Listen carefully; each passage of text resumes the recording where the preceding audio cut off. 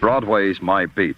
From Times Square to Columbus Circle. The gaudiest, the most violent, the lonesomest mile in the world.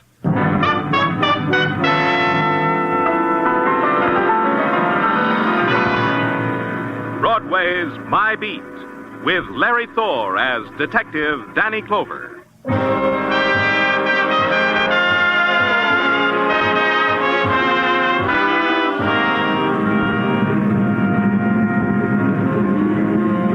Broadway, where the nighttime explodes into the canyon streets like some passion, screaming to be rid of the day. And the night is a backdrop for a million fragments.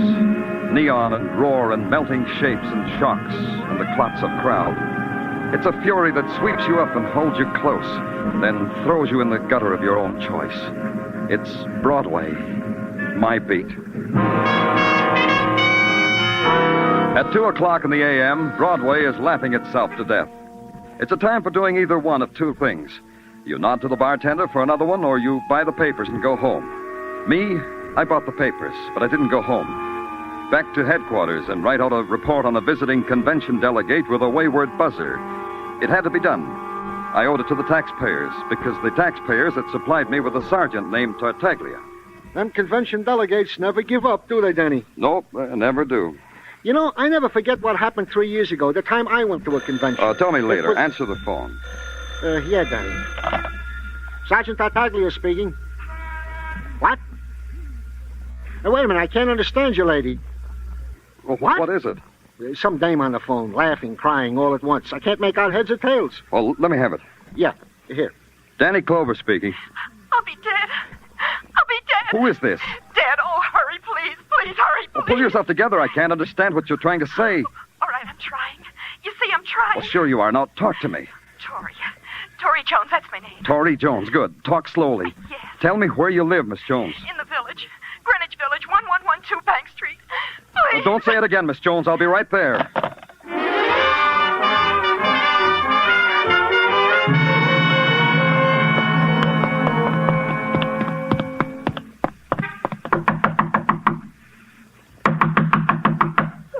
Go away. Let me in, Miss Jones. It's Danny Clover of the police. Police. Why would anyone call the police? Did someone call the police? You did, Miss Jones. Huh? What did you say? You phoned me and said you were in trouble, remember? Dad? I don't remember doing that. Get out of here! Get out of Easy, here! Miss Jones, easy. All you need to know is that I've come to help you. Do you hear me? Do you hear me, Miss Jones? Why do you do that? I didn't mean to be rough. I didn't mean that.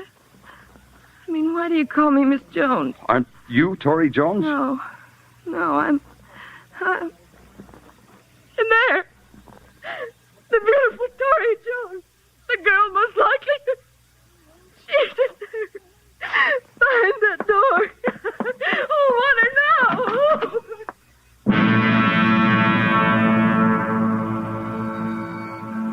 Her body hung from a tarnished light fixture with all its bulbs blazing down on her golden hair.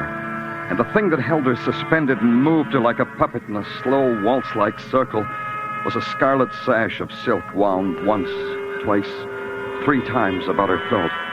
A draft from an open window somewhere ruffled her dress, and it was a dance you watched, a slow, dignified, stately dance to the rhythm beat of horror. And on her face was the terrifying smirk of the violent dead. She's in there, isn't she? I didn't make it up. I didn't dream it. Tell me she's in there, policeman. When did you find her like that? A minute, a year, 100 years before you came. I just got home from a date, and he kissed me at the door. I went in and called to Tori. She didn't answer. And I went into the bedroom to see if she was asleep. She wasn't. She was like that. Like that, with that horrible smile. You live here, then? I'm her roommate. Tori's roommate. I'm the plain one, Beth Stafford, the plain one. Tori called me about 15 minutes before I got here. Was she with anyone? Pull yourself together. Was she with anyone tonight? Can you tell me that? I don't know. Leave me alone. I don't know. I think she had a date. Tori always had dates. Every night of her life was a date. Where's she from? Who are her people? I never asked her. All we knew about each other is what happened to us in this room. The phone calls, the meals, the screaming you hold in. Where did she work? At Sterling Incorporated. She was a dress model there. Sterling Incorporated, huh? Okay. I'll want you to stay here, Beth. You won't go away. All right. I could send a doctor. Do you want me to do that? I'll be all right. Just get rid of that. And I'll be all right. Mr. Clover. Yes? Girls like Tori always end like that. Don't they? Don't they, Mr. Clover?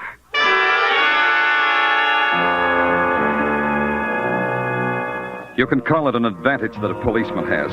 He doesn't have to wake up from a nightmare and scream. He nuzzles the pillow and knows that the dream of a lovely girl hanging by silk from a light chandelier is only a projection of his workaday life. Yeah, it's quite an advantage. When he gets up the next morning, he gets dressed, has breakfast, and goes to work trying to find out who made him have a dream like that. And in the morning, the world of Sterling Incorporated, manufacturers of ladies' dresswear, was simply sterling efficient. The long lines of cutting tables, sewing machines, and the faces that went with them. Faces that wouldn't get weary until another hour or so. The face of the office force goes with the company's product. It sees your badge, bites its lip, and announces you into the office of Lionel Conrad.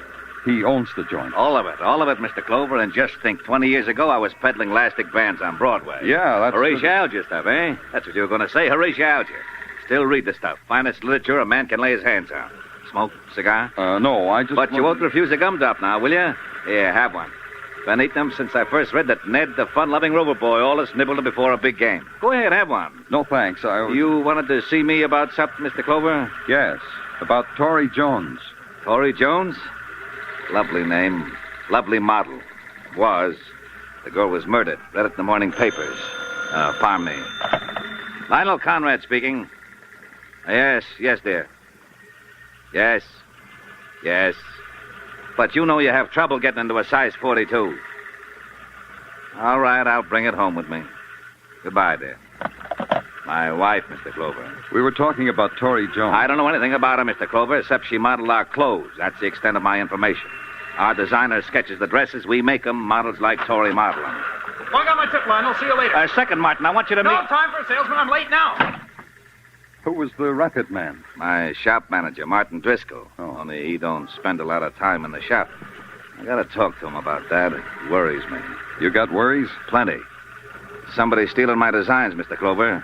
Somebody's stealing exclusives and peddling them to two-bit mass-production dressmakers. Yeah? How could that be done? I wish I knew. Ira makes the sketches. I okay them.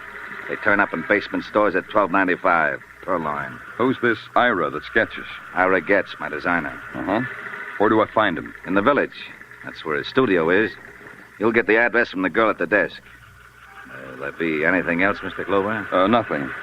Thanks a lot. For what? I don't know. Maybe a motive for murder?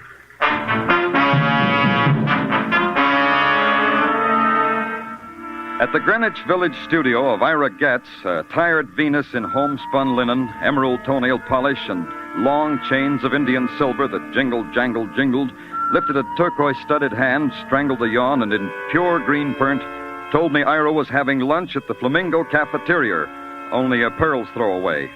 She fell asleep while she was talking, so all I had left was the Flamingo Cafeteria. The Flamingo, 7th Avenue's haughty answer to the left bank. The delicate poets eating chopped herring like it was snails and wine. The girl athletes lobbing Freud and insults across their littered trays.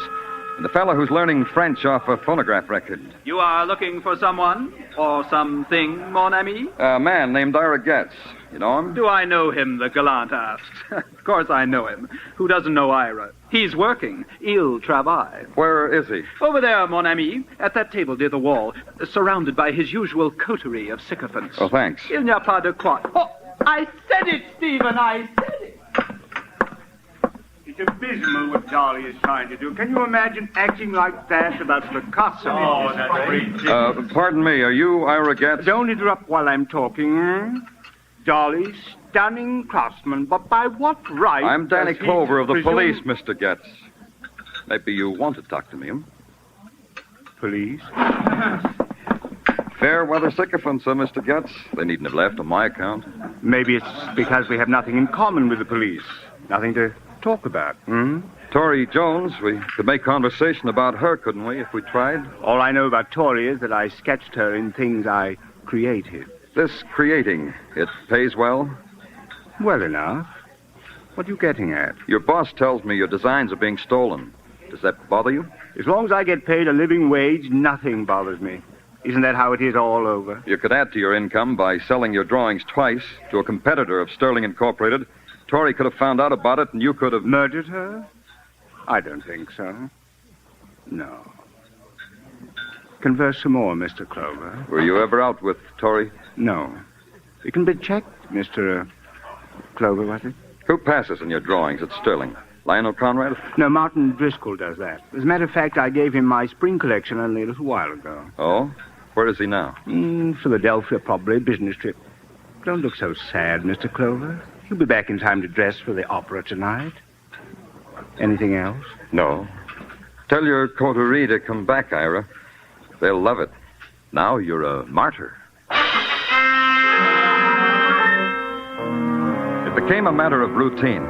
I grabbed a loose detective named Muggavan and gave him a detailed description of Martin Driscoll, planted him at Penn Station, and had him check all the incoming trains from Philadelphia. Muggavan was conscientious. He called in every 40 minutes with no word. He got sadder all the time. But at 5:40, there was a lilt to his voice. Driscoll was back in New York. In fact, he was in his apartment, and Muggavan was waiting outside. In 10 minutes, I was outside, too.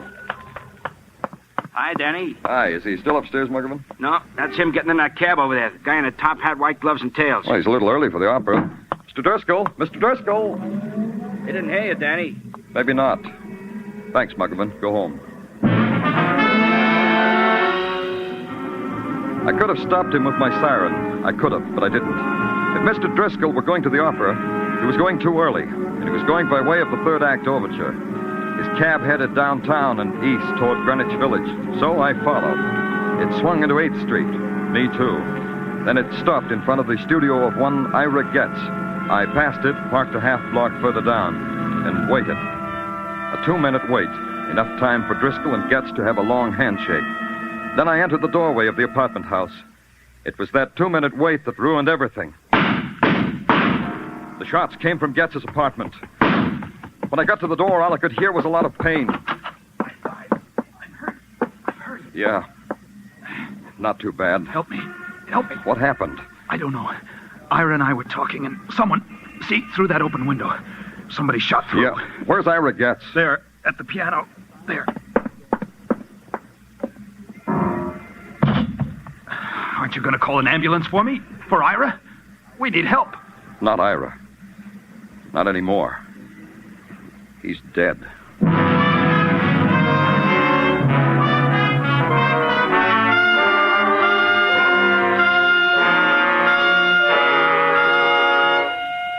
You are listening to Broadway's My Beat, starring Larry Thor as Detective Danny Clover. There's $55,000 waiting in Sing It Again's jackpot this week. The current Phantom's proving a real hard-to-get guy. And $30,000 in wonderful prizes awaits the CBS listener who can identify him. Be around listening hard when Sing It Again comes your way again tonight on most of these same CBS stations. Dan Seymour may call you.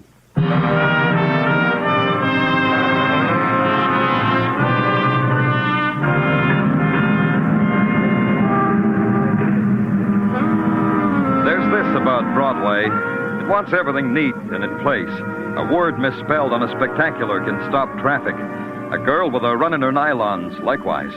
The scream of the loudspeakers has to be adjusted, just so. And the deep, anguished weeping in a darkened doorway, not too much. Even death and violence have to meet Broadway standards. Broadway weighed the death by hanging of a golden girl named Tori Jones, balanced it against death by bullets of a designer named Ira Getz. Found they measured up and gave it its seal of approval. Artist and model murdered. Grade AA. The wounding of a man named Martin Driscoll, that was okay, too. Broadway waited outside the emergency hospital to see how it came out. I waited inside for the same reason. You're a lucky, lucky man, Mr. Driscoll. It's only a flesh wound. A little more to the left, you'd be a dead duck, as we say in the profession. Very amusing, Doctor. Now, this may hurt. Just grit your teeth or something. Brave fellow. Now we're almost at the finish line. A little washing, some bandages, a few kind words. Is it all right if I talk to Driscoll while you're doing all that, Dr. Sinsky? Oh, of course. It's all right with him. It's all right with me. Why did you go back to Getz instead of going to the opera, Mr. Driscoll? I should think you'd be more interested in who it was tried to murder me. Spunk. That's what Mr. Driscoll has, Danny. Spunk. Oh, he'll recover all right. He will. We all know you've been wounded, Mr. Driscoll, but answer the question anyway, huh? Why did you go back to Getz? Well, there was something about his drawings that needed correcting. You didn't have the drawings with you. No, but Getz would know what I was talking about. The mutual understanding of co-workers, Mr. Clover. Exactly what happened before the shots? I think I told you that. Tell me again. I rang Ira's bell. He came to the door. We talked about the drawings. I heard a shot, several shots. I had this sudden, terrible pain in my side. And then you were standing over me. That's all that happened, Mr. Clover. Why should anyone want to murder you? A man makes enemies, Mr. Clover. Enemies he doesn't realize he's making. Some, I suppose, want to kill you. And Ira Getz. Why should someone want him dead? That I would hardly know, Mr. Clover. Yeah. A doctor. Yeah, Danny? You'll take good care of Mr. Driscoll. Of course. How else would You'd I? prescribe a good rest at home, wouldn't you, Doctor? So a person would know where to find him? Wouldn't you prescribe that, Doctor?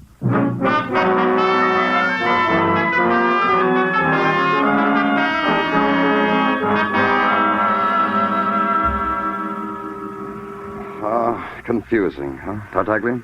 It's a cookie. A what?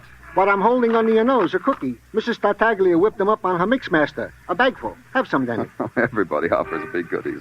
Oh, yeah, thanks, Tartaglia. Real good.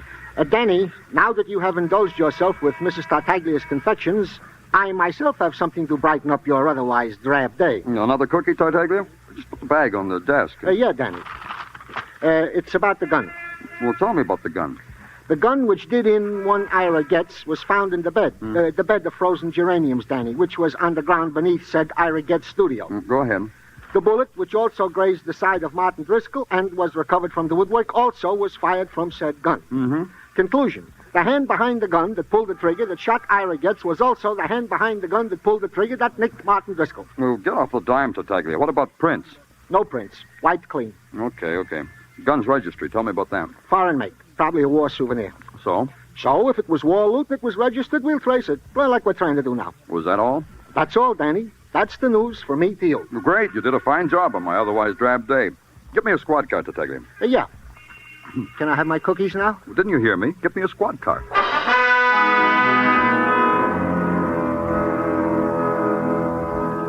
You drive slowly back to Greenwich Village. Slowly, because you want to think. But the images of violence dance in your brain, and you can't think. You breathe a sharp December wind, and it cuts a pain in your lungs, and it brings you back. And you know that violence walks the streets of the city. And the shape of violence is weird and grotesque. Stolen designs. A man lying near a piano and the blood flowing out of him. A girl with a scarlet sash deep in the flesh of her throat. And finally you're there to talk to a hysterical girl. And you hope the hysteria is gone because something has to make sense. It's good to have someone to talk to, Mr. Clover. I haven't talked to anyone since Tori. How are you, Beth? Are you all right? Sure, I'm all right. I want to ask you some questions, Beth. Try to answer them as simply as you can. Don't I always, Mr. Clover? I even did the night. What questions? You knew Tori maybe better than anyone else. It's the way I knew her, Mr. Clover. Who would want to kill her? I can tell you that. I wanted to kill her. Over and over. How many times I've wanted to do that. Over and over. Why, Beth? Look at me, Mr. Clover. Look at me. Isn't it plain? Isn't it? Go on, Beth. Let it spill out, all of it. Everything I ever wanted, she had. It's like in the movies, isn't it? The Princess and the Ugly Duckling. Clothes, presents, men. Men who called for her, took her out, showed her a good time. What men, Beth? Oh, big men, important men. Like who? Like... I'm not going to keep it back any longer. I don't owe him anything. He never even looked at me. He called for Tori, and I might as well have been the rug or the floor. He never even looked at me. Who, Beth? Why, Lionel Conrad, president of Sterling Incorporated. Even the night Tori was... He hardly spoke. Conrad took Tori out the night she was murdered? Yes. It's all right if I tell you that, isn't it, Mr. Clover? I don't owe him anything now, do I? Where's your phone, Beth? Over there, under the doll. What'll they do to him, Mr. Clover? Sergeant Tartaglia speaking. Danny Tartaglia. Get Lionel Conrad. Bring him to my office, quick. Got that? Yeah, Danny. Lionel Conrad, your office. Quick. Got it.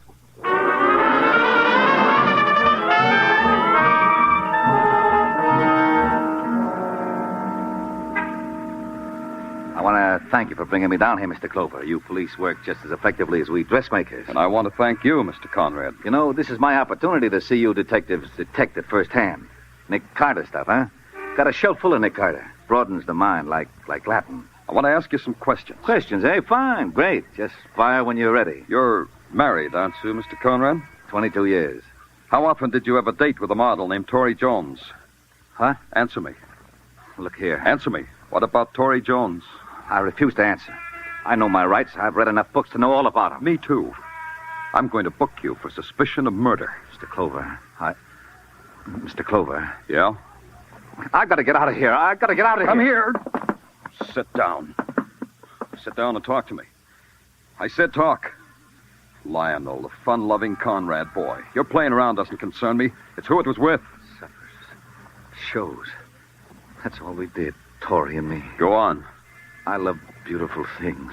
Tori. I wouldn't know. She wasn't beautiful when I saw her. Tori dead. Yeah. Who did it? Who did it, Mr. Clover? Did you? Beautiful. Once she kissed me. Why didn't you tell me about Tori before? I couldn't. Don't you see? Nobody likes to get mixed up in a murder, Mr. Conrad. Not even a murderer. My wife, my business. Yeah. No other way to say it, I guess. Your wife, your business. The whole thing. 22 years. A mess. I didn't kill her. Maybe. Sure, I can understand why you didn't come to us. As a human being, I can understand that. But I'm a cop. And right now, you're in a lot of trouble. Right now... Yeah, Tartaglia, what is it? More news, Danny. What's on your mind? Come on. We traced the gun. To whom? To this guy right here, to Lionel Conrad. Book him. Let me tell you something. Book him for murder. Call the DA. The gun was stolen. It was stolen from me. Get him out of here, Tartaglia. He's for the DA. Come on, you. But the gun was stolen. I didn't do it. I didn't. Why didn't you tell us about the gun? Because of what you're doing to me now, accusing me of murder. What are you trying to say? I knew it was my gun that killed Ira. The description of it was in the newspaper. Why shouldn't I have kept quiet about it? My fingerprints were on it. I haven't got a chance. Come on, mister. Let's go. Hold it, Tartaglia. What? Bundle Mr. Conrad up and put him in a cab. Send him home, Tartaglia, and charge it to the police department. Now get out of my way.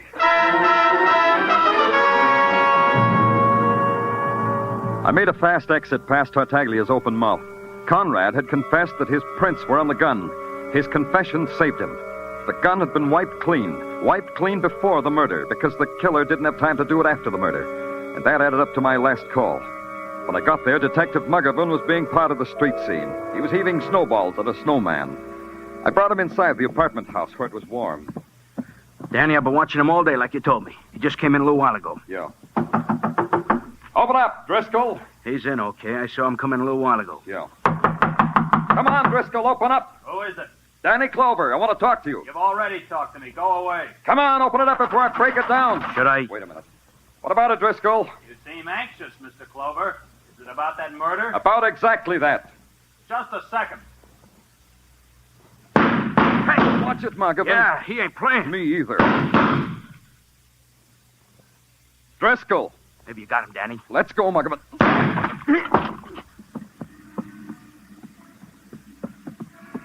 Hey, the window's open over there. Yeah, the fire escape. There he goes up to the roof.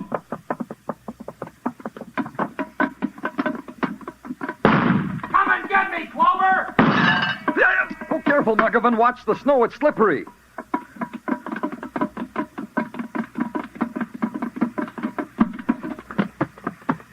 There he goes, Danny, near the chimney. I missed him. You can't get away, Driscoll. Come on out with your hands up. Cover me, Muggerman. Yeah. I'm coming after you, Driscoll. Come on! You coming, Driscoll? You coming? Well, Driscoll? Okay, Mr. Clover. Okay. Okay, Driscoll, now we'll talk. Talk away, Mr. Clover, talk away. It isn't finished between you and me. Not finished! Easy, Driscoll, easy. I want you to hear when I talk. Every word, every word. That's good, Driscoll. Let's keep it that way. I'll kill you yet, Phil. Like you killed Tori Jones, like you knocked her out and hung her by the throat. You're dribbling at the mouth, Mr. Clover. You waited for her, didn't you, Driscoll? You saw Conrad leave and you waited. And she saw you and called me. Then you walked in and murdered her. Why would I do that, Mr. Clover? Why? There has to be a motive in murder, doesn't there, Clover? I got that, too. You killed her because you knew. She knew you were stealing the designs and peddling them to Conrad's competitors. That was easy for you, wasn't it, Driscoll? The important man, the loyal employee, the manager. You left out a thing, Clover. Who tried to kill me? Who tried to murder me? The man who shot Ira Getz. That was you. I think you're insane, Clover. You asked someone in the office who I was, so you knew it was a policeman tailing you to Getz's apartment. So you killed Getz because he wanted in on your little larceny. And then you shot yourself and heaved the gun out the window. How do you know that? Because you wore gloves to go to the opera. Only you wore the gloves to hold a gun to kill a man. That's why there were no prints on the gun. None at all. It's a tricky one, huh, Danny? Yeah. Yeah, that's how it was, Mr. Clover. Exactly. Put the cuffs on him, Muggavan. I don't want to hold him anymore. He makes my hands dirty. Okay, Danny. Hey, let go of me, Driscoll. Let go. If you try to shoot me, officer, you'll kill your detective, too. Danny's right. I can't get at him. Driscoll. All right. I'll let go. Catch me, Mr. Clover. Catch me. Let's get him, Muggavan. Driscoll, what?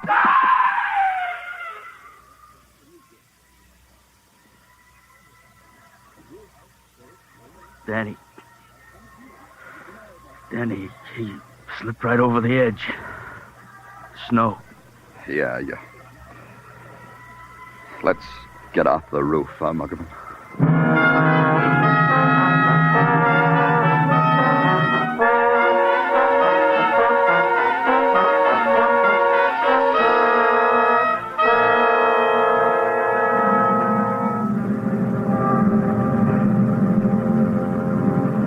In the midnight cold, Broadway is a wasteland. A wasteland that echoes with sounds you hear where there's only darkness, where there's no sun. People pass you and you touch, and you look down and there are fingers of dust on your shoulder. It's phantom, but it's real.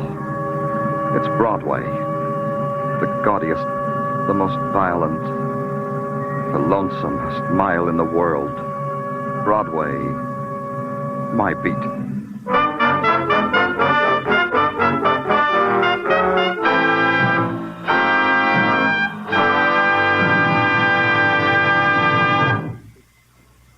Broadway's My Beat stars Larry Thor as Detective Danny Clover and is written by Morton Fine and David Friedkin. The musical score was composed by Alexander Courage and conducted by Wilbur Hatch, and the program was produced and directed by Elliot Lewis. The cast tonight included Charles Calvert, Michael Ann Barrett, Virginia Gregg, Ed Begley, Elliot Reed, Jay Novello, and Jack Crucian.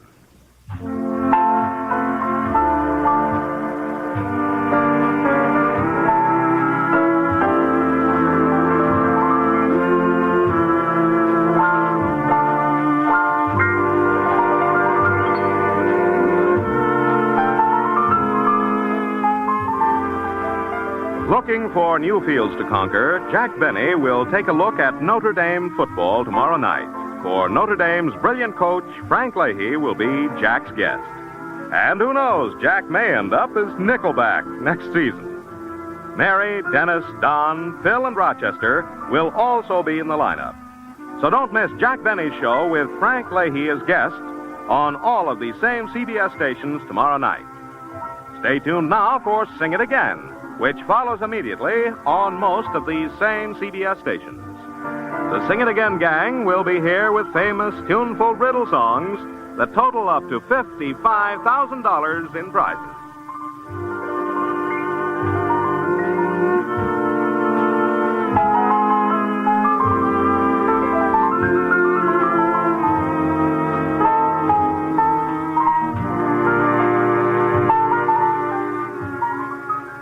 This is CBS, where you'll find Broadway is My Beat every Saturday night. The Columbia Broadcasting System.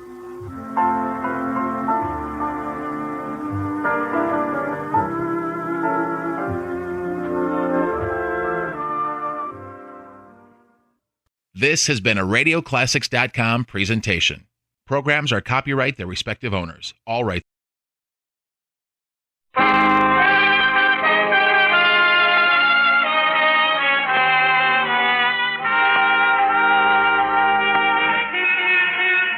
Broadway's my beat. From Times Square to Columbus Circle. The gaudiest, the most violent, the lonesomest mile in the world.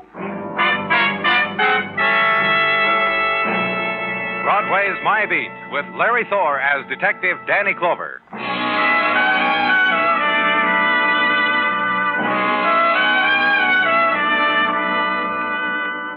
In the time of April, Broadway walks a street dappled with sunlight. The time of the breeze sighing in from the river, touching your cheek and making a smile. It's a time to wake up to and keep on dreaming of far places and silver bells and the slow curve of ocean. The month of being young again and search again. The thing to do is to give up to it. Except about the job. The rent to pay, buy the beer, leave the tip, meet the installment. It's April, but you've got to make a living. Maybe next year, kid.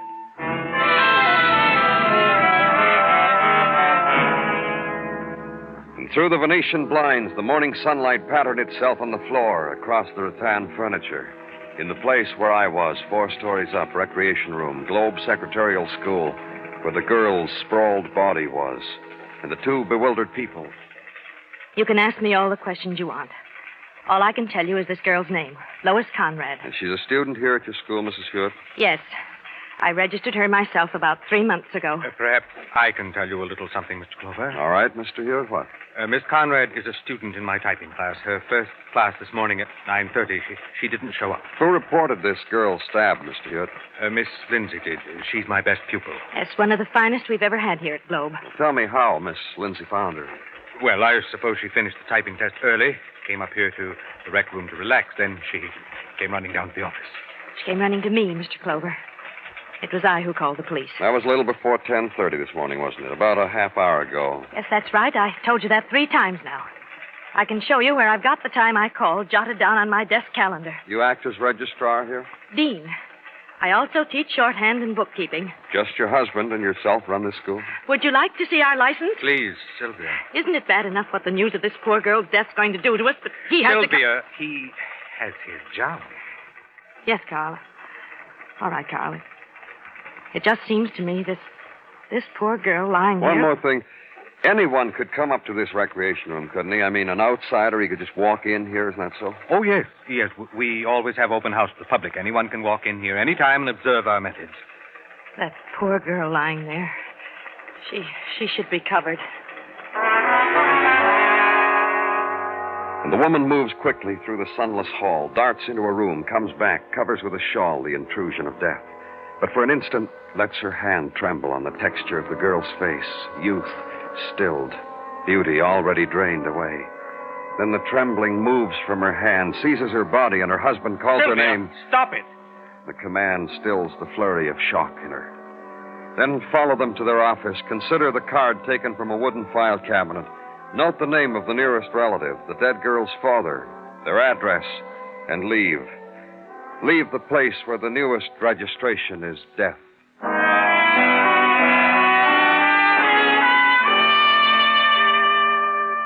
And on a side street in the West 30s, be told by the dwellers of the stoop that Mr. Conrad was upstairs, 3rd floor, cleaning, mopping, dusting, making a show of earning his keep.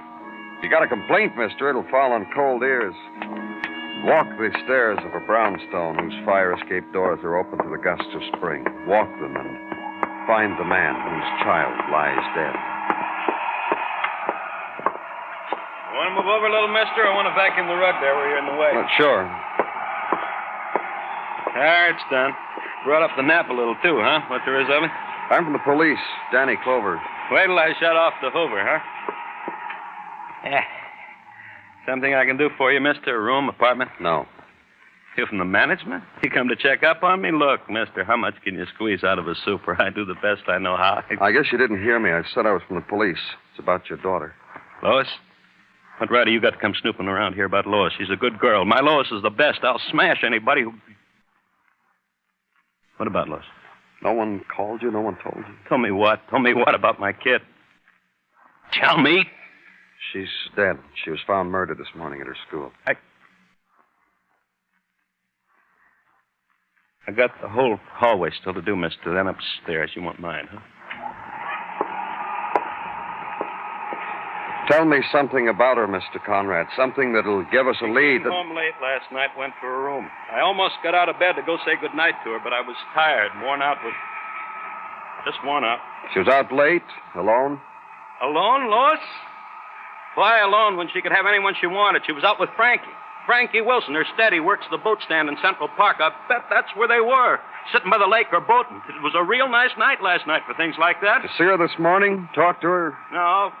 This job, I get up real early, set the alarm for Lois so she won't be late for school. It's never going to be late anymore. I'm sorry, Mr. Conrad.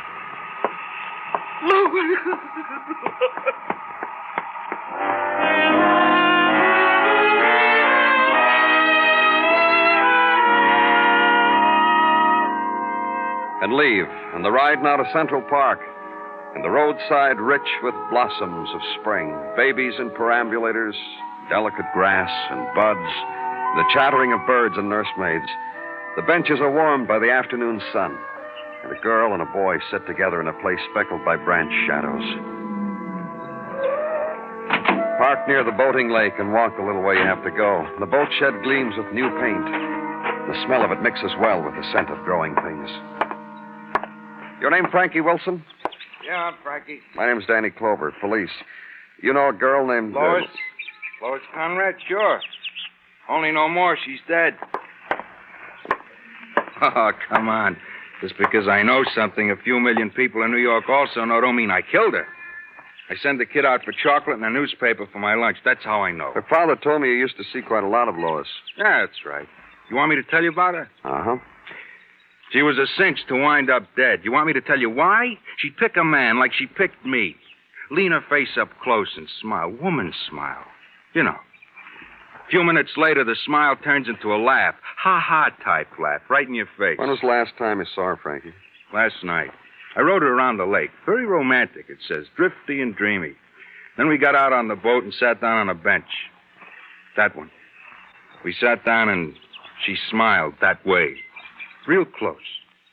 Then she looked at her watch and she says, "Golly day, Frankie, what do you know? It's midnight already. I got to go." You take her home? Nope. Last night was not my privilege. She got up, patted my cheek, told me I was a nice boy, and left. She say she was going home? Didn't say. Only the sudden hurry she was in, I doubt it. Her father don't keep tabs on her. Well, unless you're going to arrest me, I'll be right here.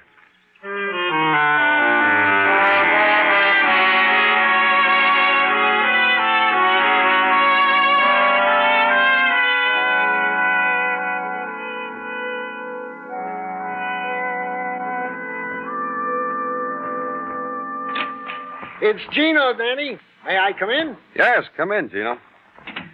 Kill me, Danny. Ridicule me. What? Today, my mood is fey. This morning, Mrs. Tartaglia kissed me goodbye in a frolicky way, pierced my lapel with a blushing blossom. I'm happy for you, Gino. Which is why I wish to rid myself of the chores of the day as quickly as possible, so I can get home, maybe a little earlier, and take Mrs. Tartaglia for our annual evening spring walk along the river, leaving the children to their devices at home. I'm with you in everything you say, Gino. I'm glad you see my side of it, Danny. Therefore, to the affairs of the day, post-haste.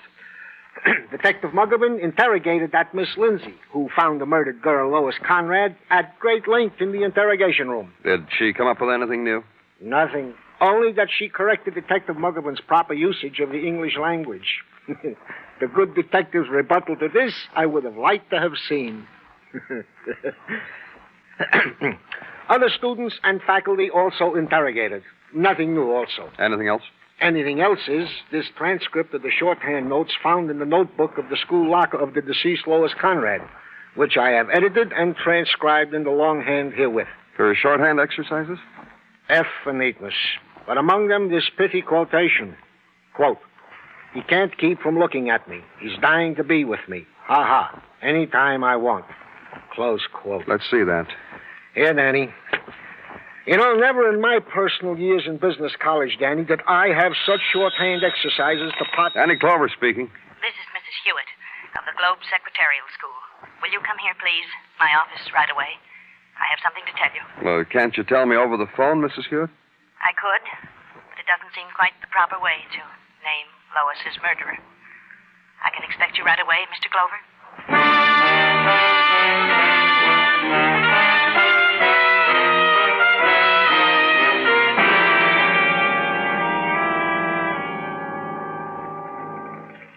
That's exactly why I asked you to come down here to my office, Mr. Clover, while I'm alone, while my husband's teaching. I want a name for you, Lois Conrad's murderer. Just one thing before you tell me, Mrs. Hewitt. Are you just accusing somebody, or do you know for sure? I know for sure. All right, who killed Lois Conrad? I did. What? You'd better arrest me. I killed Lois Conrad. I stabbed her to death.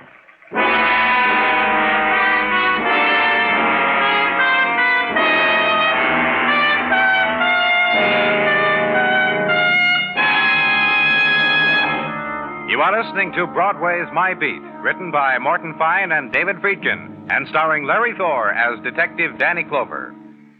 Every weekday, Arthur Godfrey and his gang make merry. Then on Sundays, over most of these same stations, CBS Radio brings you a half-hour digest of the whole week's top fun-making. Be sure you're listening when King Arthur Godfrey's Roundtable holds court on CBS Radio tomorrow.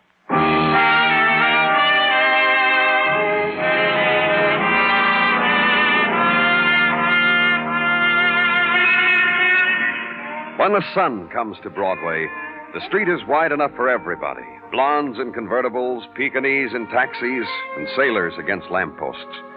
It's the place to come to for one reason or another. To be a tourist, to make a pitch, buy a bargain, get cheated, insulted, or have your picture taken. When nighttime comes, walk beneath the special moon that hangs high over Broadway. Run with it, get lost in the shadows of a cloud that scuds across its face. And the night ends with a memory, depending upon what you paid for it, what you wanted, and what you got. And it's a room of a million memories where I was. Police interrogation room where Detective Muggovan was, and a woman who had confessed to a murder. You've been very kind, both of you. Thank you. Tell us about Lois Conrad. I didn't like her. I stabbed her. Lots of people don't like people, Mrs. Hewitt, but they don't go around stabbing. You must have had some particular reason. I didn't like her. You hated her? If you want to quibble. Could I have a drink, please? Muggovan, sure. No, I don't want water. I want a drink. Sorry, Mrs. Hewitt. Mrs. Hewitt, do you drink a lot? What do you mean? Why, you're a drunkard. That's what Mr. Clover means. Whatever gave you an idea like that? Because I want a drink? Because I'm nervous? I apologize, Mrs. Hewitt. I'm not a drunkard. We've only gotten one fact out of you, Mrs. Hewitt. You killed Lois Conrad because you didn't like her. She was a pretty girl. A lot of pretty girls at your school. I talked to quite a few of them. I asked them about you, too. They liked me, didn't they? Some did, some didn't. Some had no opinion. A lot of them said you were a jealous woman. Yes, that's right. I am. Jealous of Lois Conrad? Yes. That's why you killed her? Yes. I walked past the recreation room, and there she was lying down.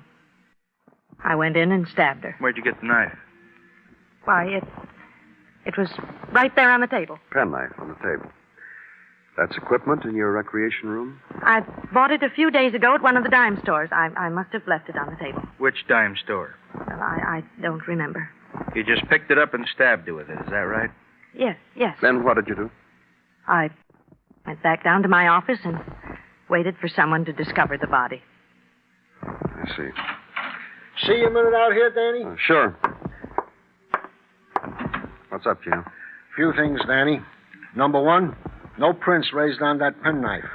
And number two, the elevator boy at the Hewitt apartment discloses that on the night preceding the murder, Mr. Hewitt at 1 o'clock in the morning did walk his dog, a cute cocker, for an hour, which the elevator boy remarked was a strange custom, since the cocker was usually walked between the hours of 6 and 7. And that is my report for now. Thanks, Gino. Lock her up, Muggovan. I'll call her husband. She can see him tomorrow. This way, Mrs. Hewitt.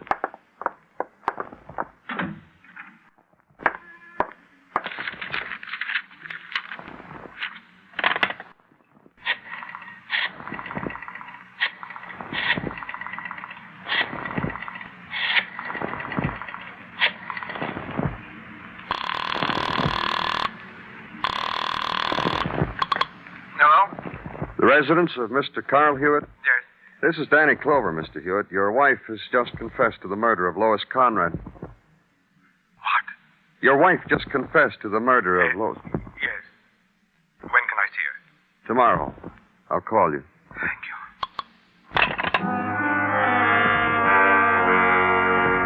Then walk over, turn out the ceiling light, and for a while stand in darkness. Because you're tired. Because the day had begun in violence, had drifted you across a city on death's wind, had ended here in this room where the 150-watt bulb had been bright on a woman's hatred, a woman's confession to murder. And leave it. Leave the darkness.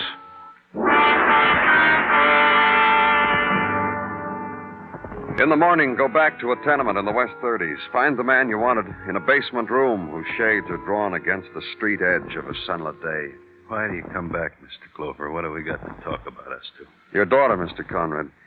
What time did you say Lois got home? What have we got to talk about, you and me? You said you heard her come in. You wanted to say goodnight to her, but you were too tired. What time was that? Doesn't matter what time she got home, late, early, with the milkman, with the kids playing stickball in the street in the evening. That's your business. Her boyfriend, Frankie, told me you never made it yours. Frankie said that? He told me another thing. He said he didn't think Lois was going home when she left him that night. He's a liar. Good old Frankie is a liar, a yard wide and all strength. Maybe he wasn't lying. Maybe Lois didn't get home. You're in the way here, Mr. Honest. I'd like to get some shut-eye, if you don't mind. I've been trying to sleep, and He wasn't lying. Not Frankie. Tell me about it. You got to understand something. You come here and hit me with my kid is dead. I don't feel the need to tell you Lois don't come home nights. You fellas get impressions when you hear things like that. Didn't want you to have that for Lois. A good kid, my girl. Did she do that often, Mr. Conrad? There were other times she stayed out all night? There you go, giving in to the impression. Just answer me. Yeah, she did it often because I let her, because she stayed with her girlfriend. I know because I called once late at night and Peg said my kid was sound asleep on the couch in the living room. I checked, I tell you. Peg? Peg Lindsay. Goes to school with Lois. Real nice girl. Decent. Stays in her own house nights. Peg Lindsay was the girl who found your daughter. Did she? Oh, what do you know about that?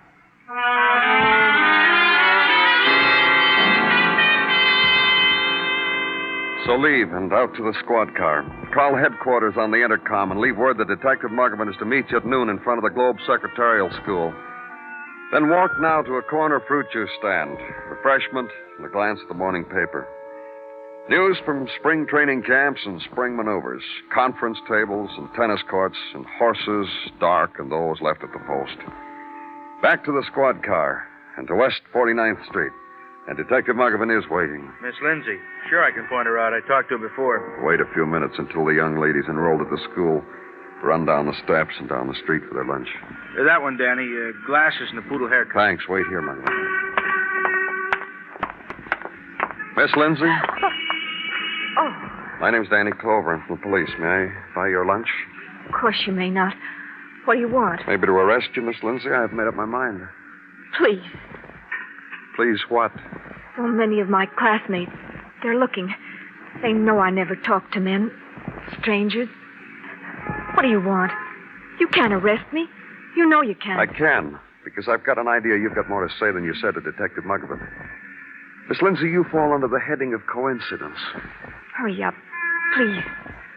What do you want? You were the girl who found Lois Conrad dead. You're also the girl Lois used to spend a lot of time with. Her father told me Lois used to spend nights at your house. She did not. Sometimes she'd come over and I'd do her homework for her. And I used to ask her to stay because she looked so tired.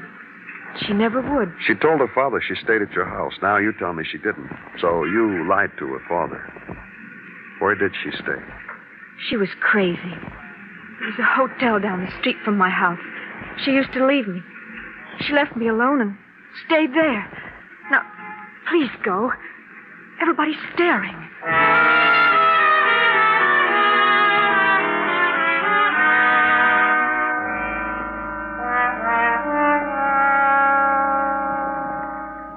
Night clerk's got to sleep, Mr. Clover. I don't care if you're police or not. Now, look, Mr. Drake, you had no right downstairs to the desk to send you up here and wake me up. That's the trouble with the whole staff here at the Region. They got no consideration. Down home... This only going to take a minute, Mr. Drake. Just a couple of questions. I'm going to fall right over where I stand. I'm so sleepy. Girl named Lois Conrad registered here the night before last, didn't she? Lois Conrad. Yeah, sure. Yeah, she's been here lots of times. Tall girl. Blonde, carried books, no bag. Room 212. I'm going to fall right over. What time did she register? I think it was a little before 1. She's a strange one. Oh? Very strange. Very. Like how, Mr. Drake? Oh, she registered, and she placed a call from the desk phone. The number she was calling didn't answer for a long time, but she told me to keep trying, which I did. And you were successful, Mr. Drake? Well, yes, I was. The number answered. I heard Miss Conrad tell her party where she was. Then she hung up. Then she left the call for 8:30 next morning. Said that nobody was to be permitted to disturb her till then. Did anyone disturb her? About 1:30, a man come in with a little cocker dog. My, he was cute. He asked for Miss Conrad, but as per her instructions, I sent him away. And now, sir, will you please say pleasant dreams to me and let me go back to sleep?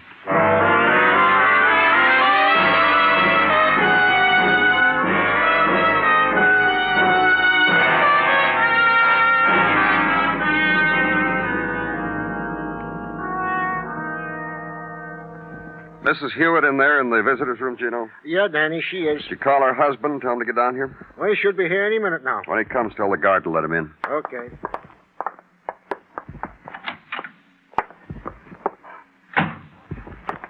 Hello, Mrs. Hewitt. How do you feel? I was expecting Carl. I want to talk to my husband. He'll be here. Did you tell him I'd confessed to killing Lois? Yes, I did. What did he say? He sounded shocked. Yes. Yes, he would. Mrs. Hewitt, I've been checking on the background of Lois Conrad. I can understand your dislike of her. You don't blame me for killing her, do you? I didn't say that. I've found what kind of girl she was, and I can understand why another woman would dislike her. That's right. The world's better off without her. She was... Carl. Carl, you came to me. You know what happened, Sylvia. When I got the call when the police phoned and said you'd killed that girl, I stood there. I was shocked, dazed. And then, well, it wasn't until this morning I opened my eyes and I was lying there on the floor. That's right, Mrs. Hewitt. Your husband didn't cry out or scream. He was very brave about it. Can't we be alone, Mr. Clover? Right not. These aren't regular visiting hours, and there's no regular guard. Carl. It'll be all right, Sylvia. I'm going to take care of you. I'm going to do everything I can to make it easier for you. You don't understand, Carl. I confess that I killed that girl. I confess. I know that the police told me. I'll do everything I can. What? What are you going to do? I'll get a lawyer and do all the things a husband is supposed to do. You don't understand at all, do you? I confess. I know, dear. She hasn't signed a confession yet, Mr. Hewitt, but that's just a formality. In a case like this, your wife will throw herself on the mercy of the court. What the sentence will be is at the discretion of the court. And I can be sentenced for 10 years, or 20, or the rest of my life, or the electric chair. Poor Sylvia. Poor Sylvia. Oh, Carl! Mr. Clover, I don't feel it's good to be here with her. I guess I'd better go now. You'd let it happen to me, Carl. You'd let me go to the electric chair? If you killed... Your wife didn't kill that girl, Mr. Hewitt. Did you hear what he said, Carl? Did you hear him? What are you doing to me? What are you two doing? I confess because I loved you, Carl. Because I wanted to show you I loved you. Show you what a wife is to a man. Not some skinny girl in your class. A wife, Carl. Someone who loved. You know what love is? What I did for you. You know what your wife is saying, Mr. Hewitt? Yes, I do. She's rescinding her confession. You don't love me. You haven't loved me for 20 years. 20 years I had to fight for you against those young snips in your class. I confessed to a murder I didn't do. For you. For you. It's crazy, Mr. Clover. She's not, Mr. Hewitt. I doubted all along she committed that murder. Her prints weren't on that knife. Her answers were vague. Like I said, I had doubts, so I spent the day getting proof.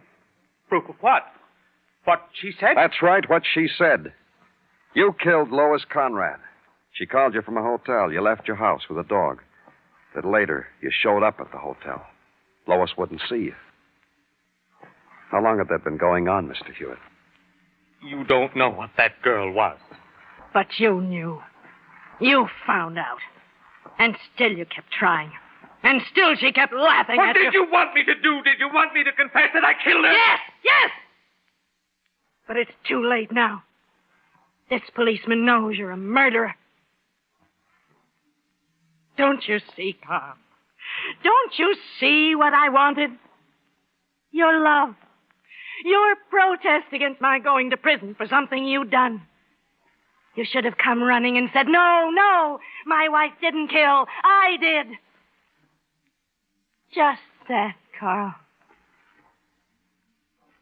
Now you'll rot in jail. And no one will grieve. Not me.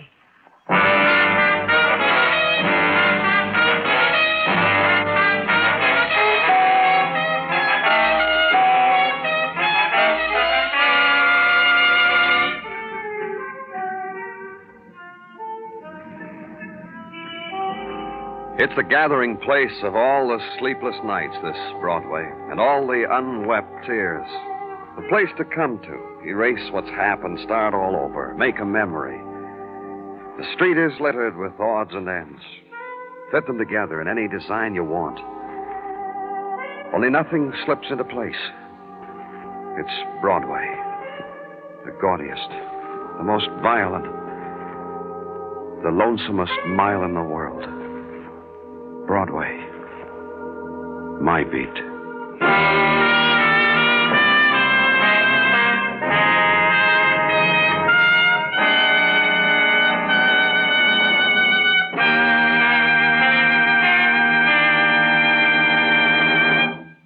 Broadway's My Beat stars Larry Thor as Detective Danny Clover, with Charles Calvert as Tartaglia and Jack Crucian as Muggavan. The program was produced and directed by Elliot Lewis, with musical score composed and conducted by Alexander Courage. In tonight's story, Paula Winslow was heard as Sylvia, Ted Osborne as Carl, and Lou Merrill as Mr. Conrad. Featured in the cast were Truda Marson and Shep Menken.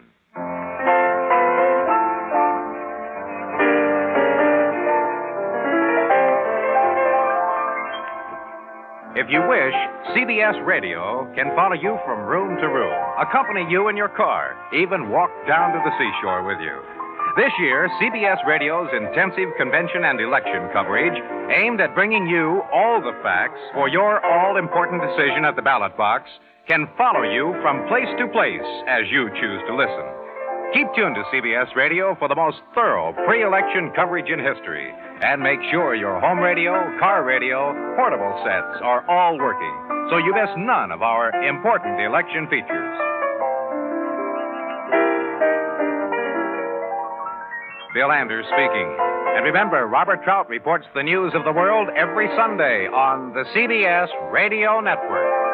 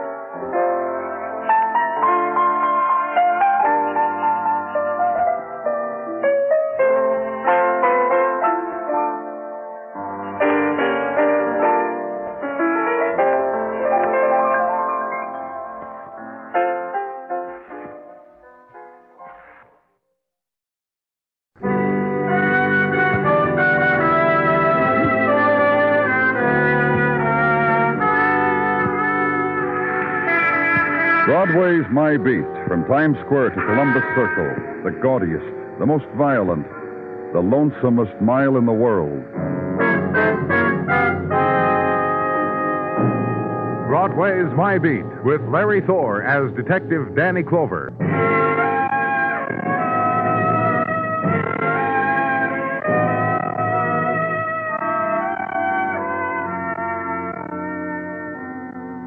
When April comes to Broadway, the street is wide enough for everybody.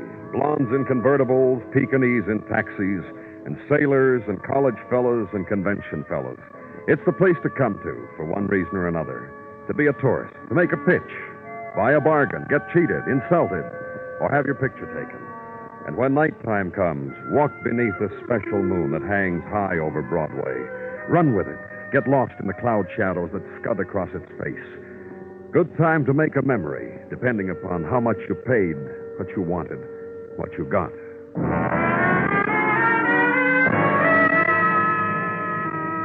And the quality of night on the street where I was hushed, lapping against cool gray stone, Sutton Place.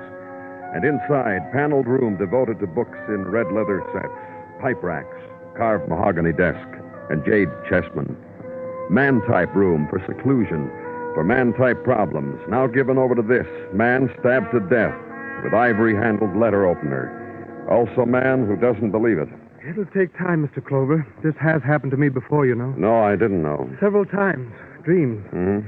And this setup here has a dreamlike quality to it. Don't you think so? No, I don't think so, Mr. Reed. I see. So there'll be no awakening from it, will there? Uh-uh. Well... You ready to tell me about it? Mr. Dayton. Him. Mr. Dayton called me at 7 o'clock at my place, said, bring your book and be here at 10. Your book? I'm Mr. Dayton's secretary. I thought I told you that. Oh, go on. Oh, I knew my evening was loused up all right as soon as Mr. Dayton said that. Loused up? That's mild for what's happening now, isn't it? Mr. Reed... Well, at 10, I let myself in. I have a key, you know. I've been with Mr. Dayton some 10 years now. He gave me a key because these sort of evenings are not infrequent. So you walked into the library and you found Mr. Dayton... Exactly like this, and I buzzed you. How strange. What is? The dream quality is gone. You know, I'm convinced that this really is happening. I'm glad for you. Now, tell me, Mr. Reed, what kind of business was Mr. Dayton in? Real estate. He owned properties from Park Avenue to Harlem, inclusive, both ends. Exceptionally capable man. Oh. What kind of man was he to work for? Oh, kind, generous. Always felt for his tenants, wondered how some of them could live like they did. How about his friends? Well... The women? Exclusively. You may as well know that. The line of business you're in and what you have to do now. A particular woman, Mr. Reed? Well, these last couple of months I've sent flowers for him only to Miss Vance. Cecily Vance. I'll jot down her address for you if you wish it. Well, do you? I do. Well, you must admit the evening's really loused up. Wouldn't you say so?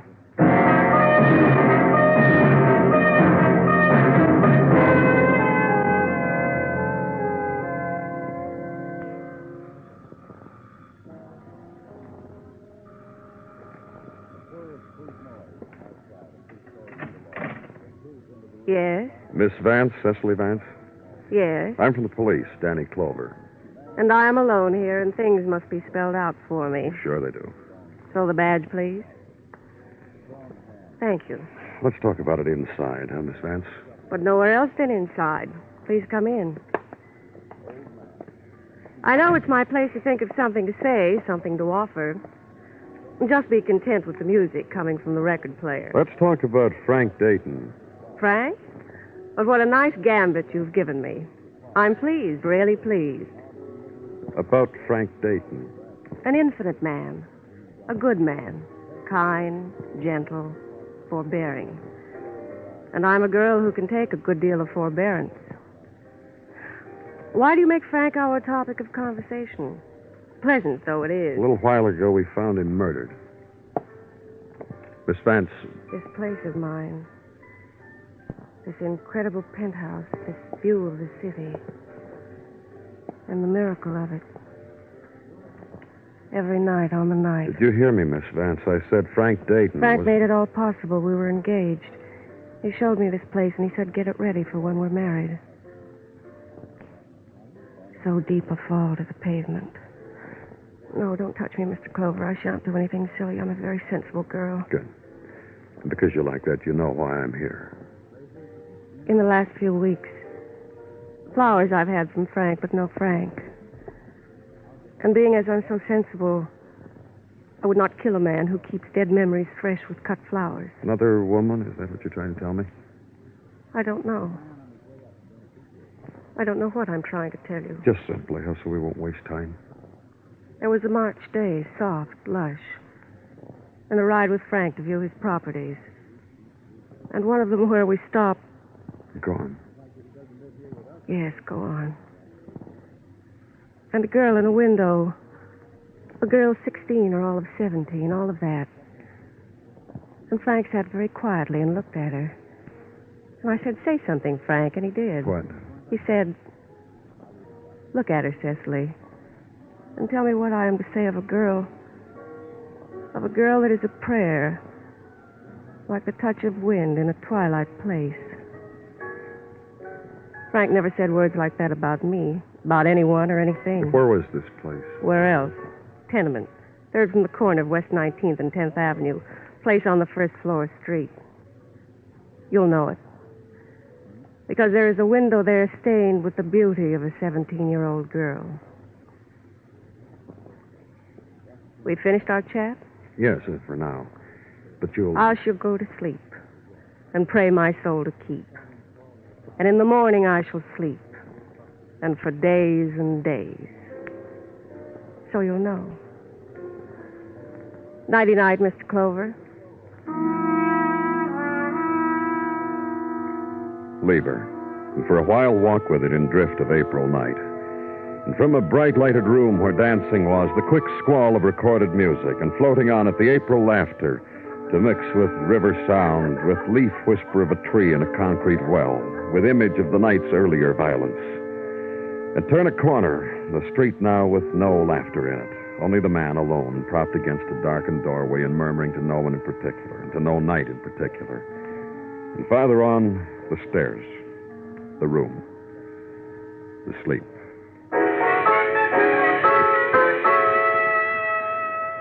And the next morning is tenement on West 19th, third from the corner. And try a first-floor street apartment. Ask, does a young girl live here? Be told against the music of the time-tolling disc jockey, no young girl here, only a man who's always late for work because musical time clocks fascinate him. Be told, young girl across the hall, Susan Blaine. So try across the hall and be motioned into a room and be told... Yes, my daughter. Why do you ask for her? And the woman is a woman who has already, this early in the morning, applied the mask of youth to her face. Powder, rouge, pale glow of lipstick, graying hair carefully combed. Why do you ask for her? Well, I'm from the police. Surely now the child has not involved herself with police. Not Susan, not my Susan. How ridiculous. It has to do with a man who... What man? A man who was murdered last night, stabbed with a letter opener, Frank Dayton. What has his life or death or anything about him to do with my child? I was told he came here one day, sat out front in his car, watched your daughter while she stood in the window. Mr. Dayton owned this house. It gave him the right to sit out front and look at whatever he pleased, and it gave Mrs. him... Blaine... Please. It gave him the right to come into our home and ask how we were making out. To walk through my house and suggest new wallpaper and new fixtures, and to come back and ask about my child. Child? I understand she's 17 years old. You listen to me. I've been married twice, and I've been divorced twice, and I know who's a child and who's a woman. I'd like to talk to your daughter, Mrs. Blaine. Where is she? Where she should be. In school. What school? You mean you'll go to her? What school? The Hollydale School for Girls. Uptown. My child's in class. You're not to worry her. Do you hear? You're not... No, you don't hear. None of you ever hear. Go to her. Do what you like. Now get out. Leave me alone.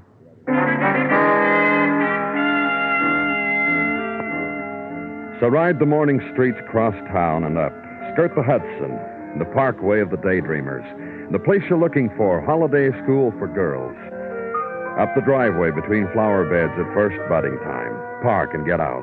Onto the porch, clean and set with redwood furniture exactly spaced. And inside the waiting room, trophies for hockey and basketball and cooking, glass caged. And the marble statue of two girls at the feet of a teacher with arms outstretched and whose eyes are glazed in a stare at the overhanging motto, a good girl is a good mother. And in a moment, Miss Mildred enters and introduces herself and listens most kindly to your wants, then leads you outside to where you will find Susan Blaine. Susan is in the garden, Mr. Clover, in the hothouses, and won't you come with her? So walk with Miss Mildred past empty playing field and nod to her theory of why young ladies should be familiar with the propagation of bulbs, ivies, and blooming plants.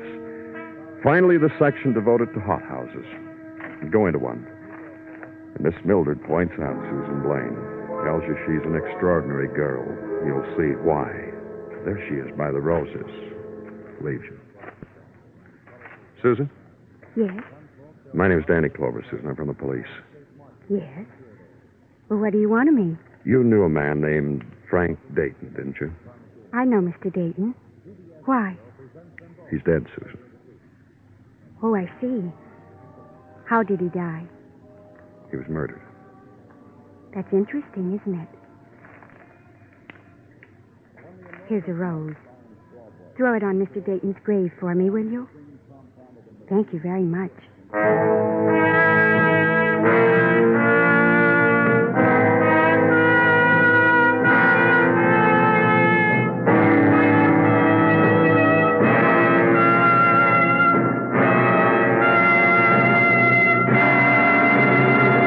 You are listening to Broadway's My Beat, written by Morton Fine and David Friedkin, and starring Larry Thor as Detective Danny Clover. Tomorrow night, on most of these same stations, CBS Radio repeats an important recent broadcast, Bomb Target, USA. Arthur Godfrey is the narrator. CBS Radio newsmen report from invading air missions from the north, west, and east.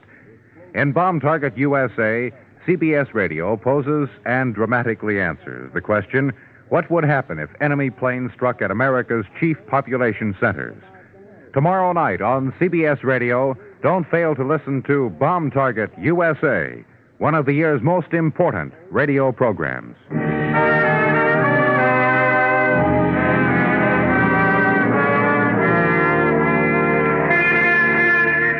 Spring comes to Broadway in many ways. It rides the rust-stained freighter still rhymed with tropic seas, is nudged into the harbor on the snouts of eager tugs, docks at the river piers, and disembarks. Then softly drifts the streets, gathering sounds of city and odors and dust of city, festoons city in drapes and whirlings of warm light, and rides, too, the fragile vessel of a girl's silken skirt. And windows are flung open and hands stretched out to catch the fall of sun. Time of the waking dream, time of the smile. Spring on Broadway. Where I was, April garden to be walked with a young girl, and distantly the laughter of young girls batting spring across a high net and crouching for the return, and to a path and a bench overlooking the flow of river and sway of anchored river craft and the furlings of their bright new pennants. Oh, here, Mr. Clover. I've made room. Sit here with me. I spoke with Miss Mildred. She said it was all right for you. Oh, I know. She doesn't care how many classes I have to cut. You know why? I guess because... Because it thrills her, that's why. You, what you are, and what's happened. She'll have thrills for months after. That Miss Mildred. Susan. And the girls, too. I'm sure you've noticed the whispers and the giggles and the signals being passed. They'll look up to me from now on. Not just because I'm the oldest one here. Exactly how old are you, Susan? 17. It doesn't matter, does it? What? I mean, you'll talk to me as if I weren't 17, but older, and I understand things. Honestly, I do. Lots of things. Like Like Frank Dayton? Like Mr. Dayton. Tell me about him. The way he sat outside our house in his car that day and just looked at me. I'd stand in the window and brush my hair. And it was nice that he was watching me.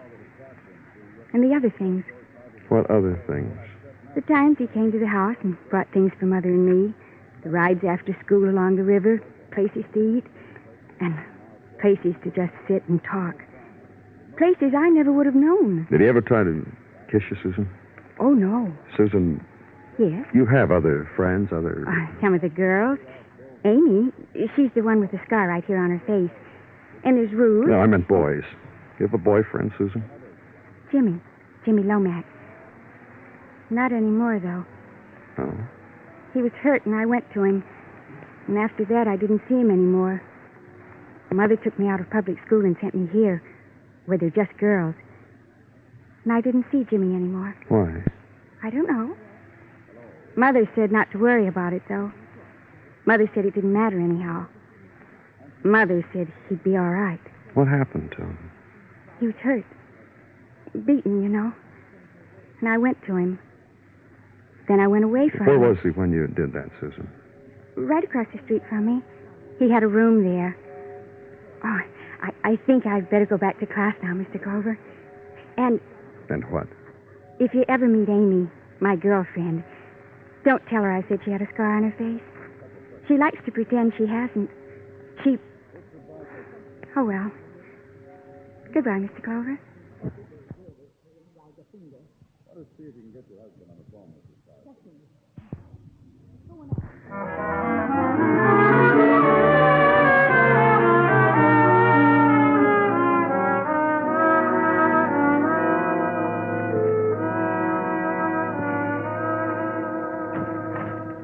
Danny? Come on in, Gino. Come on, Danny. Ante up. Drop a coin in the cigar box. Or a folded bill can also be slipped into the slot. Yeah. Here you are, Gino. So you're taking up a collection for what? For Officer Pulaski. Again? Uh-huh. How come every 2 or 3 weeks the cigar box goes around for Pulaski? Last time it was for his daughter's confirmation. What's it for this time? Mrs. Pulaski is going to... Again? All right. Thank you, Danny. Got something for me? Just a fond wish that one day I may be passing the cigar box around for you. Danny, have you considered finding... Let's get to work, shall we, Gino? Very well. To wit, no news on the boy Jimmy Lomax in spite of the All Points Bulletin which is out for him. Okay, what else? That Jimmy Lomax did participate in some activity which became the concern of the police. I'm waiting, Gino. About 6 months ago, he was clobbered by a skillet. What? By an iron skillet which hung in his room and which came with the rent. And he was slugged with it by whom? This the boy would not reveal. Perhaps due to the embarrassment of having been knocked cold with such a ridiculous weapon. Let's go, Danny. Where? Why? Uptown. Cop on the beat just spotted Jimmy Lomax. Come on. So hit the streets again, up Broadway, when the crowd is going home. Thread of sunshine, reserved for 8-hour-a-day people. And they walk slow or fast, depending upon how the day went, what they're going home to, if they're going home. And tenement town again. 104 109th Street, Danny. It's the next street to your left. 5-story houses run off on an architect's ditto mechanism and safe from the ravages of sunlight. Find an address. Officer said the 3rd floor, room's at the top of the steps. And up the stairs, which will cripple nobody if you're careful, which route has been made scenic by those devoted to the pencil and plaster technique. Right here.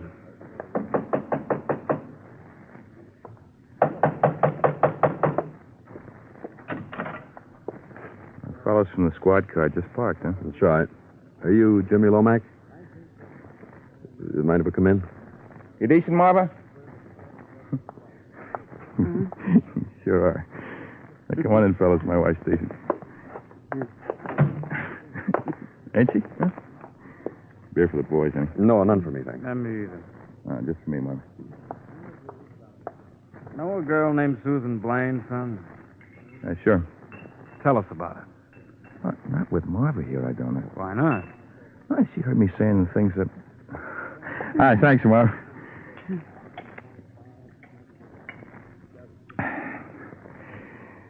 Marva, these boys are cops. They asked me about a girl I used to know before we got married. It wasn't like you, Marva. I'm glad. This girl was too perfect to be true. Tell us what you mean by that, Jimmy. Marva and me... Well, Well, what? Pretty. Face like a saint. It's good like one, too.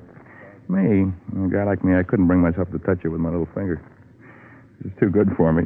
I was the first one to admit. Oh, she was one. How well did you know her, son? I used to live near her, that's all, and talk with her sometimes. I always had a feeling her mother was watching us. Even we could just meet by accident 2-3 blocks away, I had that feeling. Go on. Oh, I guess I was all wrong about her, though. How good she was, I mean. Oh? Yeah, I saw her step into a convertible one day with a guy old enough to be her father. You never know. Marva, you go get ready, huh? My wife and me have a date. Jimmy, police records show you were in some kind of trouble about 6 months ago. The bit with the skillet, you mean? Tell us about it. Oh, that's bruises under the dam, mister. Anyway, Susan come over after it happened. She touched me, and everything got better again. Hey, look, fellas, Marva's a peculiar girl, so she don't like... Jimmy. See you around.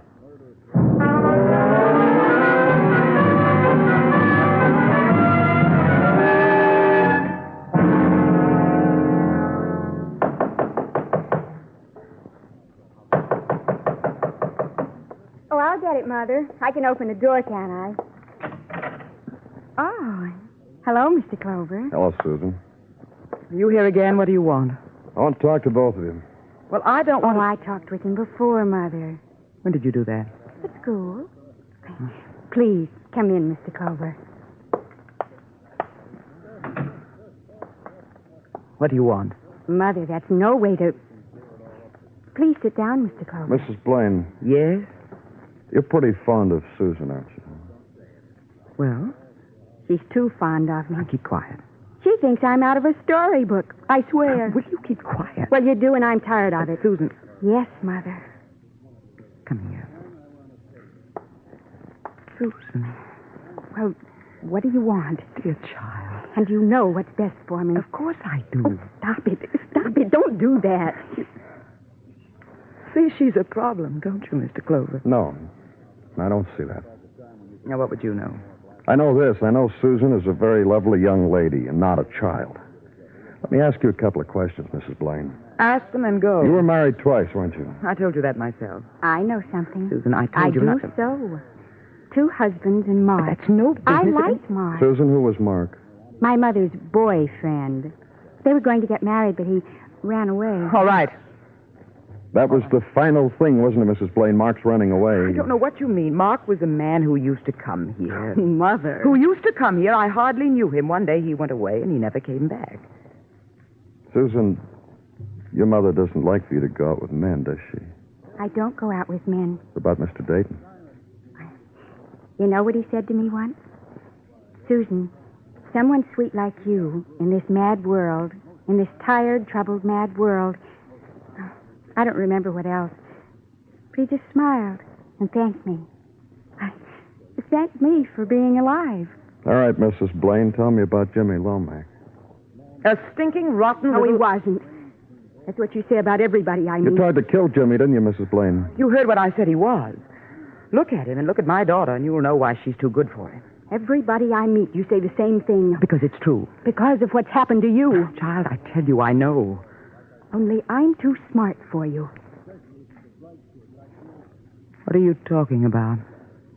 Mother. What are you talking about? I know some boys. You're lying. You see, Mr. Clover? You killed Frank Dayton, didn't you, Mrs. Blaine? Susan. What? It's not true what you said, is it? It is true. Do you know what you are? You're a liar. Oh, Mother. Frank Dayton, Mrs. Blaine. Mrs. Blaine? Oh. Well, I went to his house and told him to leave my daughter alone. Stop coming around here. He walked over to me and put his hand on my arm. Touched you? Yes. He touched you. And you stabbed him. That's right. She can't stand that. I remember there was once a time in the subway. What do you think of your mother now, Susan? I guess I'm sorry for you. And you know what else? I'm not going to be like you. Now there'll be no one to take care of you. Don't worry, Mother. Don't worry a bit. I wasn't lying. I know lots of people. There's something about me. I don't know.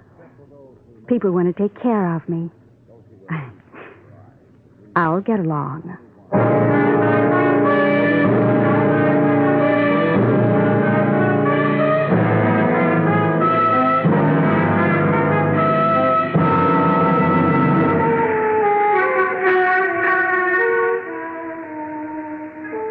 Twilight lies against Broadway like gray speckled gauze, ripples off into another world. It's the street of the hurry-up step, the fast questions, the glances, the seekers after the special smile. And you walk it because once Broadway touched you, and you can't rub it off. It's Broadway, the gaudiest, the most violent, the lonesomest mile in the world. Broadway, my beat.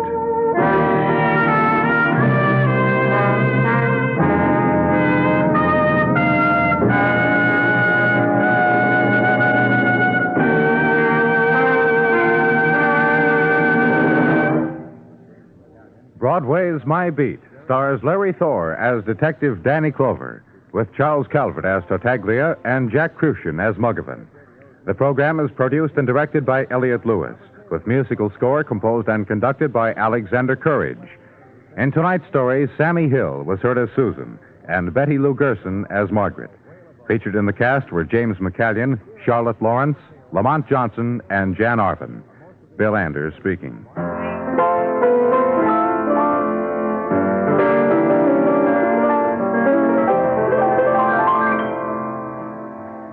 Tomorrow night, Ronald Reagan will be featured as the new man on your CBS Radio Theater of Stars. It's the story of a young doctor's struggle for trust, recognition, and a livelihood in an isolated rural community. Remember, it's your Theater of Stars production for tomorrow night over most of these same stations. Also tomorrow evening on CBS Radio, don't miss Lionel Barrymore and Mrs. Lou Gehrig on Hall of Fame's dramatic story, Father of Baseball.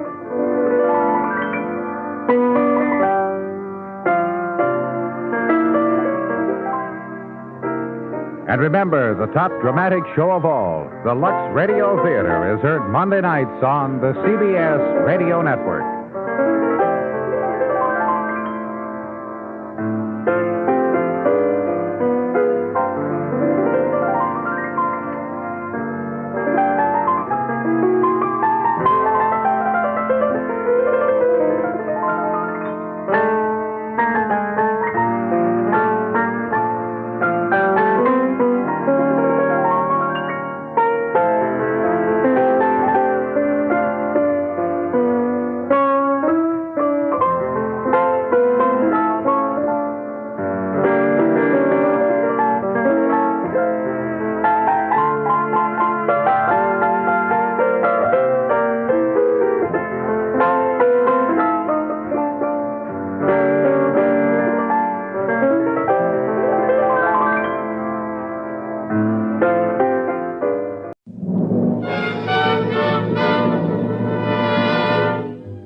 Broadway's My Beat, with Anthony Ross as Detective Danny Clover.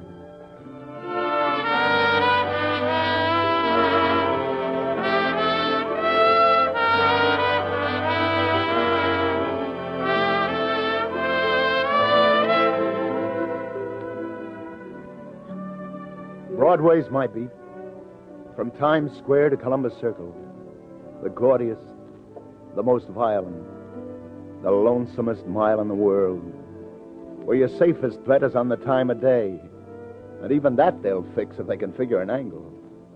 It's not a street, it's a merry-go-round, where you can't tell whether that pretty girl sitting over there in the convertible parked by the curb should be called Dimples or Double Cross. Well, that's the street I'm walking, and I got a little time to kill before I check in at the precinct station house, so I decided to look in at Stillman's Gymnasium, where box fighters work out, and watch the kids spar a few rounds. How's it, Lieutenant? Usual bunch of two-bit gamblers and matchmakers standing around on the sidewalk outside. And upstairs, A mob of guys watching the two practicing. I see a fight manager I know called Jack Siegel. He sees me, too. Hey, Lieutenant, you're up early today. Jack, boy, you're looking good. Hog fat, Danny. A habit of eating. Well, I hear a lot of people speak very highly of that habit in my time. Who are you eating off these days? Is that a way to talk, Danny? You mean what future champion's destinies am I guiding at the moment? Have it your way, Jack. You got a good prospect? You mean you don't know? No. The leading welterweight contender? The best counter-puncher since Joe Gans? The pride of Hell's Kitchen? You don't know? When the day comes that you don't have the latest sensation. Only this time for real, Danny. Look, ring one. The boy in the green jersey and sweatpants. He's a welterweight. He'll make the weight. Hey, you know, I think I know that boy. Terrible Terry Rogan. I teach him everything. Sure, he's got a fight coming up at the Garden this week, hasn't he? And the winner to get a crack at the title. Terry Rogan, is it? You know, I remember him when his name was Rogansky or some such, and he's fighting in the police athletic Yeah, league. that's the boy. Yeah, he's good. I like these quick weathers. Well, that's all. He's gone 3 rounds. He's through. You want to say hello, Lieutenant? Yeah, I'd like that, John. So come with me. How you feeling, kid? Okay. Some sparring partners you get for me. What's the matter with him? Keeps giving me the heel of his club and the laces. All the time in the clinches, I get string in my mush. So? What do you think Perini will be giving you Friday night? Hiya, Terry. This here's Lieutenant Danny Clover. Terry, shake hands. Hey, I remember you. Lieutenant Clover, Sure, the PAL fights 3-4 years ago. Sure. I remember you telling me how you was a fighter yourself years ago. Yeah, but that's a You, lot. Danny? This I never Well, knew. you can look it up. Right after the first war, I win 5 fights in a row, and then Yeah? I lose 5 fights in a row. Look it up. Hey, you better get your robe on, kid. Oh, yeah. You want to come back in the locker rooms, Lieutenant? Chew the fat? Yeah. So you're going at the Garden Friday night, huh? Yeah, that's right. Say, Lieutenant, remember that night in the PAL finals? I was just a kid then, Jack, fighting feather. Lieutenant here was in my corner. Hey, what about Friday? You going to take this Perini? Oh, who knows? They were quoting odds yesterday, Danny. Terry's 2-1 to take him. Yeah. You should have seen that PAL final, Jack. It was before I knew how to use my right. I win that final with just my left hand, right, Lieutenant? Oh, now I'm more interested in talking about Friday night, kid. Jack tells me you win, you get a crack at the title. Yeah, that's right. That's great, kid. I know you'll win. I'll be betting on you. You better grab yourself a shower. Oh, yeah. Lieutenant. Yeah? You never can tell about fights, you know, Lieutenant. What's the matter? Well, it's just that I wouldn't want you to lose any money betting. Hey, shut up. What kind of talk is that? You beat it to the shower. Tell Irv to give you a rub down before your legs tighten up. Well, I was on cut it out. Do like I say. What makes you feel any better, kid? I never bet big on the fights. Okay, Lieutenant. Come on, Danny. Yeah. Your boy's not exactly looking forward to Friday, is he, Jack? For a 2-1 favorite.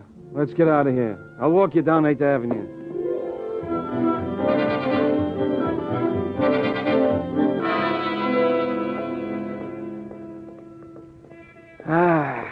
Sunlight. The gym gives me the Williams. I can't figure it. Your boy trying to tout me off of betting on him. Grief, Danny. Do me a favor, forget it. Huh? He's like this all the time before a fight. Why, you should believe it, 2 months ago, we was fighting at the arena. What's the matter? Hey, get that. Over there in that convertible across the street. Oh, yeah. Her. You know that? Boy, on a spring day like this, I could wish I were 20 years younger. Say, wouldn't that break your heart? Yeah, she probably would, too. What's the matter, Jack? What's wrong with her? Come on, I got ulcers. Hey, she's so beautiful, she's untrue. Come on. Well, you know her? Who is she? Trouble. Trouble for my boy.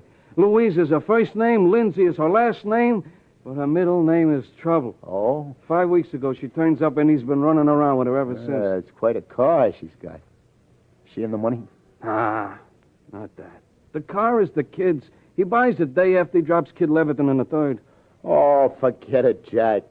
A young fighter and a beautiful like that go together like 5 and 2. It's a natural. Don't help my ulcers. Take it easy, Lieutenant. Where you going? Back to the gym.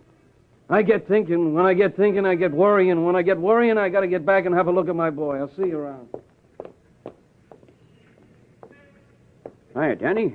What do you know for sure? Not much, Al. Where you been, Stillman's? Yeah, watching young Terry Rogan. He goes to the Garden Friday night. Oh, yeah, Rogan. What about him? Keep your money in your pocket, Danny. What? Big Sig Sherman's in town, you know? Huh? I'll see you around, Danny.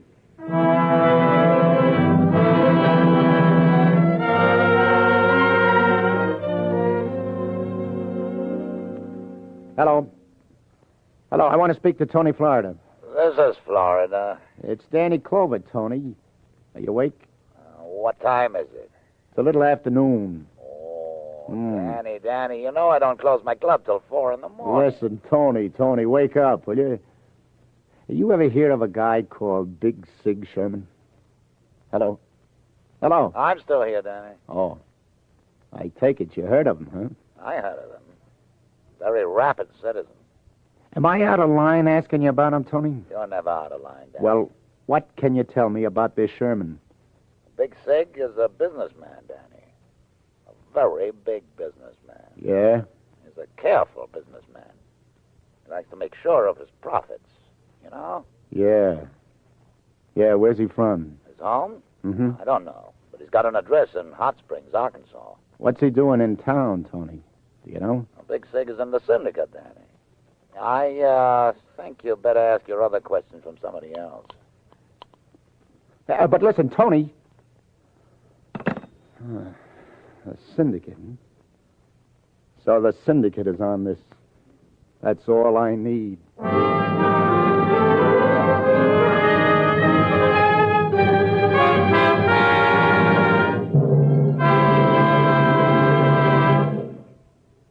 We pause to say there'll be laughter on the old Erie Canal and in a modern high school classroom tonight as Helen Hayes stars in the famous comedy The Farmer Takes a Wife on CBS's Electric Theater, and as Eve Arden stars as America's favorite teacher, our Miss Brooks. In The Farmer Takes a Wife, Miss Hayes will be heard as a canal boat cook who has to choose between farm life and the rip-roaring, colorful life she has known on the canal. As our Miss Brooks, Eve Arden will be the object of a raiding party by a rival high school faculty, the bait for her services being a handsome male teacher. On a night known for its comedy on CBS, you'll delight in the expert comedy of these two great feminine stars as the Electric Theater and our Miss Brooks come your way tonight over most of these same CBS network stations.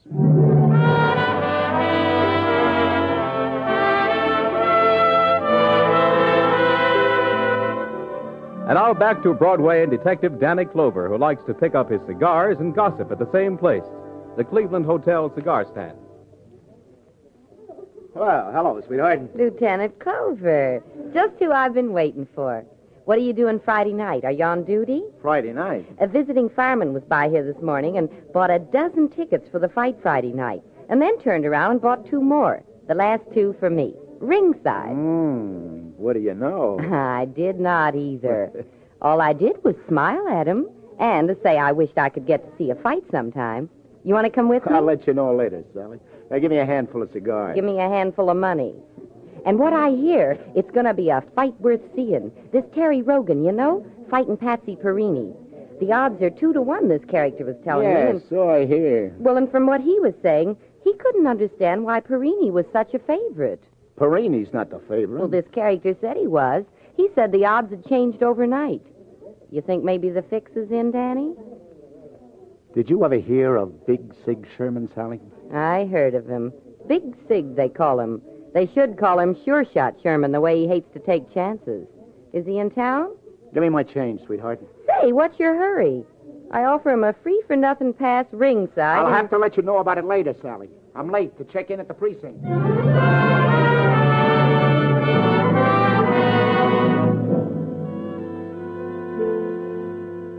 What is all this? Assign you to the garden fight? Now look, Clover. I'm sure it's not going to be a square rattle, Captain, unless I can just get the time. I need every man in the squad to work in this narcotics hall, Clover. Look, sir.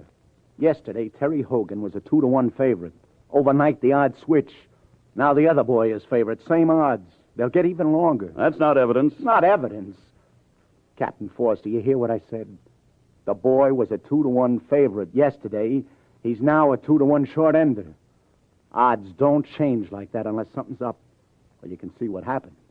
Whoever put this fight in the tank got big money down here, Detroit, Los Angeles, New Orleans, all over the country. And then somebody talked. The word has gotten around. By fight time Friday night, the odds will be 10-to-1 in favor of Perini, who doesn't figure even to go the limit with Rogan, unless it's a tank job. If you really think there's something wrong, pull in some gamblers and ask them questions. You know enough gamblers. What about your friend Tony Florida? I've asked enough questions already, sir, to make me feel this fight is in the tank. Now, I can keep it square if you'll just assign me to it till Friday night. Well, it's a waste of time. Oh, it's just 2 days, sir. Tom Donnelly and Donnelly's busy on the narcotics hall, and that's that. And you should be, too, and you will if you don't get out of my office in a hurry. Thank you, Captain.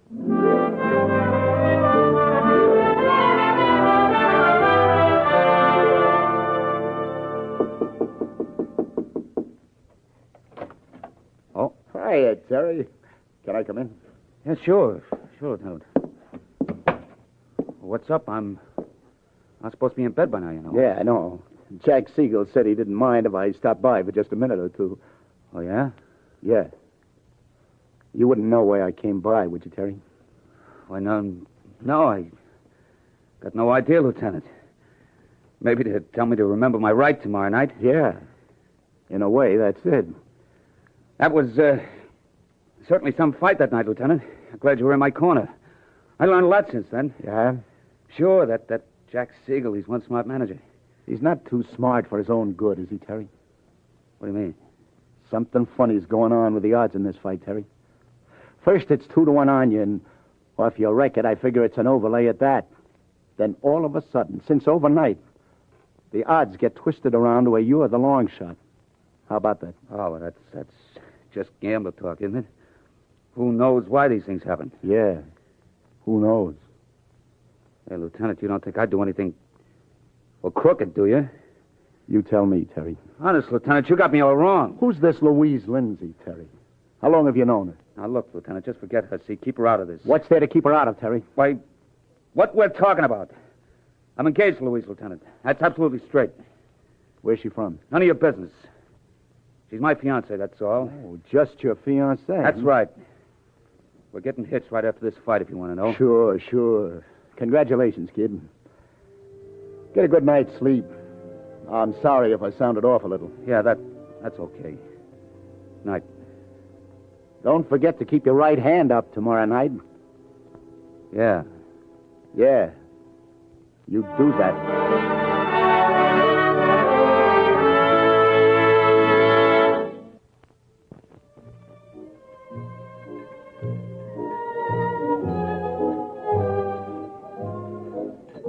Evening, Danny. I saved the table for you. It'll be quiet over in the corner. Thanks, Tony. Say, the girl show up yet? Yeah, she's here. You're doing very well for yourself these days. Something, isn't she? Black hair. I prefer hair like that. It's on the level. With a blonde, who knows? Oh, the hair, yes. You could be sure about the hair. And thanks, Tony.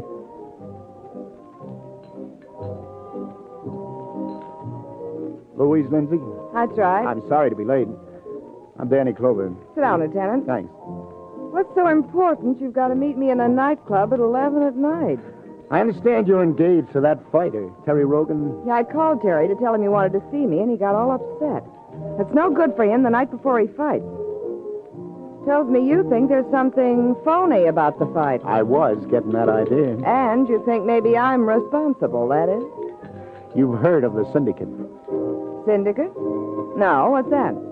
You ever hear of a guy called Sherman? Sherman? Mm-hmm. Sherman.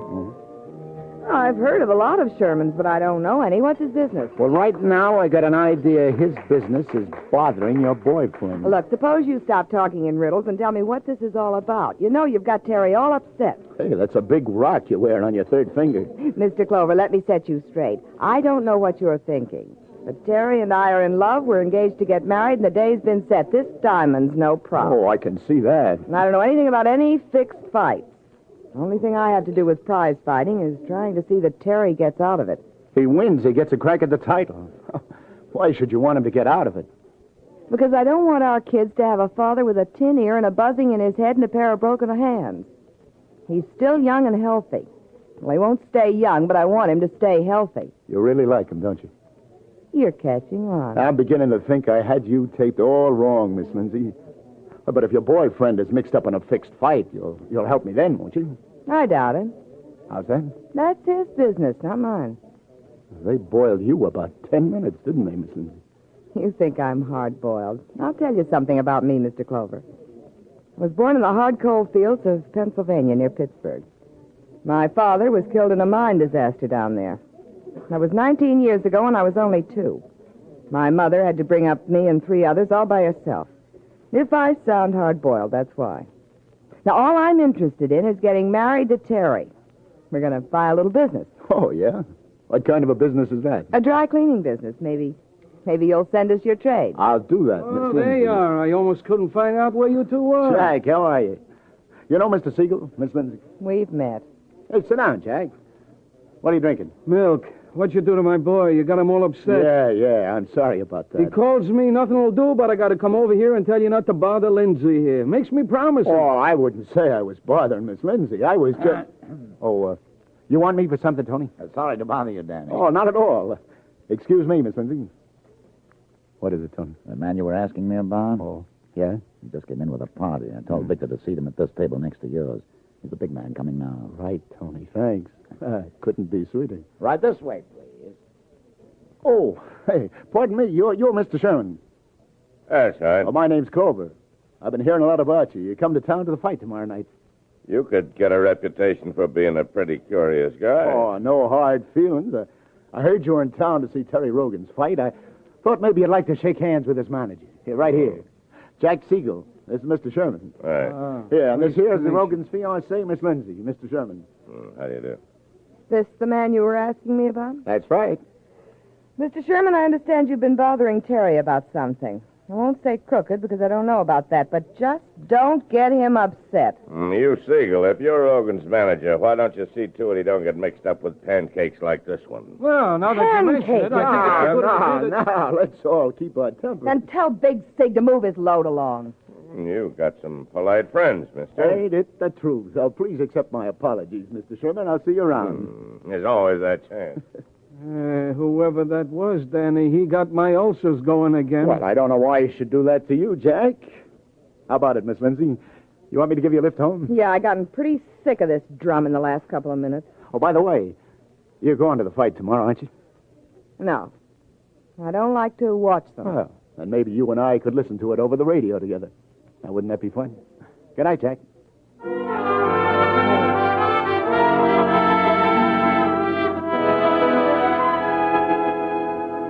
Sergeant. Yeah? Put this on the teletype to Washington, will you? Sure, Danny, right away. Hey, Dad? Bureau of Mines. What's your business with them? I found a gold mine last night. Go on, will you? Get on it.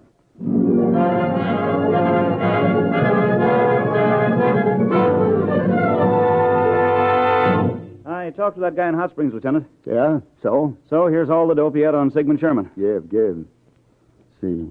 Picked up 3 times for vagrancy, once on the Sullivan hike, once for... Yeah, it's quite a guy. It's never an indictment, much less a conviction. Yeah, let's see. Operated racetrack, 1940-42. Slot machine business, 1940-45. Married, Havana, 1948. That all you need, Danny? Yeah. Thanks, Sarge. Just make sure we keep a tail on him until I say different.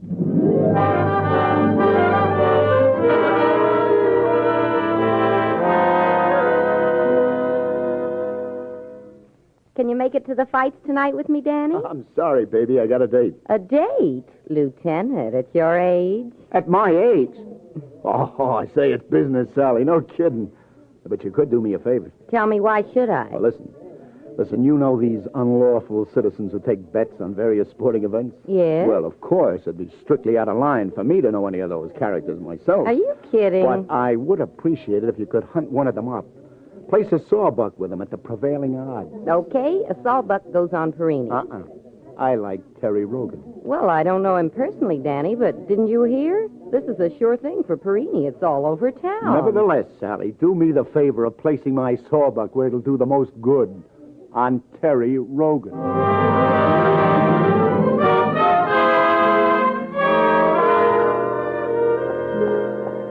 Oh, no, please, Danny. The boy goes on in an hour, and he's nervous enough now. Not as nervous as you'll be later if I don't get to talk to him now. Which is his dressing room? That one over there? You got a search warrant? Jokes. Danny, my insides are all churning around like a tornado, and now Which you is come his along... dressing room?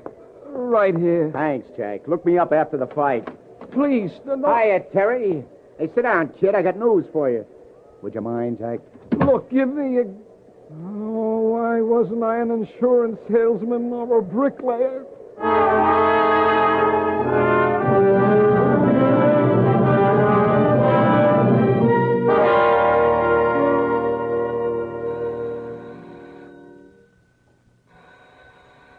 Just a minute. Come in. Oh, it's you. We had a date, remember? Well, now, don't tell me you haven't got a radio. I'm just going out, Lieutenant. I'm meeting some friends until after... Oh, no. You can't do this. You can't stand me up. We made a date, remember? Yeah, but I'm... Oh, no, goodness gracious. Look, it's after 10 already. The fight would have started. Ah, there's the radio. Hey, don't tell me you weren't going to listen. I turned the radio off. I don't like fights. I don't like to listen. This is going to be a good fight, Miss Lindsay. You may be surprised. And there's a left to the body from Rogan. And Perini takes another to the head, and another and a hard to the body, like a whirlwind. And now Perini's trying to tie him up across the ring, and Terry Rogan gets in the left hook as they break. Yeah, this Rogan's really got killer in him tonight. They didn't tell me this was a grudge fight, but there's a right to the head and another, and a left to the midsection of Perini. What's the matter, Miss Perini's Lindsay? against the ropes, and now he's down.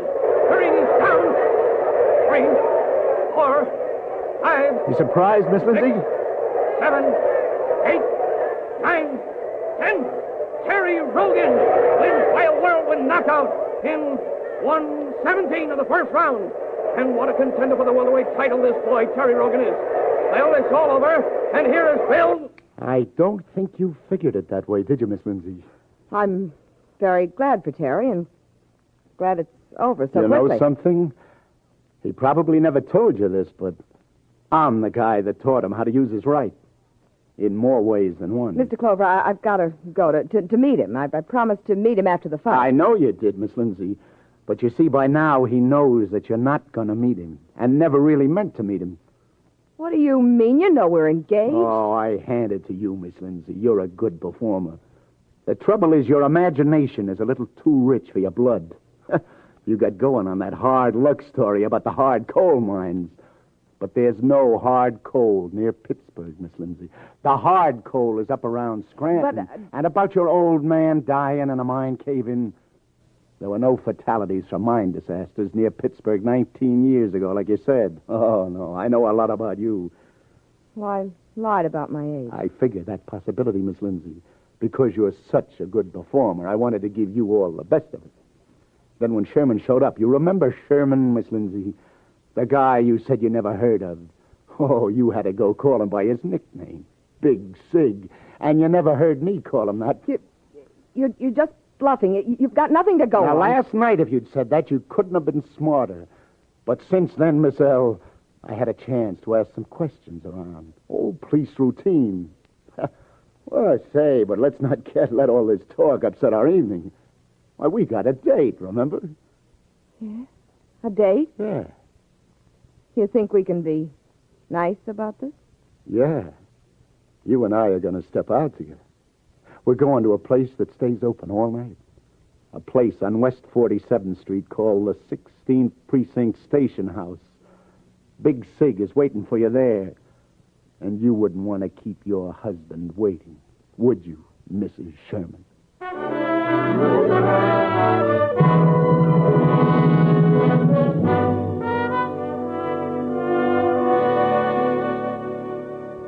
Well, good work, Danny. You sure you got a case? Nothing on the kid that'll convict him, but the other two. Yeah, the file we got from Hot Springs ties the two of them up. They were married a year ago in Havana. Yeah, must have been rough on young Rogan. No rougher than it was on me. I had to be the one to tell him. First, he was just sitting there, bawling like a baby, you know. I've seen the girl. I know how he must have felt. Yeah, but that kid's a fighter. I could tell. The tears still wet on his face. He gets down off at the table, and I look at him. And then I begin to feel sorry for Perini, the boy he's going to fight. Well, I hope the commission won't have to lift his license. Say, how about the manager, Jack Siegel? Oh, he's in the clear. Never knew anything about it. Where are you going, Danny? I don't know. Out. Walk around somewhere. You know, it's a funny thing. Yeah? What's that? She told him after they were married they'd open a dry cleaning business. The only thing she wanted to take to the cleaners was him.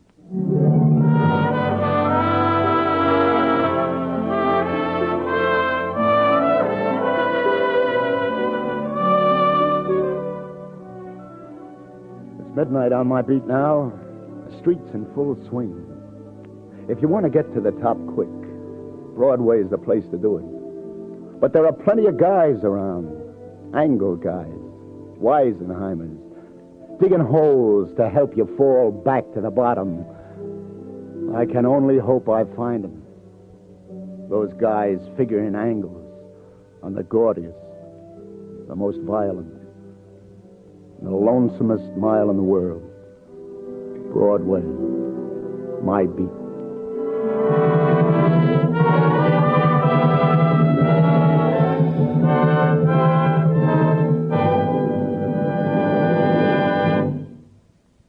Columbia has just brought you Broadway's My Beat, with Anthony Ross as Detective Danny Clover. Jean Carson was Sally, Julie Stevens was Louise, Bill Quinn was Terry, Gilbert Mack was Terry's manager, and James Goss, Peter Capel, Paul Luther, and Ted Jewett were also members of today's cast. Today's broadcast was written by Peter Lyons and produced and directed by John Deeth. The musical score was composed and conducted by Robert Stringer. This is Bern.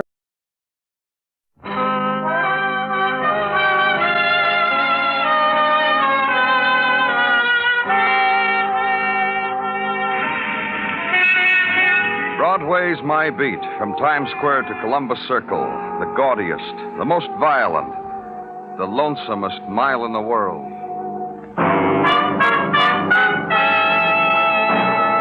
Broadway's My Beat, with Larry Thor as Detective Danny Clover.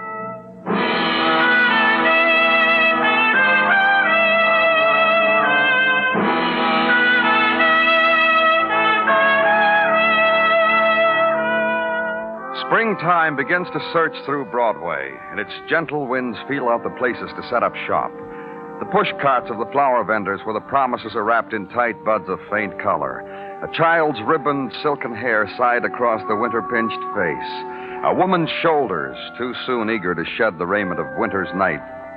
In the spring songs choked out of loudspeakers, in the inviting sidelong glance, in the barefoot padding through sun-warmed corridors, here is spring for Broadway. Innocent, nostalgic as the music of the organ grinder, to which monkeys dance, to which Broadway sighs, remembers, tries again.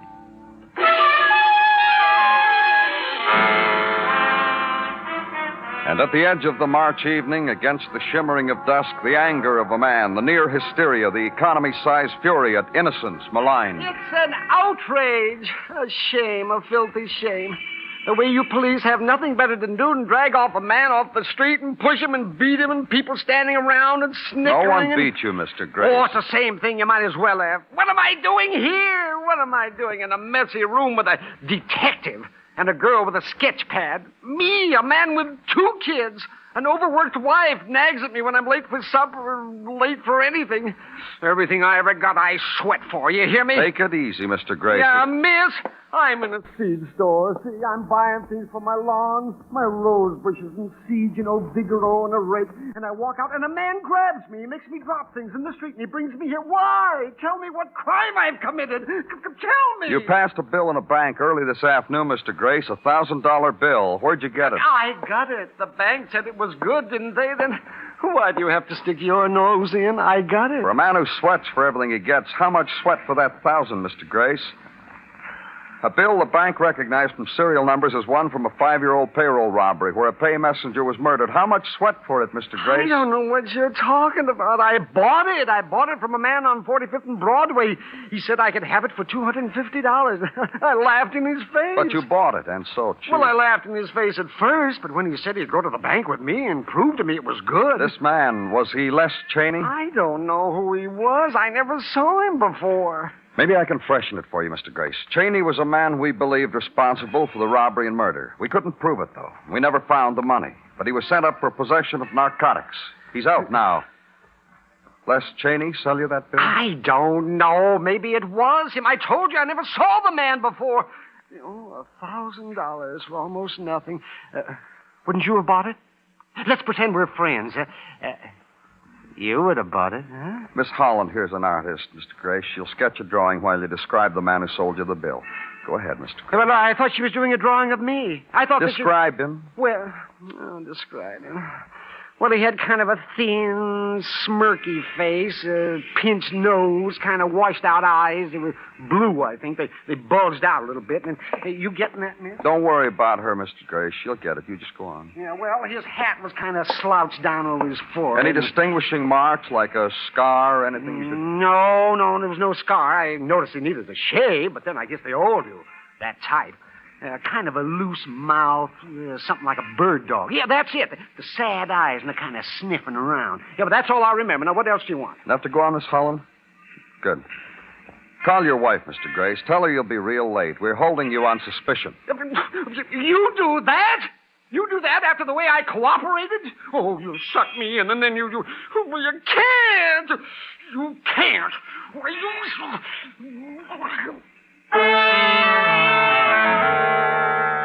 And watch the protest die in his throat. The shoulders slump, his face fall apart and reassemble into shock. Myron Grace, citizen, family man, provider of wife and children and a lawn and rose bushes, with suddenly a new identification, a name on a police blotter, be held for further questioning in connection with the murder. So turn him over to the sergeant and the artist and leave.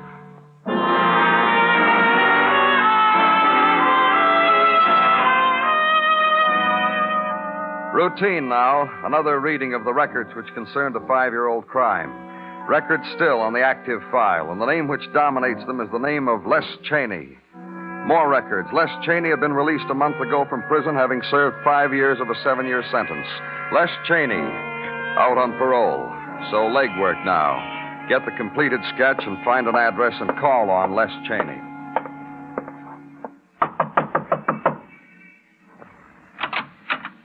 Yes? Mr. Cheney? Who are you? Danny Clover. I'm from the police. Let him alone, will you? Les is out now. He's behaving. He's trying to get him a job, so let him alone. Mind if I come in? I'm not going to say no to a cop. Come in if you want. Drop dead on the sill if you want. I see you made it. You want to go back? Where's Les Cheney? I told you. My husband's out. Job hunting. That's right. Sniff around the place, pull down the wall bed, look in the closet. You're a cop. Work at it. What makes you so bitter, Mrs. Cheney? Guys like you, cops like you, tore 5 years out of my husband's life. I got a thing about being married. I like to take care of my husband. I hum when I scramble an egg, and no less is going to eat it. And I'm a woman who likes when the day is over and I got a husband near me. I missed it for 5 years. Your husband was in possession of narcotics when he was picked up. You're lying through your teeth. Guys like you, cops like you, planted that stuff on Les. It ate you how you couldn't pin a murder on him, so you fixed him good. Listen to me. I want you to look at something, Mrs. Cheney. Listen to me, whatever your name is. I want you to hear it. I've been practicing it for 5 years, worth a night. Hands behind the head. The position of the lonely people. This is what I want to say to you. Die. Run, don't walk, and tell your friends to do likewise. You all through? Tell them all, you hear? Take a look at this picture, Mrs. Cheney. It's a sketch of a man who passed a $1,000 bill. Have you ever seen this man? I never saw him, and to save you a trip back, Les never saw him. Tell Les the police were around, Mrs. Cheney. And they'll be back. The cops on the beat, too, whatever your name is. Don't forget to tell them, too. Get out.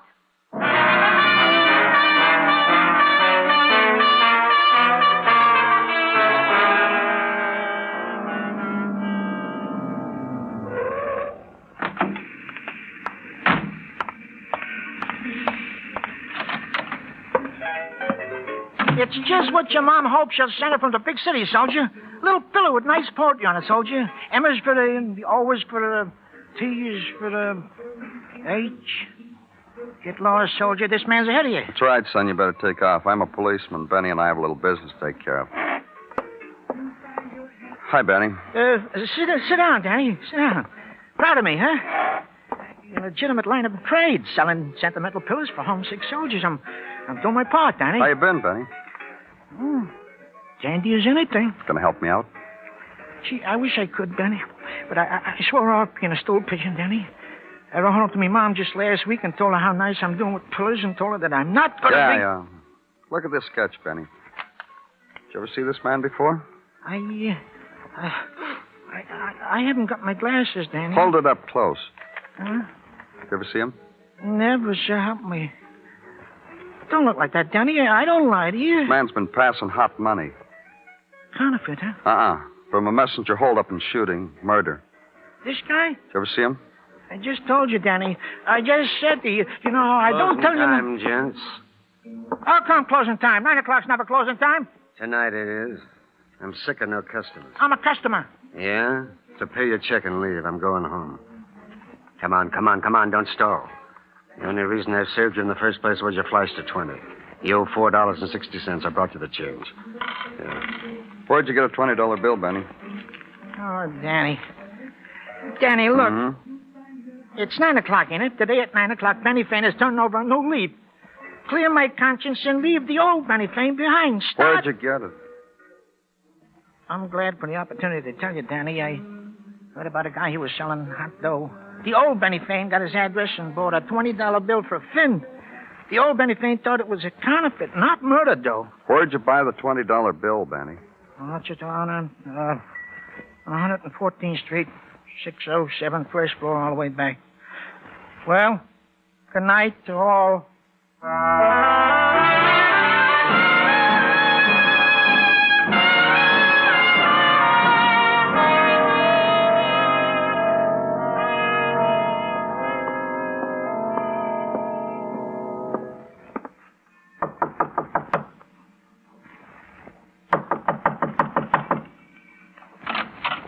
If you're looking for Sylvia, mister, she's not here. And I've searched everywhere. Under the bed, under the liquor bottle. Who are you?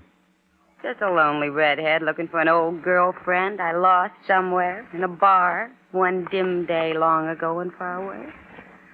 All of a sudden, lonely me remembered Sylvia. Remembered she told me she lives here. Let's go inside, huh? I tell you, the girl's not here. I guess you can come on in. Sylvia won't mind. Well, you're in. Do something. Say the kind word. I'm from the police. Who are you? Joan Carson. Will make a faithful and obedient servant. Have references. Say the kind word. No Sylvia lives here, Miss Carson. This room belongs to a man who's selling hot money. You heard about it and came to buy from him. You greedy for easy money, Miss Carson? It's a proverb for the redheads. Money comes easy, goes easy. Who needs to walk the length of a grimy hall for it? Wait in an empty room for it. No one was here. Who let you in? A graceful movement of my soft, dainty hand. I knocked.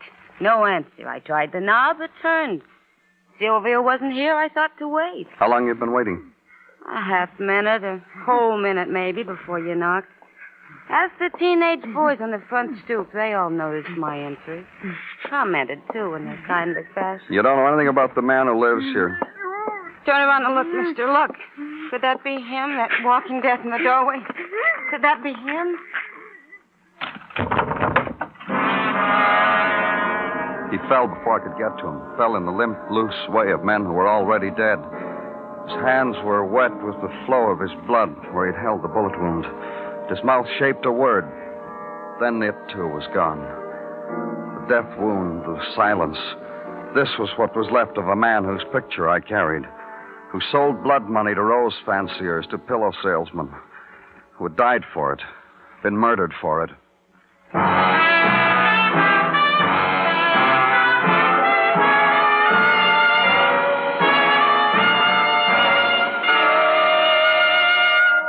You are listening to Broadway's My Beat, written by Morton Fine and David Friedkin, and starring Larry Thor as Detective Danny Clover. Every day of the year, the Red Cross is helping humanity somewhere. Servicemen rely on it. Disaster victims owe their lives to its prompt help. Communities everywhere know its day-by-day services. All these countless ministries are financed by your contributions. Won't you answer the call to make this year's contribution larger than ever?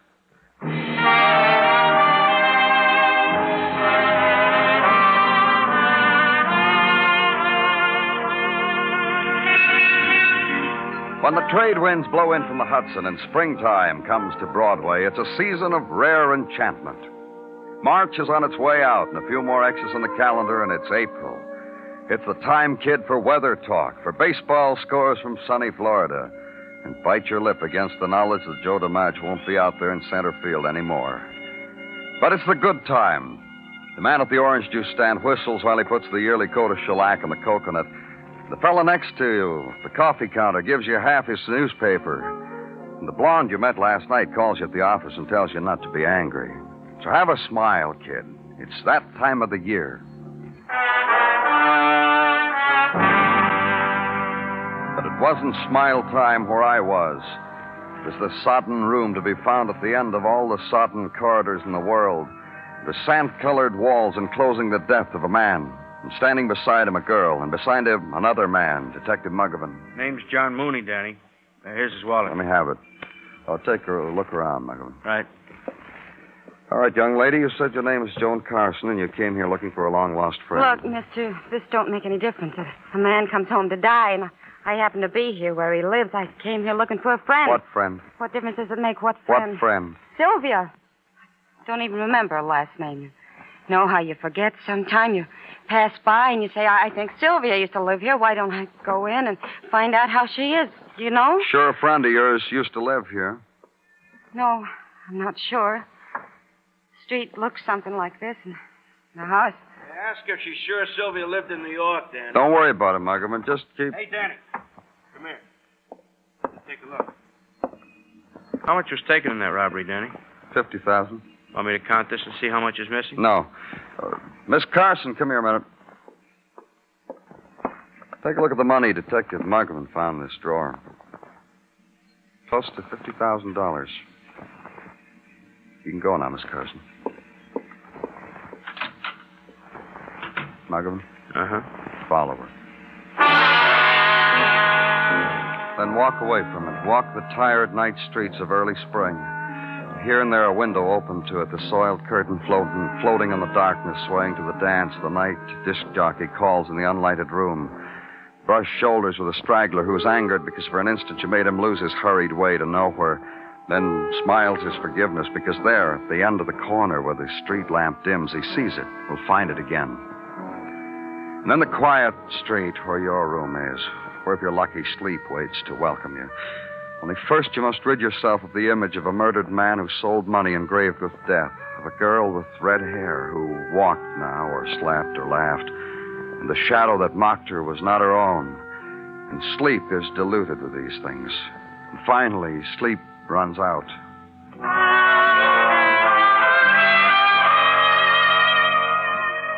And at headquarters the next day, make a phone call to Les Cheney for routine questioning. Be told by his wife that he'd gone out to an interview for a job. Tell her that when he came back to stay home, you might be stopping by later on. Then it's noon. Your lunch hour is short because... Danny Clover speaking. Muggavan, Danny, get down here. The Charles Hotel, West 12th. You got some? Yeah. A dead redhead. A dead Joan Carson. Real dead.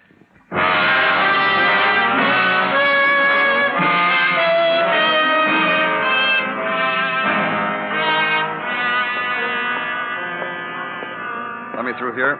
Let me through, please. I'm from the police. Hey, Danny. Medical examiner's taking What care happened, Muggavan? I thought I told you to follow her. I thought I... Why do you think I'm here, Danny? Tell me what happened. I followed the girl home. That's where she went when she left that flea bag last night. She went to her apartment. Straight to her apartment? If she hadn't gone straight to her apartment, this wouldn't be the story I'm telling you, would it? Go on. Straight to her apartment. At 2 in the morning, I got Florio to relieve me. I went home, straight home. At 9 this morning, just as the girl was leaving her apartment, I relieved Florio. She went out to breakfast shop, made no phone calls, and came back here about an hour ago for lunch. She came down here to the ladies' lounge. I waited outside the door. About 10 minutes later, there was a scream. The attendant found the girl at a dressing table with a knife in her back. That's it. People coming in and going out, you know. Okay. It's just this, Danny. This key. I found it in her bag. 607. That's John Mooney's room, isn't it, Danny? Yeah, let me have it. See you around, Detective Muggle.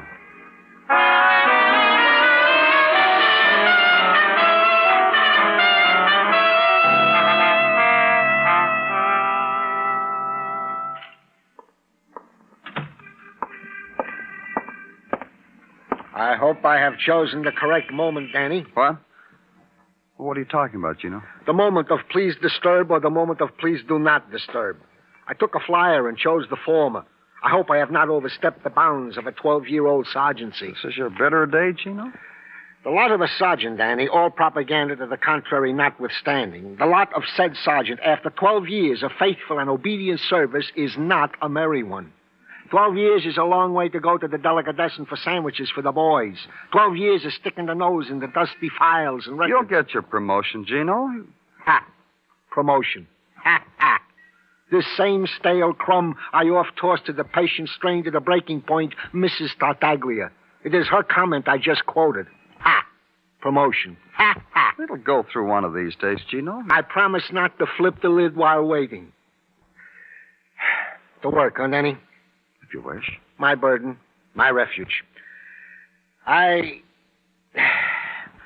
Les Cheney once suspected thief and murder in that payroll robbery of some years former. He is still not come home. He is still at large, violating his parole, no doubt. You think he's mixed up in this, Gino? It matters to anyone what a 12-year-old sergeant thinks? Let's proceed, shall we? Whatever you want, Gino. And then John Mooney, deceased by murder, that he was a pickpocket whose name was inscribed as such in our archives practically from the moment of the laying of the cornerstone. The key to his room was in Joan Carson's purse where Muggin found it. What? Oh, just tell me what you got on Joan Carson. I was coming to her, Danny. Sorry. It's one of the wounds that leave no apparent scars. How you higher-ups never accept I said I me... was sorry, Gino. Accepted. And then Joan Carson, alleged murder of Mooney, a girl also with a record of possession of narcotics. What? In the month of October, the year 1943, picked up in her apartment, together with one Les Cheney by the narcotics boys. Sentence. Served a year on the island. With Les Cheney, the same Cheney? The very same. I am dismissed, Lieutenant. Oh, Gino. I hope I have been of some service. Good day, Lieutenant. And good hunting. Danny, I didn't mean. Not you.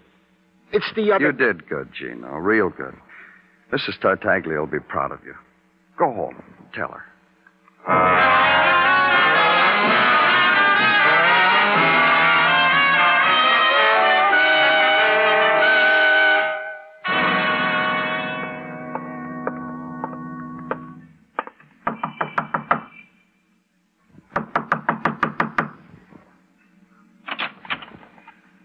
Oh, you're Danny Clover, aren't you? That's right. Les Cheney? Uh-huh.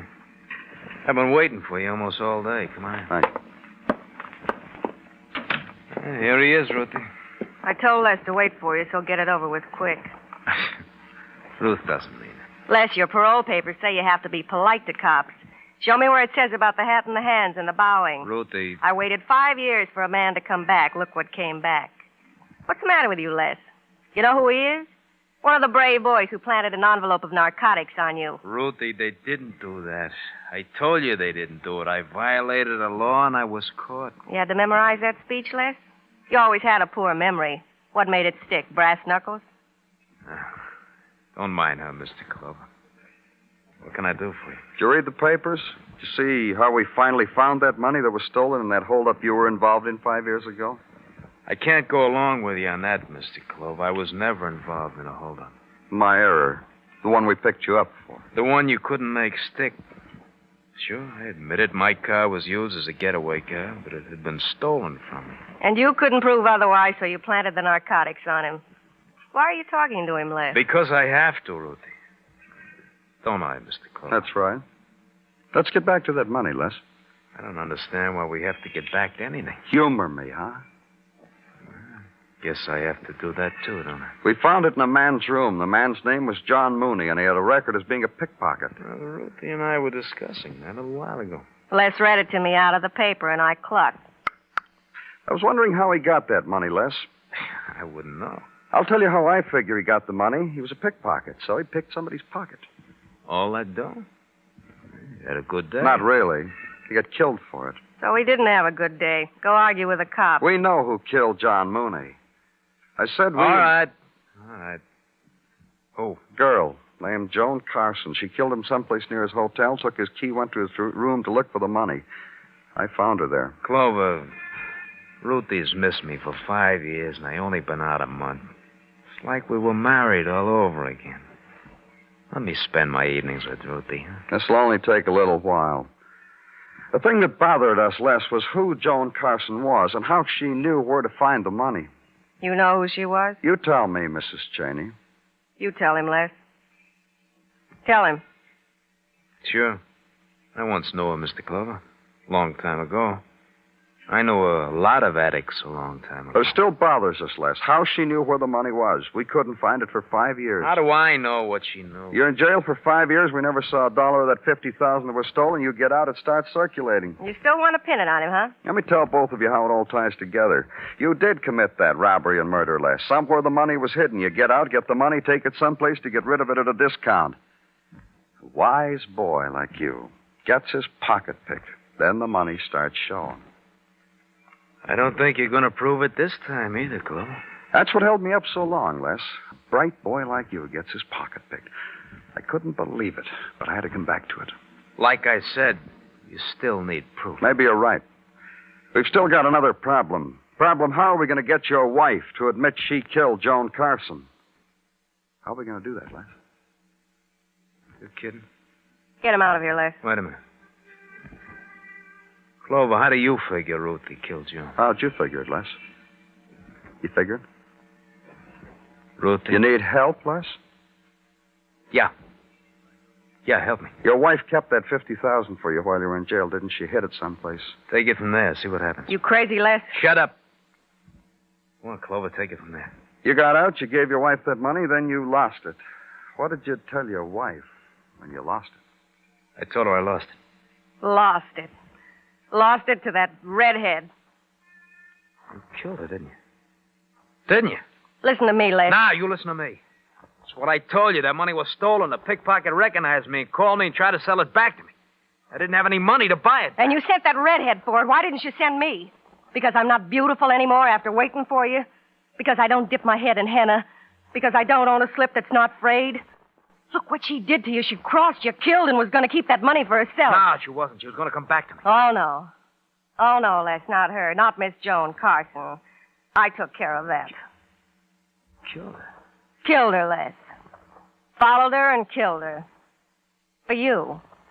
For the past 5 years. For the years you were going to make up to me. For the years I lie there with my hands behind my head. Just to me, Les. To no one else. Mr. Clover. Yes? Take us away together.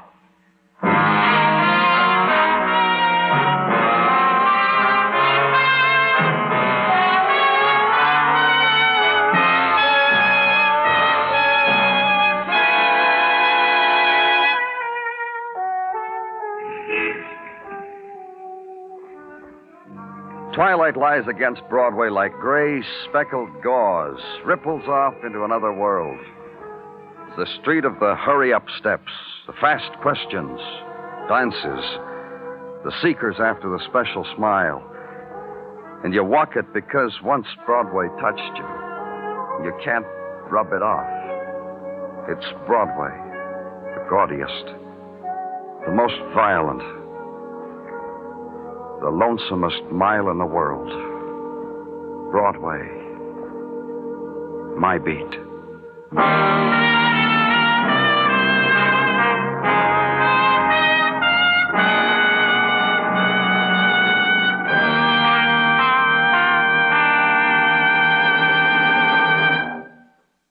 Broadway's My Beat stars Larry Thor as Detective Danny Clover, with Charles Calvert as Tartaglia and Jack Crucian as Muggavan. The program was produced and directed by Elliot Lewis. Musical score was composed by Alexander Courage and conducted by Marlon Skiles. In tonight's story, Charlotte Lawrence was heard as Ruth and Anthony Barrett as Les. Featured in the cast were Georgia Ellis, Howard McNear, and Leo Cleary.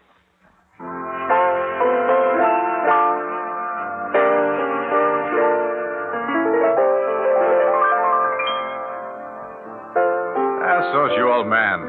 Yes, so's your old man and most everyone else in his generation, an Amos and Andy fan.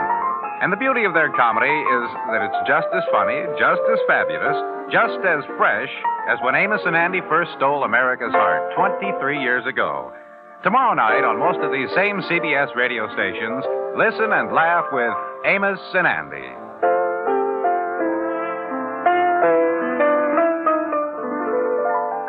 Bill Anders speaking. And remember, Robert Q's Waxworks brings you the top records and recording artists on the CBS Radio Network.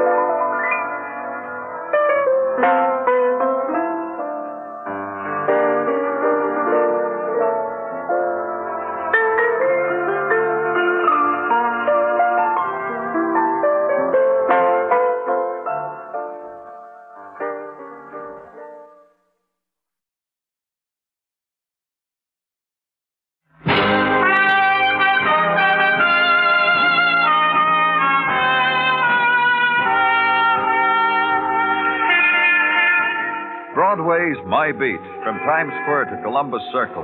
The gaudiest, the most violent, the lonesomest mile in the world. Broadway's My Beat, with Larry Thor as Detective Danny Clover.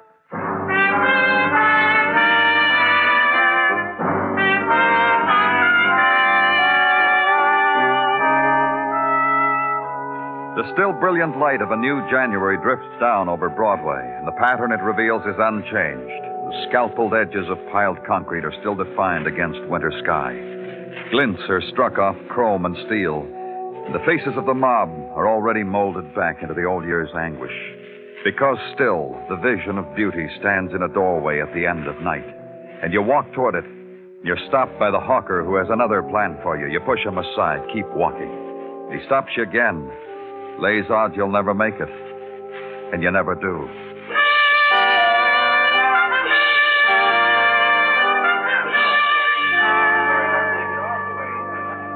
And the light filters a corridor. You walk with a man who has just been acquitted of the murder of his wife. A man you arrested, testified against, watched as he was given the verdict of freedom. And in his face, no sign of release, of joy. Only a newer pallor, sudden, intense. You tried, Danny. You didn't make it. The court found you innocent, Mr. Welch. Yeah, didn't they, though? You know something, Danny? What? They say I'm innocent. You say it. Me, I still don't know. I was out of the world at the time. I was drunk. That girl, Ida Gray. Yeah. Spunky kid to sit up there and tell it into the teeth of the world that I was with her at the time Fay was... My wife was being killed. I wonder if I had fun. I wonder if Ida and me had fun while Fay was dying. She broke our case, saved your life. You want it? I give it to you. For whatever my life's worth now, take it. Deal it out among your friends. Look, Mr. Welch, you're a free man. What's with this free? A man pronounces a word and that makes me free? You look. Fay's dead. The girl I loved is dead. A girl... You know something, Danny? What? It's now the law of the land that I didn't kill my wife. That means someone else did. That's right. I make you a promise out of the goodness of my heart. I'll get to the killer before you do. Hope to die if I don't. We'll handle it, Mr. Welch. You leave it all to us. Hold it a minute, will you, Danny? You too, Johnny. I want a picture. You and Ida here. Here, stand close to him, Ida. Come on. Get close. Touch his face or something. Get out of here before... Oh, Johnny, Ida saved your life. You don't have to, Johnny, if you don't want to. Stay out of it, huh, Ida, baby? You just stay posed where... Now, come on, Johnny. Ida here, this pretty girl here, handed you back your life on a silver platter. That's now, what Ida did, all right. Okay, take your picture. And step aside so a picture could be made. A picture of a man, Johnny Welch, his eyes dull, unfocused. The corner of his lips twitching somewhere between pain and hate. The girl looking up at him, unsmiling. And the man with the camera. All right, now try to look glad about it, will you? Forced smiles, then. Posed happiness for all the world to see. Okay, got it. And turn the whole thing over to your memory. Go away.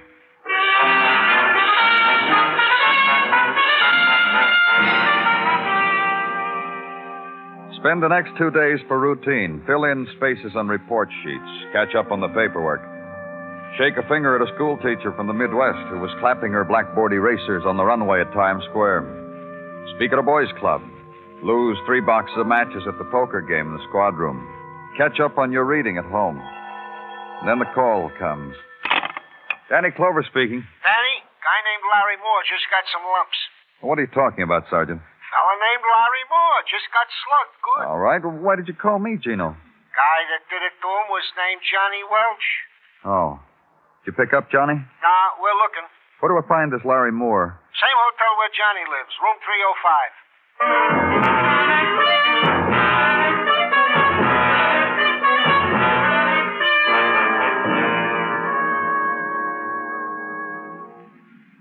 I don't see why you waste your time, Mr. Clover. I'm not going to bring charges against Johnny. Looks like he went over you pretty good, Mr. Moore. Can you see out of that left eye? What difference does it make? I'm not going to press charges. Why'd he beat you up? Between you and me, that's all. Okay. He tried to make me confess. To what? That I'd killed his wife. I see. I guess you want to know why Johnny would think a thing like that, huh? Yeah, I would. I knew Fay Welch. Know her well? A lot of fellas did. You know, the boys who hung around the bar where the Welches lived. Then Mrs. Welch used to hang around at the bar pretty much. It came out at the trial. Your name didn't. For what reason? I just played piano for cocktail hour. I did her requests for her, played them. I just can't understand it, Mr. Moore. A man comes into your room, accuses you of murder, beats you up. And I don't get mad about it. Why should I? A guy like Johnny, a guy like him, he's upset. He needs to be understood, Mr. Clover, not arrested. What kind of a guy do you think I am, anyhow?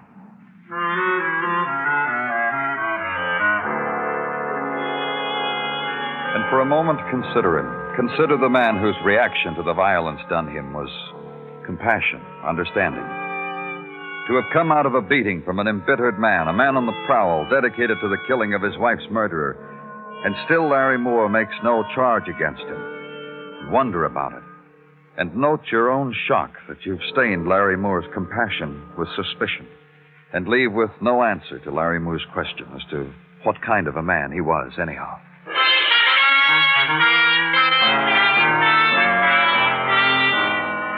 At headquarters, issue an all-points bulletin for the pickup of Johnny Welch, acquitted of the murder of his wife, because where he walked violence and death. And strip off the hours of waiting with routine, with talk to Detective Muggavan. It isn't safe for the citizens with that guy loose, Danny. We'll find him. He's a sick man. Right now, you could go so far as to call him crazy. Maybe.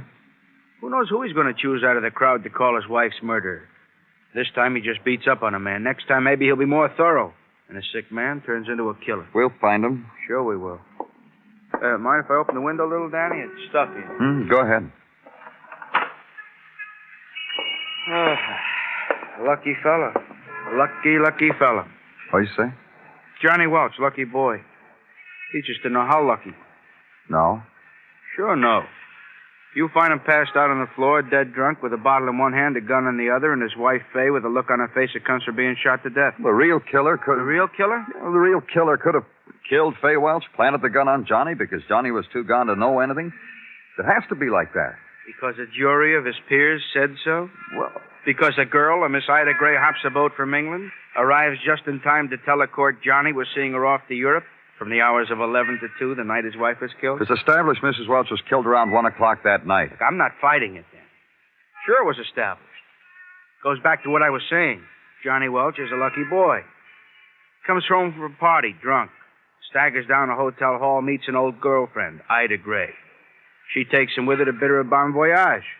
This takes till 2 in the morning, she says. Alibi. Freedom. And Johnny Welch walks the streets to... Just came in, Danny.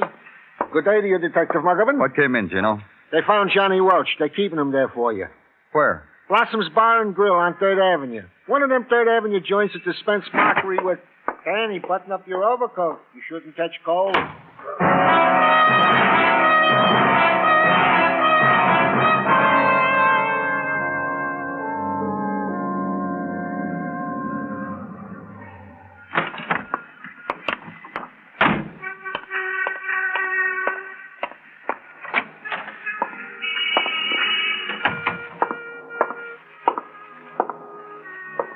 Johnny? Hi, Johnny. Mind if I sit down? How do you feel? How do I feel? Let's get out of here, Johnny. Come on, I want to talk to you. I live here. Come on, you've a nice place back at the hotel. I live here.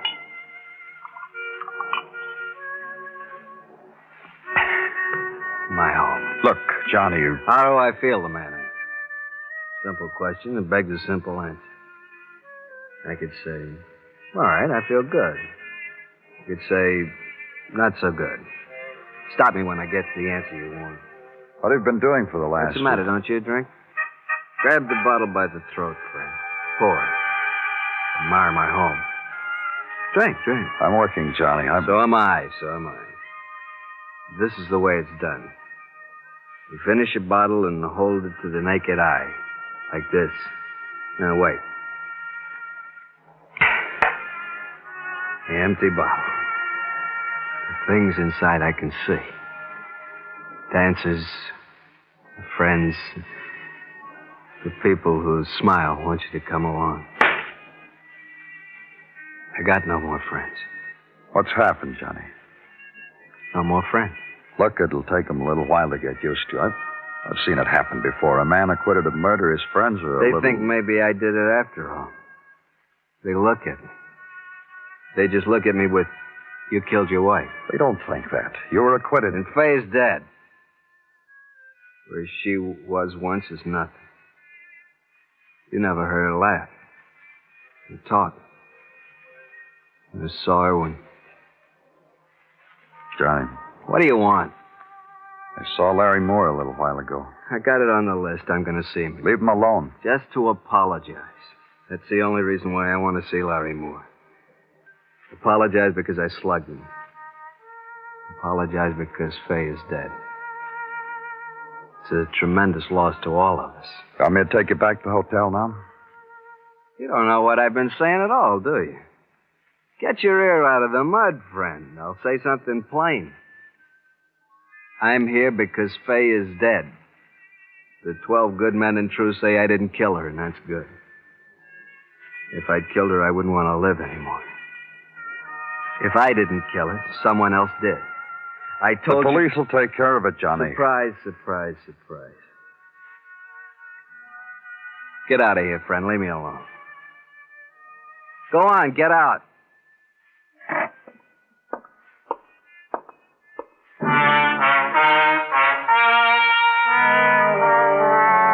And leave him alone. Leave him to the life he wanted because you had no reason to intrude. Out on the street again and uptown. Stop off for a sandwich. Then back to work again, back to headquarters. Park the car on the lot across from emergency. Over here, Danny. And the voice that stops you belongs to Detective Muggerman, standing beside an ambulance. What's up, Muggerman? Where have you been? What's the difference where I've been? What's the matter? The call came as soon as you left. You didn't leave word where you'd be. I took it. Took what? Now, hold it a minute, fellas. Take a look. Oh, no. Larry Moore, Danny. In the morning, he's beat up. In the evening, he's dead. You see it, Danny? Yeah, I see it, Muggerman. Stabbed to death, Danny. Murdered.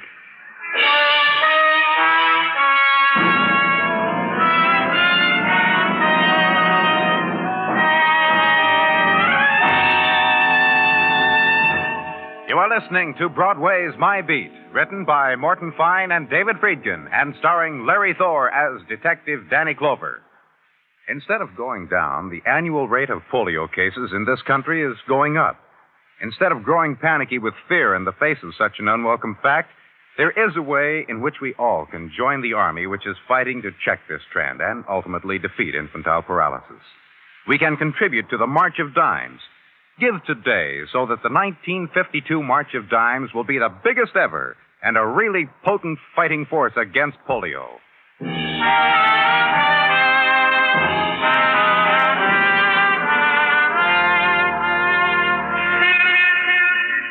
When it's January on Broadway, the darkness drains through the scarlet of neon before it's called night. In the dreams that are dreamed where a street corner touches the edge of evening, drift away on the black wind. The whirlpool of color, flung skyward by the spectaculars, dips, becomes a riot of shadows when it touches the street. It's the once-upon-a-time land, wrapped in winter's mist, gray and cold. The laughter's always at the other end of the block. It's nighttime, crowd time, the lonely time.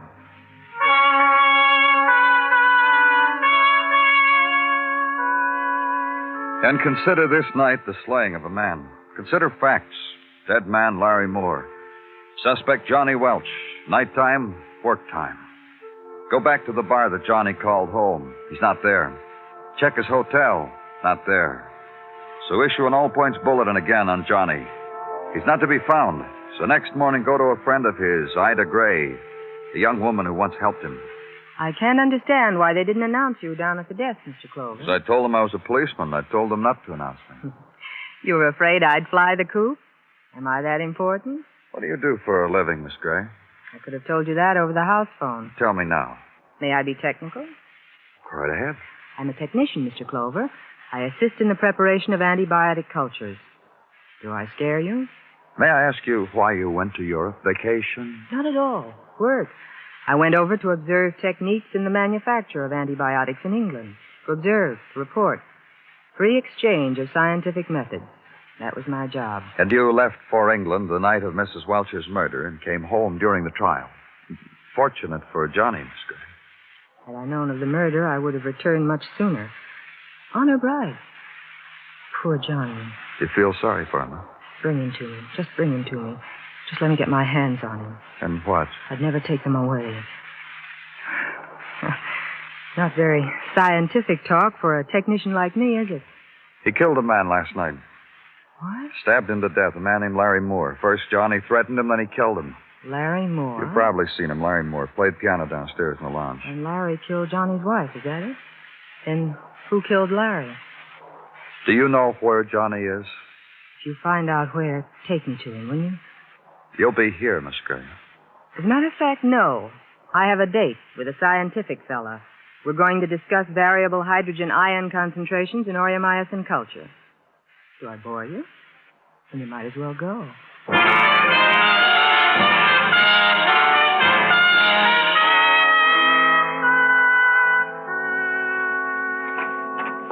Good morning, Danny. And something else. Danny? Do you want something, Chino? It is not a question, do I want something? Let us say, rather, it is a question, do the gentle lady waiting outside your office want something? They wish to see you, and then the late deceased Larry Moore. Oh, bring them in, Chino. They told me... who cares what people tell me? This way to see Danny Clover. If I am needed, Danny, you know where to reach me. The sergeant said you wanted to see me about Larry Moore. Yeah, I'm Chet Duggar from Trenton. Her, Miss Hempstead of... Where are you from, honey? We never did get around to geography. Where you from? Tell us, honey. Oh, the kid's scared, Mr. Clover. That's why she's clammed up. If you knew what I went through to get her to come down here with... Oh, don't be scared, honey. Why did you come here, Mr. Duggar? Larry and Miss Hempstead and me, Chet Duggar, we were a happy threesome until comes a knock on Larry's hotel room. Larry gets up from the piano to answer it, so he says to someone, "Oh, what a pleasant surprise. Then he grunts, walks back into the room, can't play the piano anymore. The knife in his chest makes him all thumbs. And you want to tell me you saw who it was?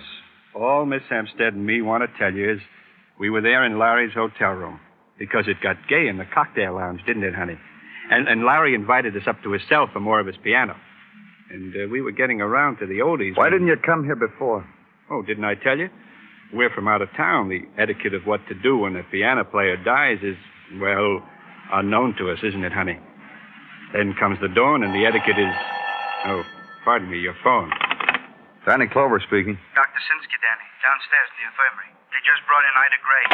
You were worried about etiquette, Mr. Duggar. Stick around. We'll try to clear it up for you.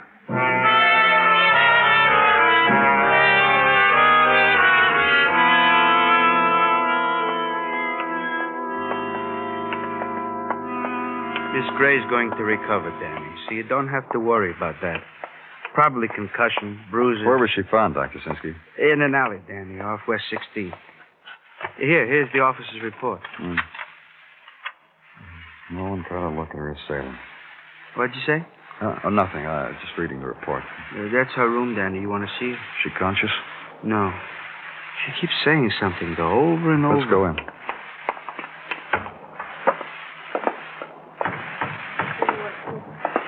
What's she saying? Get close to her, Danny. Put your ear close. You'll hear. No use. No use. After all. You understand her? Uh-huh. You said there wasn't any use. They bring this in here with her? With that purse? Yeah. Danny, what are you... Must be a doctor, huh, Doctor? This is the way a policeman works. Lipstick, dishes, keys, comb, wallet, bank book. I don't envy you one bit, Danny. To have to pick the little things. To have to pry like that. Sometimes little things, Doctor. Would you say this was a little thing? What? This entry in Miss Gray's bank book? So she made a withdrawal and closed her account. Maybe she needed the money. I found myself face to face with needing money. But you never had the reason Miss Gray did, Doctor. Take care of her. Don't let her out of your sight.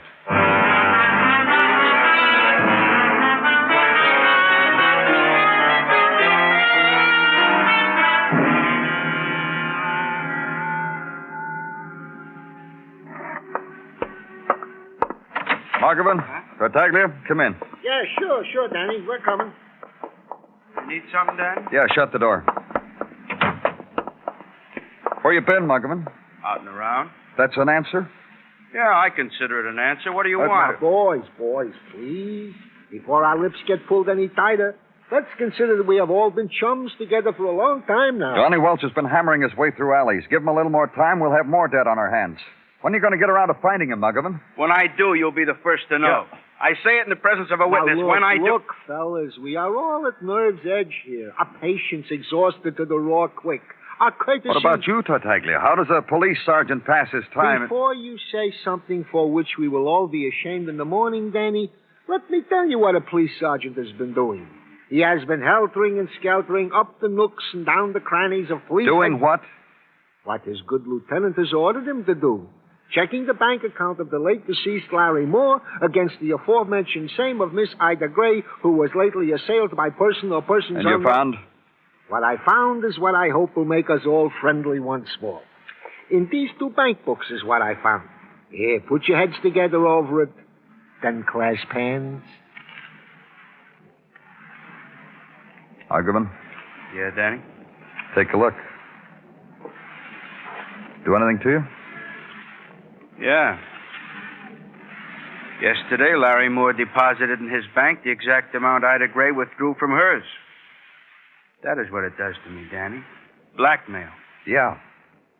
Dr. Sinsky's with a girl named Ida Gray at the emergency hospital. I want that girl booked. Roger, Wilco. Hey, what do you want to book? Hey, look, what's the idea? Hey, tell them who I am, Danny. They shouldn't start roughing me for entering without a pass.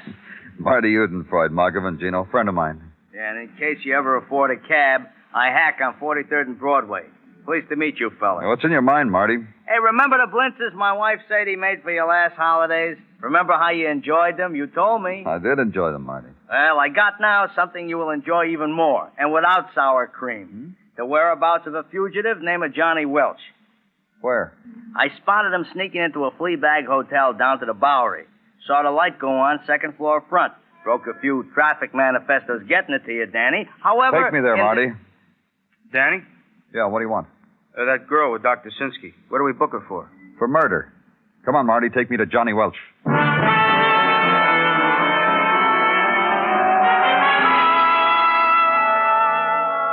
So go now to a familiar place. Familiar because it's called the Bowery. Because it's the place where dreams are lost and violence is born. That one, Danny. That one right there. The air is chill with many things. The figure huddled against the night wind. Cold chalk scratched on a brick wall. Dampness on lips as a woman watches you walk by. And into the derelict hotel and up the steps. And think briefly this is the sound of a winter's grave. Danny? That's right, Johnny. Come on in. And the face of Johnny Welch is the face of a grave. Without meaning, without expression. Lifeless. I've been waiting for you, Danny. Oh? I thought you were hiding. Hiding? After what you did, Johnny. No, you got it all wrong. Tell me about it. The reason why I'm here. That's right. I don't know any other place, Danny. There's no other place left for me. Even the people in the bottom of the bottle danced away. Larry Moore, Ida Gray, they're not in your life anymore? Larry? He's dead. I didn't know. How'd he make it? Ida? Ida. Always Ida. I saw her a while ago. She rubbed her cheek against me and said things you'd never believe. To me. She said she loved me. Did you find her? Uh-huh. She killed Larry, huh? She didn't tell me. Maybe you didn't give her a chance. I gave her all the time she needed. She talked and talked. The things she told me... Did she tell you how she perjured herself for you? How you were never with her the night of your wife's murder? She told me. And you almost killed Ida for it. I told you something once, Danny. I told you if I killed my wife, I didn't want to live anymore. I meant it. Now you know you killed her, don't you? That. You can't touch me for it because I was acquitted. Double jeopardy. State can't try a man twice for the same crime. That's right, Johnny. We can't hold you for assault with intent to kill for a long time. Intent? Didn't I make it? No. What's going to happen to Ida? You know, should be tried for murder. Why'd she kill him?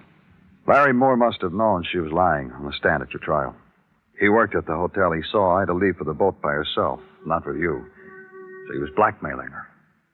Twist, huh? Yeah. And all she wanted was you. That's why she perjured herself, got you off. I asked you before, Johnny, why'd you beat her up? Saving my life. I told you I don't want to live now that I know what I did. You'll live. Prison, Johnny. Sure. You can stall it for a while, Danny. And then I'll come back here. Look at this place. Then go over to the window and look outside. Gutter from top to bottom, all of it. Hold me as long as you want. Then I'm coming back to it. Why? Why? What's being dead got that this hasn't got?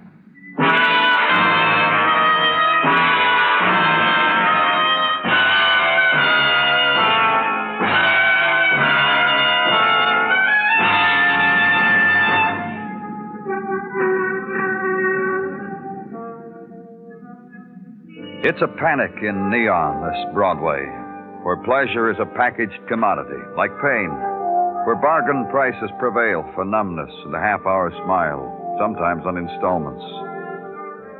It's the place that dares you, and one way or another it'll rock you to sleep. It's Broadway, the gaudiest, the most violent, the lonesomest mile in the world. Broadway, my beat.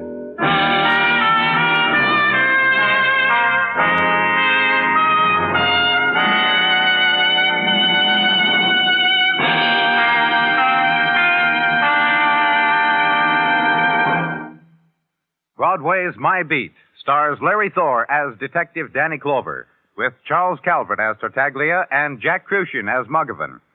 The program was produced and directed by Elliot Lewis, with musical score composed and conducted by Alexander Courage. In tonight's story, Harry Bartell was heard as Johnny Welch. Featured in the cast were Mary Shipp, Shepard Menken, Steve Roberts, and Jerry Hausner. Our Miss Brooks is your Miss Brooks every Sunday evening over most of these same CBS radio stations. CBS comedy fans know she's really the sparkling comedian Eve Arden. Folks who haven't met Mr. Boynton, education-slinging Eve's bashful boyfriend, and the rest of our Miss Brooks laugh mates shouldn't let another Sunday pass without enjoying this refreshing CBS laugh spreader. Bill Anders speaking. And remember, those lovable rascals Amos and Andy are here every Sunday on the CBS Radio Network.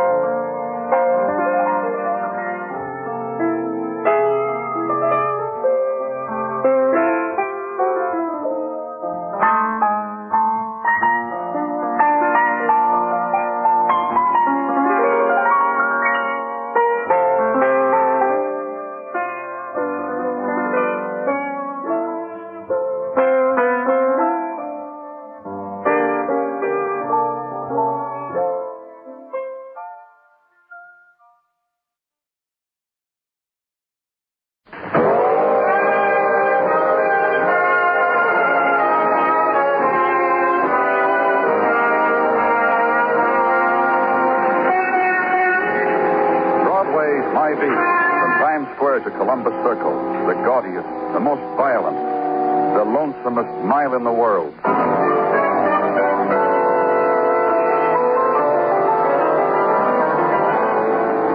Broadway is My Beat, with Larry Thor as Detective Danny Clover.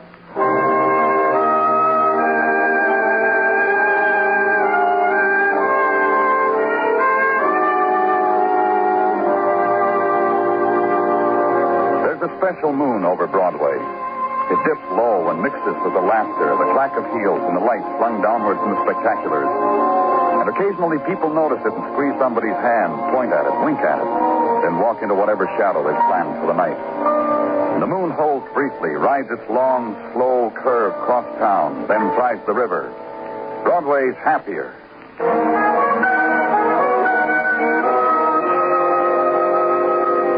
Was in the land of the tenements, the district of the rat and the low rents, the moon completes its transit rapidly. That's why the light had to be furnished by the city. Specifically, the spotlight from the squad car parked in the alley and cutting the darkness out of the backyard. The smoke from Detective Muggavan's cigarette curls up into it. He points, too. Right there, Danny. Uh-huh. Died not too long ago. Could be suicide, you think? No, I don't. This girl fell or was pushed. Neck broken, see? The attitude of her body?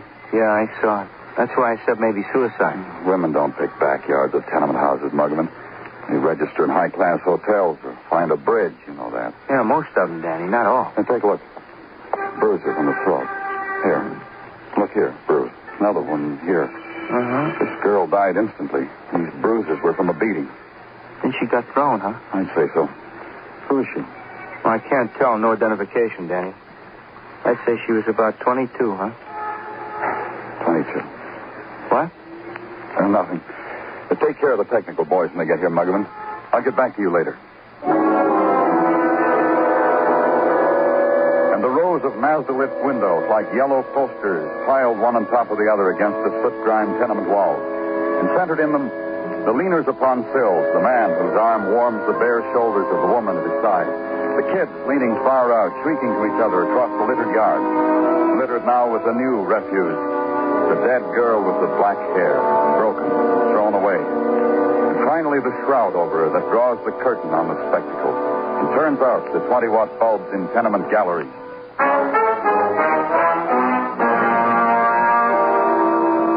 Then then the night time, used up by the seekers of their private dead, the men and women beckoned out of sleep to identify the girl lying in the morgue. And while rubbing sleep out of their eyes, they tell you they don't know her, have never seen her. The halting, dragging parade of lost faces.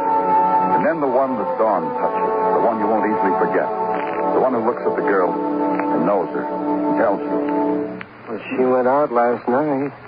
Early, said she'd be back in a little while. Who is she, Mr. Corbett? Eleanor, that's Eleanor. Someone you've known long, a friend? My wife. Eleanor's my wife. May I sit down, please? Is it all right if I sit down? No, of course. On that bench against the wall, Mr. Corbett. Can I get you something? A glass of water? You understand, I'll have You know that. something? I didn't know that she was gone all night. I woke up this morning and she wasn't beside me. That's the first I knew, and I reported to the police, and they asked me to describe her, and I did in detail, and they said, please come down. Why did it have to happen to her? You tell me why. Help us find out why, Mr. Corbett. Well, if I can. I don't understand it. I just don't understand it at all. Your wife went out like this at other times? Stayed out all night? What are you trying to say to me? We have to know, Mr. Corbett. If you want her murderers, you'll have to tell us a lot of things that maybe... Well, there's nothing to tell. Eleanor was a good wife. She was beautiful. Sometimes she'd like to go out in the evening, alone, to a movie or just for a walk. She told you she was going to a movie last night? Well, yes, that's what she said. Well, I never checked on her. I'd just go to bed and read and wait for her. Last night I fell asleep. Just leave me alone with her just for a minute, please. Please. I'll wait in the hall for you, Mr. Corbett. I waited. For as long as it took me to smoke 2 cigarettes. For as long as it took Mr. Corbett to consider that his wife lay dead in a public morgue. Then Mr. Corbett came out into the corridor, took a drink of water from the fountain, and nodded that he was ready to go. I showed him to the street and watched him go. Near the corner, he stopped walking, leaned against the building, bowed his head, and ran his hand alongside his cheek. Once a woman stopped and stared at him, then hurried away.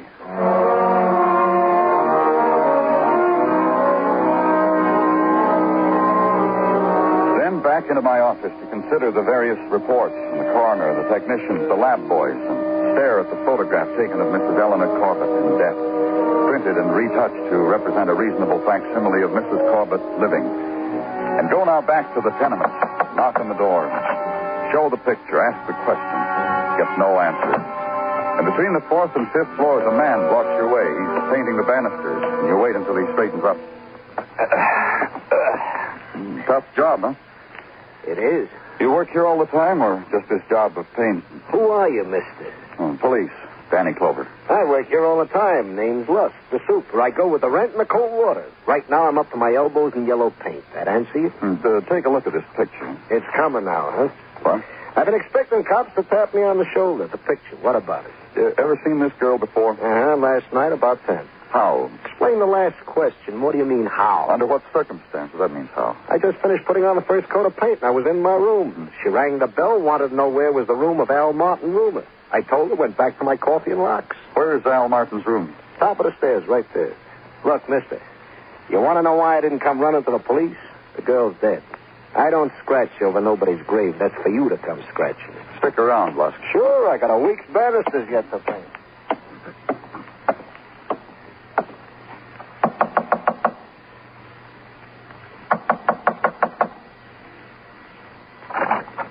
Yeah. I'm Danny Clover, police. Come on in. You want a drink? Some Johnny Walker in the bottom of that bottle. Is your name Al Martin? Al room's here with me. I'm Frank Hagan. It's about what happened last night, Frank. Yeah, I know. I figured. Have you ever seen this girl before? Let me see. This the girl you found, huh? Yeah, I saw her last night. With your roommate? Came to see him. I got introduced. Her name's Eleanor Corbett. It could have been. I didn't take the time to remember. I said hello and walked out. How long did you stay away? As long as it takes to walk from here to 42nd Street, see a double feature, and come back. Wait a minute. It was longer than that. All-night movie house. I fell asleep. Got back here long enough to put on a clean shirt and go look for the job again. Was Al here when you got back? Nobody. Just a smell of perfume. Had to scrub a lipstick stain off a cheese glass to get a drink of water. Where's your roommate now? Al? Now, Wakes. Look, serve it down at Atlas Airframe. If he ain't on his way to California. He always wanted to go to California. I'd say this was an A1 excuse for going. Wouldn't you say it was an A1 excuse for going?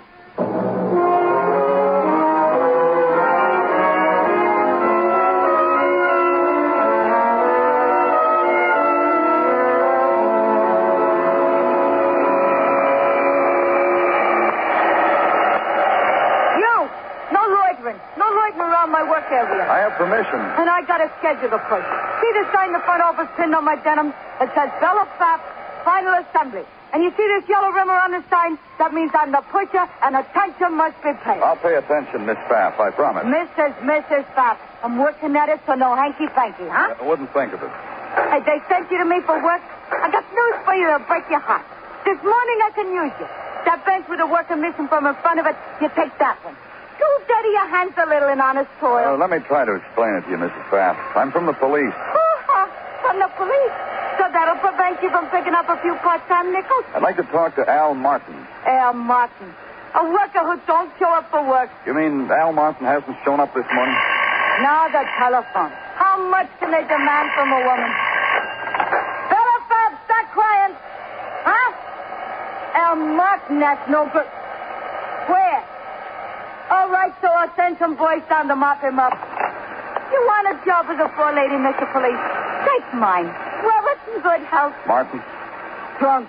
Drunk as a skunk in Patty's Bar on 9th Avenue. Keep pushing, Mrs. Pfaff. I'll go get Martin for you. My pleasure.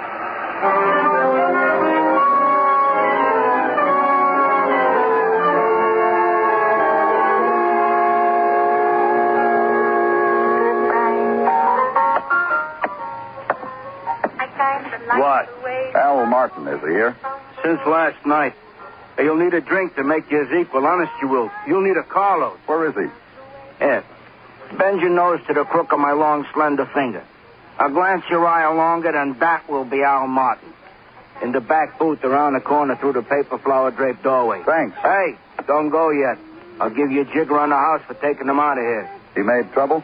Not trouble, only grief. All last night he was in here wiping his tears on my bar apron. Then he passed out over that table to sleep it off. I come to open the joint in the early morning hours. He's waiting for me, still passed out. I'm tired sobering him up. This time you try. Can I go now? I just thought I'd explain. Him being a defense worker, he can't afford moods like this at a time like this. This is a time when every man must come to the aid, not go to California. Al, I'm from the police. Al, wake up. Wake up. I shook him. The bottle slipped out of his fingers, fell, rolled on the floor. The jukebox blared, and Patty at the bar blew on the glass and polished it. I shook him again. None of it woke him. None of it would ever wake him. The stain of blood under his coat told me that. The paper flowers on the doorway rustled with a new wind. Al Martin was dead.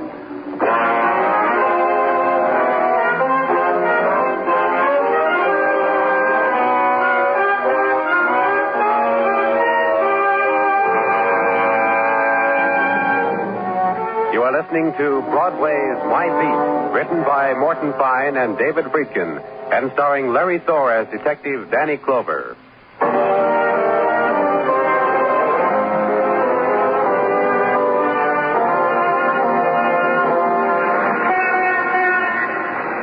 The new summer's day is only a few hours old on Broadway, and already the street wads up its screaming and bounces it against the morning. The gutters have been swept down, washed clean. The neon dusted.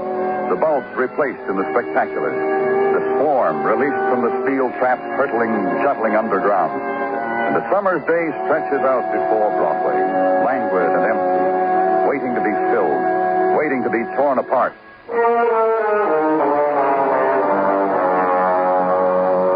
At headquarters, we didn't have that problem. The day was planned.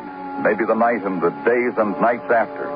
All that had to be done was to fill it in with reasons that two people were newly dead in the city. Eleanor Corbett and Al Martin, who had met for a time in a tenement room, then parted. Then in another place, in another darkness, found death waiting for them. And to help you rid yourself of it, your left hand, Sergeant Tartaglia. Danny, I am not in the mood for chit-chatter this morning. All right, Gino. Any way you want it. The events of the past 2 days, the murders, have drawn a blind, so to speak, down across my naturally good-natured self. If you say so, Gino.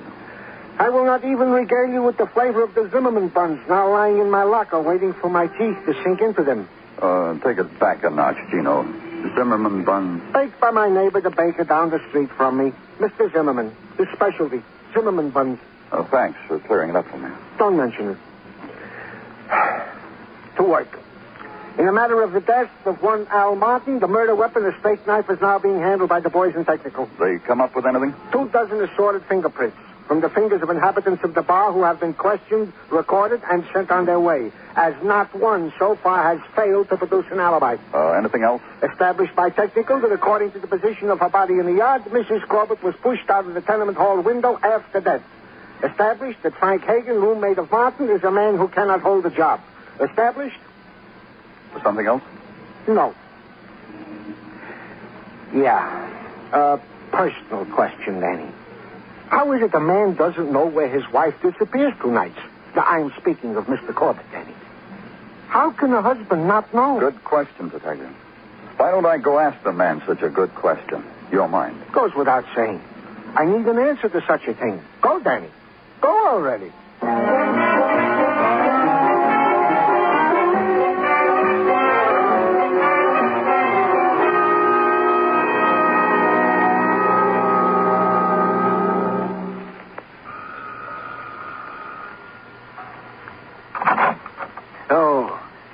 Oh, hello, Mr. Clover. I'm busy. Oh, well, come on in, Mr. Clover. Thanks. You started to say you were busy, Mr. Corbett. Oh, no. It's all right. In here, in the bedroom. But look, it's a small bedroom, Mr. Clover. No chairs. If you don't mind, I know it's not made up, but don't sit on the bed. Look, I'll bring in something. No, that's all right. I'll stand right here. I was packing Eleanor's things. Storing? No. Now, look, don't think Well, I know other husbands save their wives' clothes, and I'm giving Eleanor's away. I called the Goodwill Mission. They're sending a truck. Just go ahead with your packing. You look nice in this dress. Fitted her well. Oh, guess that's no way to talk. You're happy together, Mr. Corbett? Oh, I was proud when I was with her. Maybe there wouldn't be people anywhere around, but people didn't have to see me with it and make me feel proud. Just to touch her. She had beautiful hair. I see. Oh, just beautiful. You should have seen her in this, Miss Clover. When she got it, she danced around the room. I watched her. When she got near me, she threw her arms around my neck. She kissed me. I remember because her hair was flying and got between her lips. We laughed. Mr. Corbett. We laughed. And danced. And lay there. Mr. Corbett, did you know where your wife went the night before last, the night she was killed? Well, of course it is. She went to school. School? Well, what school? Well, my wife was learning ceramics. Her friend next door talked her into going. I didn't want her to go ceramics. What's that? Ashtrays. But Bernice talked her into going. Why didn't you tell me this yesterday? Because my wife was found in a strange place. My wife was found on the edge of an alley in a place she should never have been. So I lied. First thing any husband would have done. Do you know what she was doing there? No, and I don't want to know. Even if you find out, I don't want you to tell me. You've got to promise me that, Mr. Clover. Even if you find out why Eleanor was where she was, don't tell me. I don't want to know. I don't want to know.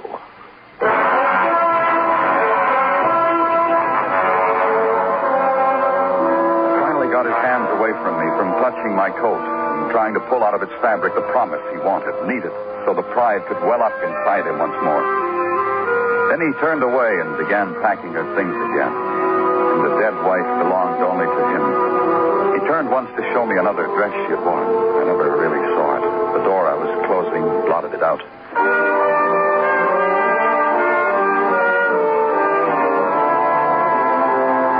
Next door, the girl who asked me in was plain, except for the eagerness in her eyes, except for the hunger in them that waited to feast on the excitement I'd brought into her chintz-curtained life. I did my whole room myself, Mr. Clover. We did the whole thing. Well, you should have seen it when I moved in. fair and ugly. I only want you to tell me what... Now it's happy, don't you think? The room, I mean. Right. Happy. I lie awake at nights and I can hear it sing. I mean, inside me it's singing and... You went to school night before last with Mrs. Corbett. Oh, that's the night she was found dead, wasn't it? In that awful place. What happened to her, Mr. Clover? How was she killed? I mean, well, you know, the papers, they don't always... She'd been beaten, thrown out of a window. That's all the paper said. I saw it. Thought what, Bernice? I don't know. Don't ask me. I don't know what I thought. Was it usual for you to go to ceramics class with Mrs. Corbett? Every week. Of course, there was this time when she had somewhere better to go. She was very pretty. Where did she go? It's a secret. She made me swear I'd keep it a secret. Girls like Eleanor always trust me, Mr. Clover.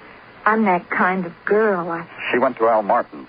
Did she tell you that's where she was going? You can tell it now, Bernice. She's dead. Was the only time she ever went there. The only time she ever told me about it, I mean. She said she had to tell him off. He was bothering her. She told you it was Martin? Oh, no. No, she didn't say his name. She just said there were two boys living in this room together, and one of them had been making advances, and she wanted it to stop. And why are some people so lucky, Mr. Clover? Me, I take night classes and try to improve my mind, and I should have been dead. Not a girl like Eleanor.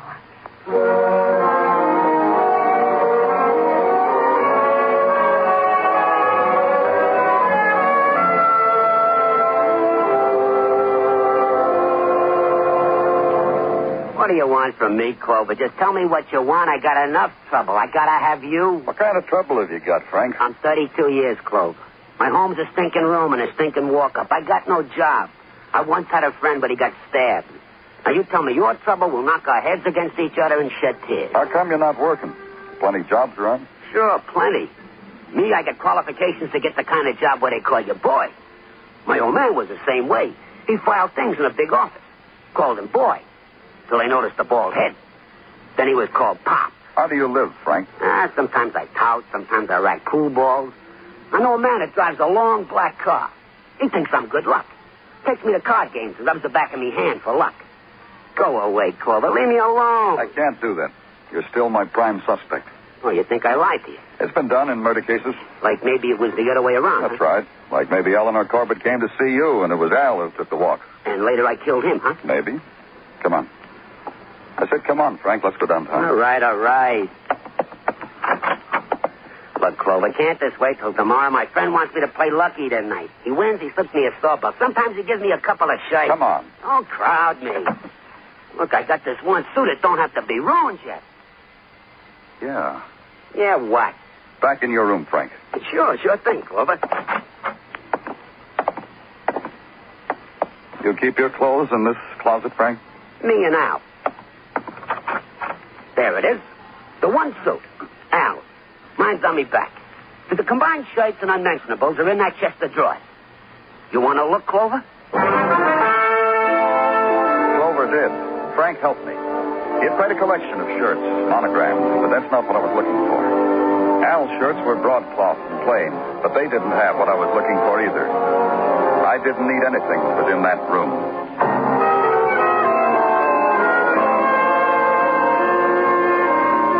Then I went to a place. It was in the Bowery. The gilt on the window that spelled Goodwill Mission was flaked. And inside, a man told me his name and told me that coffee and stew would be served right after the prayer meeting. Yeah, but you don't look like the kind of man who needs a handout. Oh, thanks, Mr. Stamponi.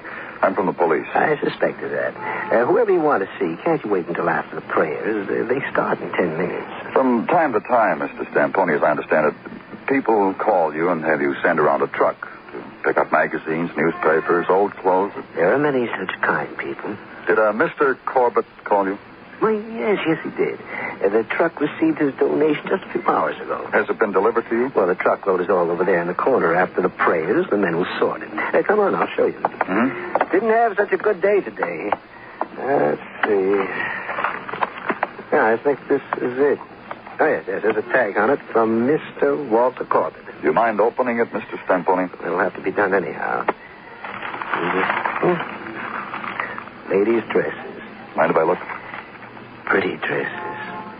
Let's say young woman's. Does this look like a young woman's dress to you? Oh, of course not. It's a man's suit coat. We can use that. We'll clean off the paint and... Don't bother about it. I'll take it. Thanks, Mr. Stamponi.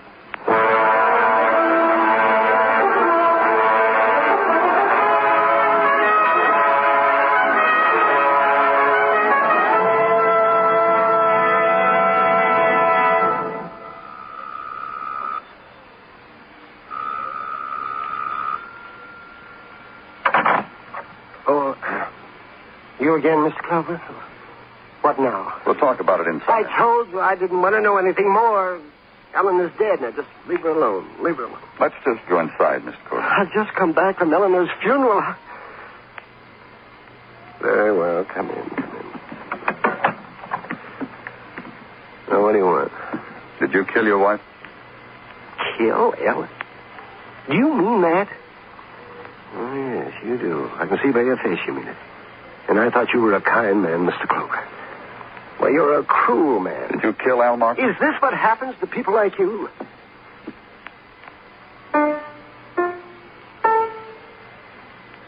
Nice piano, Mr. Corbin. It's paid for. Eleanor wanted to study music, and I bought it for hers. But she lost interest in it. Makes the place look homey. Yeah, it happens that way. No, I didn't mind. This is a snapshot album. Oh, all my life with Eleanor's in there. Here, now just let me show you something. You remember I told you she had beautiful hair? Just look at that. On Far Rockaway. Last year when I took my vacation, look at that. Look at the sun on it. Then why'd you kill her? Why, you kill. You make me remember things, good things, and then you say I destroyed them. Are you through in here, Mr. Clover? You're going to get out now and leave me alone? This case of seashells. Another memento of your happy life together? Put them down. Put them down. I bought those. I bought those for Eleanor. I told her I found them on the beach. But I sent away for them. I wanted to... She was so interested in so many things. Sure she was. Al Martin. You followed her to his room, waited outside in the hall. When she left Al, you slugged her and threw her out of the window. But I loved her. I was... even when no one was around. Then waited for Al, followed him, too, to a bar, sat with him, maybe talked to him, stabbed him. I was never there. I never followed her. I never followed anybody. Mr. Corbett, I have a coat out in my car, a man's coat, yours. The one you sent to the Goodwill mission. What are you talking about? The mission will get it back. They'll have to clean it. But they've got ways to take paint off clothing. Paint? Green paint from the tenement where Al lived. Off the door, off the banister, off something where you struggled with your wife. On your coat. Green paint. Oh, you're crazy. I was never there. Green paint on your coat. Oh, yes, I remember. Yes, I did get some paint on my coat. That's why I gave it away, but it wasn't green. It was yellow. That's right. Yellow. The color of the paint in Al's tenement house. The color that's on your coat. I loved Eleanor. She didn't know how much. I tried to tell her, even out in the hallway when she came from Al's room. I tried to tell her. I wasn't angry. I just wanted her to know how wrong she was. She was the one who was angry. I tried to reason with her. And then she slapped me. Eleanor hit me. Eleanor. And that made me furious. I hit her. I hit her. I hit her. And then I didn't want her anymore, so I threw her away.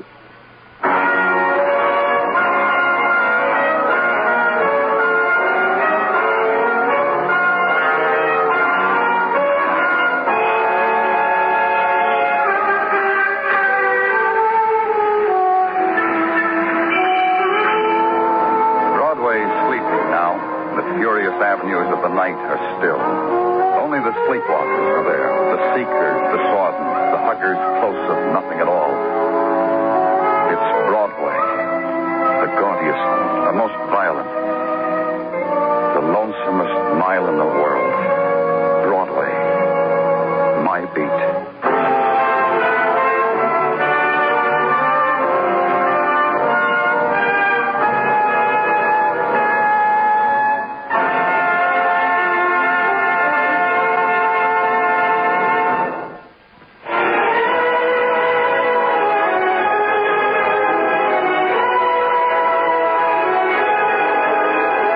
on FPN Presents, you've been listening to some of the best in radio drama. With Fibber McGee and Molly, and Broadway is My Beat. Join us again Monday evening at the same time, 9:05, when FPN presents Dragnet and Escape.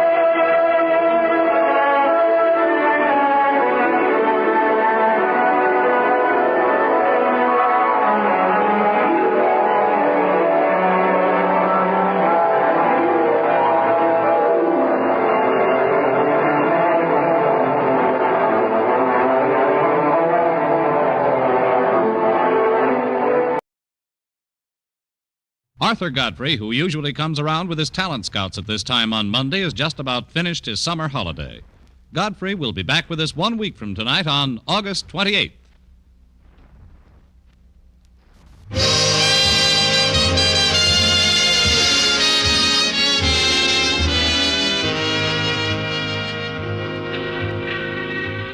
Broadway's My Beat, from Times Square to Columbus Circle, the gaudiest, the most violent, the lonesomest mile in the world.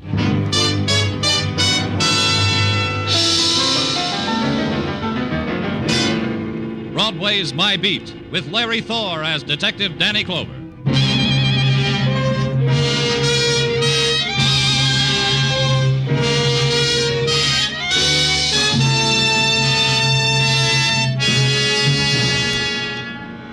Broadway. It's the place you drift to because the other promises you made to yourself never happened.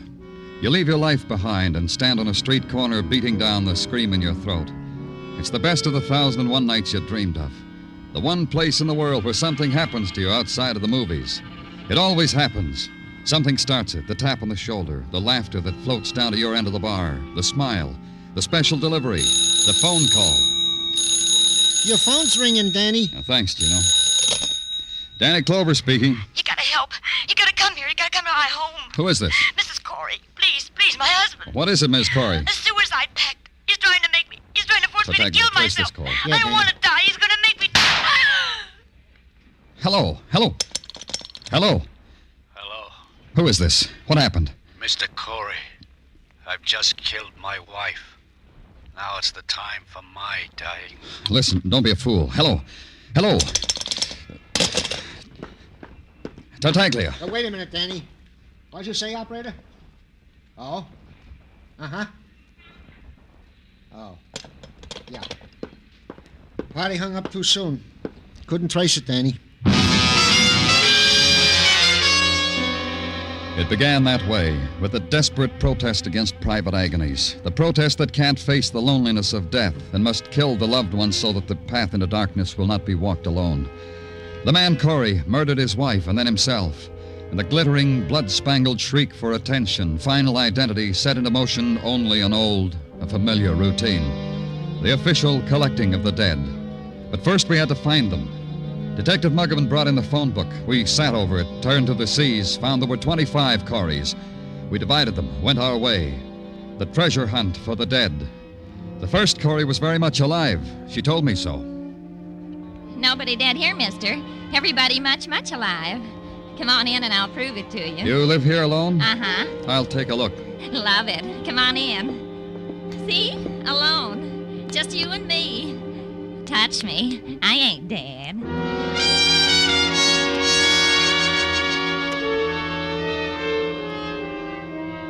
Yeah, sure. My name's Corey.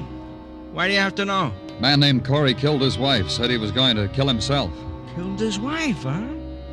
Guts? That takes guts. Where's your wife, Mr. Corey? She's in the kitchen washing out my work pants so I can go out and look for work. Come on, I'll show it to you.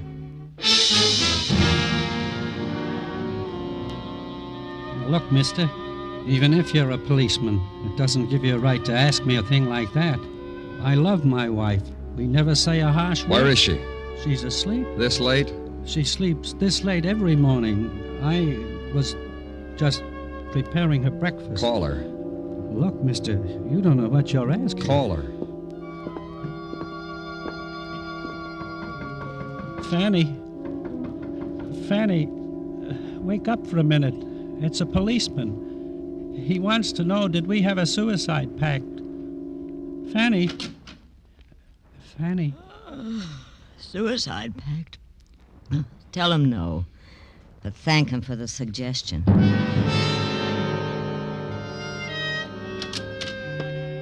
You finish your list, Danny? Yeah, Muggavan. Find him? No. You? No. Maybe it was a joke, huh, Danny? A practical joke? I don't think so. Did you finish your list? No, I got 2 more to go. I'll take them. The reason I didn't finish, Danny, I had to come back to headquarters to... I just got tired. Forget it. Give them to me. Yeah, here, Danny. 2 more. Maybe Muggavan was right. Maybe it had been a joke. Someone's grisly idea of a joke to play on the gullible police.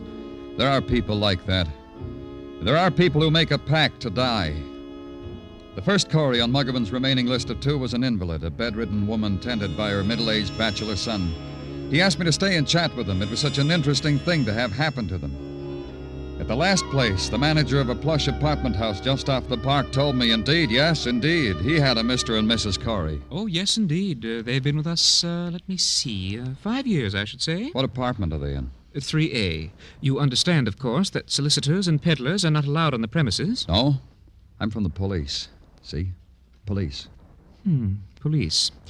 What is your interest in Mr. and Mrs. Corey? You're perfectly right. Which way is 3A? Down this center hall. But we'll announce ourselves first, shall we?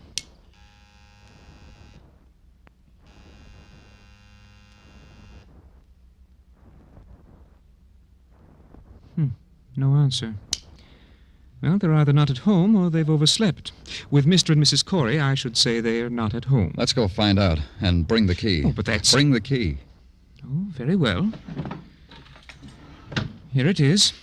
After me, please.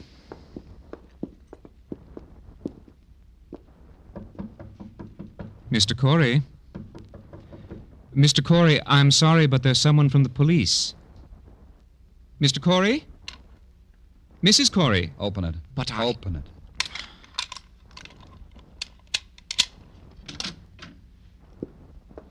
See? There's no one at home. They've gone out. Where's the bedroom? Through here, but I don't believe you have the right to intrude like this. As you can see, everything is in apple pie order. What are you looking for? Why do you pry so? They're dead, that's why. Oh. Well, in that case, you might be interested in something In what? A woman called me just a while ago. Said she'd been trying to reach Mr. and Mrs. Corey all morning. On their private phone. There was no answer, so she left the message with me. What message? Her name, her phone number. They interest you? Get them for me. Now, get them. This time it was easier. The message was from one Zella Stanley with a phone number to match. As easy as investing a nickel in the nearest phone booth and telling Zella Stanley you were the police. Asking her if she had been calling the Coreys and would she be home, and I wanted to talk with her. Miss Stanley was in turn noncommittal, puzzled, cooperative. Please come up, Mr. Clover. The address is 1520 West 46th, apartment 2A.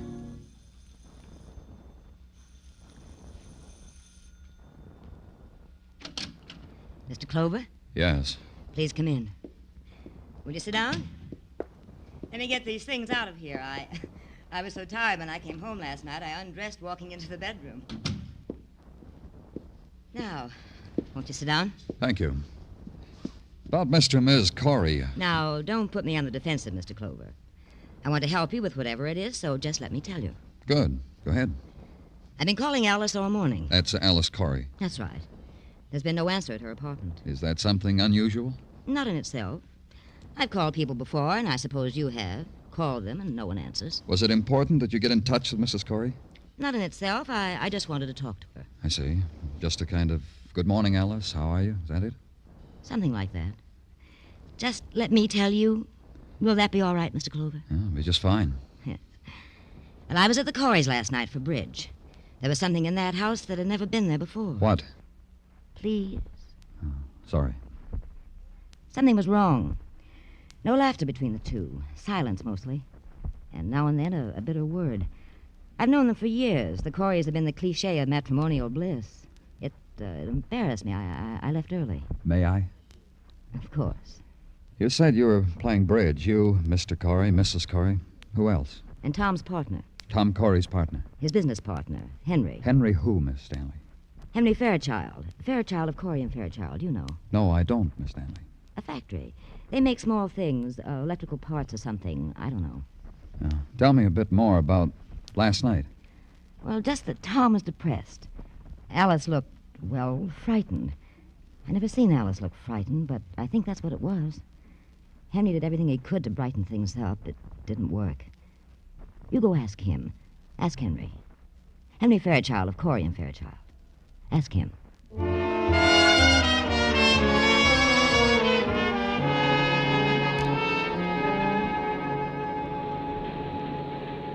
My secretary tells me you're from the police. I can't tell you how delighted I am to see you. Delighted. Thank you, Mr. Fairchild. Come over here, Mr. Clover. Quick, come over. I want you to see something. I'll draw these drapes back so you can see something. Look down there. What do you think? Yeah, it's quite a little factory you have there. It's more than that, Mr. Clover. It's 10 years of our lives. 10 years of blood, sweat, tears. No other way to say it. 10 years of that. And he walks on it, squashes it like it was a cockroach we'd built. Oh? We're ruined, destroyed, milked dry. All that work sucked dry because he was greedy, hungry for more money. $50,000. Like that. Like he was taking it out of a piggy bank. Arrest him, Mr. Clover. Go arrest him. Who? My partner, Tom Corey. Arrest him for grand larceny. Arrest him for dipping his fingers into our till. Arrest him for being an ungrateful, greedy... Tom Corey did that? Yeah, here are the books. Look for yourself. But you wouldn't know about a thing like that. Your experts will, though. They'll see how month after month he stole 5,000 here, 3 here, 10 here, 2 here. Uh-huh. When did you see Corey last? Last night. We were playing bridge. He was moody. Rude to his wife, to Alice. I tried to cheer him up because I thought it was dyspepsia or something. This morning I find it was this. When you arrest him, Mr. Clover, tell him I'll make it a point to visit him in jail. It'll give me kicks to see him there every chance I get. Corey killed his wife this morning, then himself. What? He didn't have to do that. He could have come to me. I'd have helped him. Honest. We can't find them. They're not at the apartment. How about their place on Fire Island? Where? They have a house on Fire Island. You think we should try there, Mr. Clover?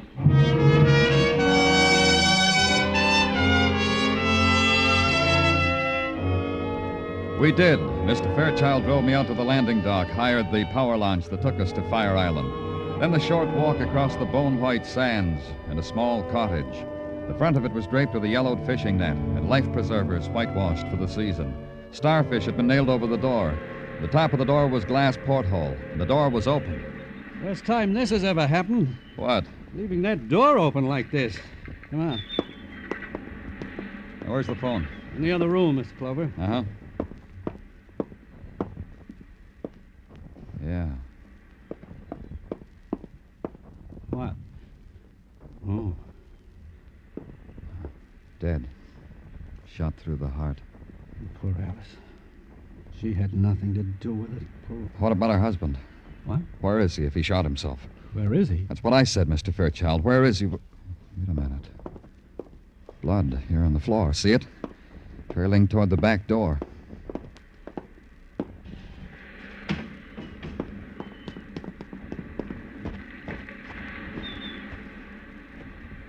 Here. Now the blood stops. But no Tom. Where is he? You said he committed suicide. I was wrong. He committed murder.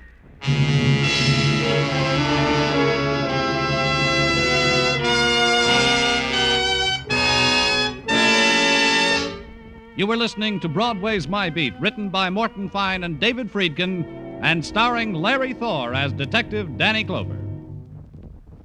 Next week, along about this time, Arthur Godfrey and his talent scouts will be on hand again to delight and entertain you. You'll find that Godfrey's amateur but knowing scouting have dug up some wonderful new discoveries for you, and they'll be here Monday after Monday all season long. By the way, next Monday also marks the return of My Friend Irma, the Lux Radio Theater, and the Bob Hawke Show on most of the same CBS stations. Don't miss next Monday evening with CBS, the network of the stars.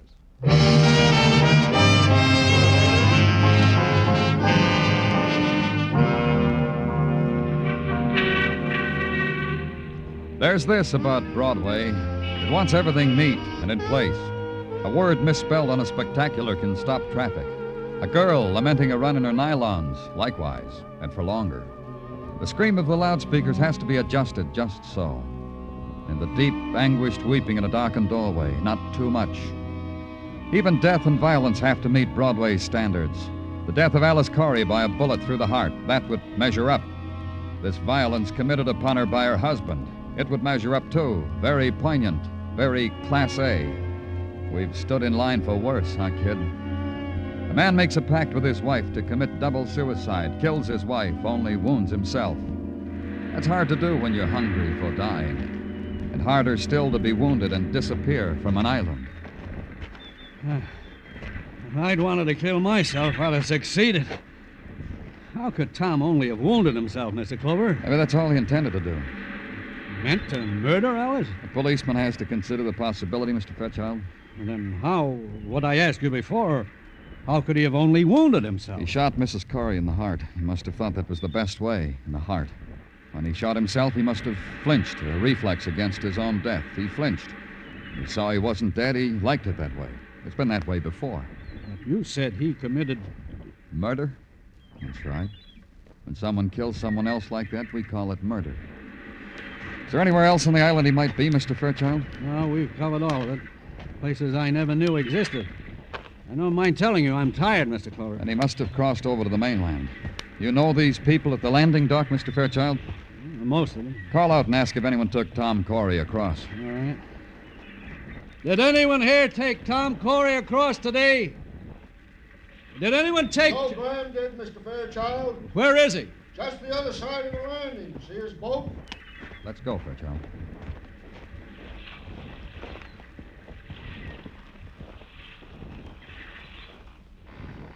You Joe Graham? Hi there, Mr. Fairchild. Hello, Joe. This is Mr. Clover, Joe. He's a detective.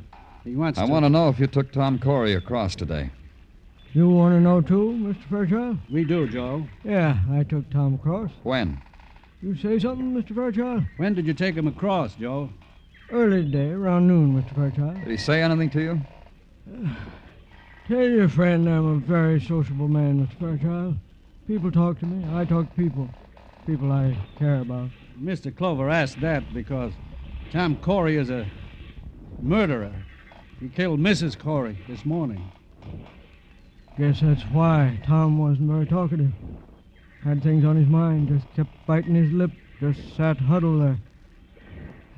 Didn't think it proper to ask him why. Glad I didn't. Where'd you take him? Where I always took him, Mr. Fairchild. Like I've taken you and him and Alice many times. So you could go back to your factory over there. Ask him if he'll take us back. Will you take us back, Joe? You and the detective? Yes. It'll cost you more for him. Hop aboard. I'll take you.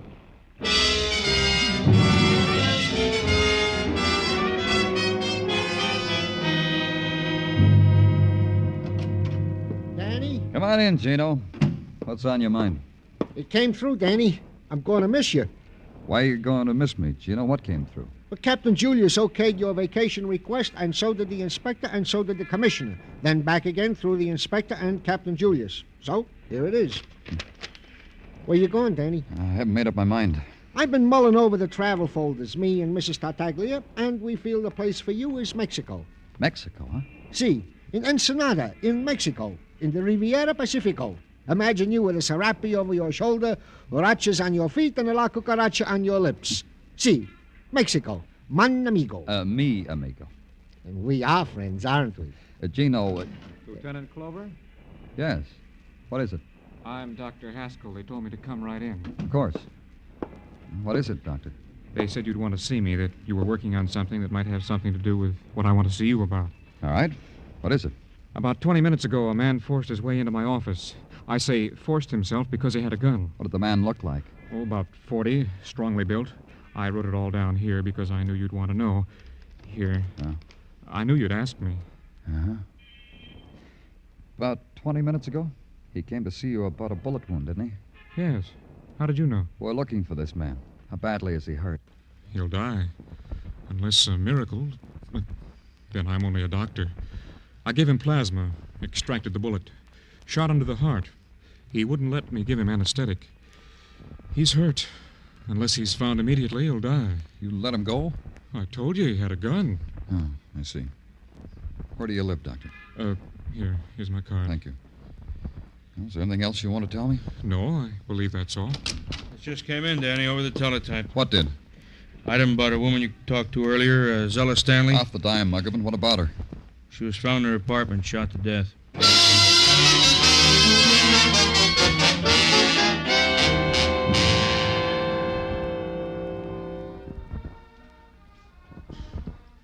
Pretty expensive dress she's wearing, Danny. Uh-huh. She must have been very pretty once. Zella. Knew a girl in high school, the name of Zella. Wait, she's lying. He must have shot her the minute she opened the door, huh? Yeah. Take the other room, Muggavan. I'll go through this one. Okay, Danny. Danny? Yeah? The radio? Radio phonograph combo. Also very expensive. The bed also, the furnishings. Wonder how she managed. Maybe she was rich, huh? Maybe.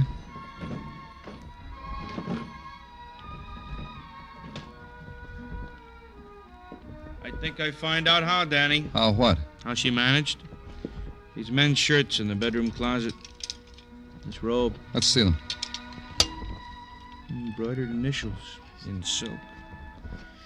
Wish I could afford things like that. T.C., Tom Corey, Danny? Uh-huh. T.C. Tom Corey. So it began to take shape. Tom Corey had killed his wife, turned the gun on himself, had missed his heart. Then he had decided to rid himself of the source of his trouble, Zella Stanley. Committed grand larceny, committed murder, 2 murders. Now he was a dying man someplace in the city. Find him. We tried all points bulletins, newspaper releases, call on the hospitals, then back to headquarters and wait. Then nodded a man who nudged his head through a door and listened to his story.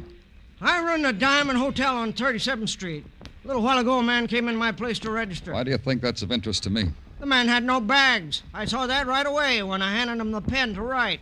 Then on top of that, he said, "You write my name for me. It's Smith." That's what he said. "Write John Smith." I said, "Why?" He said, "Because I got my hands in my pockets, that's why." I said, "Oh, do you?" Come to the point, will you? The point is this. I looked over the desk at these hands in his pockets just to see what went. What went was the side of his coat was blood. Then I got cagey. Cagey? Cagey. I said, "How long you want the room? Months? Day? Week?" Then he looked funny and said all he wanted to do was rest a while. I said, because I saw trouble. He left. I came here. I did right, didn't I?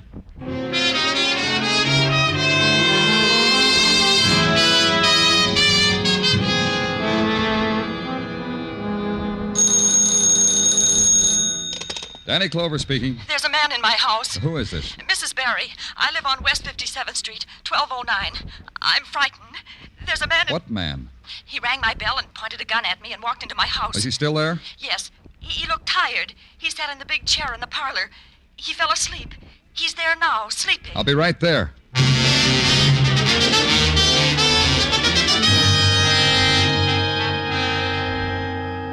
Can't you understand? He's gone. But just 10 minutes ago, you called. 10 minutes ago, he was sitting in that chair sleeping. He woke up and left. He had a gun. All right, all right. All right, he says. He had a gun pointed at my nose. What did you want me to do? Hit him over the head with a candlestick? Huh.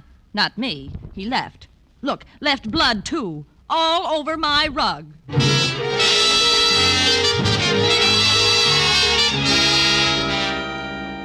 Back to headquarters again. Then a phone call from a pedestrian who'd just seen a man who fitted Tom Corey's description on West 62nd. The man was staggering, Mr. Clover. So Mr. Clover dispatched a squad car to the area. The man was nowhere in sight. Then Mr. Clover sat down and thought about it. Tom Corey left Fire Island by boat. Found a doctor on 12th Street in the village. Put a thumbtack on the map. Tom Corey has tried to get a room at the Diamond Hotel on West 37th. Thumbtack. Tom Corey had murdered Zella Stanley, West 46th. Thumbtack. Tom Corey had been asleep in a parlor on West 57th. Thumbtack. Then a phone. Man, probably Tom Corey, was seen staggering on West 62nd. Thumbtack. Tom Corey was headed uptown. Tom Corey was crazed with pain. Then a recheck of my notebook. Tom Corey had a partner named Henry Fairchild. Henry Fairchild lived uptown. He lived on West 70th. Maybe I could get there before Tom Corey.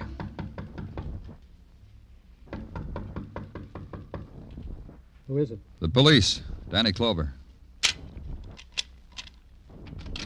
Come in, quickly. Oh, I'm glad it's you. You afraid of something, Mr. Fairchild? Huh? What? The door bolted, locked. What are you afraid of?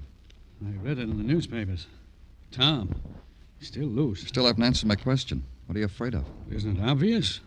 Tom has killed his wife, killed Zella. Now he's... That's why you're here, Mr. Clover. You know Tom is on his way. Uh-huh. I figure he is. I'm just wondering why you figured it. You just said it's obvious. Tom is out of his mind. He killed Zella, didn't he? You know why, too, don't you? No.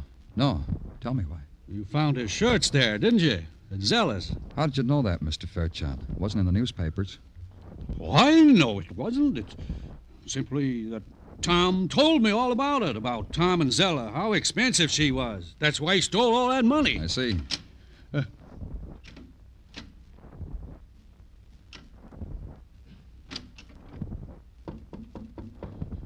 Mr. Clover. Put down that gun. But... Give it to me. I said give it to me. Now stand right where you are. I'll take care of it.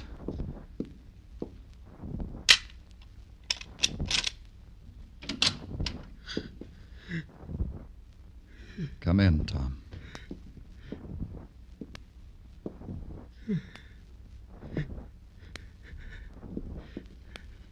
Shoot him.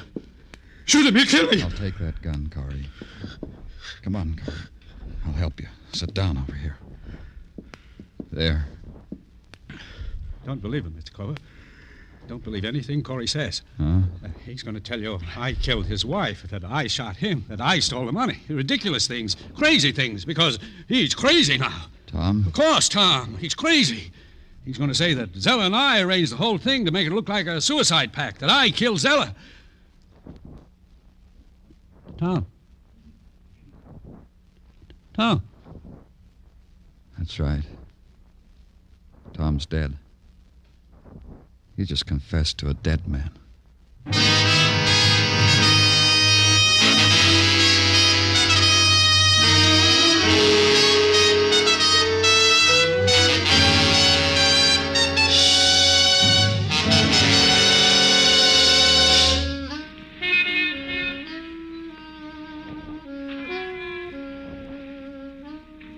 Broadway stretches out in front of you, a livid scar slashed into the night. It's a cruel and fantastic carousel, palace of fun, a hall of mirrors. You pay your way and you take your choice. Me? I get in on a pass on Broadway. The gaudiest, the most violent, the lonesomest mile in the world. Broadway, my beat.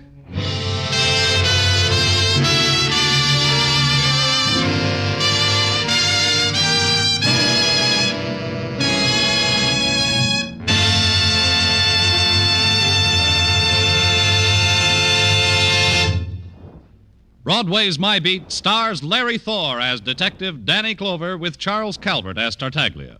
The program was produced and directed by Elliot Lewis, with musical score composed and conducted by Alexander Courage. Included in tonight's cast were Herb Butterfield, Janet Logan, Ann Stone, Junius Matthews, Byron Kane, and Jack Crucian.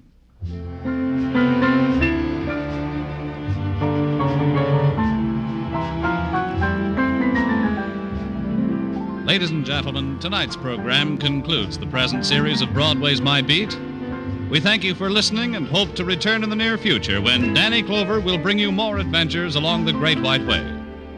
Meanwhile, listen to Arthur Godfrey, who returns at the same time next Monday with his Talent Scouts.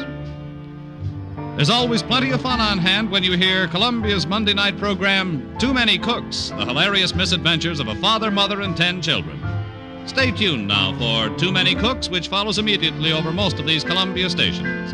Bob Stevenson speaking. This is CBS, where you live life with Luigi on Tuesday night, the Columbia Broadcasting System.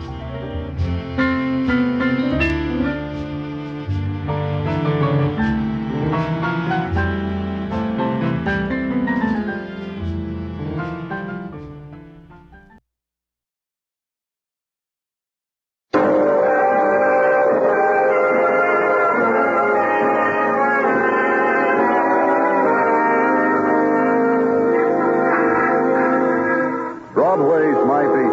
From Times Square to Columbus Circle, the gaudiest, the most violent, the lonesomest mile in the world.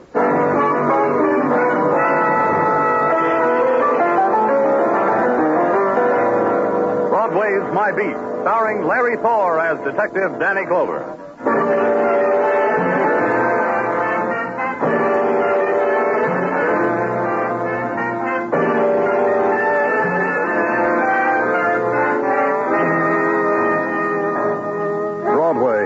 Where the twilight lies against the city like gray speckled gauze, ripples off into another world. It's the street of the hurry-up steps, the fast questions, glances, the seekers after the special smile. And you walk it because once Broadway touched you, you can't rub it off, like me. Till a part of it flung itself at me and tore across the face of the night and took me to an alley.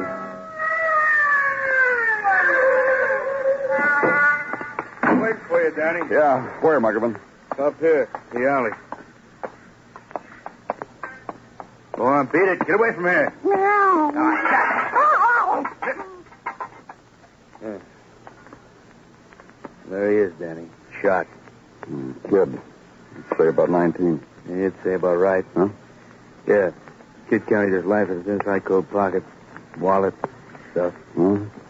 Fighter. Yeah. Clippings. Must have been pretty good. Jack Jorno. They mean anything to you? I don't think so. Jorno. It's like I've heard it. Well, maybe because I follow the fights closer. You ever see that man, will you, Danny? You see?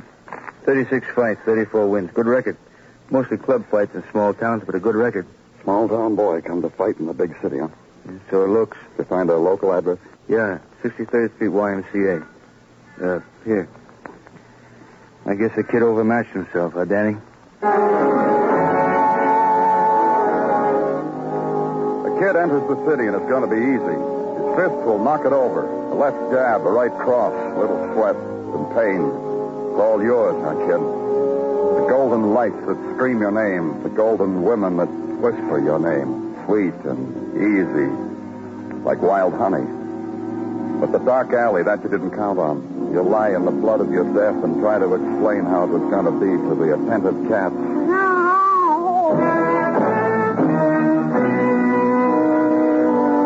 At the YMCA, a courteous fellow poked a courteous finger into a pigeonhole and came up with a note that said if anyone wanted anything of Jack Jorno to contact him at Saul Boone's gym on West 49th. Then the courteous fellow explained the advantage of a Y membership to a fellow of my type. I thanked him, told him I'd consider it. First, I wanted to talk it over with the fellows at Saul Boone's. He understood. Saul's gym was like 1,000 others. Training quarters for other kids like Jorno. A side street arena for the ambitious, the bums, the has-beens, the punch drunks. And over it all, like a muscular mother hen gone to fat Saul Boone. The left. Give him a left there, kid. That's it. That's it, boy. That's a nice boy. Pretty boy. Oh, hi, Danny. Want to talk to you, Saul? I did something? Break it off up there, Saul. I want to talk to you. Oh, well, I'm on it. A minute, Danny. All right, crowd him, kid. Come on, crowd him. Crowd him. Smother him. Breathe in his face. Let's go to play now, kid. Not a hook. The hook, boy. Dow chow. You're dow chow, baby. Now pick up your worthy opponent and explain it to him what you did to him. Only not here, someplace else. Nice policeman wants to talk to me. Hello, Danny. How are you? It goes? It goes, Saul. kid named Jack Jorno. Jorno? Oh, very promising chickling, Danny. Proper handling, Jorno should win fame and fortune and many girl chicklings. Was he here today? Sure he was here. He's been here every day since he blew into town. Where else would a kid go for motherly advice? Fisticuffly speaking, but the mother saw gloom. When did he leave here? Oh, around 7. I was teaching him a few things. In the middle, he gets a phone call. Says he's got to go. What, a chickling like Jorno's got to go? You don't like? What's the matter, Danny? Jorno did something? No. Well, then what's the mishmash? With police, with questions? Down to him. Kid was shot, so to death. Huh? Oh, a chickling like that to die. That breaks the heart, pushes the pieces into the garbage can. You know anything else about him, Saul, besides... Into the private life of my boys, I never pried, Danny. All I know is how to tell him to behave nicely in a squared circle. He must have made friends. Oh, sure he made friends. That Hawaiian shirt over there. Say, hey, Billy! Billy Dawson, come over here a minute. You must have seen Billy fight, Danny, when he was good. Now he's worn out, rapidly deteriorating into a bum. Oh, Billy. Hi, kid. How's the chap? What do you want, Saul? This is Danny Clover, champ. Detective. It's him who wants. Oh? You think I can get you what you want, Mr. Clover? Oh, talk nice, Billy. Our friend here's looking into the murder of Jack Jorno, so talk nice. Jorno? Murdered? Oh, he's a good kid. Yeah, murdered. An alley, about an hour ago. An hour ago, huh? Just about the time I was given a heavy bag of work out, right, Solly? Sure, Billy, sure. Like I said, Mr. Clover, he was a good kid. Me, I talked to his manager. About fighters, you talk to their managers. Who would that be? Oh, the same as mine. George Fuller. His place is down the street, the Miller Apartments. He'd be glad to help you. George is helpful. Ask him. I'll do that, Billy.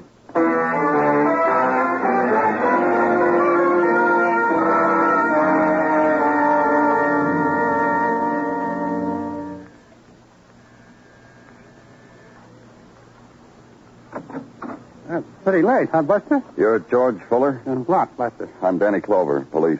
Oh, come on right in. No offense meant, Buster and all. Take a chair you like. Yeah. Thanks. I was having a beer. There's a couple more banging in the icebox. No. Like I said, I didn't mean to make an offense. You're the law, huh? Look at it. Working now, aren't you? I've got something to do with it? You got a fighter named Jack Jorno? Ah, sweet kid. Sweet fighter, Danny. Fast. He'll come. He'll be there when he learns. He won't learn. He's dead. Oh, come on, Danny. Dead. Murdered in an alley. I told him. What are you going to do with a kid like that? After all, I told him. What'd you tell him? What did I tell him? To behave himself. To keep his nose clean. A kid like that. Like what? Young. You know what I mean? A comer. Future. All he knows is what's in his fist. How do you keep him out of trouble? He gets in the ring and looks over his shoulder to see how many women are in the audience. Then he proceeds. You know what I mean? Not exactly, Mr. Fuller. Women. Jack Jorno got along, huh? Got along. What are you going to do with a kid like that? What women? With ears, Buster. He could pick and choose. Did he? Yeah. Yeah, he did. With red hair. Jenny Dorset. Jenny Dorset. I met a man named Billy Dorset tonight. You met Jenny's husband. What's left of him. He used to be good. Now there's only what's left of him. Know what I mean? Where do I find Jenny? I'll write it down for you, Denny. I told him to keep his nose clean. What do you do with a kid like that?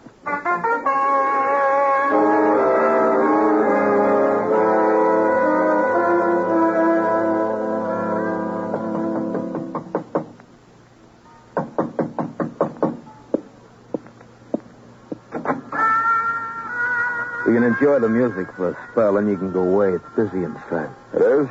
Who? Yeah, that's right. Who? Danny Clover, police. Oh, good evening, police. Come in. Just stop being busy inside. You didn't tell me who. I told you. You tell me. Yeah, natural. Mickey Crystal, light heavy, weight 173. Height 5'9", hair black. Color eyes. Sea green, she tells me. Jenny Dorset? Jenny Dorset tells me. Come on in, I'll prove it to you.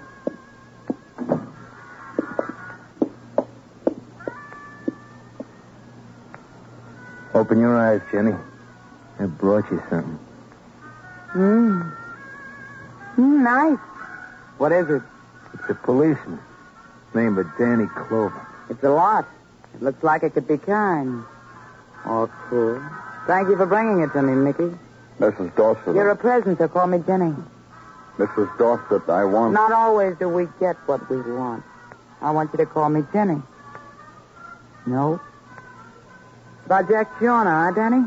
About Jorno. He's dead. They stopped the music on the radio to tell me Jack Jorno was dead. I cried because... Then they started the music again. Hey, look, it's 8 o'clock. I better get out of here. Not till I let you, Mickey. Nobody goes away from me till I let him. I'll be late, Jenny. Tell me again how you did over that boy in Philly. Bet you like most of all, won't you, Jenny? Tell me. It's okay with our friend. I'm sure he's here to spend his time. Oh, Jane. Tell her. Yeah. Listen, Jenny, listen deep. I took him in the second, see? In the first round, I cut him. It hurt him how I cut him. So in the second, I went after it, but I teased him first hard like cold iron on his stomach. I didn't want him to know what I was after. Then in the throat, and then the cut.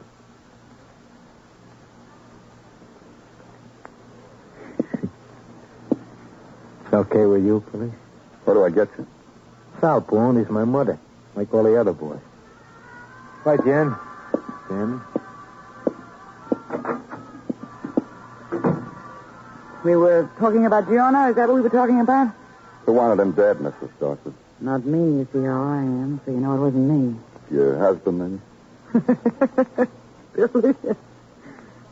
Not Billy. Billy doesn't care about Jorno, but Mickey? Maybe he cares. Who cares what Billy cares? Maybe Billy. Not you. Once I did a lot. Just Billy was a tiger then. Sleep. Beautiful. Hungry. Mean like a tiger. You seen Billy lately? Saw him at the gym earlier tonight. I mean, you seen him fight lately? No. If you had, I wouldn't have to explain to you about Mickey and Jorno. Billy was like them once. Maybe that's what I see in him, huh? The old Billy. You know, Miss Dorset, I don't care. You'll forgive me. All I care is who killed Jorno. George Fuller and Billy and me were sitting in a restaurant a few weeks ago. Jorno walked up to us. First time any of us ever laid eyes on him. After that, what Jorno and I talked about was about Jorno and me. There wasn't room for anything else. So how would I know who killed him? Anything else? Not now. It is with regret I am letting you go. Goodbye, Danny Cole.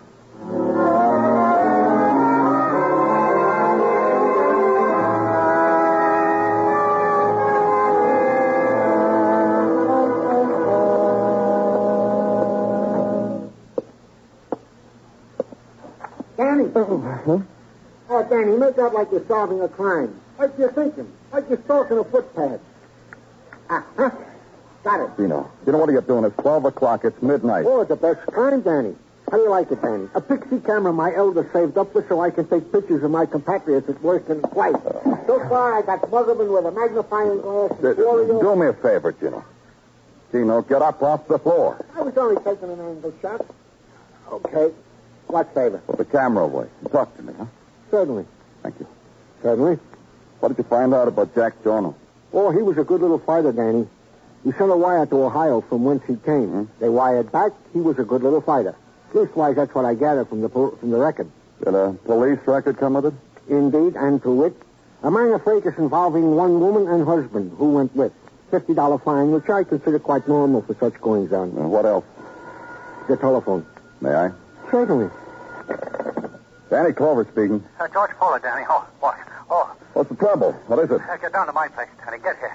Bring somebody. Hurry. Well, what happened? What happened? What? Mr. Fuller. You better get down here. Where? My place. You better get down here, Buster.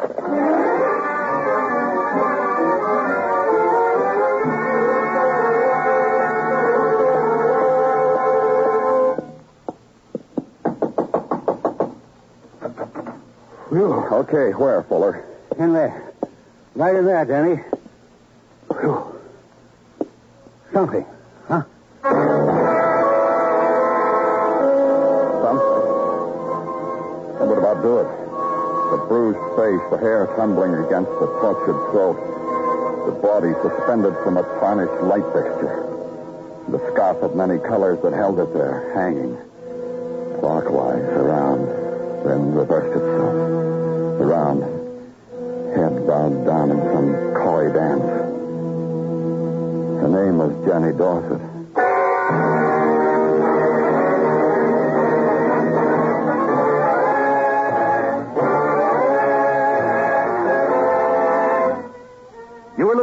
new Broadway's My Beat, written by Morton Fine and David Friedkin and starring Larry Thor as Detective Danny Clover.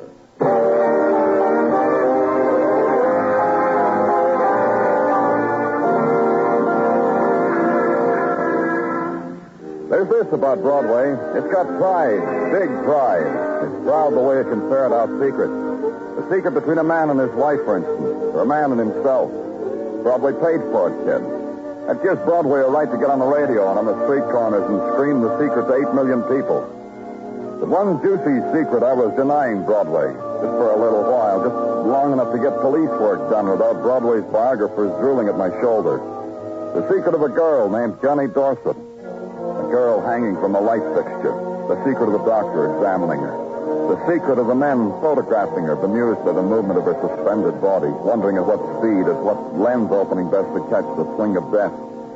They wave the doctor away and he comes over to you. Danny, a cigarette? I left mine back. Yeah, sure. Here, Dr. Sinsky. Thank you. That makes the carton I owe you. Remind me. How long, Doctor? Like that? An hour. She's been dead an hour. Think she must have begged for death longer than that. Huh? You must have seen her, Danny, the way she was beaten. Her face, her throat, the body, too. Oh, the piece of cloth clenched in her hand. Hawaiian print from her husband's shirt. I've seen it before. She must have pleaded with him to kill her. To stop hitting her and to kill her. Oh, Danny. You and me, what are we doing in this? Yeah. And it's kind of disgusting, isn't it, Buster? Huh? Who are you? No offense, Buster. I just mean it's disgusting the way Billy beat Jenny up and then hanged her. That's all. George Fuller. Dr. Sinsky, there's his place. He found Jenny like this, he told me. Called me up on the telephone to tell me he found her. Yeah, that's me. George Fuller, fight manager, promoter, all-round good guy. Don't go away, Doc. Everybody says George Fuller's a good guy. Oh, the Doc don't care. One thing, George. How come Jenny was here in your place? You think I killed her? You think I could do a thing like that to Jenny? That's not what I asked. You couldn't be wronger, Buster. The Doc said it was an hour ago, didn't he? An hour ago, an hour before that, and an hour before that. I was at Sal Boone's gym. A lot of people saw me all the time, especially Sal. Ask him, Buster. Margaret? Yeah, Danny. Call Sal Boone's gym. Ask him if Fuller was there tonight, an hour ago, 2 or 3, just like he told me. Okay, Danny. Now the question I asked you before, George. How come Jenny was here? I don't really know. I'm lying, Buster. I do know. Well, tell me, George. Patience. It's hard to tell. I don't like to tell it about Jenny. Especially now she's like that. What about Jenny? A fighter, Mickey Crystal, you know him? A fighter. Mickey Crystal came to me, asked me the use of my apartment. I gave him the use. That's why Jenny was here. Yeah, and Mickey had a date, and this was the only way they could meet. Danny, Fuller was at the gym, just like he said. Thanks, Margaret. You think Mickey, George? I think what you think, Buster. I think Billy Dorset, her husband. Because that piece of Hawaiian shirt you found in Jenny's hand, that's Billy's shirt. You know it, Buster. I think he found out about Jenny and Mickey Crystal, and he... Yeah. Margaret, I'm going to ask... Don't go after Billy to his home, Danny. He ain't there. No? No, I called to tell him about Jenny here. He wasn't home. Try to Bel Air, Fleabag on West 47th. That's where Billy holds up when he's had a strain. Try there, Buster.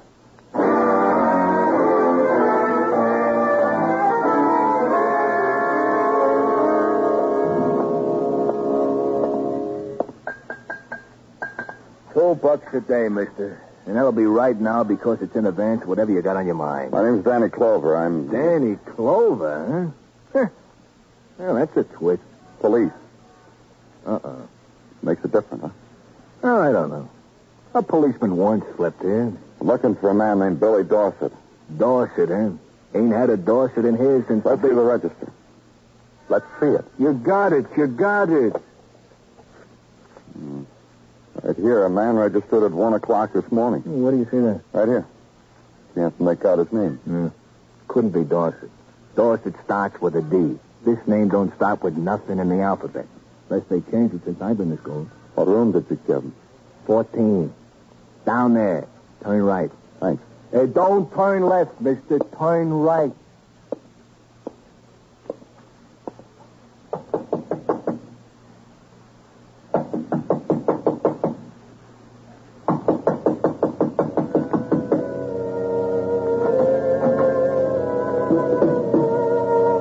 never know who opened that door, me or whoever was on the other side of it. There was a second when I thought it opened too easily to my pressure.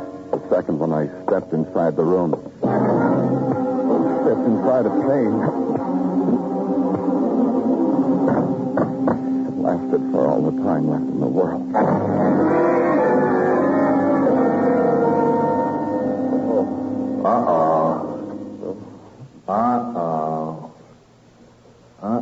What's over, huh? Help me up. Yeah, sure. Take it easy now. Did you see? Oh, no, you wouldn't. How long have I been here? 2 hours ago, you look better. You need your bed, mister. That's what you need. Bed. The man was right. Bed was something I could use, but right now would take the time I needed. I went back to headquarters and sent out an all-points bulletin on Billy Dorset. I waited. I dozed. I waited some more. Dozed.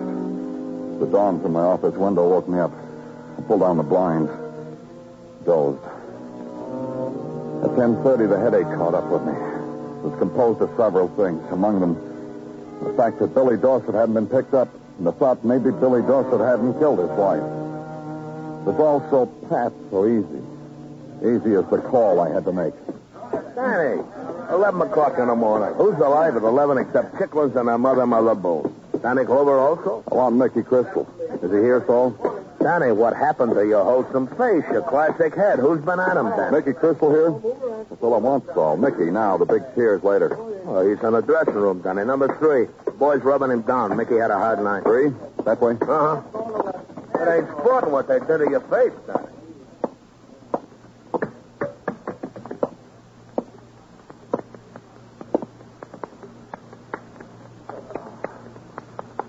Whatever it is that stands there watching me, boy, tell her to go away. Me, Mickey. Danny Clover. Turn over. Sit up. Oh, go away. Do like I say, Mickey. Okay. Turn me over, boy. Now sit me up. Yeah, keep working on the neck. Oh, good. Where were you last night, Mickey? You ask as a friend? As a policeman who's hungry for a murderer. Where were you? In that case, I'll tell you. You'll find out anyway. I was out of town. Where out of town? In Harrisburg, PA. I flew down. You're lying. Oh, along the spine now, boy. Oh, I came along the spine. Where were you? You think they hit me, Mr. Clover? Don't. Because I was in Harrisburg last night. When you find out that I tell the truth, you're going to be sorry. You're at George Fuller's apartment with Jenny, where Jenny was beaten and murdered. Who told you? Is that where you were? I was supposed to be. I asked to be. After I got back from Harrisburg, I was looking forward to it. But I never got out of Harrisburg, not till dawn. Prove it, Mickey. You'll prove it. With the Palomar Arena, Harrisburg, PA. What happened to keep you there all night? An accident. Tell me about it. I hit a man too hard. You don't believe, check. You'll do that, huh? Check.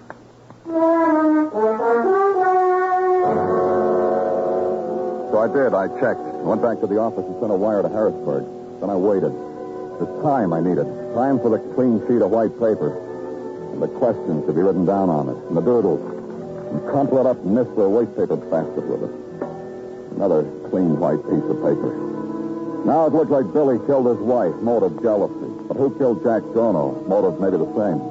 Not Billy. He had an alibi. The connection between the two murders, the common denominator. What? Take your head out of your hands, Danny. It's me. Oh. Hello, Gino. Come with a message from Harrisburg. Okay, let's have it. Firstly, this. Mickey Crystal did indeed fight in Harrisburg last night at the Palomar Arena. Go on. He won the fight so decisively, his opponent did not get up after he was knocked down. Mickey was held till said opponent was out of danger. Towards morning, they let Mickey go, received a purse of $500, and so forth and so forth. Call me with a so forth, huh? Yeah. Sincerely yours, the management, Palomar Arena, Harrisburg, Pennsylvania. Ask a foolish question. Your head still hurt, then? Yeah, a little. You figure this Billy Dorset did it to you? We got a pickup out on him, but no action. Billy Dorset, huh, Danny? Someone who knew how to use his fist. Probably Billy. Well, forgive for intruding upon your brain, Danny, but how did Billy know his wife was in Mr. Fuller's apartment when she was? Who told him that? Who told Billy Doss that his wife was at Mr. Fuller's place? You're repeating myself. Only one man, Gino. Just one man.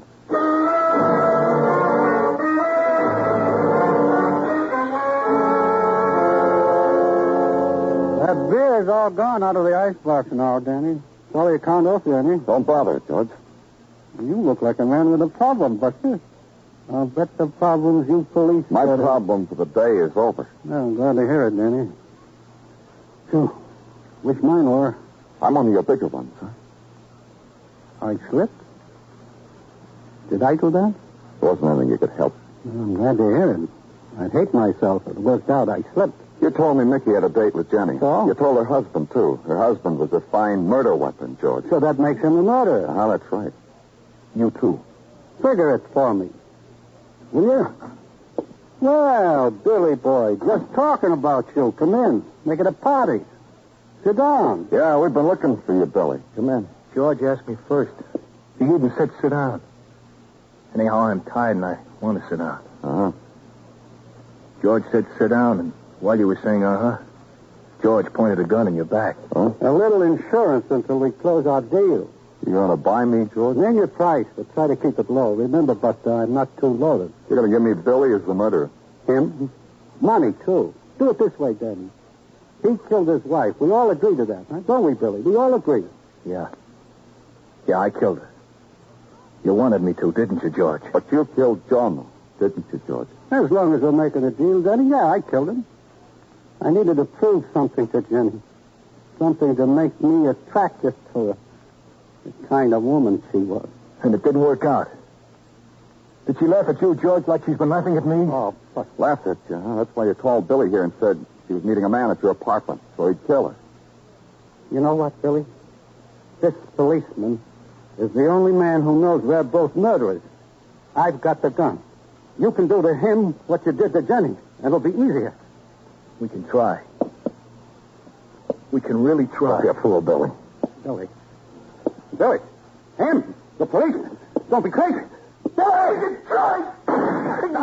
Stop here, you crazy! Try! Crazy! Crazy! I'll fix you! Fix you! You never had brains! You never had any! Drop the gun. Drop it. There. He was crazy, man. Crazy.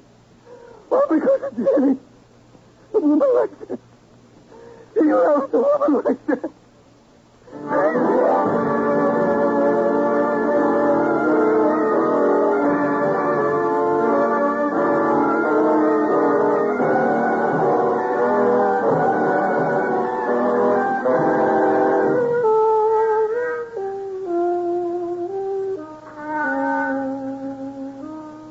There's a time on Broadway when the crowd gives up, goes home. The lights buzz fitful, die. Then it's a street of dim moonlight and dark whispers. The wind of the night, the wind that scatters everything gently. Yesterday's headlines, yesterday's dreams, yesterday's people. It's Broadway, the gaudiest, the most violent, the lonesomest mile in the world. Broadway. My beat.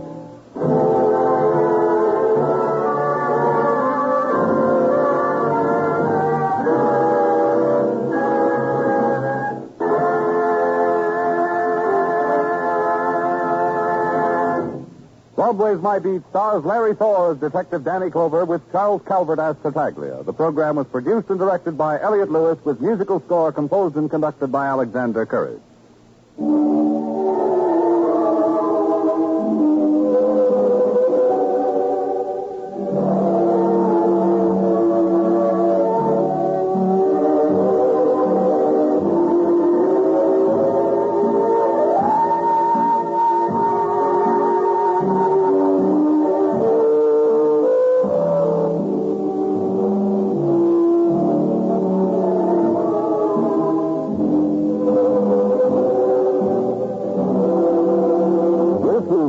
United States Armed Forces Radio and...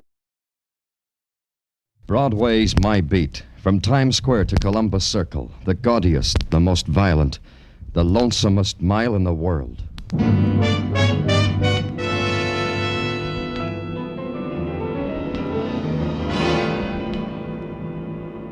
Broadway's My Beat, with Larry Thor as Detective Danny Clover.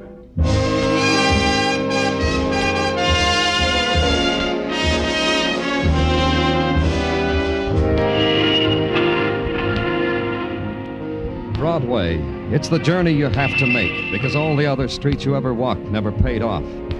But Broadway's different. It twists you into the nighttime and you whirl your puppet dance with the spinning lights. It rocks you and throws you up in the air and beats you against the wall. And you can't quit because Broadway never does. That's how it is on Broadway. My Beat.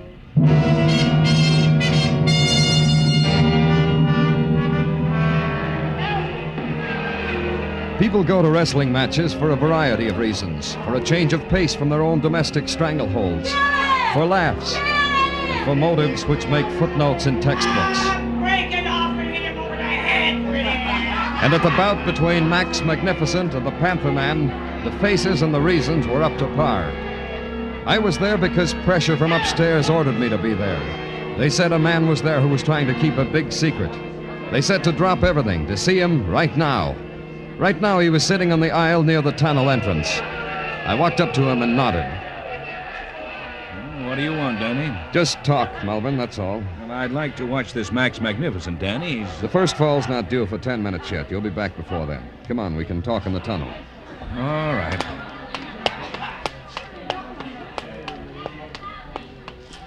Well, what do you want? Julie Dixon. What about her? What about her? Forget you're a big criminal lawyer, Melvin. Make believe you're not quibbling in a courtroom. Make believe there's just you and me. Where's Julie? Forget it, Danny. You know better than that. Forget it. I can't do it that way. The papers are screaming about a Cinderella girl named Julie Dixon. They waste a lot of type about a poor girl getting engaged to a rich lawyer named Alex Melvin. You. Now Julie's gone. In a puff of smoke, they say. Today they've coined a new phrase. Foul play. She's around. She'll be back. Maybe.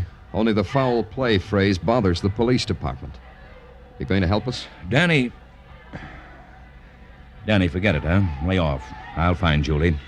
I've got friends. That's why I've got to say it again. Danny, lay off. I mean it. Cinderella girls are always public property. And the public's screaming. I thought you'd help, Melvin. Now it's got to be done my way. My way was to a penny arcade on Broadway, and the sharpest little stool pigeon I had, named Marty. I told him to sing it around that I knew a lot about Julie Dixon's disappearance, that I was primed to make an arrest, and with Marty saying the words I'd put in his mouth, someone might believe them, and that someone might make a move, and I needed that to help me find a lost, strayed, or stolen Cinderella girl.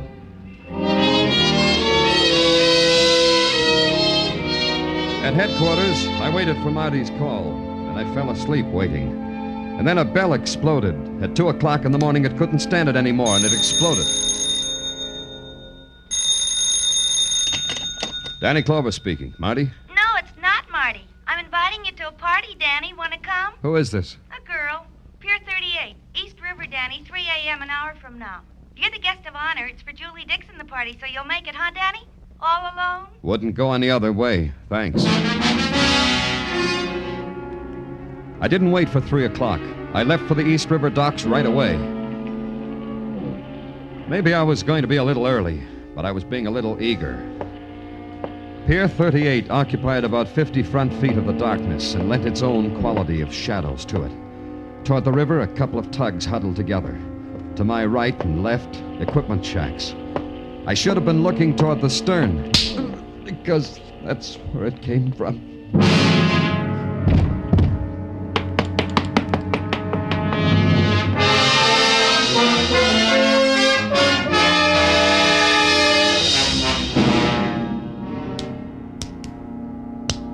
Wake up, I say there. Come out of it. I beg your pardon. Come, wake up. I say you're quite unintelligible, you know. Now, open your eyes.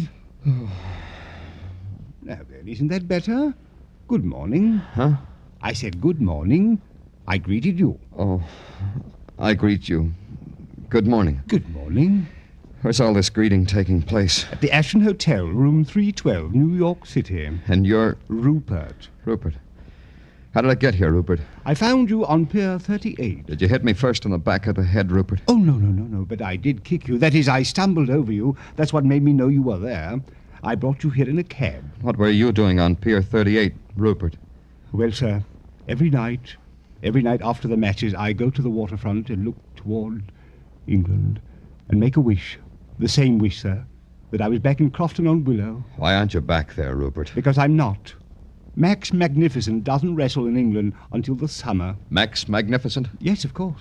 I'm his valet. I spray the ring for him, carry his robe. Rupert. Where's Max? The Magnificent is in the next room, having his hair done. Thanks, Rupert. Will you be staying to breakfast, sir? Kippers in 10 minutes. Well, I see you're up and around. Glad to see it. Max Magnificent wishes he could sleep that well. How do you like it?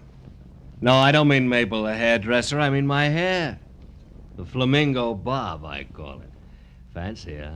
Fancy. Well, here it is. I got it all ready for you. Autographed photograph of Max Magnificent.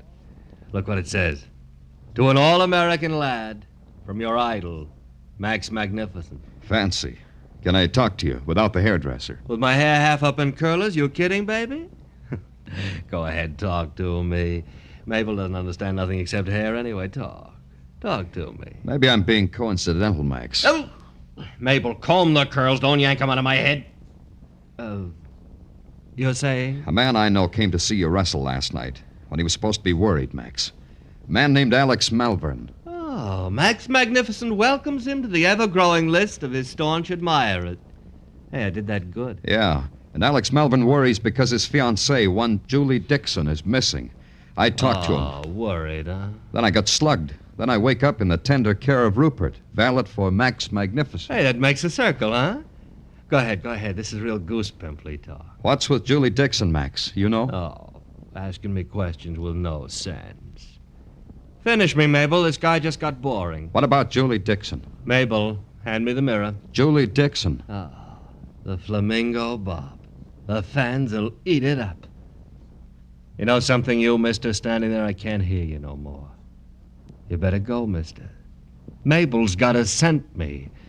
The lavender, Mabel.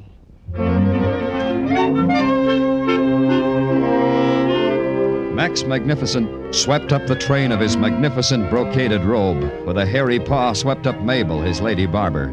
With his other hairy paw motioned me magnificently to the door.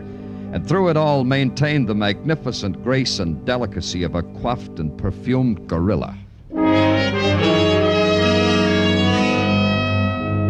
All that magnificence deserved some historical research. So I put a call through to Sergeant Tartaglia to get on it, to bring me up to date on how and why and when and where Max and Rupert got so magnificent, so regally considerate of a poor beaten-up policeman. And then I went back to the beginning. And the beginning was the lawyer, Alex Malvern. Sure I can't offer you a drink, Danny? A noon cocktail to take the bitter taste out of your mouth? You've come a long way, Malvern. I can remember when it was a toss-up who'd get to where mayhem was first, you or me. You mean I was a shyster, an ambulance chaser? It doesn't shame me, Danny. We all have to grub for nickels one way or another. Here's to you, Danny. I told you at the wrestling matches. It bothers us police about Julie Dixon. Gets worse all the time. So I see. Those black and blue marks, Danny. They hurt, don't they? I know they hurt. Because I know. A girl you were going to marry. The papers said the brightest torch you ever carried. The paper said true. She disappears. You don't even cry. You don't even ask for help. Is that how it gets when you're big, Malvern? You see the walnut paneling in my office, Danny? It cost a fortune. This private bar upholstered in Florentine leather. A fortune. Those golden girls, my secretaries, who wait on me hand and foot like I was a king. also a fortune. None of this I got by asking anybody for help. So we've got nothing more to say to each other, huh, Danny? Glad you dropped in, though. I enjoyed that, Melvin. I speak only as a jury of one, but it was very impressive. I really enjoyed it. Out, Danny. I'm busy. You're going to throw me out, Melvin? Because that's how it'll have to be. There are lots of ways. One way, I could pick up the phone, talk to a friend. This friend listens when I talk. And because he listens, they could put you in the middle of Fifth Avenue, helping visitors dodge the terrible traffic. Do that, Melvin. Do it. Danny! Now you got a good reason. Danny. A better one. Do it. Danny, take it easy. Here's the phone, King. Call your friend. Forget it, Danny. Forget it. Forget I ever said it. I only thought it would be better if I found Julie in my own way. That's all there is to it, Danny, I swear. When did she disappear? 5 days ago. We were in a cab going to a theater. The cab slowed down for a light, and all of a sudden Julie jumps out. I haven't seen her since. She didn't say anything? Leave anything? Just a bag with all the money in it. She didn't even say goodbye. She'd been acting funny for days. She was... Where's the bag? Well, here, right here, Danny. Take it if you want. Yeah. Lipstick, compact, money. Hey. What, Danny? This newspaper clipping, this picture of Mac's Magnificent. You didn't tell me about that. Why should I? It doesn't mean anything. Julie liked wrestling matches. Maybe Mac's Magnificent was a hero. She made me take her to see him once. Yeah? Fix your $20 tie, Melvin. It got wrinkled somehow. It deserved a social call on Mac's Magnificent. But I was polite. I phoned first, which was the proper thing to do because he wasn't at his hotel. The Magnificent had gone to the armory early, they said. He needed time to perfume his person and his dressing room before his performance tonight, they said. However, I could talk to his valet, they said. I said, no, thanks.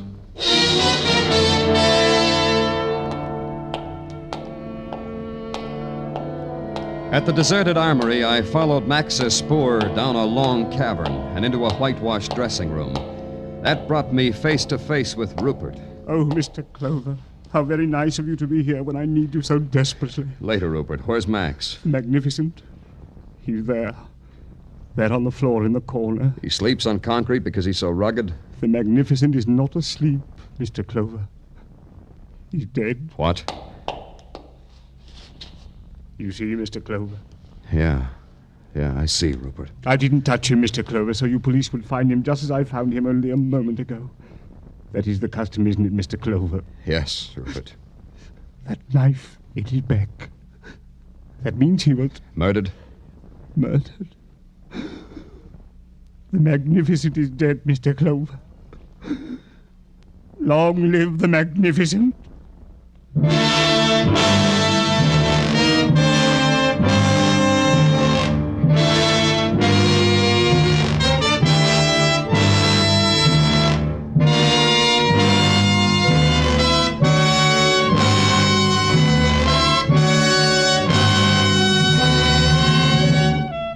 You are listening to Broadway's My Beat, written by Morton Fine and David Friedkin, and starring Larry Thor as Detective Danny Clover. The cream of the fun and songs on Arthur Godfrey's daytime shows are now brought to you in a half-hour special Godfrey Digest every Saturday night on CBS. So if a date with the dentist, the hairdressers, if a traffic ticket in court kept you from hearing one of the daytime shows this week, or if you want a fast half-hour of humor and songs by Jeanette Davis, Bill Lawrence, and the Mariners, listen in this Saturday night to the Godfrey Digest on most of these same CBS stations.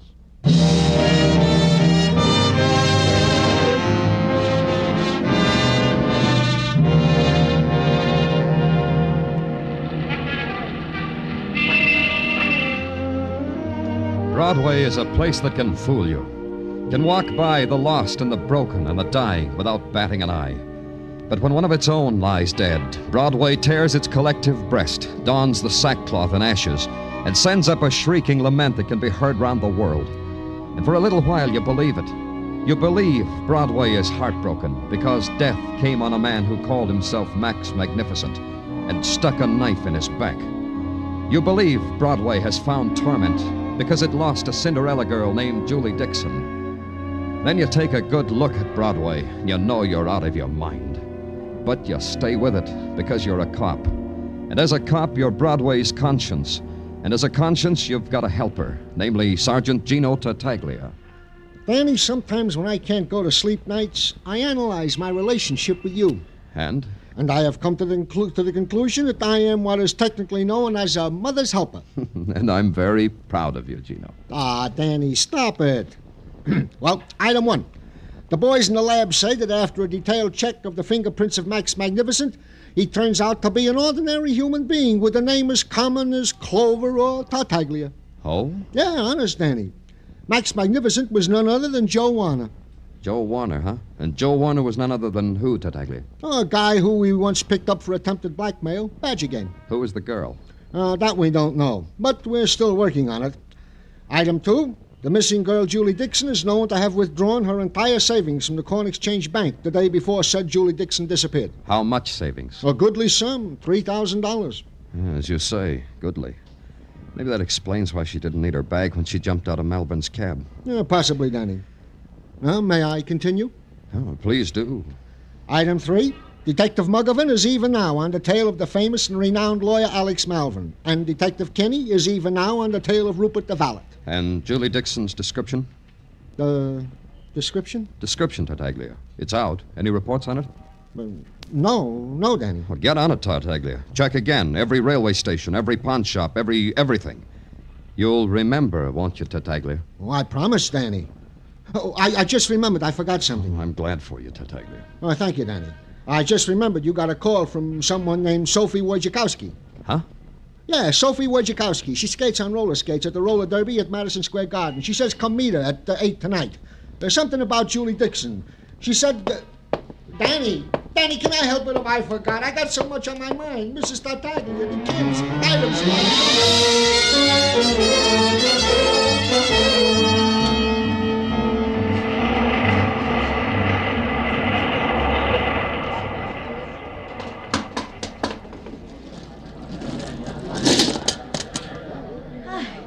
You waiting to see me? If your name's Sophie Wojciechowski, I am. Well, you don't have a scorecard, huh?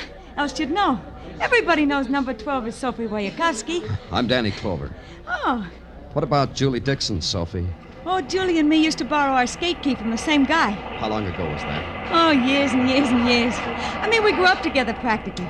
Then we grew up, then she got married, then she went away, then I never heard of her. Then yesterday came. Yesterday was something special? Not especially special, except a guy called me upon the telephone and asked me if I knew the whereabouts of Julie. I told him no, because I don't. Then the guy said a bad word and hung up. What guy? The guy I was talking to upon the telephone.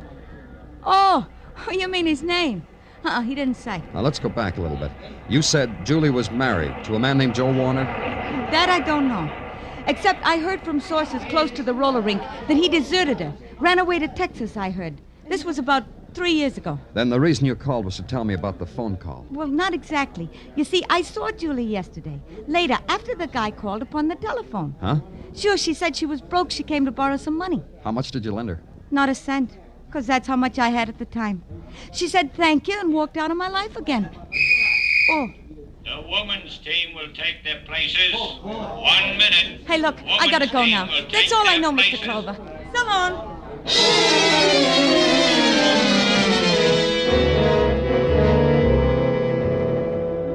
I watched Sophie clatter onto the track, watched her rabbit punch one of the contenders, trip another, sharp right cross to another, and then Sophie Wojciechowski had a clear field. It wasn't fun anymore, so I got out.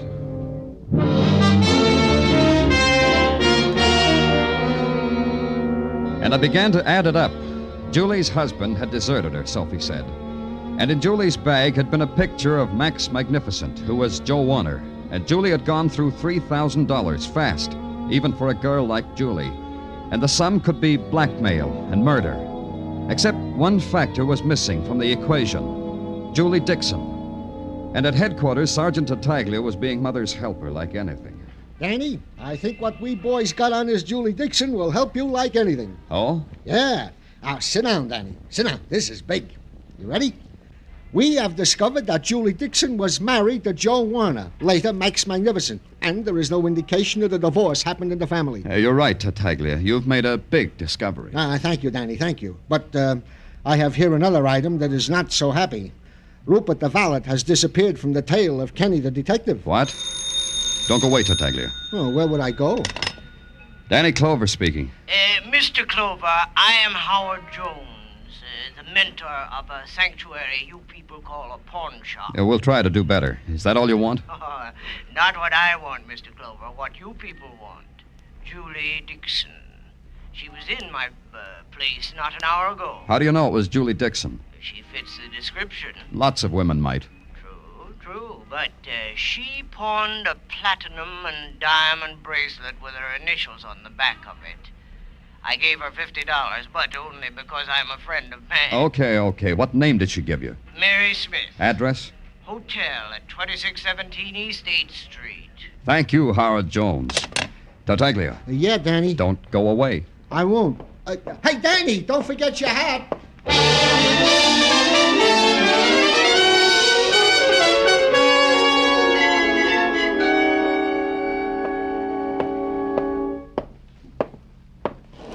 You the desk clerk? No, I'm the scrub lady, Mac. But I got word there's no vacancy, so go try another flea bag, huh, Mac? This one suits me fine. I'm looking for a girl. Oh, in that case, you want the Lonely Hearts Club. 3 blocks down, up 2 flights. Tell 'em I recommend you for membership. A girl, Julie Dixon. What room is she in, scrub lady? For this, I got 2 answers. I doubt if one of our guests, if she has a name Julie Dixon, would sign this same name on the register. Answer number 2 is why should I answer you at all, Mac? Good question. Good answer? Plain clothes, Dick. With badge to match, huh? Oh, impresses me. Tell me how much. This much, Mac. I am a room clerk in this hostelry. We have a guest, a gorgeous doll occupying our diplomat suit. It's possible this girl could be the girl whom you of the gendarmerie... What room? Try number 18. That's the suit with the washstand. If you want room service, just scream, huh, policeman?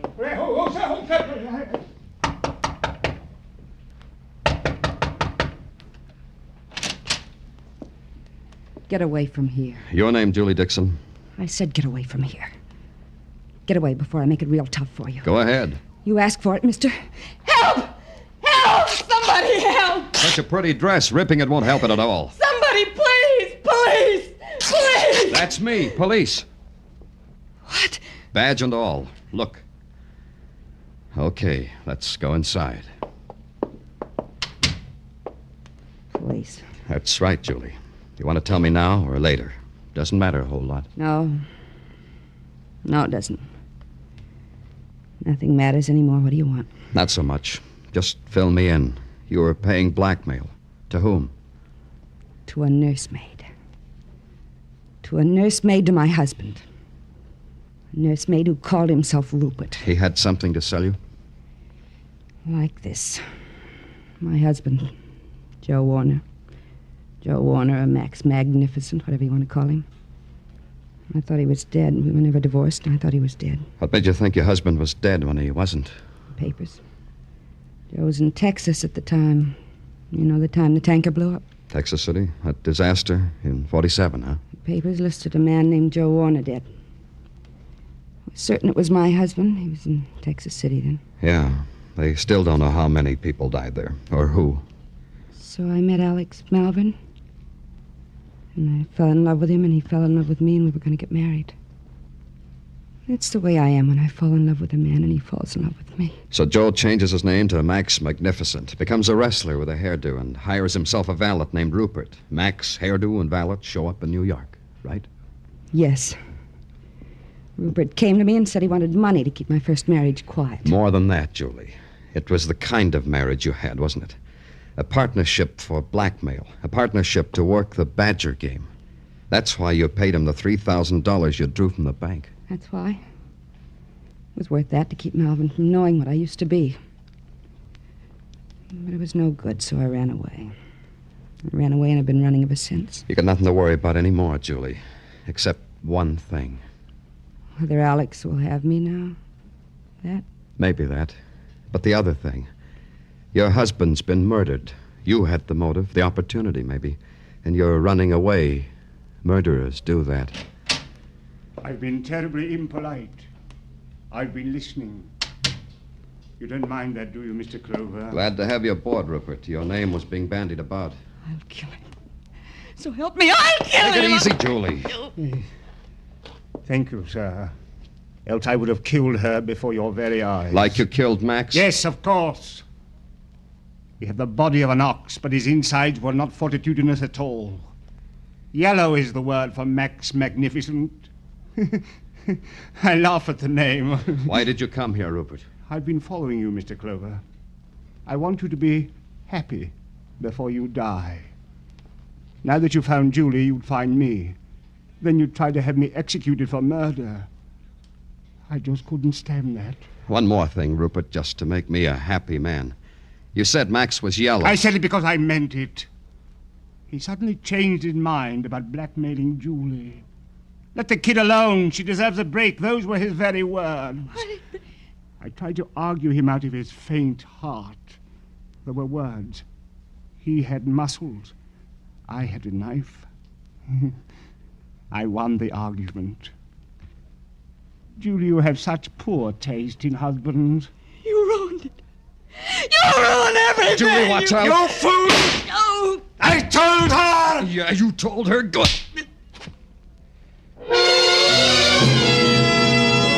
Rupert crashed into the washstand. The gun clattered out of his hands. And then, like some crazed animal, he scurried for it in the half-light. So there was only one thing to do.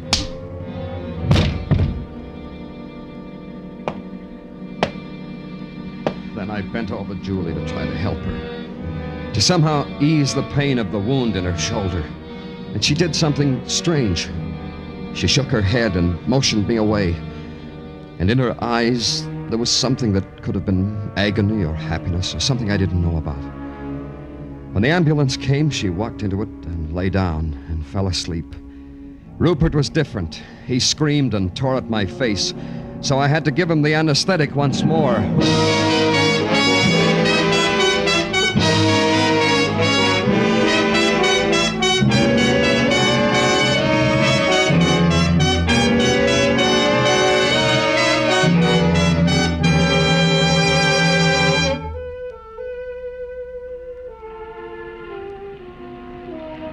Broadway's wearing its harlequin clothes, and it winks an eye and beckons. And a pale and hungry girl walks its pavements like a queen, because Broadway's a dream street. And a fat man stands with begging eyes because he just found out his last dream didn't come true. It's a laugh or a cry, with nothing in between. It's Broadway, the gaudiest, the most violent, the lonesomest mile in the world. Broadway, my beat.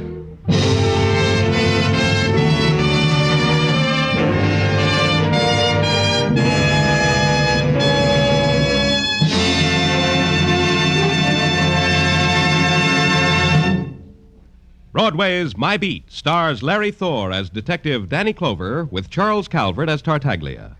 The musical score was composed and conducted by Alexander Courage, and the program was produced by Elliot Lewis and directed by Gordon T. Hughes. The cast tonight included Vivi Janis, Bill Johnstone, Virginia Gregg, Jay Novello, Junius Matthews, and Larry Dobkin.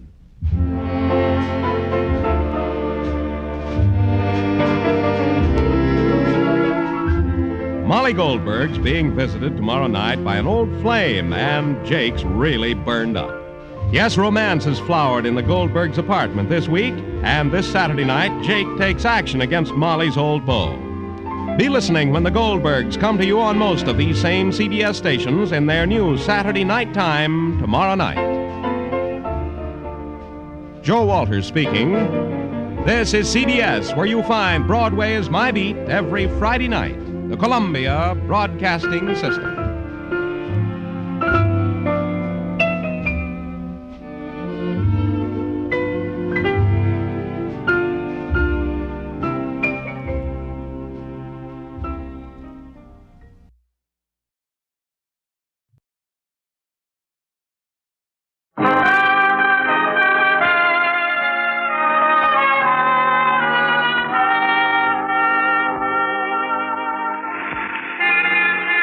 Broadway's My Beat, from Times Square to Columbus Circle, the gaudiest, the most violent, the lonesomest mile in the world. Broadway's My Beat with Larry Thor as Detective Danny Clover.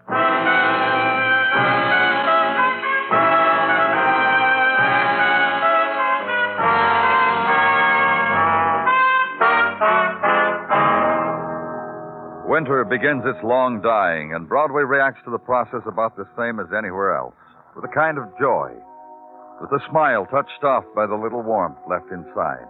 Except on Broadway, there will be things to remember. The evenings, just as nighttime drifted in, when the lights on the Translux were winter fireflies, and twinkled of how it is to be at war in February. And the coffee smells and the crowd, and the time when you delivered the runaway Pekingese back to the girl whose lips quivered when she kissed the dog. And the night's dying, and remember how it was, as seen through the prism of a cold tear. The night had died in the place where I was, and the first light diluted the shadows in the hallway, revealed these things: the carpeting rich and carved, and the intruding pattern, the blood on it. The man's blood lying on it, and the young girl in an evening gown and furs, and her sobs. I'm trying to find out from you, Miss Daly, is whether you knew this man, whether you've ever talked to him. Whether there's a reason why he should be dead in front of my door. That's right. From what I can tell, this man was beaten to death. From the way he's lying, he probably struck his head against this wall here where there's blood. Well, I told you all I know about it. Tell me again. Like, I was on the town, nightclubs, parties, you know. Go on. Like, I came home, I saw this man who delivers milk. His identification says his name is Raymond Grant. Do you know him? Did you ever talk to him? You keep asking me that. I told you that. I came home and I saw... You came home alone? Yes. I always come home alone, Mr. Clover. It's a good deed I do myself whenever I go out. I came home alone and I found this man. He was lying just as he is now. You went into your apartment, called the police. Yes. What do you do, Miss Daly? I study history, Mr. Clover. I'm a graduate student at the university. How long ago did you come home, Miss Daly? I don't know. Half hour, 20 minutes or more. I don't know. About that, though. I'd say this man was killed just a little while before you got here. I'd say that... Oh, please. And finally, shock that has drifted on the flow of dawn ends its searching, touches the bare shoulders of the girl. She draws the fur close about her throat, and it ripples with her trembling. And death lies still across her threshold, barring the way to her darkened room where sleep is, where there's an end to shock, where night's gaiety can be dreamed again. When the attendants come and take away their dead, the trembling is still on the girl, and the shock, frozen now in her eyes, shapes a wall against further questioning. Try to help her into her room, be pushed away. So leave her for a later time.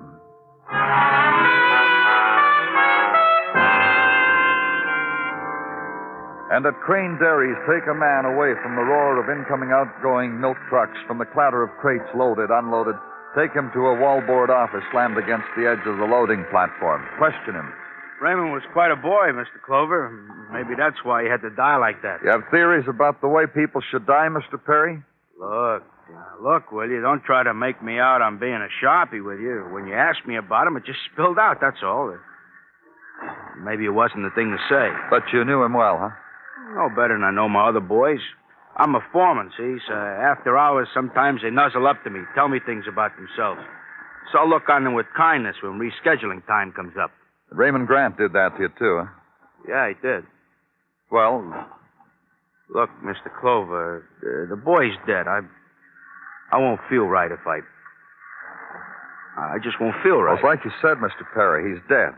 Dead by violence. Dead by murder. Whatever he was, we owe him his killer. Whatever he was.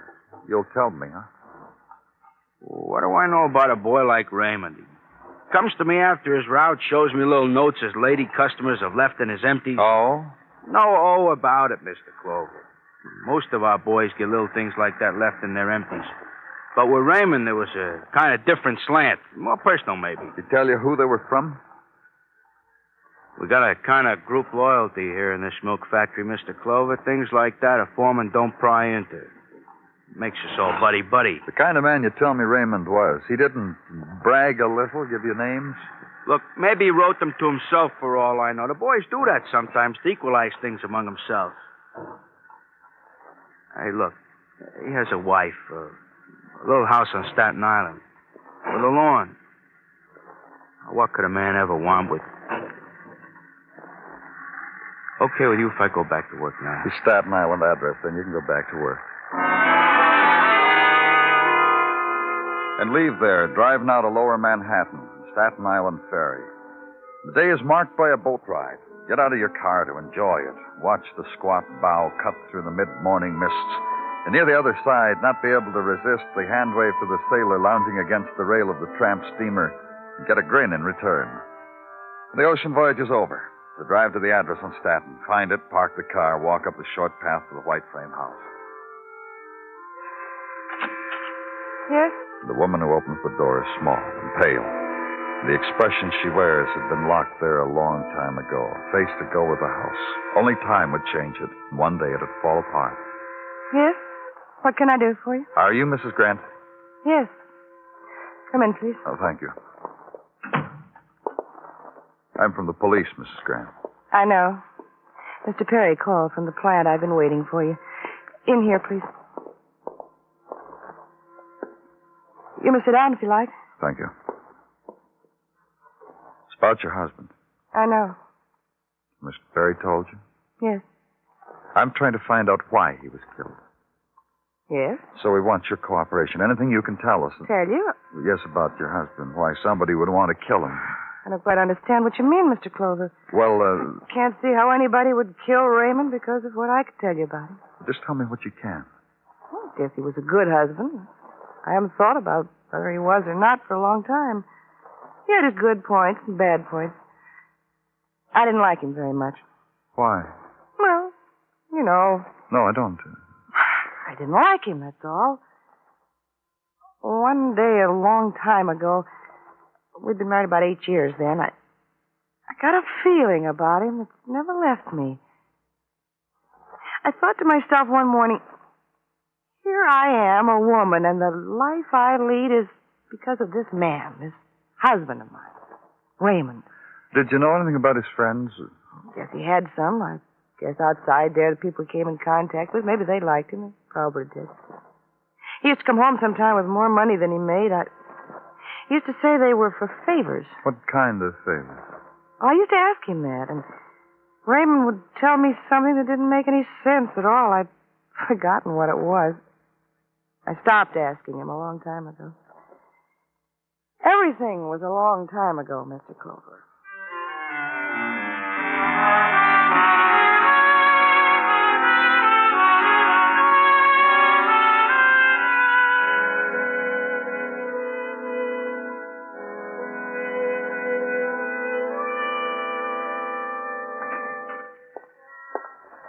I brought you some tea and bagels, Danny, for your 4:10 dunking.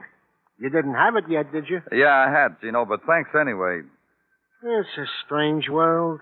I debated to myself, did Danny have or didn't he have? And I come up with this, a tea bag and a bagel gone to waste. Why don't you have them? Well, if it really makes no never mind, I think I could partake. Go on, partake. Thank you ever so kindly. Hits the spot. It's the very spot. Danny, I will have to walk home to re-whet my appetite. Do you bring me anything else, Gino? Goes without saying. Well, whenever you think it's the proper time. Refreshed. And to work. The boys you assigned made a run down on that apartment house where the milkman was killed, Danny. What'd they get? Doors slammed in their faces by the elite. Bawling kids thrust into their arms while governesses and maids racked their brains for a memory of said milkman. Ergo. Same as nothing. Oh. All that was known about Raymond Grant is that sometimes the milkman forgot to leave double-rich vitamin-fortified whipped cream. They checked the girl who found him, Carol Daly? Well, she was out at the time, but we have heard from her from another source. You let me in on it, too, huh? No question. The other source being herself. While you were out, she phoned in. Said she was taking a walk for herself. That's very interesting, Gino. It promises, Danny. Has all the earmarks. Her apartment being so near to headquarters, Miss Daly did inform me she was taking a walk the same. to talk to you, and then some new information re a murdered milkman. See that? Danny. An accident, Gino. Someone's been hit down in the street. The coat, Danny. Don't go out without the overcoat.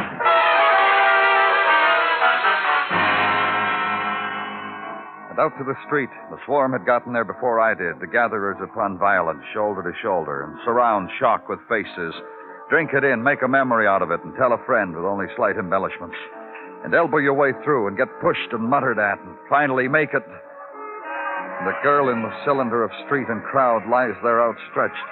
The attitude of her body of infinite grace, sprawled as if in languid acceptance of what had happened. Only her face held the recognition of the moment, frozen there, the pearl of blood at her lips. Her name was Carol Daly. I did it. I did it. You were driving the car that hit her? Yes, I don't know what happened. I just felt the car hit something. Oh, do something for her. Help her. She's dead. I did it. I murdered. I killed. I did it. I did it.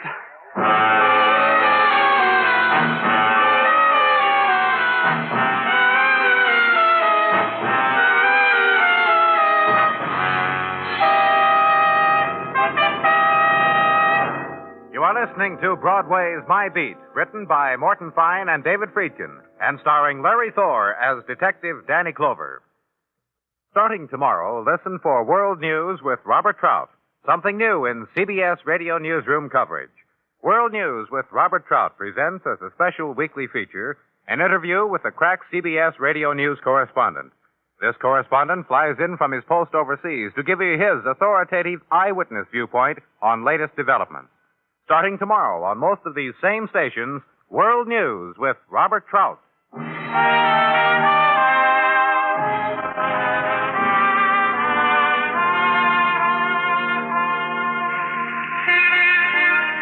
The twilight drains off Broadway, flows down the side streets, gathers, lingers for an instant on the sea edges of the Steel Island, and the neon explodes. The spectacular strike fire. The mists are threaded now with scarlet, and the beckoning to night has begun. It's the end of a February day, and you can go home and die with it, or you can fling yourself into the nighttime, let neon stun you, let the loudspeaker music sob for you. And the little crepe paper man dolls will dance for you at the end of their unseen strings. You have a choice, kid. Make it before the poised shadows make it for you. In the office at headquarters, switch on the overhead light against the waiting darkness. The man's face is more clearly seen now, the sallow light falling on the terror of what had happened to him. The running down of a girl in the street, the killing of a girl named Carol Daly. Do we need the light? It's getting dark, Mr. Blair. Oh, yes, of course. I hadn't noticed. You can tell me about it now. Well, I don't know. I don't know. My wife, please call her. Ask her to come to me. We've done that, Mr. Blair. You asked us to before. Oh, I forgot. I'm sorry. I forgot I'd ask you. You see, the shock and the horror of what I've done. Well, she's coming. My wife's coming. She's driving down. It'll only take a little while longer.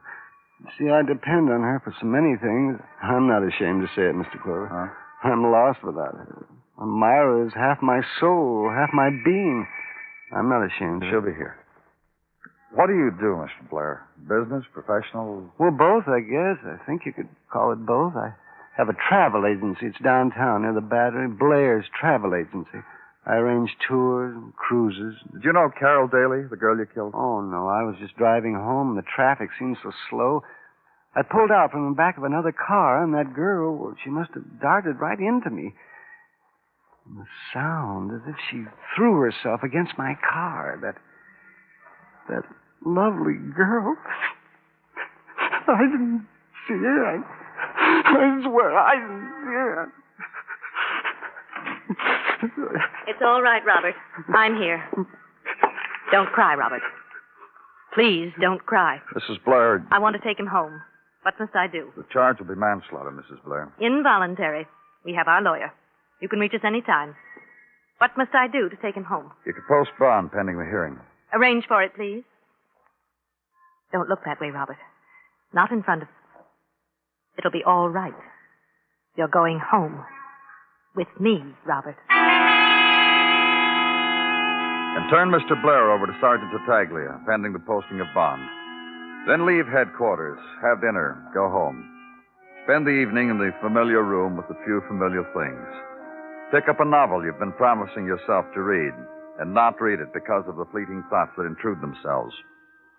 The image of a man dead in a hallway, of a young woman broken and huddled in the street, and in the morning the novel still lies on the arm of the chair where you slept.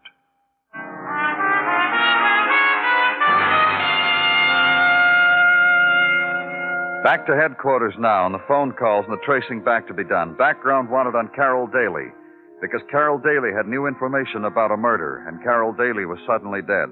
In 3 hours, get enough to satisfy you for now. Carol Daly. No parents.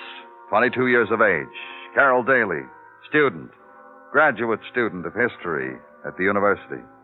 Go there, see a student assistant, see a registrar, see a dean. Be told finally that as a graduate student, Miss Daly spent most of her time in the Hayward Memorial Library working on a thesis with a Mr. Pierce, aisle 16, chair 12. Mr. Pierce, maybe you ought to know something. Hayward Memorial Library frowns on this sort of thing. Only last week... I'm from the police. The stacks on criminology are down that aisle. No, that one. You have trouble, ask the librarian. She was born to suffer being helpful. We could talk here quietly among scholars or at headquarters where they... What's the cut?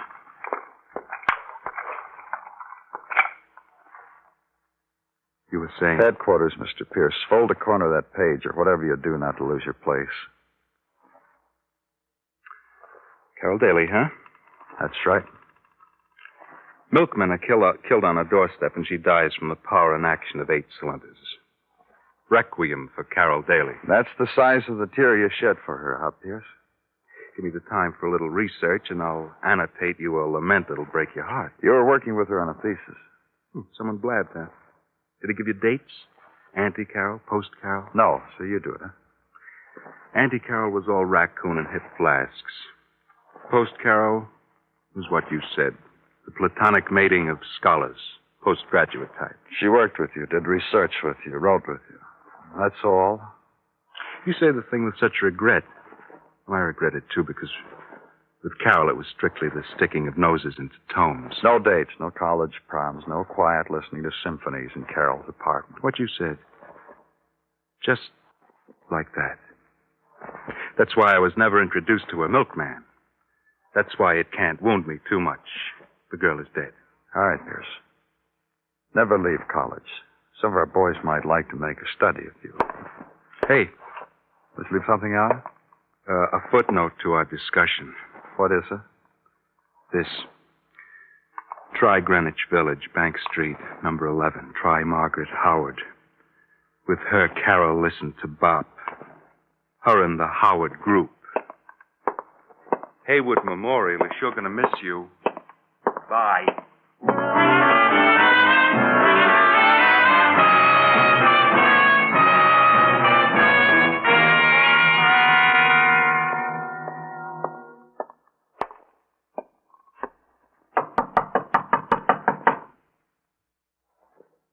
Miss Howard?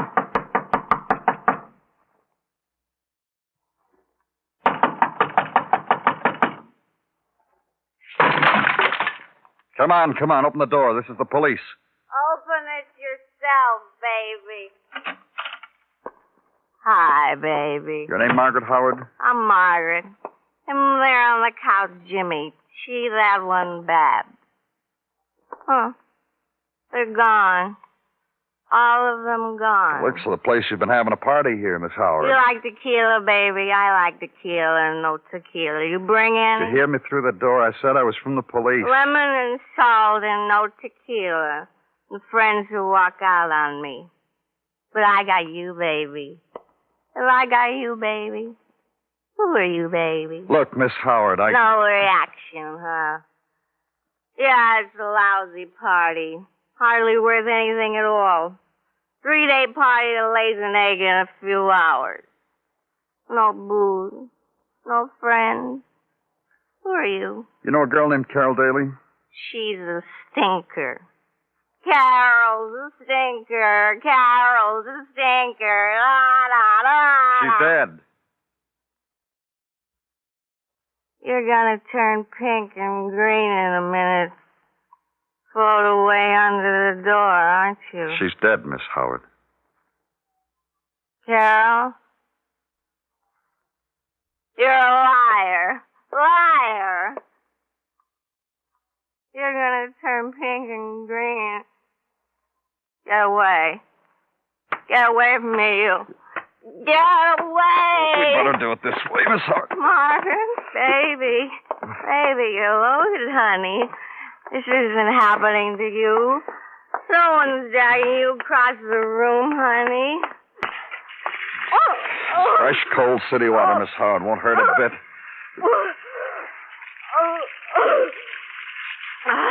Feel better? Sorry, I had to do that. I apologize, Miss Howard, but it's important. Is Carol dead? Yes. Oh. If she'd been here, it wouldn't have happened. I pleaded with her to come all night long. I pleaded with her. All night? What do you mean? I kept calling her at her apartment last night. All night long, I kept calling her and talking to her, giving her a blow-by-blow description of the mess we were making. Yeah. She should have come. It was really her party, and she didn't show up. Her party? How? Everybody was waiting to see her again, all of us who all took that tour last summer. Tour? Mr. Blair's tour to England, the student tour, one he conducted. It was a kind of a get-together. Isn't that right, mister? She would have come here, she'd be all right now. Wouldn't have happened to her.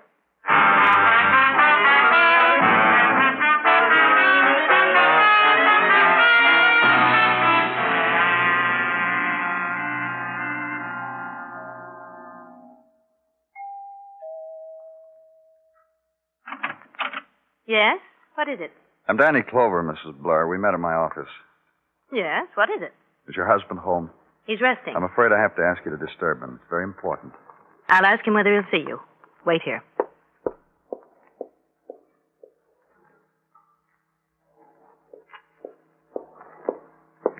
This way, please.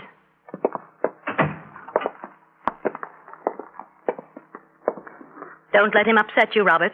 Oh, hello, Mr. Clover. Mr. Blair. What is it you want to talk to Robert about? About Carol Daly. We told you in your office, Mr. Clover. Our lawyer's handling it. That's right, you did. Myra, I'll be all right. You don't have to stay. I'll just send this man home, Robert. I'm afraid not, Mrs. Blair. If you want to stay here and listen to what I have to say to your husband, that's up to you. Now, Myra, please. I'm going to stay, Robert. What kind of wife do you think I am? What do you want, Miss Clover? I told you I want to talk to you about Carol Daly. Well, Myra and I have agreed we'll do everything for her family that we can within our means. Miss Daly had no family. But you knew that, didn't you? Well, I told you. You knew that, didn't you? How could Robert have possibly known that? Tell her, Mr. Blair. Myra. Well, how? How? Myra, I knew her. You knew Carol Daly? Yes. Last summer, your husband conducted a student tour of England. Carol Daly was one of the students. Yes, Myra, that's right. You didn't tell me that, Robert. You lied to me. I didn't lie. I just didn't tell you. You lied. Why did you do that, Robert? Oh, what difference does it make? It can't make any difference. It was a coincidence that I hit someone I knew. What about Raymond Grant, Mr. Blair? I don't know anyone by that name. Who is Raymond Grant, Robert? I just told you. He was a milkman. He was found beaten and dead. You knew this man, Robert. No. How would I know him? Tell me why my husband should know him, Mr. Clover. I think Raymond Grant was a man who had a sideline. His wife said he frequently got extra money. Sometimes I think he noticed people coming out of the wrong apartment at milk delivery time.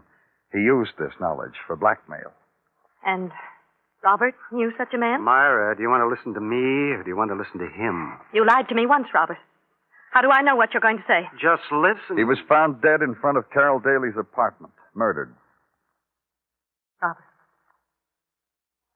Robert. I'm talking to you, Robert. What, Myra? What? What do you want? He saw you come out of her apartment. Yes. How many times? I don't know. 1 time? Yes, 10 times? yes. 20 times? Yes. Oh. Oh, Robert. Robert. He found out who you were, that you were married. He blackmailed Yes! you. That girl must have loved you very much, Mr. Blair, to have lied to me, not to have told me that you were the killer. She wanted to tell you then, but I was standing in back of that door when you were talking to her. If you had walked into her room, I would have killed you, too. I see.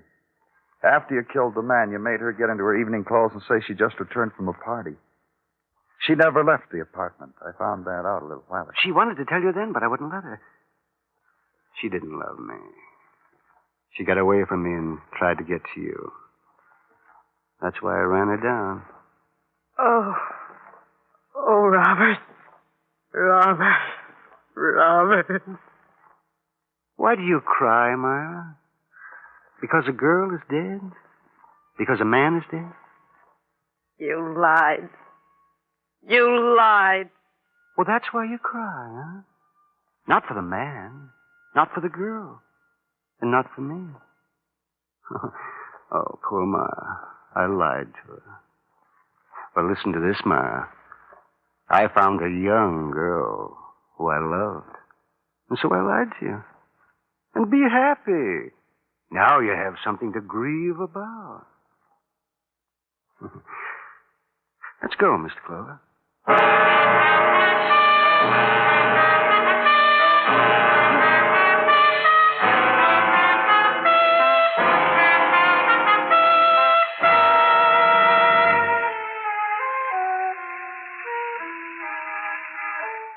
Broadway plumes its lights upward into the sky, and the night bursts open. The swarm starts its dance down the canyon streets, and the little man stalks the heels of a drunkard. The place of darting eyes and crowd and mob and people with empty hands. It's Broadway, the gaudiest, the most violent, the lonesomest mile in the world. Broadway, my beat.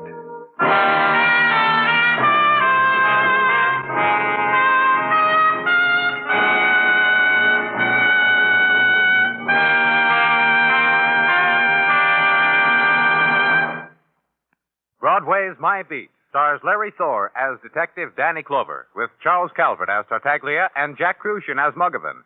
The program was produced and directed by Elliot Lewis, with musical score composed and conducted by Alexander Courage. In tonight's story, Paula Winslow was heard as Myra and Howard McNear as Robert Blair. Featured in the cast were Mary Lansing, Charlotte Lawrence, and Shepard Menken.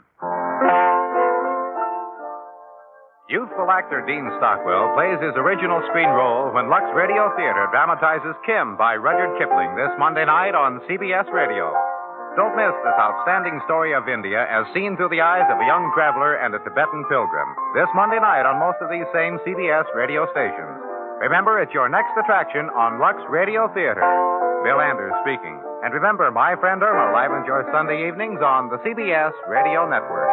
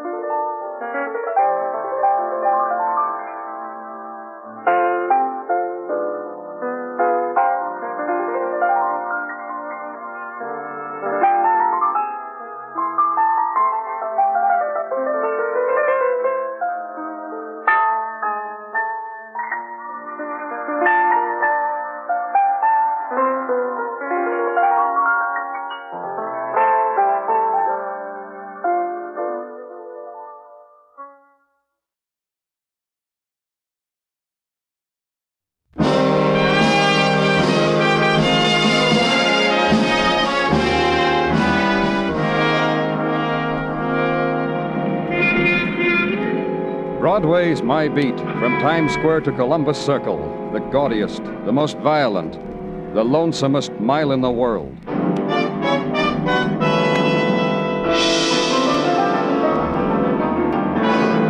Broadway's My Beat, with Larry Thor as Detective Danny Clover.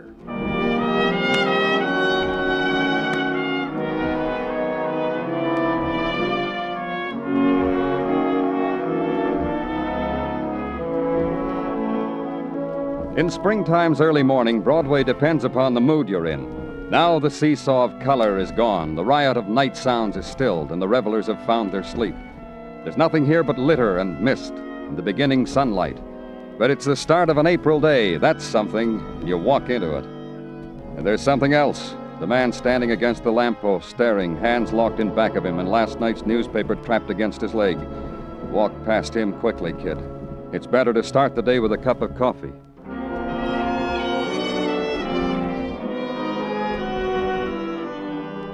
I didn't have time for coffee. The call came while I was pouring the cream. The call with a code number that said homicide, that said an address on Fifth Avenue, that said get there. And get there and get ushered into a room and into the presence of a man who uses words instead of numbers in describing death. Here's the gun that did it, Danny. Revolver. 2 shots missing from the chamber. One killed him over there on the bed. We're still looking for the other slug. Well, who is he, Muggavan? Philip Hunt. Securities, investments. Retired about 2 years ago to try to enjoy himself, the maid said. The maid called it in. Oh. But what else? Plenty. Here, let's go. I'll show you. It's down the hall. Big party here last night, Danny. Glasses, scotch, bourbon, gin, cigarette butts, gold-tipped, cork-tipped, lipstick-tipped. Oh, this too. Oh, pocket lighter. Fancy one. Give me a light, will you? Thanks. Yeah, real fancy. And Evans. Catchy engraving on it. From Barbara to Willard. It'll have to be traced. Mm-hmm. Found it in the bathroom in the shower stall. Doorbell. Maid will get it. In here, Danny, the library. Who are they? Well, the girl stretched out on the couch is a niece of the dead man. Name's Lois Hunt, the maid said. Lives here. Him, the soldier over there on the chair. The maid didn't know him. Never saw him before. Well, how about the rest of the people at the party? Nothing there yet. Maybe the girl and the corporal will know when they come to. Dr. Sinsky gave him a needle. A needle to a couple of drunks? What are you talking about? They're not drunk. Their drinks were doped. Here, the girl's glass. Smell. The corporal's the same. Dr. Sinsky said it's fortunate he got here in time. Then the gathering together of the police reporters and the press photographers. The statement for the noon editions, the jolly farewells over the dead, and the promise of the mention of your name, the bribe for more detail, more, you know what, Danny, gotta compete with the comics, kid, and the walking away from it.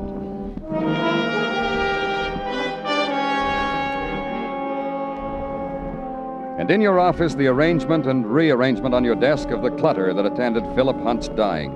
A cigarette lighter, a gun fired twice, 2 glasses stained with death, and a few hours later, the quiet opening of the door, and 2 kids stand waiting, bewildered, their eyes not touched by the morning light. Dr. Sinsky said it was all right for you to interrogate us now. He said... Oh, come in, Miss Hunt. Corporal. Sit down. Thanks. You sure you feel all right, Miss Hunt? No, I'm fine. Just a little dazed. I've had other mornings like this. Maybe not quite so sad. Uncle Phil dead. You, Corporal? I'm fine, sir. Just fine. Oh, he'll be all right. Dr. Sinsky's a good man. You two known each other long? Been going together a long time? Yes, sir, a long time. Maybe 5 or 6 months. I saw Lois at a USO dance. You're lying, Tommy. Don't tell a man a lie. I know what I'm doing, kid. Just let me... Maybe you don't, Corporal. You tell me, Lois. I only met Tommy last night. He was sitting at a bar, lonely, kind of lost. Made him so attractive. I'm rich.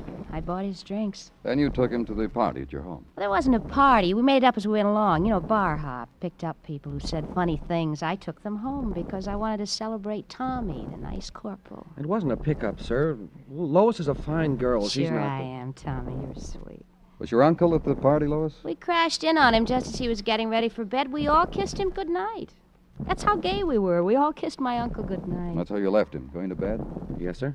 Then you rejoined the party? Yes, sir. Well, this gun... Is that the one that killed my Uncle Phil? You know the gun? It was given to my Uncle Phil by his employees. They know how he loved guns. You know the gun, Corporal? Yes, sir. Lois took it out of the case so I could show the party how a soldier uses a gun. Who'd you show your tricks to, Tommy? Who else was at the party? I don't know, sir. Honest, I don't know. How could he know them if I didn't? They were strangers, funny party strangers. We had fun. Yes, sir, just fun. Then I passed out. And Lois was sitting there already passed out, with a book in her lap. She'd been reading poetry to me, and she passed out. And I laughed, I remember, and... Danny, Pardon me. Danny, they have traced the cigarette lighter from descriptions distributed hither and yon by calm, efficient men on the beat. Oh, you'll tell me, huh, Sergeant Tartaglia? Sold by Tiffany's to one Willard Jordan, 2346 East 80. Steady customer by Tiffany's. Me, I only gaze in their windows on Sundays. All right, I'll check it. Do that, Danny. And also bid adieu to Miss Hunt. Her wealthy lawyer has put up bail for her. And the corporal? No, arrangements have been made with the military. Him we can keep. Bail is only for the likes of Miss Hunt. Yeah. Take care of things. Be calm and efficient while I'm out, Tartaglia.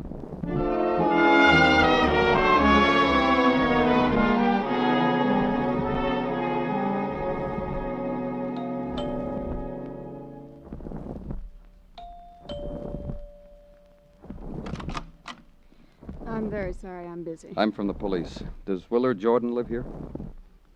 Yes, he does. I'm his wife. What is it? May I come in? I suppose so. We'll talk here if you don't mind. I'm getting ready to go out. What is it you want? Is your husband home? No. You'd better stop in another time, Mr. Clover. Where is your husband? I don't know. I didn't invite you to go in there. Where do you think you're going? Is he your husband? Pepe, I told you if you stared in that mirror once more, I'll scream. Sit down. Sit down and drink your drink.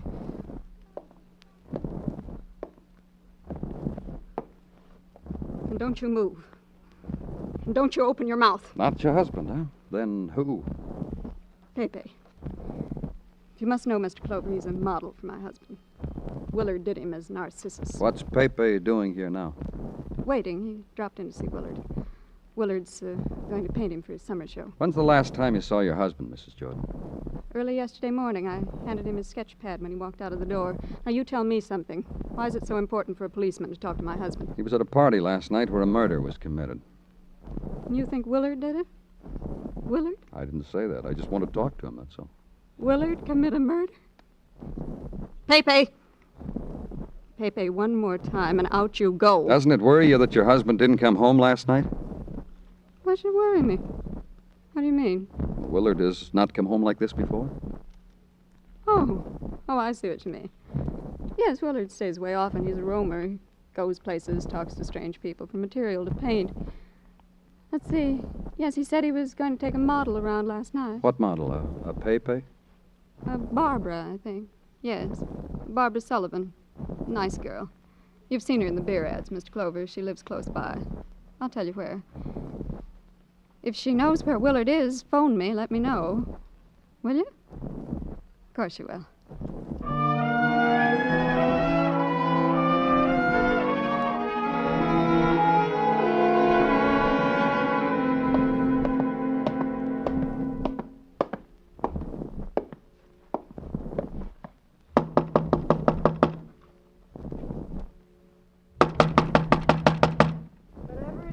Under the door. I'm trying to get some sleep. Open up, Miss Sullivan. It's the police. You're kidding. You must be kidding. Open up. The door's unlocked. Walk in.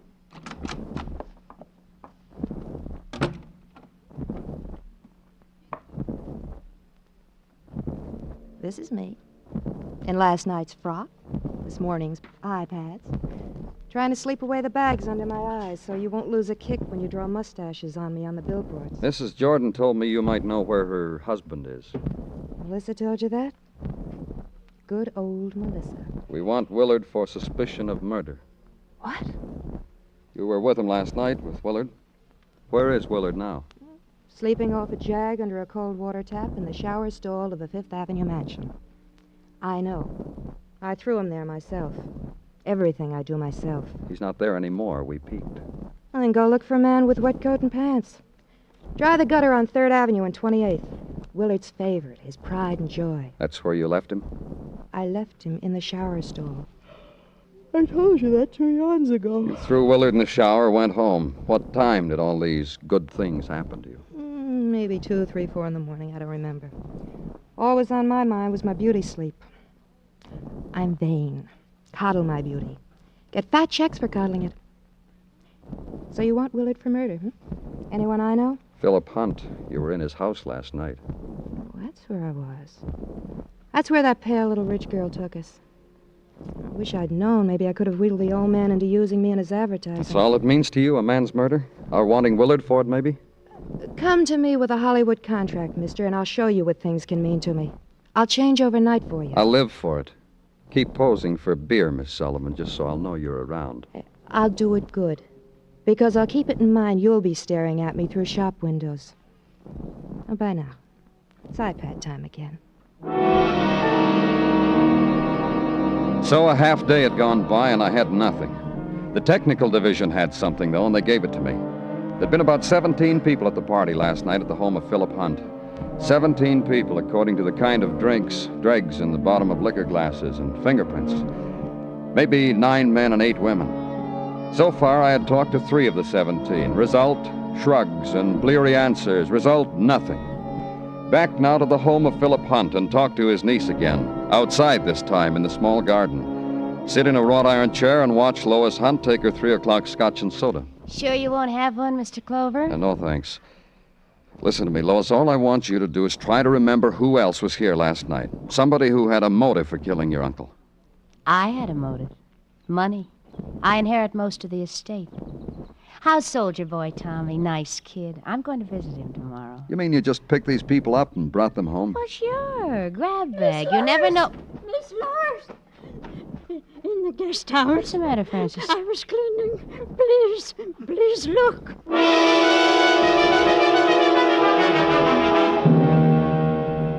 The guest house was just across the garden and up a few steps.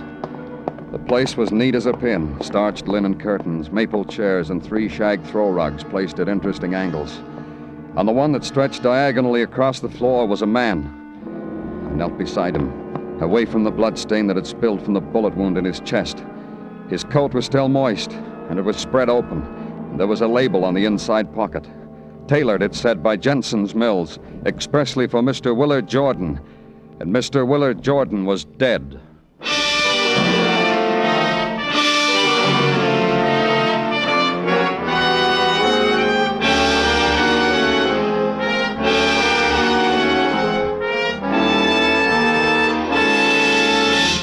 You are listening to Broadway's My Beat, written by Morton Fine and David Friedkin, and starring Larry Thor as Detective Danny Clover. With the kids of the Beverly Hills Beavers to the right of him and those 2 curious revenue agents to the left of him, Jack Benny meets plenty of trouble this Sunday night on CBS. Be listening, be laughing with the Jack Benny Show tomorrow night. And be with us, too, for the fun with Eve Arden as our Miss Brooks on most of these same CBS stations.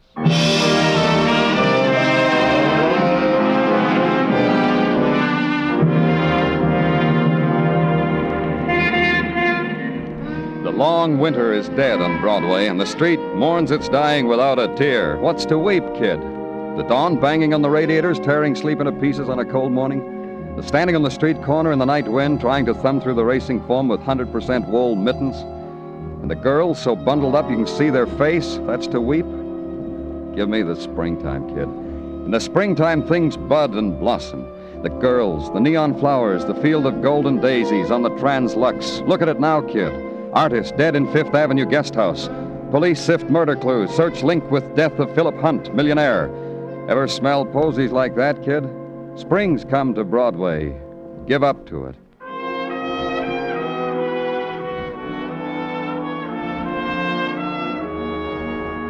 And at police headquarters, that's just what Sergeant Tattaglia did. He gave up to it. Danny, the missus has been slipping the sulfur with the molasses into my pizzas lately. It's that time of the year again. Goody. Tastes good that way? The way Mrs. Tattaglia makes a pizza, Danny, no harm could come to it, no matter what felony she commits to it. Which reminds me, when you coming to partake of a springtime pizza? Oh, soon, Gino, as soon as I can. A promise? Goody. I have also by mail so invited Lady Jane Pugh, the ne'er-do-well lady detective from London town. She's coming? No, she has not as yet replied with her RSVP. On an English caper, no doubt. What else? I will notify you, Danny, when she accepts. You do that, Gino. Now, firstly, and to the forefront. The boys in technical have deduced that the bullet that killed Willard Jordan, artist, sprang from the same gun that did likewise to Philip Hunt. Thanks for telling me. I thought you would relish it.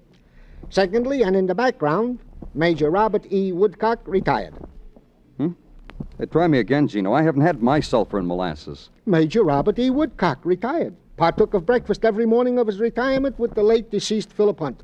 A fact established by Sergeant Muggavan while questioning the housemaid. Every morning, huh? Mm-hmm. That's interesting, Gino. Only a stab in the dark, but if a fellow wanted to talk to this Major Woodcock... He would go to the Union Club where the retired major resides. Naturally. Naturally.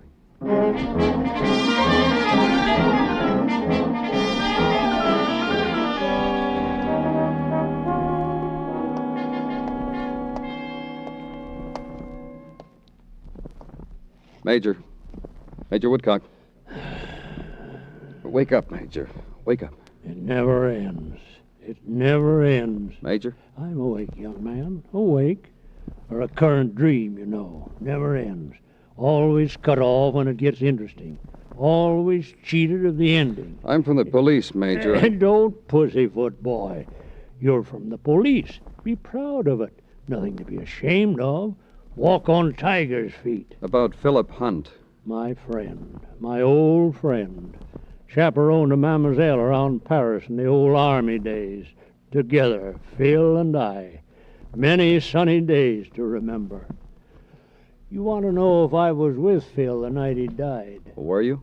Dropped in for a brandy, game of chess. A lot of young people took me in tow. Made me act the major with a boy. A young corporal who was there. I'm afraid it was a rather pathetic entertainment. Then you got away from them. They were happy to dismiss me. Shunted me upstairs to old Phil. We had our quiet brandies, our endless chess game, never finished it, and cried old soldiers' tears, and so to bed. You didn't come back for breakfast. Oh, you know about that, do you? Had breakfast with Phil every morning since our discharge. In the library, 7 a.m. Pleasant. Then we'd putter around in the garden. Pleasant. A ritual. But you didn't come back that morning. Why? Too tired. Overslept. Over-brandied. I wish I had come back. Why? I bid Phil a good journey. Dead men can hear things like that, you know. Pleases them. There was another reason I wish I'd have come back. What, to console Lois? Hadn't thought of that. No. To thank Phil for including me in his will. Left me quite a sum. Enormous sum. Quite an overpayment for my work in his garden. But you knew about that. No, I didn't. Makes me a suspect, though. It does. It should be interesting. When do you ask me about Willard Jordan, the artist? Right now. Painted my portrait, Willard did. There it is, hanging in back of me.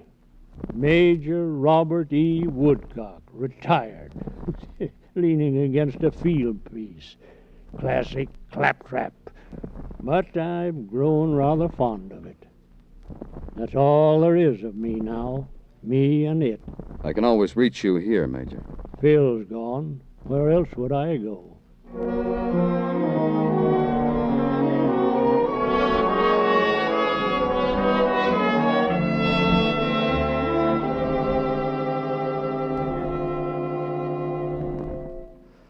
Doesn't matter to you that I'm a widow now, does it?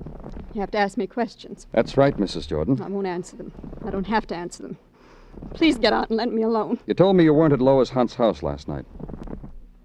What? You heard what I said. All right. I was at Lois Hunt's house last night. I know. It was a terrible party. Pepe take you to the party? Pepe never goes to parties. He spills things on people's rugs, so I went alone. Did Lois pick you up at a bar? I never go to bars. Then you were following your husband. So what? So what? It's your right, Mrs. Jordan. Of course it is. I was his wife. Just tagged along. Just in case Willard got into trouble with that brewery poster, that's all. Saw Willard go into the house. Waited a while, and then I went in too. Willard got into trouble, Mrs. Jordan. Where were you? Well, Well, what? a girl has to be sociable at a party. Anybody knows that. Somebody gave you a drink. Never did get to see Willard. And you must have gotten to know some of the people. Oh, just names, like Nicky and John and Bobby. Honestly, I don't remember a lot. Honestly. Can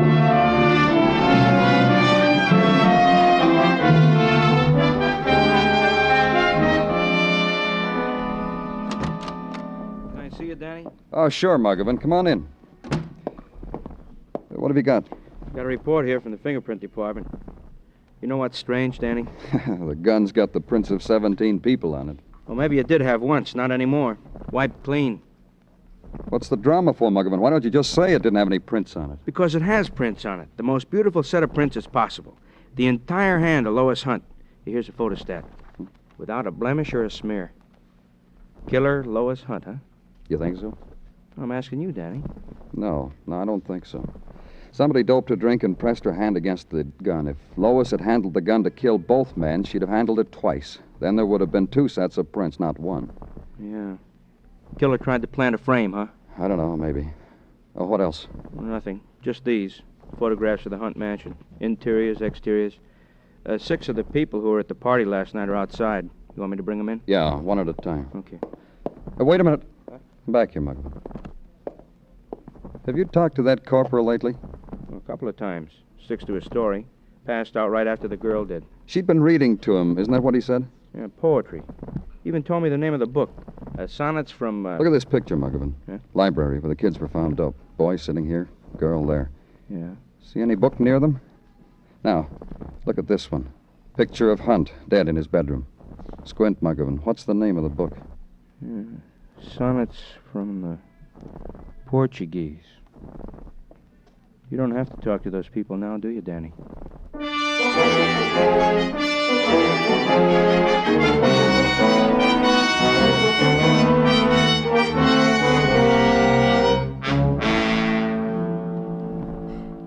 Miss Lois is upstairs in her room. I'll tell her you're here. Take me to her, please. This way. What time did you find Miss Lois and that soldier in the library, Francis? It's about 6:15. I told that other policeman that. 6:15. Isn't that pretty early? Sure, it's early. I do it every morning. Clean up in the library so Mr. Hunt and that major could have their breakfast. Saw Miss Lois, and the soldier passed out and went to tell Mr. Hunt. You saw Mr. Hunt dead and called the police. I told that other policeman that, too. Miss Lois? What is it? Policeman. Hello, Mr. Clover. Come on in. That'll be all, Francis. Well, come to tell me something about that soldier boy, that, Tommy Milo? I'm going to try to do everything I can for him. You want a drink? That gun that killed your uncle and Willard Jordan had your prints on it. Aren't you warm? I am. Just a second, William. The casement open, it's much more pleasant, don't you think? Now, what did you say? The gun had your prints on it. Didn't it have everyone's? We all handled the gun. Why just my prints? Because you wiped off everybody's prints and put your own on it. Ooh, I must have been loaded. Why did I do that? To make me think what I thought, that you'd been framed. That someone had put the gun in your hand when you'd passed out. You've come to tell me you don't think that? What were you reading to Tommy when that dope drink caught up with you? Some sonnets, I think. Everybody else had left, so I thought sonnets were just the thing. Corny, huh? You were reading the sonnets, and all of a sudden you felt dizzy and you went to sleep. Is that what happened? Exactly. I told you. But the book wasn't there when we found you, Lois. What? Where was it? On the night table next to your uncle. But I was drugged. How would it get there? You put it there. That was an oversight, Lois. You carried it up to your uncle's room. But I was drugged. You know that. The doctor knows that. I was drugged. Later, you put on an act for Tommy, pretended to pass out, waited for the drug you'd put in his drink to work on him. Then you got up, killed your uncle. Came back, then drugged your own drink. Don't tell me what I did. If I'd done that, I would have died. The doctor said that drug was deadly. Your own doctor. You didn't have anything to worry about. Frances, your maid, always cleaned up the library at 6 o'clock. You knew she'd yell for help. Now tell me about Willard Jordan, Lois. Don't talk to me like that. Don't tell me what to do. Willard Jordan came back, didn't he? He was looking for his cigarette lighter. You know everything. You and Uncle Phil. Came back and saw Tommy lying there alone. Then you appeared. You had a gun in your hand. You're so smart. You walked Willard to the guest house, killed him because you had to. Smart. Uncle was smart, told me what to do, why I had to do it. It wasn't just the money. You had that. Your uncle gave you everything you wanted. Like I was a little girl, like I didn't know my own mind, just the way you're talking to me. Let's go, Lois. No. Come on. No, I won't go. I'm going to kill myself. Get away from that window, Lois. I'm going to do it. I'm going to jump. I don't care. I'm going to jump. Listen to me. Don't you come near me. I'm going to die. You'll be sorry, all of you. When I'm lying down there, you'll be sorry. My friends will come and they'll look at me and they'll be sorry. They'll be... When I grabbed her, she didn't struggle, just shrieked over and over. When I led her out of the room, she was still shrieking it. And all of a sudden, she stopped. I'll be sorry. Then she looked at me, bewildered at first, then smiling. An etiquette smile that a girl gives a man after a pleasant dance. Then she touched my cheek. She spoke to me. I don't think my friends would have been sorry, Mr. Clover. I really don't.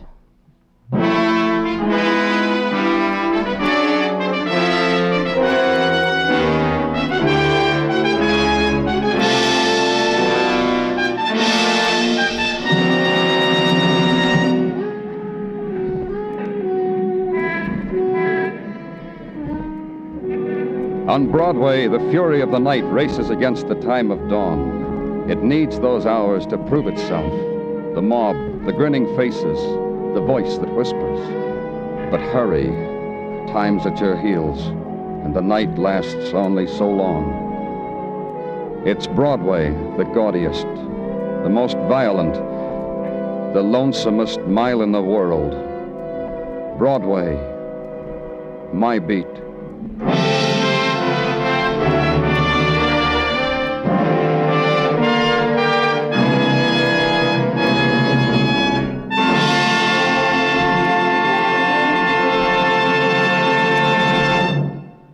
Broadway's My Beat stars Larry Thor as Detective Danny Clover with Charles Calvert as Tartaglia and Jack Crucian as Muggavan. The program was produced and directed by Elliot Lewis with musical score composed and conducted by Alexander Courage. In tonight's cast, Kathy Lewis was heard as Lois Hunt, Lee Millar as Tommy Milo, Peggy Weber as Melissa Jordan, Michael Ann Barrett as Barbara Sullivan, and Russell Simpson as Major Woodcock.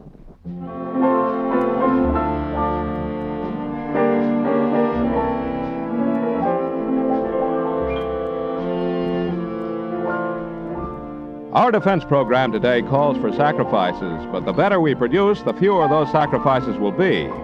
To do this most effectively, we must all work together toward top productivity. The free booklet, The Miracle of America, gives the story of the American system and of the benefits which increased productivity through teamwork has brought to all of us. Write Box 10, Times Square Station, New York City, for your free booklet, The Miracle of America. Remember, the better we produce, the stronger we grow. Stay tuned now for Sing It Again, which follows immediately over most of these same CBS stations. Joe Walters speaking. This is CBS, where you laugh at Jack Benny every Sunday night, the Columbia Broadcasting System.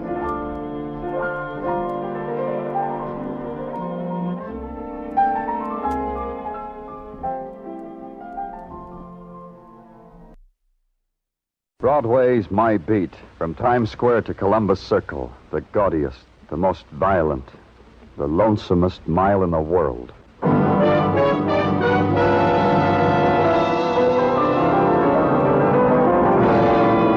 Broadway's My Beat, with Larry Thor as Detective Danny Clover.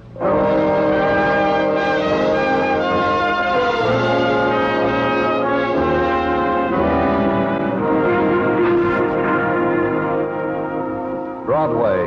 It's a time and a place and a fury that beckons with a blinking eye, then reaches out and hugs you close, and you're caught up in it. The seesaw of color, the riot of noise and night sounds, the mottled gold from the spectaculars that drips over you. And you try to hold it, but your hands clutch a pinch of dust, a handful of ashes. That's Broadway. My Beat.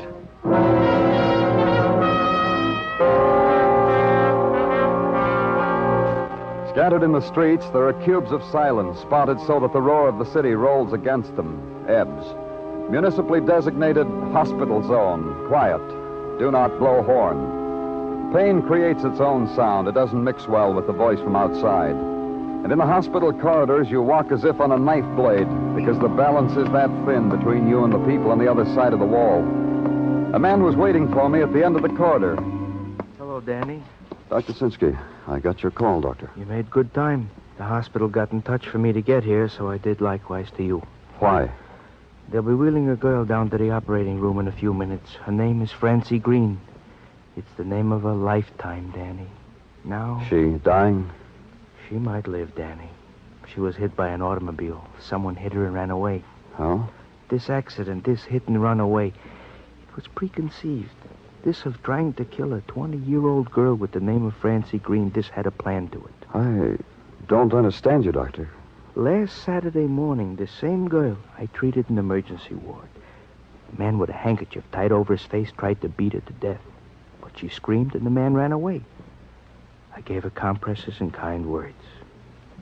But her lips were trembling. I couldn't stop that. She was terrified. Go on. Tonight, Danny, I talked to her. She said someone tried to push her in front of a subway train yesterday. She just felt there's someone's hand on her back. Tell me, Danny, who could need the death of a 20-year-old girl to make him happy? The girl, what about her? Sells cigarettes at a place called the Oasis. She's coming now, Danny. Francie, you'll be all right. I'm a policeman, Francie. I'm Danny Clover. Find out who wants me dead. Find out. The girl turned her head away from me, shuddered, and let the pain wash over her, because the flow of pain was better than the brutal touch of death. Then she turned back, and her eyes were restless shadows of fear that wouldn't sleep, that nothing could make sleep. Her begging now was silent, and my promise to her was silent. Then I got out.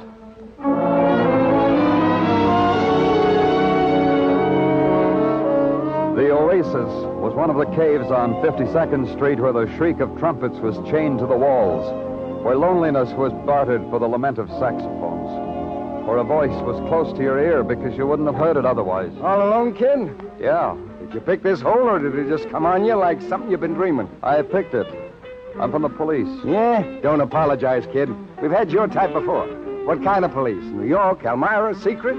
You got your badge from saving box stops? You want to see my credentials? Is that it? That would be a good bit. You show them to me. I believe him. You can have fun in the house. But on the house. Here. Take a look. I believe him. Have fun. You said on the house. You can say that? Henry Miller, proprietor, master of ceremonies, caller of the dance. Time magazine says of me, and I quote, colorful owner of perhaps the worst nightclub in America, but without doubt the best time in the world. What do they say about Francie Green? The cigarette girl? They didn't get around to her. You got a bit with Francie? I asked because most of the time I'm like a father to her. Then you know she's in the hospital. The doctor says she might die. But you'd know that, being like a father. All right. I'll split hairs with you. When she stopped showing up for work regularly, I stopped being fatherly. I became the irate employer. What made you like that? France's excuses. She was beaten up. A subway train chased her. These are excuses to a colorful, cultured employer? You didn't believe it? Why? I'll tell you. The lazy girls that work for me dream up such bids to get out of slavery you wouldn't believe it. They... Wait. You said Francis in a hospital dying? The truth, not an act? Not an act, Henry. Remind me to make a note to send her flowers. Flowers with a sweet smell to them. That Francis a good girl, sweet. She wanted me to find out who wanted her dead. Any ideas, Henry? No. No ideas unless... Unless what, Henry? Unless Francie, my innocent cigarette girl, somehow got innocently mixed up in last week's murder. That's right. There was a shooting here. Yeah, Joe Paget, a very steady customer. Last Friday it happened, and you haven't solved it yet. Don't you guys have a department for the solution of crime?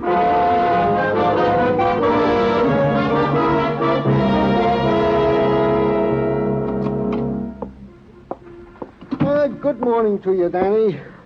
May your day be merry and bright. What's the matter with you, Tartaglia? Oh, lack of sleep, Danny. The pink guy were over last night. The Who were? The pink eye, Mr. and Mrs. Pincus. Plural, pink eye. Latin. Well, and the pink eye kept you up late. Making canasta after canasta. Salt to the wound. As Father Salvatore said, it's the luck of the pinkorum. Tartaglia. Father Salvatore said that and demanded a new deck. Laughingly. Tartaglia. Huh? Oh, yeah, Danny. Did you get that memo I left you? Yeah, I got it, Danny. The girl, Francie Green, the operation, this way and that way. Dr. Sinsky doesn't know yet. Go on.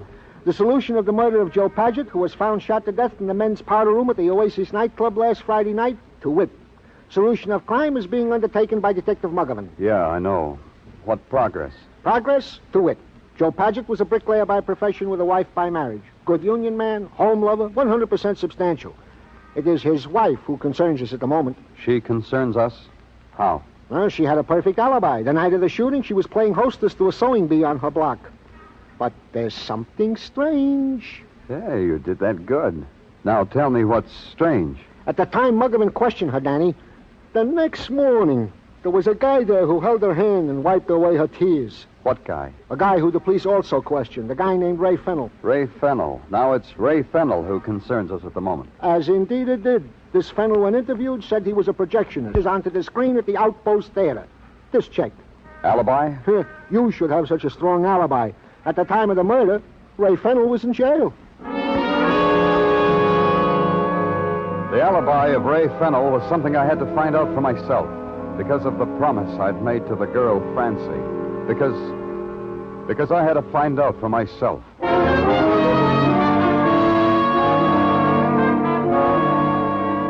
The Outpost was one of the movie cribs on 42nd Street, converted from a legitimate theater to a burlesque house to a grind house. What it was grinding out now, the posters yippied, was 4 sagas of the Golden West. Not a double feature, not a triple feature, but 4 for the price of 1. 4 Apollos with golden spurs riding 4 silver stallions into the sunset. And a snack bar just inside the lobby. Even the ticket taker was bow-legged. He looked at my badge, digested it, shifted the wad of bubble gum in his mouth, inclined his head to a stairway. It was very hop-along, the whole thing. The door on the projection booth said, "Keep out." I didn't pay it no mind. You can read, mister. The sign says keep out. Somewhere they must have taught you how to read 2 little words like that. You, Ray Fennell, projectionist? The way you said that, you could be a dues collector. But you don't look like a dues collector, more like a cop. You, Ray Fennell? Yeah, I am he. Wait till I turn off the speaker. I'll tell you about Ray Fennell, mister. Up here in the projection booth, he is king. He pushes a button, magic pictures appear on the screen. The clients down there, they might not understand why a cop loused up their magic. Unless the cop states his business. They tell me you were in jail last Friday night, Ray. Why? I got a bet at why. Why don't you goons leave me alone? All week you've been dirtying up my days and my nights. Why did they put you in jail, Ray? It don't register. Insults don't register on you guys, huh? It's on the book, mister. Ray Fennell, drunk and disorderly. I get 1 lousy night off a week, the clients put me in the drunk tank. All you clients make me sick. A man was murdered last Friday night, Ray. Do tell. They tell me you know his wife. Do tell. It's your turn. I'll tell you like I told the others. Yeah, I know his wife. Mrs. Paget and me, very friendly. I know her for a long time. Even before Mr. Paget, the cold and dead Mr. Paget. And you've been consoling her for his death. Much better than a consolation prize. Ask Mrs. Paget. You could almost say she's happy her husband's dead. And you? How about you, Ray? What's good enough for Mrs. Paget's good enough for me. Oh, now look what you made me do. I don't pay no attention. The film breaks.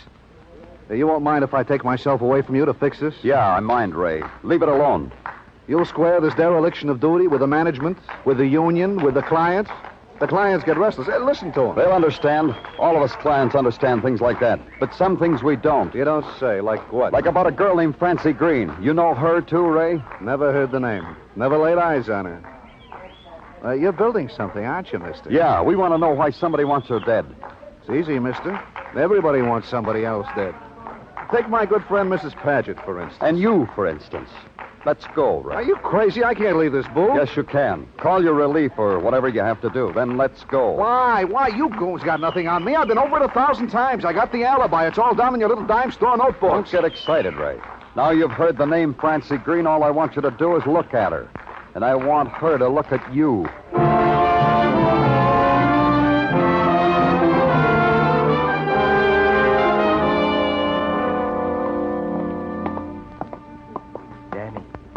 here. Hello, Dr. Sinsky. How is she? I couldn't come to the phone when you called that you were coming down because I had to help in the operating room. They took Francie back. Another operation? This morning, emergency. Oh. She's still in there. We can't move her. Here, slip this robe on. We'll go into the operating room. You'll see her. This is Ray Fennell, Dr. Sinsky. Mr. How Fennell? are you, Doctor? Take a robe off the hook, Mr. Fennell. Yeah, all right. Just this morning, Danny, she started to hemorrhage. You ready? Through this door. We're feeding her oxygen. I don't feel so good. Such a sweet girl.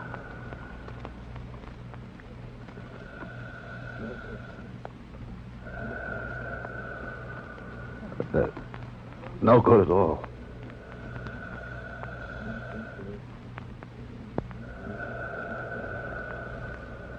Francie Green. Such a nice name.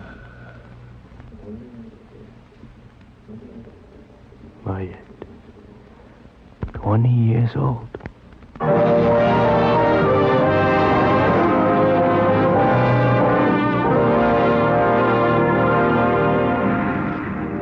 Of all the shrill, insistent voices on Broadway, the voice of death is sometimes the hardest to hear. But it's there, and finally it will be heard, as Broadway heard the whisper of the dying of Francie Green.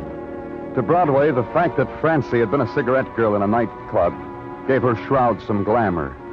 But the fact that her dying was the final sum of the brutal violence committed upon her, Broadway shrugged off. A girl like that, they said, what can you expect? At headquarters, we felt differently about the dying of Francie Green. Sergeant Gino Tartaglia, he felt different about it, too. Danny, it frightens me. Sometimes I wake up in the middle of the night and it frightens me. What does, Tartaglia? Everything. This job, this metropolis, we call a metropolis. This young girl, Francie, who shouldn't have died, but died anyway. Tartaglia. Wait. Let me finish, Danny. Let me spill it out. Otherwise, I'll be ripe to fall into the clutches of a psychoanalyst or some other professional man. Even my domestic relations with Mrs. Tartaglia have become strained. Oh? Yeah, Danny. I screamed at her last night. I raised my voice to Mrs. Tartaglia in front of the Tartaglia children. All she was doing was hoovering around me. Hoovering? Yeah, with a hoover. She was performing a necessary domestic duty like vacuuming the Tartaglia rug, and I scream at her. Just because I am so internally upset about this murder of Francie Green. Feel better now, Tartaglia? Is it all right to go ahead? Yeah, Danny. I've told you my feelings on the matter. So now let us proceed to the chores of the day. Anytime you're ready, Tartaglia. The alibi of Ray Fennell, the projectionist, has been checked and rechecked as per your command. The records show he was veritably in the drunk tank the night of the murder of the bricklayer Joe Paget, arrested by Patrolman Samish. Yeah, it doesn't get us anywhere, does it? That's not my department, Danny, to get us anywhere. I'm only a cog in this infernal machine we call living. There's a connection somewhere, Tartaglia. There has to be. Paget was killed last Friday night. The attacks on Francie began right after that. Whatever you say, Danny. I also have here an item that might or might not be of interest to you. Oh? What is it? The body of an unidentified man was washed up in the East River last night. The consensus is that he was murdered. You want it? No, give it to Detective Kenny. Anything else? Nothing, Danny, except I am filled with a great sorrow over the death Yeah, I know. Is it all right with you if I leave now? Well, whatever you wish. Where you going? To call on Mrs. Joe Paget. I want to know how she feels about all this. May your venture succeed in success, Danny. Leave me know how it comes out. I'll add it to the record. Oh, Danny.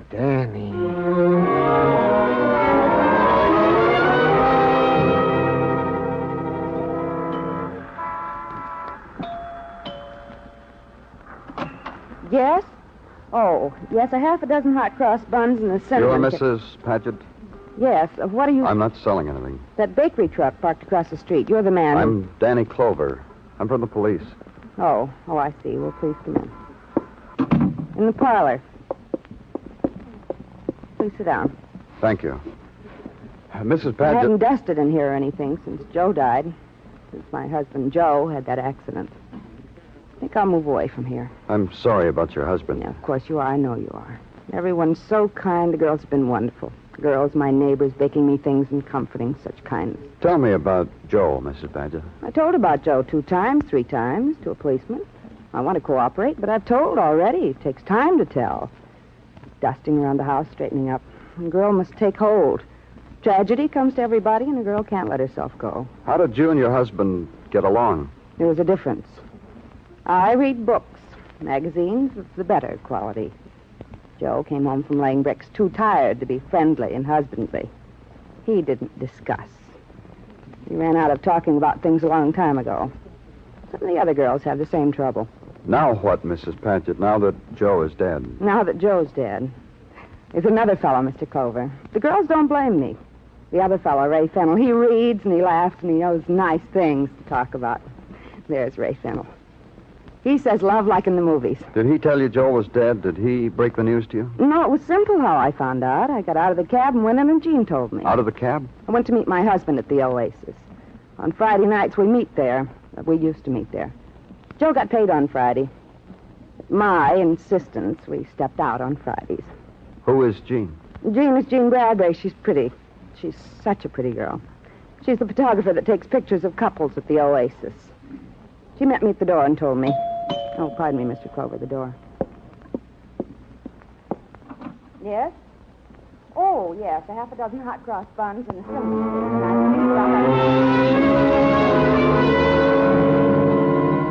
There was nothing after that. She offered me a slice of cinnamon cake, and I said no. I asked her whether there was anything else she could tell me.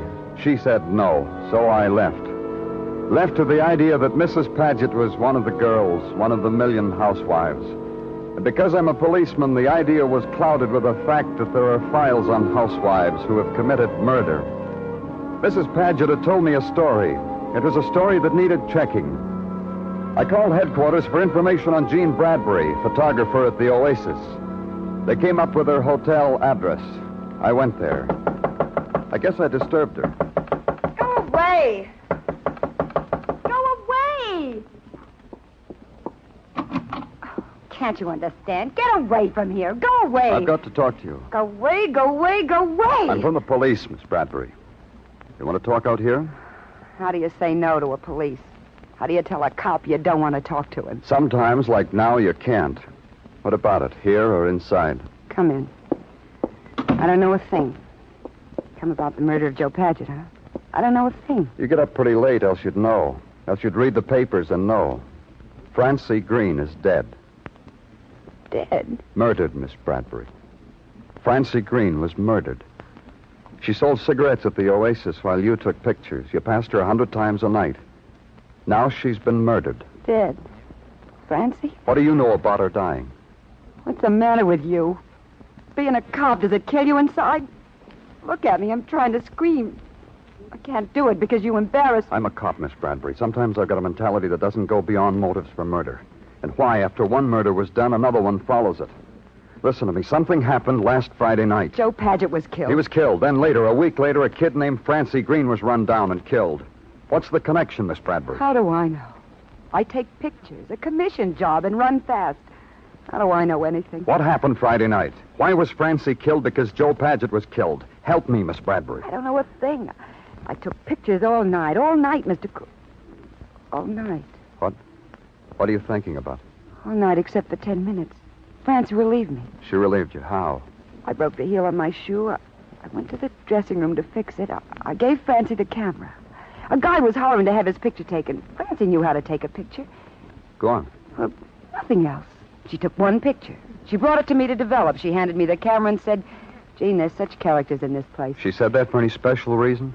After she took the picture, some character came up and offered her $50 for the negative. The man she took the picture of? No, some character, I said. Francie brushed him.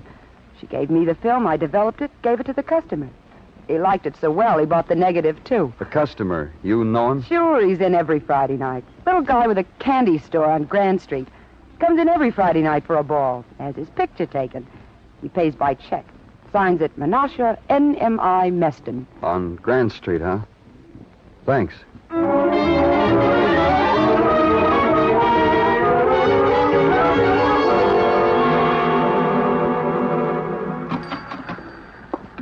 you in a minute, mister. At this moment in an eternity. I'm busy. It's all right, Menashe. Take your time. Thank you. Making up an order of confections for the shindig Mrs. Rosenblatt's throwing for his son, Davy. Davy's bar mitzvah tomorrow. Confirmed, you know. Should be with Glick. I will relay to Mrs. Rosenblatt your compliments today. This'll only take a minute. 5 pounds chocolate-covered cherries I got to weigh up. Got it ready in the sack. 4 pounds, 12 ounces.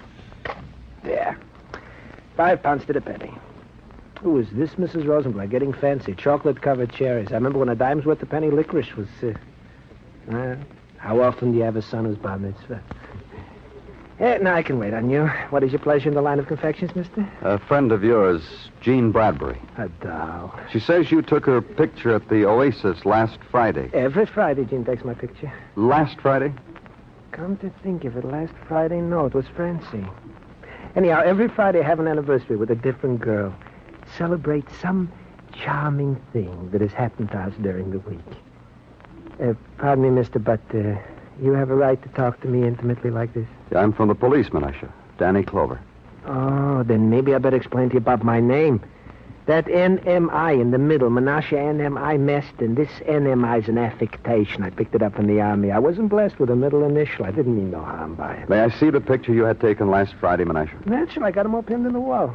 See, which one was last Friday? Oh, this one right here. I remember because the girl is last Friday's girl. The doll. Yeah. The man behind you in the background, you know him? Huh? No, I never had the pleasure. As a matter of fact, now that you point them out, this is the first time I noticed them. Mind if I take the picture with me, Menashe? It gives me such glamour. It's absolutely necessary you should take it. It's necessary, Menashe. Excuse me. That's candy store. Yeah, he's here. It's for you, Mr. Clover. Thanks. Danny Clover here. You're a tough man to track down, Danny. Hey, Danny, guess what? What, Tartaglia? The guy they fished out of the river I told you about. You said give it to Kenny? Maybe you should take him. Why? Because the arresting officer who arrested him in the first place for being drunk and disorderly has identified the body as belonging to Ray Fennell, the projectionist. Interesting, huh, Danny? Huh, Danny?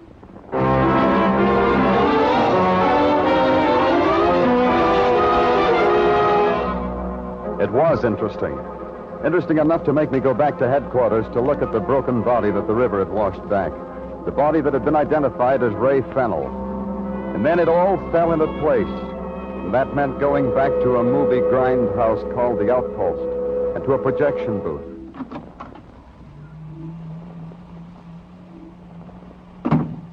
I don't even have to turn around to know who it is. I got a feeling up my back the minute you opened the door. Turn around anyway, Ray. Yeah.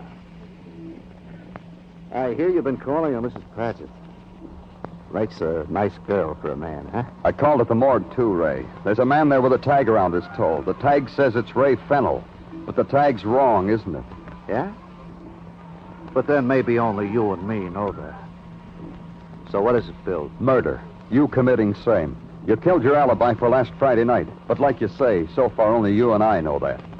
So let's go and tell the people, huh?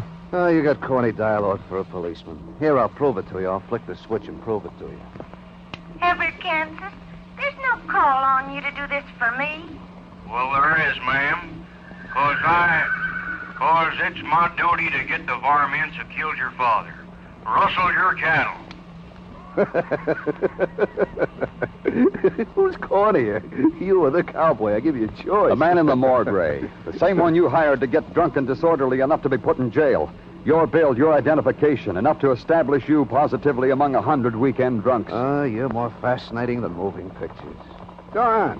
Why would I do that? You have created a certain suspense in me. For an alibi, police proven.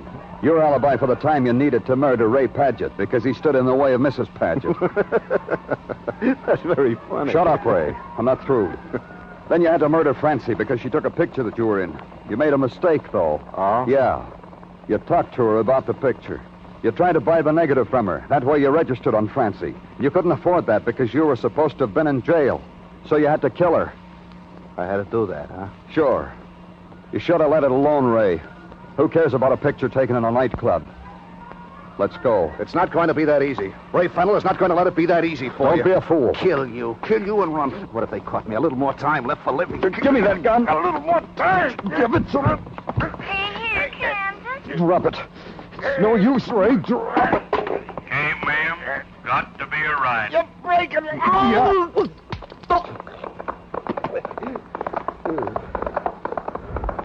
Like I said, Ray, let's go tell the people.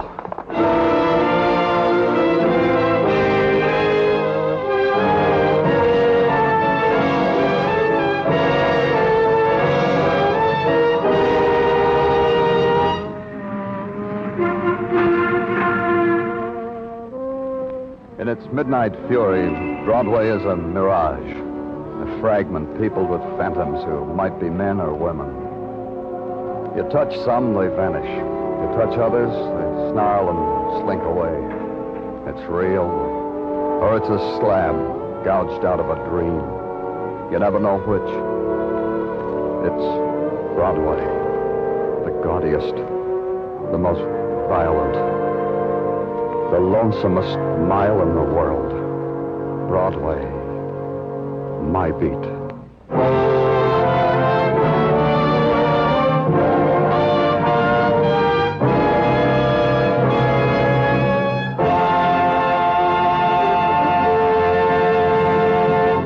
Broadway's My Beat stars Larry Thor as Detective Danny Clover with Charles Calvert as Tartaglia. The program was produced and directed by Elliot Lewis. The musical score was composed and conducted by Alexander Courage. The cast tonight included Kay Stewart, Virginia Gregg, Joe Forte, Hy Averback, David Ellis, and Jack Crucian.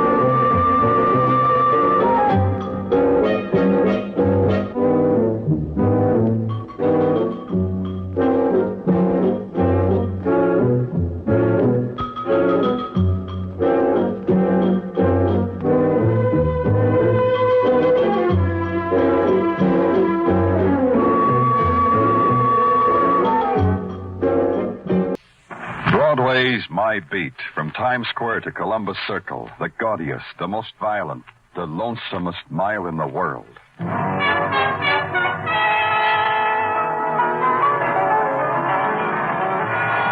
Broadway's My Beat, with Larry Thor as Detective Danny Clover.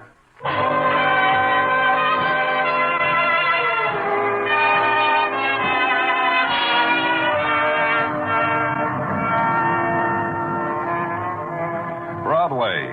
It's a bet you make against the dealers of night, on the blood red of neon, on the black of the searching wind, And the circle spins, a whirlpool of gleaming laughter and splintered whispers, of shrieking steel and the silence of stone. You pray for a wind, but it's no good. The red pays off in stained hands, and the black with dust in your mouth. That's how it falls on Broadway. My beat.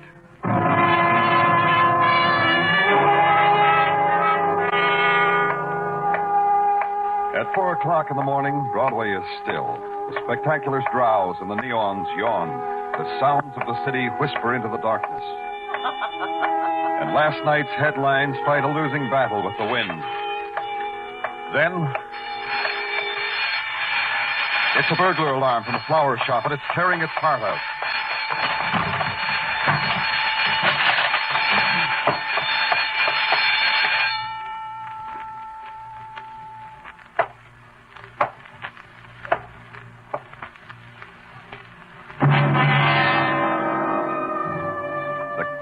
Winking light of the florist's sign found her face, then lost it in the shadows, then found it again. She sat primly in a wicker chair through which garlands of camellias and shining green leaves had been woven. Her hand had been pricked by the thorn of a rose she held. And when the light found her eyes again, they were mocking and sly. Hey, what goes on here, huh? Oh, hi, Danny. What makes? I heard a burglar alarm. Someone tripped it on their way out the back door. Oh, and left this dame here to heist rose petals? Patrolman Meshikoff, do something for me. Sure, Danny. Want me to book her? Call homicide. Tell them there's been a murder.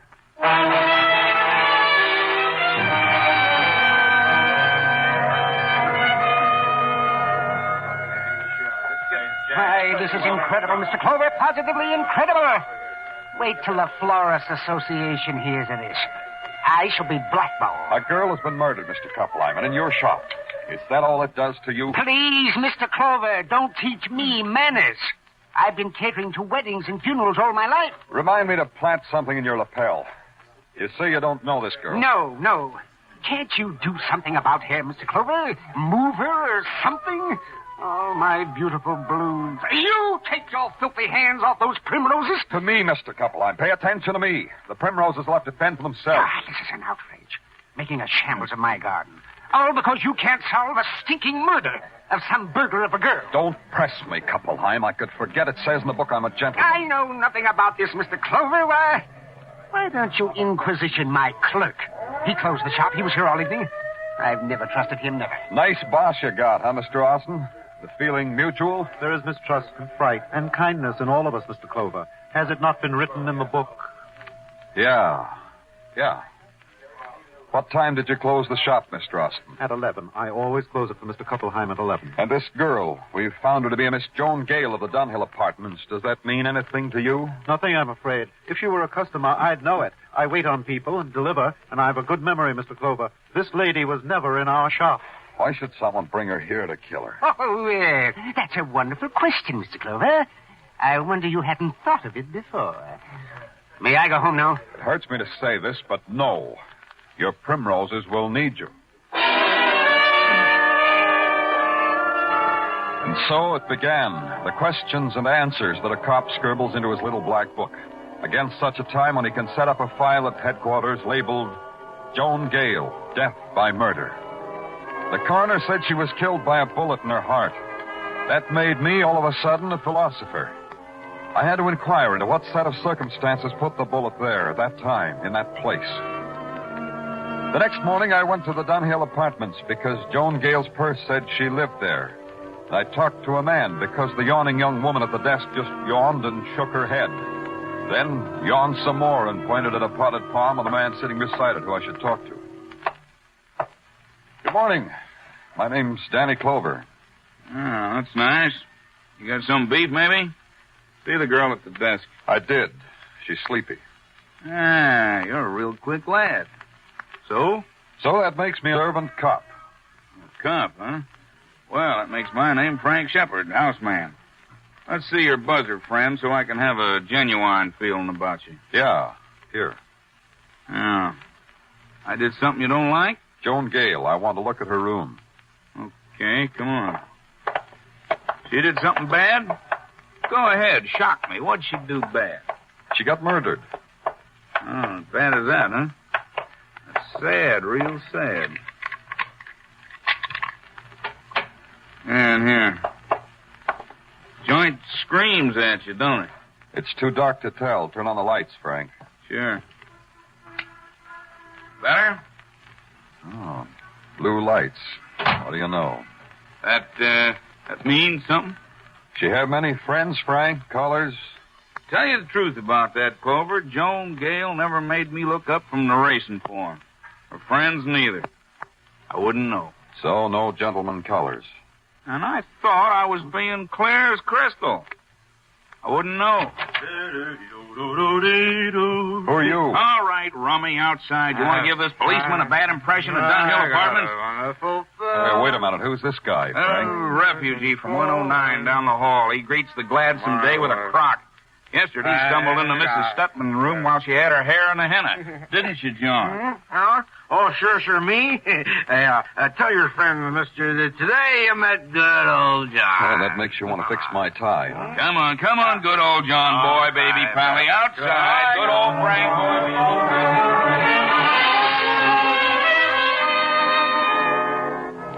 I watched old Frank boy push his pally on his face into Pally's home in 109. Then Frank boy came back and was the model of a house dick with the economy-size helping hand. We searched Joan Gale's apartment, found a lot of things. Things that pieced together the life of Joan Gale by night and by day. Things that made Frank boy all happy inside. But there was nothing that added up to her dying in a bed of cut flowers. Back at headquarters, there were more fragments, more scraps of a woman's life. Sergeant Tartaglia offered them to me. This Joan Gale, Danny. She had a slight record in Scranton, PA. For disturbances of the peace, for questioning, for, you know, Danny. Yeah, the alibis of Kuppelheim and his clerk, Roy Austin. You had them checked? Oh, yeah, Danny, sure. It's just like this Mr. Kuppelheim and Mr. Austin told you. Kuppelheim was in the sack. The clerk, Roy Austin, closed up Kuppelheim's flower shop at 11 o'clock. Went home. To the knowledge of his landlord, did not leave the premises till you rousted him out of bed to question him at said Kuppelheim's flower shop. How do you figure, Tartaglia? You know, I'm glad you asked me, Danny, because I got a theory. Now, the way I picture this whole crime... Oh, pardon me. Surely, Danny. Go right ahead. Thank you. Danny Clover speaking. They told me you were handling the Joan Gale murder, Mr. Clover. I believe I can help you with it. Who is this? Mrs. Amelia Ripley, 1219 Smedley Place, in Forest Hills, Mr. Clover. I can expect you immediately? Yes. Thank you, Mr. Clover. Now, as I was saying, Danny, my theory... Keep it on ice, Tartaglia. I'll come back for it.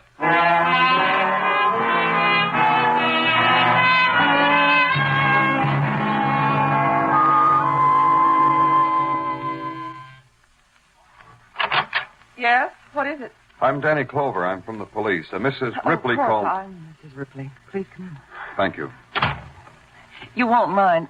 Well, that is, I hope you won't mind if we sit in the kitchen and talk. Not at all. This way.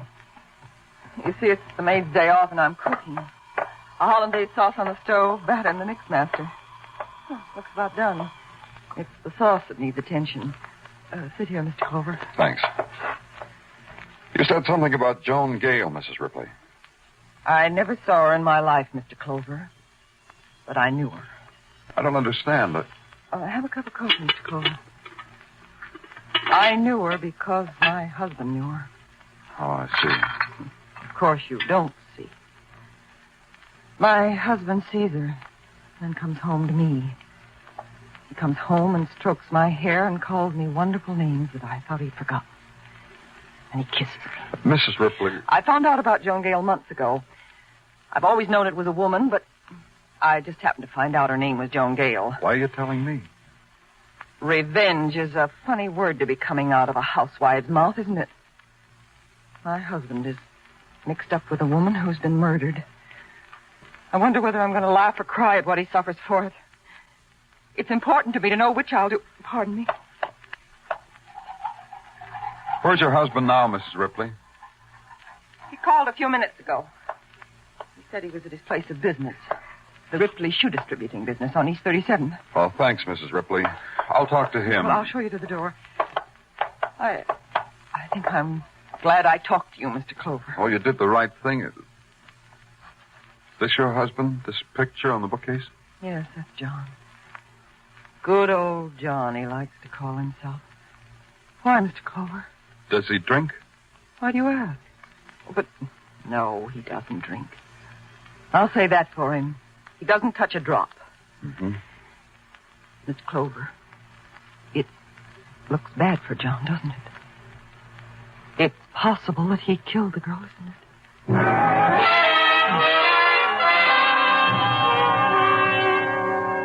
It not only was possible, from where I stood, it looked like a sure thing. The picture of the John Ripley on the bookcase was the same good old drunken John who had tried to tie my tie in Joan Gale's apartment. The same drunken John who never drank, his wife said. I had to ask him about a little thing like that, about a lot of little things.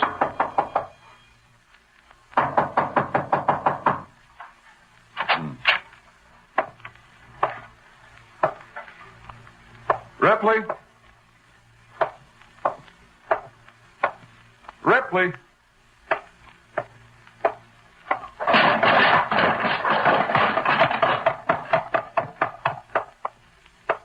No. Oh, no. The shoeboxes of the Ripley shoe distributing business lay in a crazy, wanton pattern around the body of John Ripley.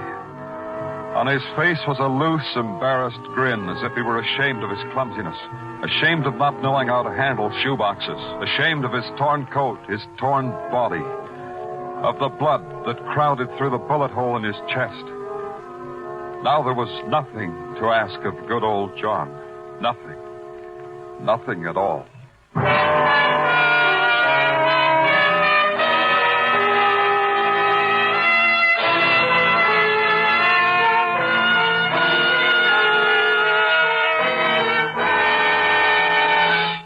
You are listening to Broadway's My Beat, starring Larry Thor as Detective Danny Clover.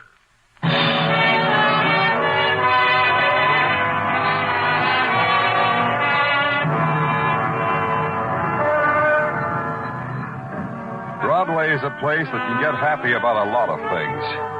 A wrestler from Argentina who walks on his hands and wrestles with his feet. The honeymoon of Tess Trueheart. And a couple of murders served piping hot for dinner reading. It's the diet Broadway likes. It's a fine way to get fat. My part of it was serving up a few crumbs to the gentlemen in the press room. An arrest is expected momentarily, I told them, and dared them to make 6 paragraphs out of that. They did, and it came out saying the police had no idea who the killer was. Or, as Sergeant Tartaglia phrased it, Danny, I don't have no idea who the killer is. Well, the last time I talked to you, Tartaglia, you said you had a theory about who killed Joan Gale and Mr. Ripley. Danny, I got a confession to make. Confession, huh? You killed him? Oh, no, Danny. I had a theory, and I put it down on paper and added and subtracted, and the answer comes out that they killed each other. Only they died 12 hours apart. That's interesting. How did you arrive at that? Well, you see, Danny... you got company, Danny. I've got to see you right away, Mr. Clover. Oh, come in. Roy Austin, isn't it? Have a chair, Mr. Austin. Thank you. Thank you very much. Danny... don't go, Tartaglia. This is Mr. Austin. He's the clerk at Kappelheim's flower shop. Hi, Mr. Austin. How do you do? What can I do for you, Mr. Austin? I want you police to protect me. Yes, I demand it. Why, are you afraid of something? You would be, too. Here, read this. It was slipped under my door at my rooming house. Uh-huh. Dear Roy Austin, make no plans, Mr. Austin, because you will die within a day. Who'd want to write you a note like this? You know? Of course I don't. That's your job, Mr. Clover. Doesn't that note tell you something? Not much, except that whoever wrote it tried to disguise his handwriting. That's pretty obvious. Well, that may be, but it doesn't make me any the less frightened. Mr. Austin, the department will give you all the protection you need. How? One of our men will follow you wherever you go and will... That's not enough. I refuse to leave this building until you apprehend whoever wrote that note. Mr. Austin... I refuse to leave this building. Okay. We'll lock him up, Detective. Sure, Danny, sure. Hey, Mr. Austin, you play canasta? Idiot's delight. Oh, a new game, huh? Well, maybe you can teach me. Where you going, Danny? To the Dunhill Apartments. There's a house detective there I got to see. Maybe he can teach me.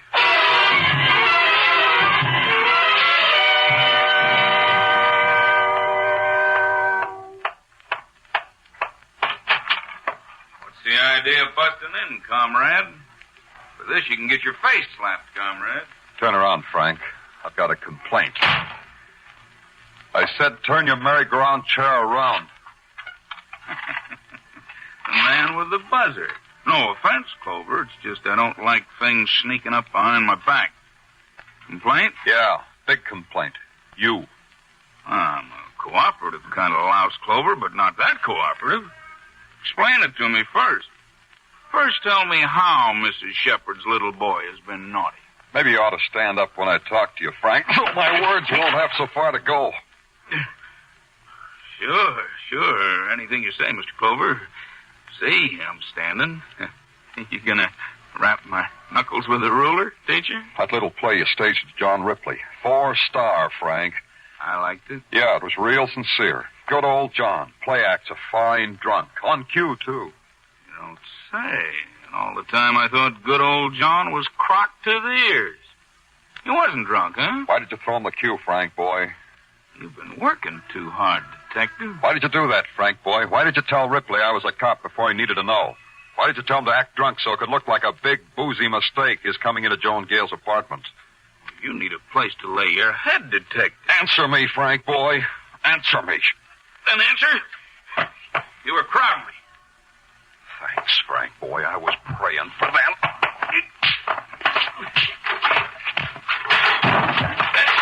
That's enough. You didn't ask my question, Frank. You saw a chance for blackmail, didn't you? Big, fat blackmail. I told you Joan Gale had been murdered. You knew John Ripley was her boy, so you arranged the act. Did he pay off before he was murdered, Frank, because you were so nice to him? Ripley murdered? News to you, Frank? Crossed my heart. Hope to die. I didn't know about it. Had nothing to do with it. What you had to do with Frank. Tell me about that. It was like you say. Ripley was slipping me a little gratuity all along because he didn't want nobody to know about the Gale thing. When she was killed, the price went up for gratuities. That's all. Did you get it? Yeah, from his wife. He didn't have it with him that night you was here. He called his wife. She paid me off, took him home. Don't tease me, Frank, boy. Oh, I swear it on a stack. She took him home. The last time I saw Ripley, his wife was scratching his eyes out, and he was crying. On my honor, Danny. Yeah. Get up off the floor, Frank. I want you to look nice for the boys at headquarters.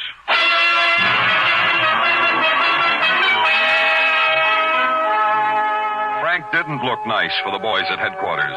A guy like that could spend 3 hours with a barber, then dress in custom-tailored clothes, and still he wouldn't look nice. Before I left headquarters, I looked in on the canasta game between Tartaglia and Roy Austin, then took a ride out to the housewife, Mrs. Ripley. I couldn't make up my mind whether to be sorry for her. I wasn't sure whether she had anything to be sorry about. I suppose you expected to see me in tears, Mr. Clover. I wasn't sure. Just how do you feel about your husband's death? Relieved, I think. Clean. If you've got any conscience about lying to policemen, you've got to feel some remorse, too. And you lied. You didn't tell me about paying blackmail and bringing your husband home. I didn't tell you, so I didn't lie. We can group it under the general heading. Maybe this will do something to you, Miss Ripley. You're in a lot of trouble. How? How am I in trouble? You're a murder suspect. Oh, you'd be surprised, Mrs. Ripley. We've had other coffee drinkers murder people. Even a file on murderers who made fine hollandaise sauces. Well, but why should I... Why do murderers kill? You had the motive. Joan Gale, because she got along so well with your husband. Your husband, because he got along so well with Joan Gale. Mr. Clover, listen to me. All right. Mr. Clover, I first suspected my husband when he made an unnecessary trip to Scranton. Scranton, huh? Yes. John's business interested me. I knew all about it, so I knew he didn't have to go to Scranton on business. Go on. When he came back, he suddenly started to send me flowers. Just like that, flowers. Several times a week. That way I knew exactly when he saw Joan, by the flowers. Flowers, huh? I suddenly make a stab in the dark. Flowers from Kuppelheim. Yes, that's right. Then, when my husband was in trouble at the hotel, I went there and did what you said I did. Simply because once I married John. You did that, then? I brought him home. He told me everything that happened between Joan Gale and himself. Everything. Uh-huh. Then he left. Then I called you. I called you because there was the matter of my self-respect. You're telling me you didn't shoot either one? I didn't. There's a grocery store on the corner, Mrs. Ripley. You can go that far so you can get your coffee. I'm going where there's flowers. There might be an unfilled order there. Maybe you'll get some.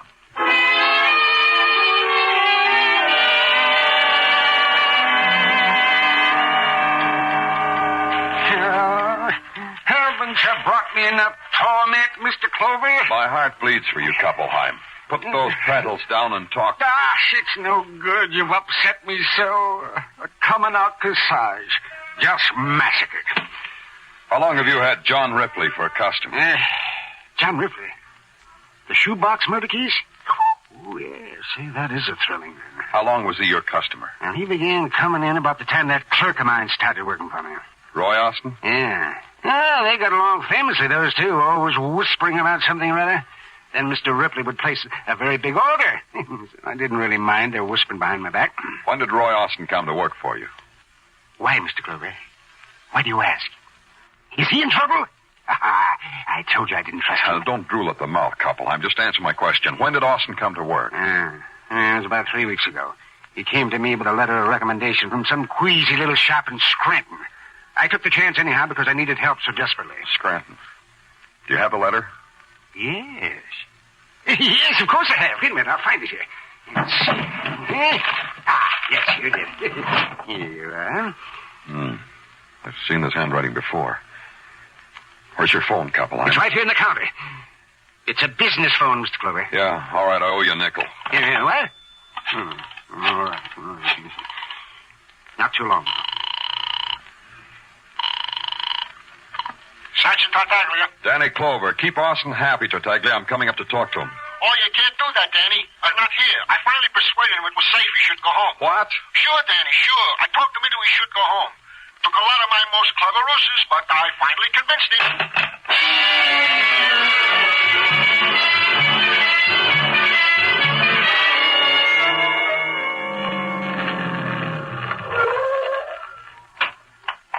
As soon as you call headquarters, Danny, what's up? Maybe a guy who asked protection of the police, Muggavan, just to throw the police off balance. Huh? Maybe a killer. Let's go, this corner house. Hey, Danny, look. Guy just jumped off the fire escape. Hey, that's him, Muggavan. Come on. In the alley. Drop him. No, I'll fire over his head. Austin! Austin, stop! Hey, he ain't playing. There he goes, Danny. Turning after that avenue. Yeah. We gotta catch him, Muggavan. We can't shoot in this crowd. Hey, look, Danny. Into the building. He's running in there. I see him. In here.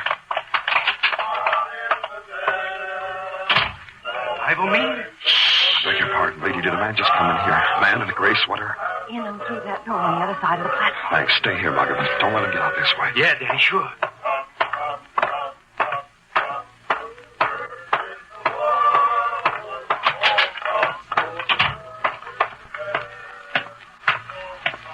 Austin! I'm up here, Mr. Clover. Somewhere here in the darkness. Think you can find me before I kill you?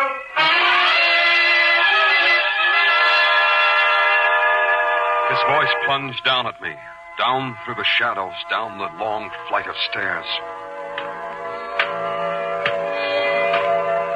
Roy was in darkness. That was the advantage he had. Every other step I took was lit up by the screaming light of a big electric sign flashing, "Revival tonight." It shouted through the window, "Revival tonight."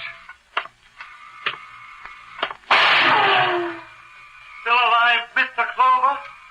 I'm still alive. All in one piece, Mr. Clover. For how long, Roy?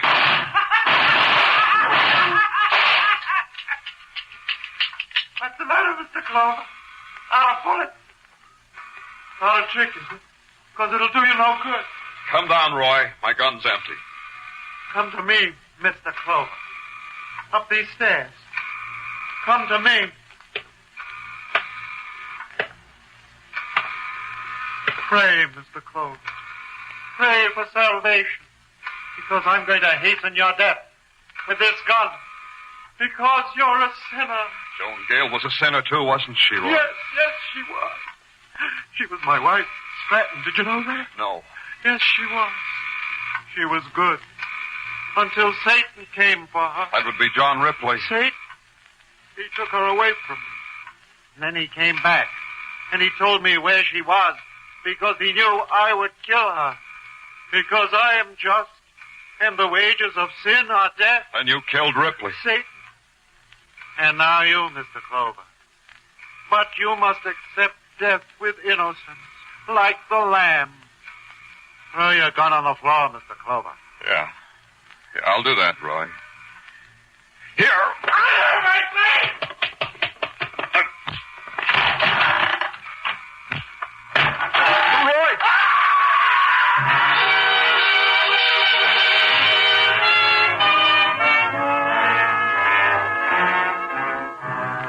When I got to him, he was dead.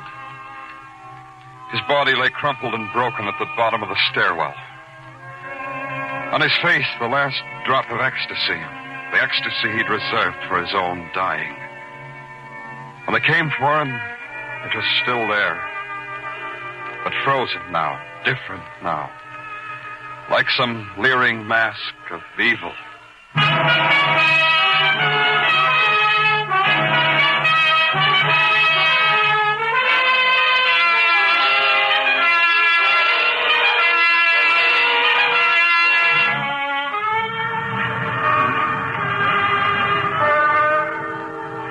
The night slips over Broadway like a black silk stocking splashed with sequins.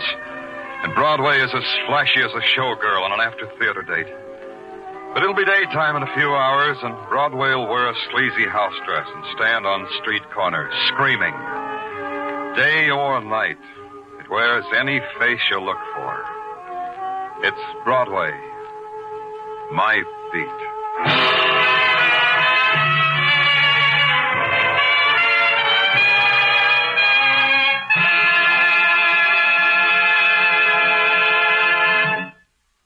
Broadway's My Beat stars Larry Thor as Detective Danny Clover and is written by Morton Fine and David Friedkin. The musical score was composed by Alexander Courage and conducted by Wilbur Hatch, and the program was produced and directed by Elliot Lewis. The cast tonight included Charles Calvert, Irene Tedrow, Jerry Hausner, Howard McNear, Edgar Barrier, Herb Vigran, and Jack Crucian.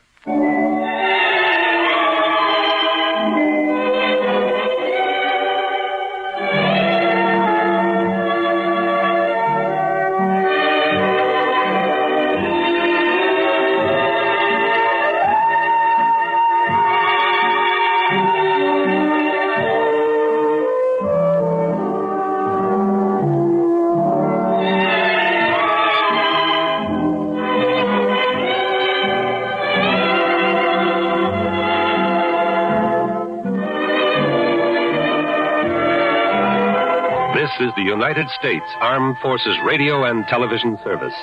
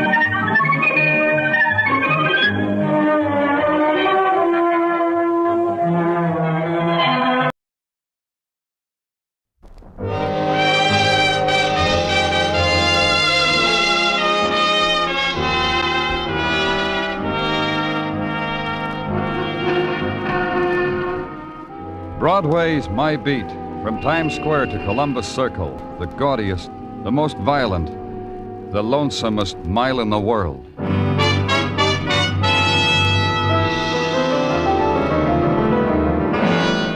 Broadway's My Beat, with Larry Thor as Detective Danny Clover.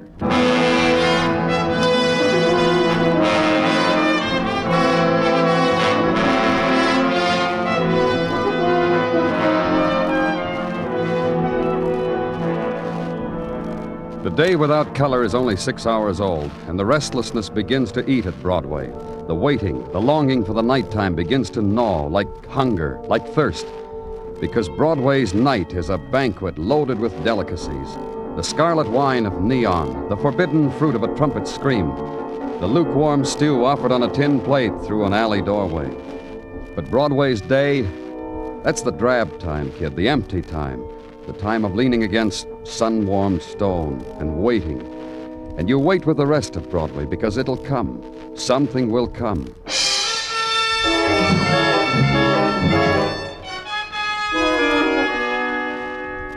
And it does. You know that because Broadway nudges you with an elbow, winks, says, "Follow me, kid. The day has turned bright." And it's not far away where the day is bright, on 39th Street, just off 7th Avenue, in the Garment Center.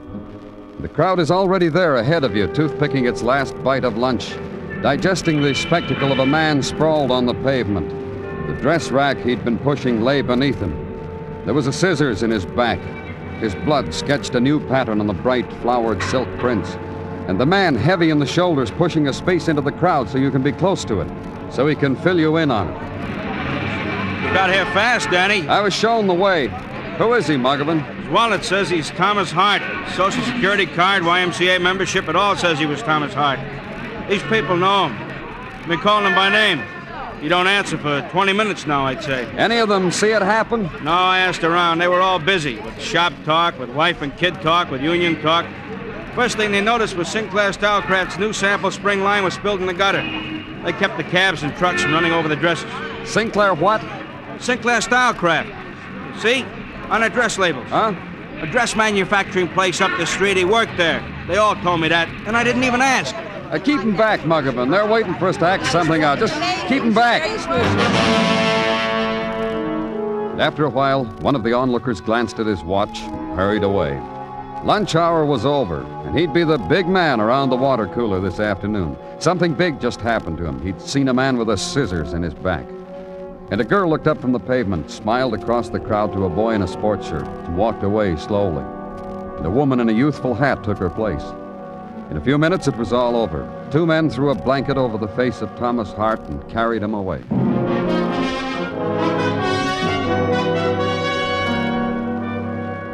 Then, work to do. Thomas Hart worked for Sinclair Stylecraft, ladies and misses' dresses, down the street. Go there. 4 flights up on a freight elevator. Nod to the gray-haired man holding the wheel in a comic book and get no answer. And through the rows of sewing machines where 100 women spend 8 hours a day with a dress pattern and a bobbin. Then finally ushered into the office of the man of destiny for the 4th floor, Mr. Justin Sinclair. Sit down, Mr. Clover, Danny Clover, police. About what happened downstairs? That's right. You want a cigar? Tell me about Thomas Hart. Sure, I'll tell you. You don't mind that I'm smoking, do you? Oh, Tommy. What's that supposed to tell me? Look, I've been in business for a long time. A man gets hard driving for $1. Takes a time like this to make me know what kind of a man I've gotten to be. I'm not asking you to weep for the boy, Mr. Sinclair. I could weep. That's just what I mean. I've forgotten how. Tommy was a bright youngster. So what if he was pushing dress racks around? I did it once. Tommy was interested. Tommy asked questions about the business. I'm sad, Mr. Clover. Don't laugh at me. I'm more than sad. I'm horrified. Mr. Sinclair? Oh, come in, Stella. Miss Croft, Mr. Clover. Mr. Clover is from the police. Yes, they told me in the shop a policeman was here. That's why I'm glad you did. He wants to know all about Tommy. What do you want to know, Mr. Clover? Well, as much as you can tell me. Mostly why somebody murdered him. Tommy was an errand boy and pushed dress racks. I'm sorry he's dead, but frankly, he annoyed me. How? Oh, Mr. Clover, come now. Look at Miss Croft, will you? Just look at her now. I'm looking. Does it annoy you, Miss Croft? Not yet. If you came into my office and stared at me sitting at my drawing board, then if you grinned, then if you winked... You really couldn't blame Tommy, Miss Croft. Natural, normal. Don't you do it, Mr. Sinclair. Quite a girl, huh? Quite a young lady. What else about Tommy? Nothing. Not a thing. Me either. All right. Where does he live? I can tell you that. Follow me out. I'll get the address for you from our personnel man. Yes, you'll find Sinclair Stylecraft cooperative, Mr. Clover. Anything at all.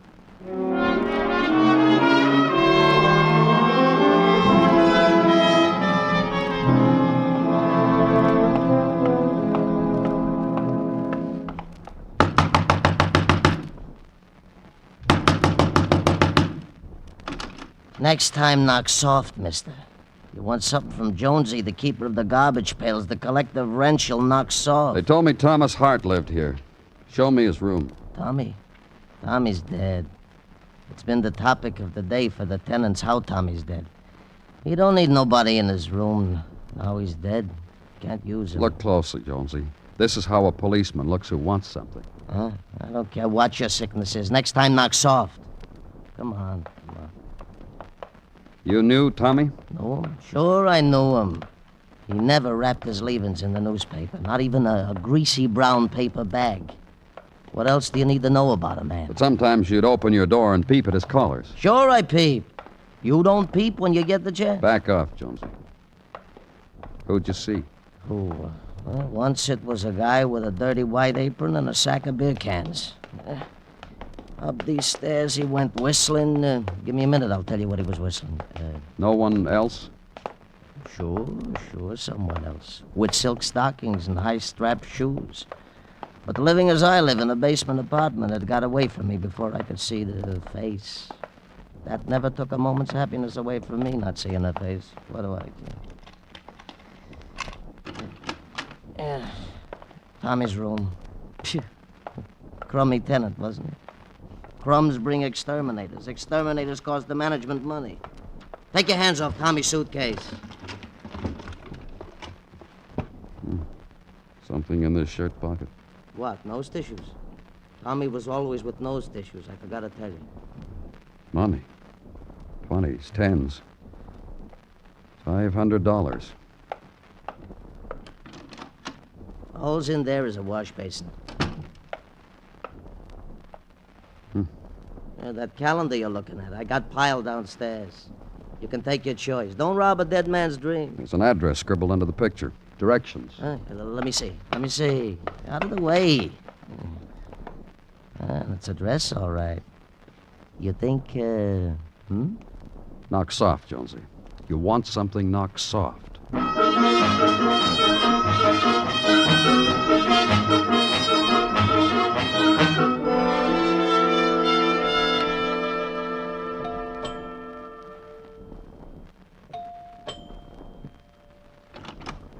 Yes? The nameplate on the door says this is the residence of Justin and Elizabeth Sinclair. Is that right? No, I'm Mrs. Sinclair. What is it you want? My name's Danny Clover. I'm from the police. You're from the police. Well, come in, please. My husband phoned and said a policeman might be around. Oh, my. Girls, we're raided. Oh, I was just fooling. No, Mr. Clover didn't come here to break up our canasta game, did you, Mr. Clover? We're only playing for a 20th. This is Mrs. Westfall, Mrs. Meston, and Miss Natalie. Now, Miss Natalie does our hair after the game. She wins Can we talk someplace, Mrs. Sinclair? Of course we can. Deal me out, girls. In here. We'll close the door so we won't be disturbed. Now tell me all about it. All right. I came from Tommy Hart's room a little while ago. He had some directions penciled on a calendar. The directions brought me here. Well, but I don't understand. Tommy's dead. Maybe Tommy scribbled those directions before he was murdered, huh? Oh, of course. Surely. Then Tommy must have been here on some occasion or another. Well, of course he was. What was the occasion? Dinner? You'd think I'd get someone in to cook dinner, wouldn't you? But I didn't. I never do. No, I still cook, Mr. Clover, like I did before all this happened. All this, the French provincial furniture and the set of books and sending my son to private school. And, when was the last time Tommy was here? Didn't my husband tell you? Why, it was last night. Just last night, Tommy was sitting in that chair you're sitting in now, with that girl draped over him, lighting his cigars and waiting on him hand and foot. What girl did that? Well, the girl Tommy brought with him to dinner. That bleached blonde from the shipping department. In my house, imagine. Why my husband tolerates it. What was the girl's name? Jenny Morrow, I think. And she works for your husband? I told you she did, in the shipping department. Checker or something, I don't know. He invited Tommy over because Tommy's bright, and maybe someday he could learn the business, but why the girl, I don't know. What else can you tell me about Tommy? He ate everything that was put on the plate in front of him. What else? What else? Mr. Clover, I'm a married woman. I've got a son taller than me and... She took me by the hand to prove it. Back to the canasta table. The son was doing fine, wasn't he, girls? Wasn't he? And her life with Mr. Sinclair was all a girl could ask for, wasn't it, girls? And what right had a policeman to come nosing around spoiling everything? The card game, the hairdos, making the canapes grow cold, letting the ginger ale turn flat just because someone stuck a pair of scissors in her husband's errand boy. So I explained the rights of the dead, and the girls cried. Scooped up the cards, shuffled, redealt, and I got out.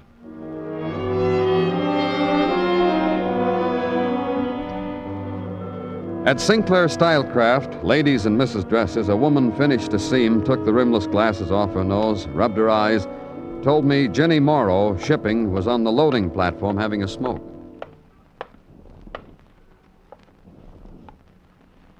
You can keep looking at me, mister. The view is for free. Teeth, courtesy Dr. West Miracle Tough Toothbrush. Hair, courtesy Peroxide 10%. Eyes, cheeks, figure, courtesy Careful Planning. You're Jenny Morrow? For Eugenia. Mom called me Eugenia. Found the name in a book someone threw in the trash can. Dramatic, ain't it? Some questions I want to ask you, Jenny. Questions about... You're a policeman, ain't you? Yeah. Tell me about Tommy Hart. Mine hostess of last night blabbed to you, huh? Who cares? How long did you know Tommy? Long enough to slap him a couple of times, slap his mouth. Then he says he'll make up to me. He'll take me to the boss's house for dinner. Big deal. You didn't enjoy it? Here I am practically spilling my life's blood on you, and I don't even know your name. Oh, Danny Clover. It suits you. No, I didn't enjoy the supper, Danny. I got the feeling... Oh, I'm crazy. I'm making it up out of my own head. What feeling, Jenny? You ever had it? The feeling that you've been taken someplace just so as you could insult people with your presence? Just by being in a place you don't belong, it's an insult? Just by being what you are? But Mr. and Mrs. Sinclair invited you, Jenny. Tommy twisted an arm. That's how come I'm invited. Big deal. Tommy did that to you, and he's your steady boyfriend? Oh, steady? What steady? That Daisy go pin on Stella the designer. Me. I was the last name on the list. Stella Croft? Stella, the designer of designs. Where is she? By the Pantages Theater on 42nd Street, in the third row on the aisle. An arrangement we got with the management, so Stella can steal the latest Paris creations from the Parisian actors. Oh, Stella has a life. Maybe it'll come to me someday. I'll work on it. It was a 5-minute walk to 42nd Street in the Pantages Theater. On the stage, a man in a plaid dinner jacket was having a little trouble hoisting a girl to his shoulders. But when he did, they were fine together, circling faultlessly to the music. By the time I got down front, the man was holding his partner over his head, spinning, smiling, and turning red. Stella Croft was there, all right, pad and pencil poised, staring at the act. The dancers bowed. Everybody applauded. Everybody was happy. Not Stella. Stella with a scissor stuck in her side. Lifeless Stella. Dead Stella.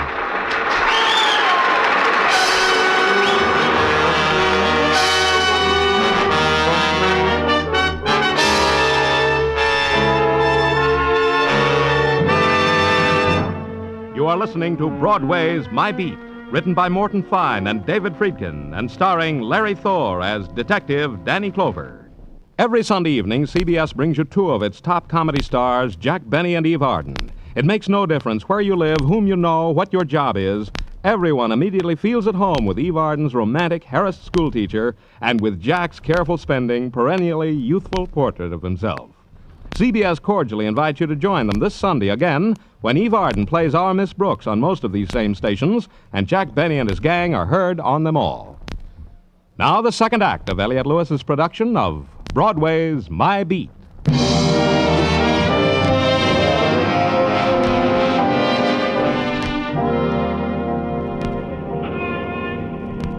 Of an evening in springtime, Broadway stands on a street corner, sips its penny plain, and counts its blessings. The Yanks, the Giants, the Bums, only a 10-cent subway ride's distance, and usually worth it. There's bottled orange juice from sun-kissed California to be tasted for a nickel. And the rides are getting painted at Coney. And the moon that rocks down over Manhattan in April is a special kind of moon. And the music that lilts from doorways is a special music. And the girls are golden. There's more, too. It blinks around the Translux and demands your attention for 10 seconds. Girl stabbed at the Pantages Theater. Police seek early arrest, especially me. Oh, it's you. I was expecting the Mestons. More canasta, Mrs. Sinclair? More people dead. The Mestons were coming to console us. They're good at it, make it enjoyable. I don't suppose that's why you came. No. But you want to come into my house and ask your ugly questions. Uh-huh. Just stand right where you are.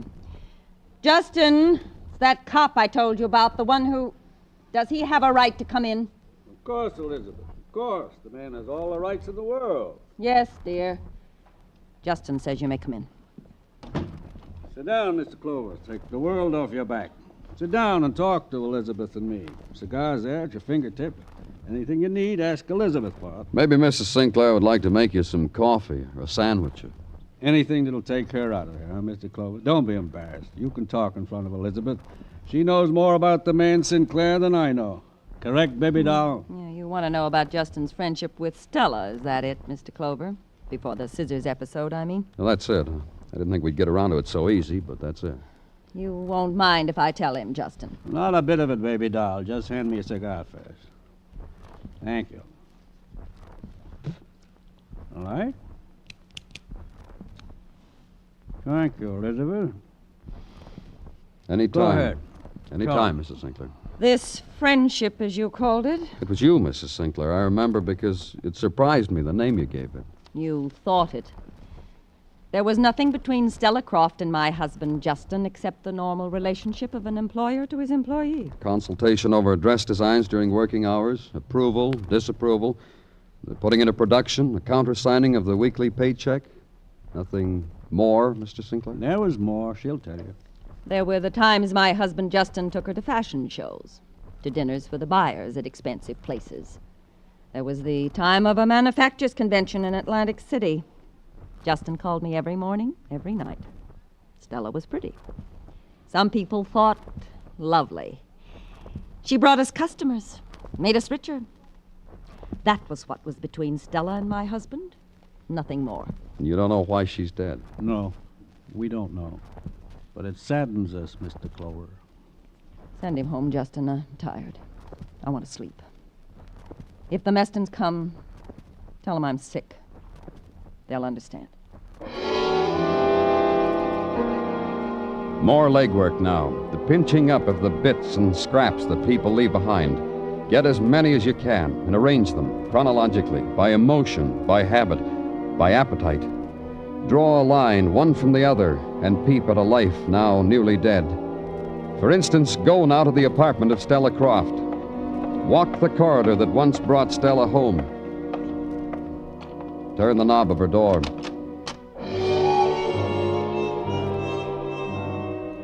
The girl in the room was wearing slacks. She watched me close the door and blew a smoke ring from her cigarette. Watched it die. Then she smiled at me. Hi, Danny. What are you doing here, Jenny? Oh, taking the tour. Seeing how a girl lives when she works in the front office of Sinclair Stylecraft. Gosh, quilted blue satin. How did you get in here? Did you see the superintendent downstairs? Yeah. Did his eyes light up when he saw you? Huh? Jenny, how well did you know Stella Croft? Who gets to know a dame like that if you're another dame? Look, Danny, I'm not the type to be a Pollyanna. My mother told me, Jenny, never be a Pollyanna. Stand on your own 2 feet. You don't like somebody, don't like them. And that's how I felt about Stella, to a T. Because she had all this because she was going out with Mr. Sinclair? So I was jealous. But this apartment is something to get jealous about. You're going to try your luck with Sinclair? He's already noticed, Danny. The day that I wore that black velveteen with the peasant blouse, he spent practically the whole morning in the shipping department giving me a personal supervise. You want me for anything more, Danny? No. Just be around where I can find you, Jenny. Oh, sure, Danny. I really would, Danny. I'd drop all my appointments.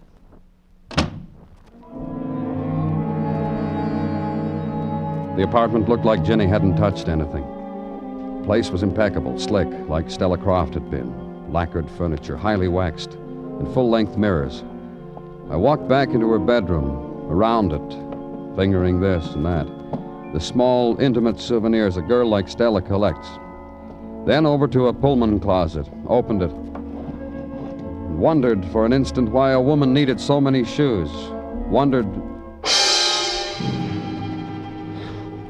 why it hurt so much. The brightness of it, the pain, the sharpness slipping so easily into my back. Then gave it up because I couldn't hold on to it.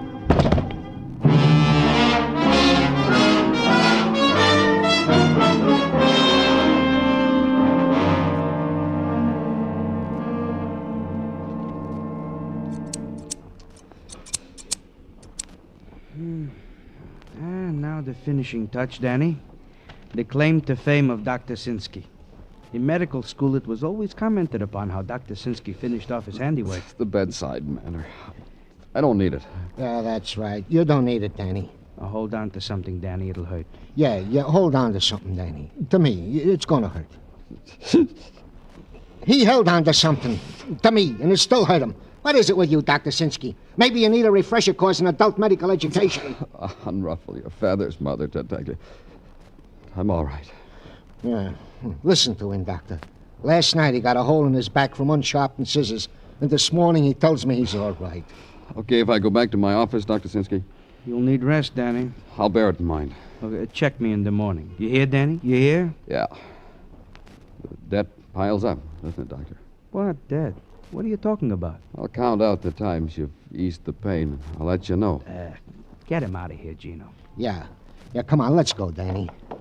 I'll go get permission from the captain to give us sick leave, and then I'll conjure up a squad car, and we'll surprise the Mrs. Sergeant Tartaglia in the middle of a mozzarella, and then we'll salve our wound together, and then... What made two people die like that, Gino? Tommy Hart, Stella Croft? Danny, you disappoint me.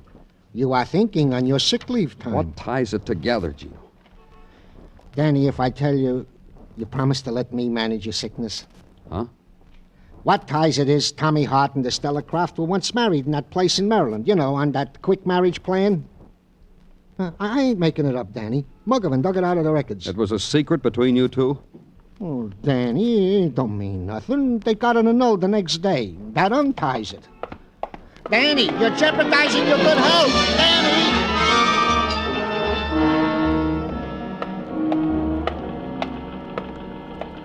Good morning. Yes, sir. Can I help you? Hi, Danny. Hey, look at me. Yeah, look at you. Since when did they move you out of the shipping department into the reception desk? Since this a.m. I told you. I got supervised into it. Oh. Tell Mr. Sinclair I want to see him. Sure, Danny. Watch me. See? What is it, Miss Morrow? There is out here at this moment a gentleman of the police department, a Mr. Danny Clover. Show him in, show him in. Very good. Through that door, Danny. Thanks. Hello, Mr. Sinclair. I'm a busy man, Mr. Clover, but I always have time to talk to you. Mr. Sinclair, how much of your affairs can you get in order in the next 15 minutes? In my business, we never talk in riddles. It's how much, why, when, things a man can answer. What's on your mind? You, Tommy Hart, Stella? They worked for me, Mr. Clover, and they died. I'm going to pay for their funerals, and I'm going to find out if they had families. They'll be taken care of. We have a fund toward that. Tell the people at headquarters it might make an impression. Honestly now, I don't know what you're talking about. Let's stop kidding each other, Sinclair. You're a man with tastes, from the lines of women's dresses to a lacquered apartment to a little employee who's now your receptionist. From Stella Croft to Ginny Morrow. Better find out if Ginny had a husband. I still don't follow it. Then I'll tell you. It's called the Badger Game. Listen to me, Mr. Clover. You listen to me. Tommy and Stella weren't married. Did you know that? You didn't know it, huh? I saw the certificate of marriage, the justice of the peace who married them. I thought... Marriage annulled the next morning. Badger Game. Stella invited you to make a play for her. You bit. Tommy walks in, waves a certificate of marriage. You pay him. Money, invitations to your home. He gets greedier and greedier. So you kill him. I didn't have to. You don't know what it was, Clover. That boy grinning into my face, taking over my house, making me... What is it, Justin? What's the matter? What happened? Make him understand. Make him understand. Mrs. Sinclair, your husband just confessed to killing Tommy Hart. Wouldn't you kill him? It's all right, Justin. I'm here now. It's all right. You got Tommy out of the way, Sinclair. Why did you kill Stella? Elizabeth. I said it was all right, Justin. And I'll tell you why. Stella knew you killed Tommy. It didn't worry her very much. She just upped the blackmail ante. Sinclair, that's why you killed Stella. He didn't. You did? For what she was doing. Doing to my home, to my husband, to my boy's name. Yes, and I stabbed you, too, for what you were doing to us. I'd kill again. What'll we do about the boy? You didn't think, did you, Justin? You just didn't think when you started it. When you saw that Stella, you didn't think. Please. Oh, the boy'll be all right. We have money. It's more than you had when you started. He'll be all right, Justin. It's going to be all right.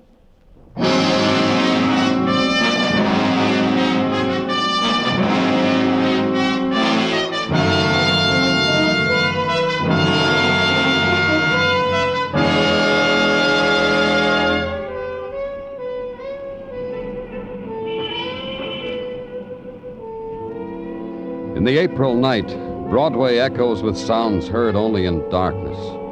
The whispers that speckle places where there's no sun. There's a touch on your coat. You turn. There's no one. Nothing. Only the trail of dust on your shoulder. It's Broadway, the gaudiest, the most violent, the lonesomest mile in the world. Broadway, my beat.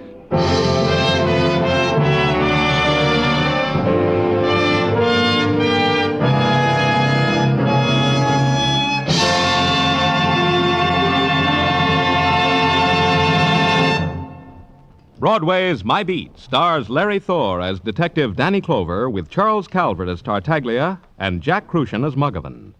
The program was produced and directed by Elliot Lewis with musical score composed and conducted by Alexander Courage. In tonight's cast, Irene Tedrow was heard as Elizabeth Sinclair, Herb Butterfield as Justin Sinclair, Sylvia Sims as Ginny Morrow, Mary Shipp as Stella Croft, and Sidney Miller as Jones.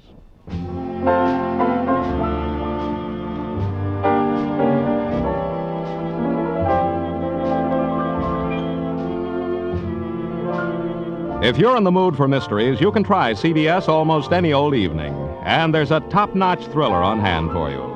Tomorrow and every Sunday, it's Charlie Wilde. Monday nights, the top Hollywood stars appear in original thrillers on the Hollywood Star Playhouse. Thursdays, there's a swell night for mystery and thrills on CBS.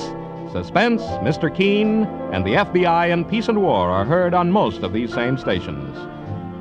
Stay tuned now for Sing It Again, which follows immediately on most of these same CBS stations.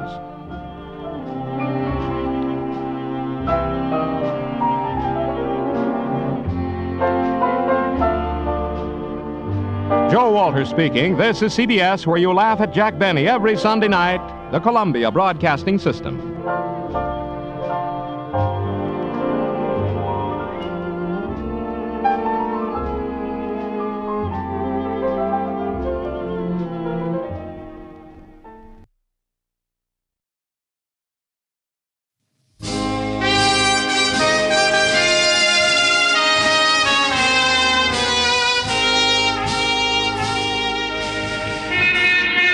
Broadway's My Beat, from Times Square to Columbus Circle, the gaudiest, the most violent, the lonesomest mile in the world.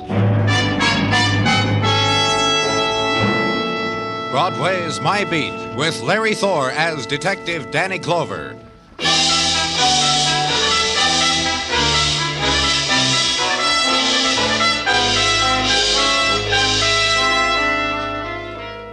From somewhere beyond the threshold of neon, the happy holidays beckon to Broadway. And the wilderness of plastic and chrome dons its ribbons of tinsel. Garlands of evergreen are hung against the shriek of subways. And behind plate glass, puppets with shrewd mechanisms perform their frenetic dance. The metallic music flows out of the horns of loudspeakers. The women walk slow, sway gently to its holiday rhythms. And everywhere, the image of gaiety is reflected in spangles that whirl on winter's wind. So paint the grin across your mouth, kid. It's the merry time.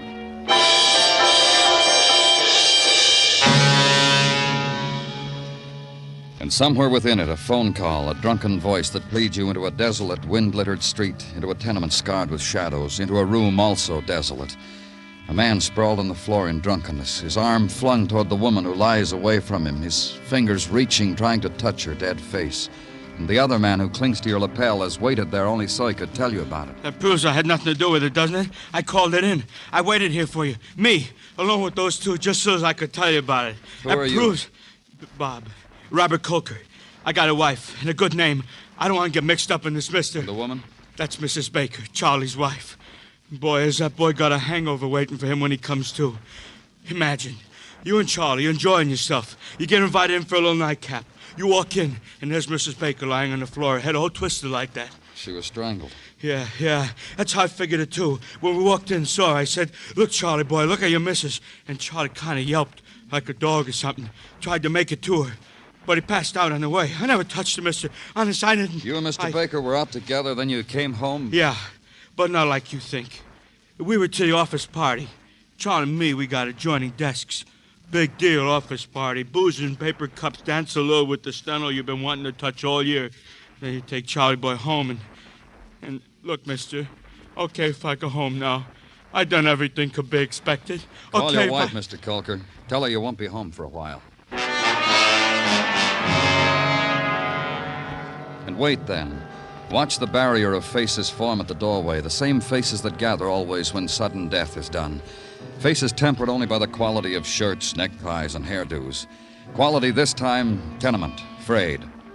And in a while, the medical examiner, the nod toward the dead, the black satchel opened, and the stethoscope that hears no heartbeat. The official pronouncement that a woman named Lucille Baker, age about 32, married, no children, had been strangled to death. And the other nod to the two men who had been found with her. Take them along. Get out. Go.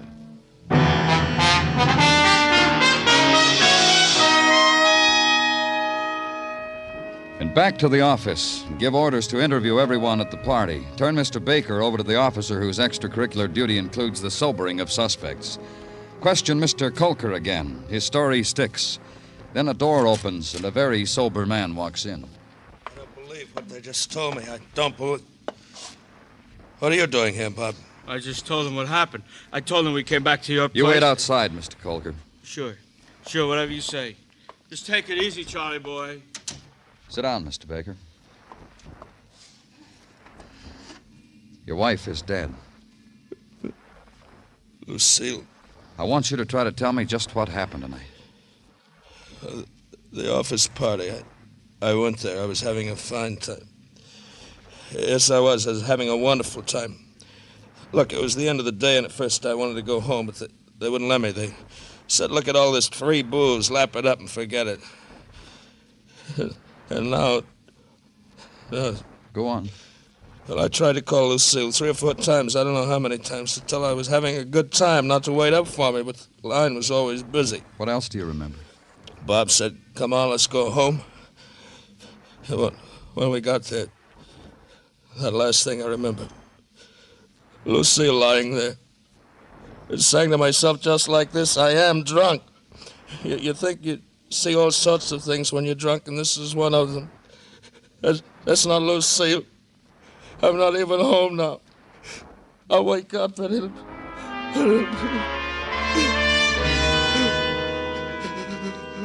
And the room shorn suddenly of everything but a man sobbing. And this is only one in the long array of grieving that has been displayed you over the last years.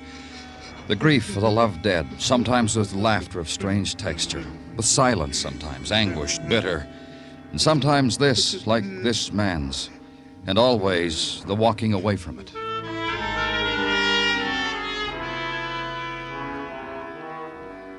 And release him and his friend Bob Colker. Go home, sleep. The next morning, back to the tenement where a woman had been strangled. Ask questions through inch-open doors, and the children of the tenement shrivel away from you as if you were a cold wind. The doors that are never opened to you, the furtive whispers and scurrying behind them, the giggles. And finally, at the mention of the dead Mrs. Baker's name, a woman who begins a weeping suitable for police callers invites you in. Oh, that poor, poor creature. Taken from us like that, choked like that, cast away. Please, Won't you come in? I'm Ruthie Alexander. Let's just shut the door, shall we? My neighbor's curious, nosy, so pathetically nosy. May I get you something? Hot chocolate, tea? Something with a bite to it? No, thank you. You knew Mrs. Baker? I knew Lucille. Better than... How awful to be a man and have to suffer weeping women. You were saying you knew Mrs. Baker well. Better than she knew herself. The promises life offered that girl. Although Lucille wasn't pretty, mind you, not in the real sense of the word, but she had her qualities hidden, kind of. Sly. It intrigued you men. You're saying that she... Nothing of the sort. Why, Lucille, the poor unimaginative creature, and I say this of her, and I was her best friend, mind you, and have the right. Lucille backed away from men. I honestly think they frightened her. She was married to a husband who loved her. Of course he did. Of course he did. Why shouldn't he? She could have even had a man like Teddy Fletcher. Teddy was dying for her. Lucille told me all about Fletcher? it. A fellow who works at the Dorsey Company where Lucille's husband worked. I told her so many times, a man like that, Lucy, they don't grow on bushes. They... You know something? What? That Lucille, she was a deep one. Sly, like I said. I just wonder if she and Teddy... How awful of me. But will you have a cigarette at least? I'll light it for you. Draw the first puff. And refuse the kind offer, king-sized, cork-tipped, gratis and all. Give her back her solitude. Leave her to her tearless weeping. Now she'd have something really to cry about. She'd wasted a cigarette.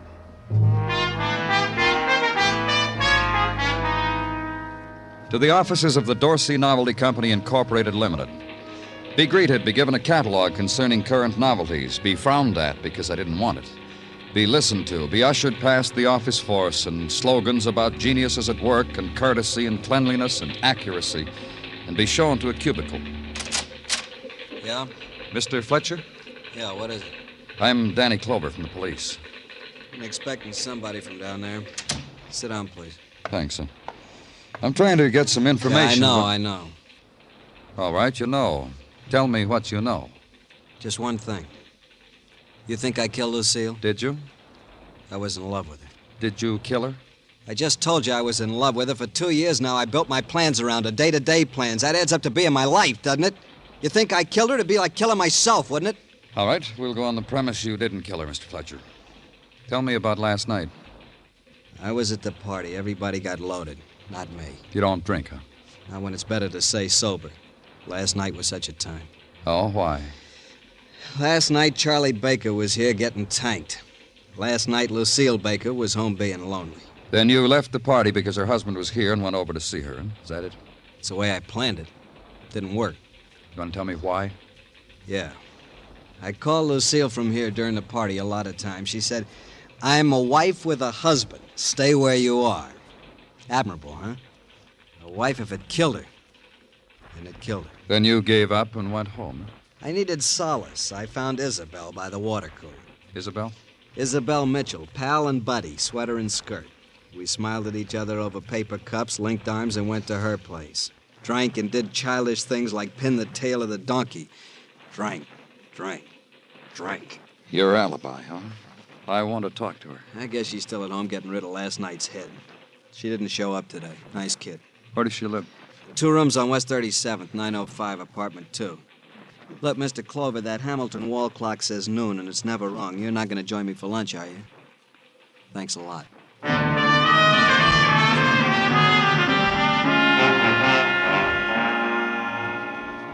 And the ride now to West 37th, to the block of the brownstones and the low rent and the corner grocery store.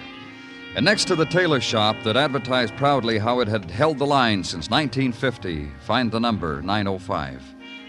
Walk past the door to apartment 1, and a few steps more to apartment 2, apartment of Isabel Mitchell. Knock and get no answer. And open a door, walk in. The living room decorated in row house decor.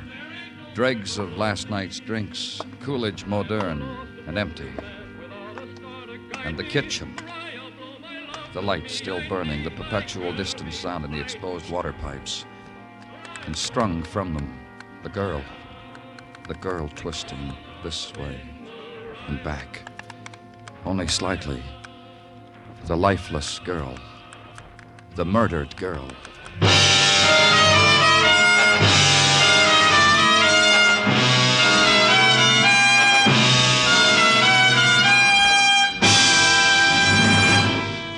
You are listening to Broadway's My Beat, written by Morton Fine and David Friedkin, and starring Larry Thor as Detective Danny Clover. Confidentially, Edgar Bergen has a split personality, and it's hard to say whether he's funnier as the harassed Bergen or as that saucy figment of his own imagination who does the harassing, Charlie McCarthy. We leave it to you to figure out, between the laughs, every Sunday night on most of these same CBS radio stations when you hear Edgar Bergen and Charlie McCarthy.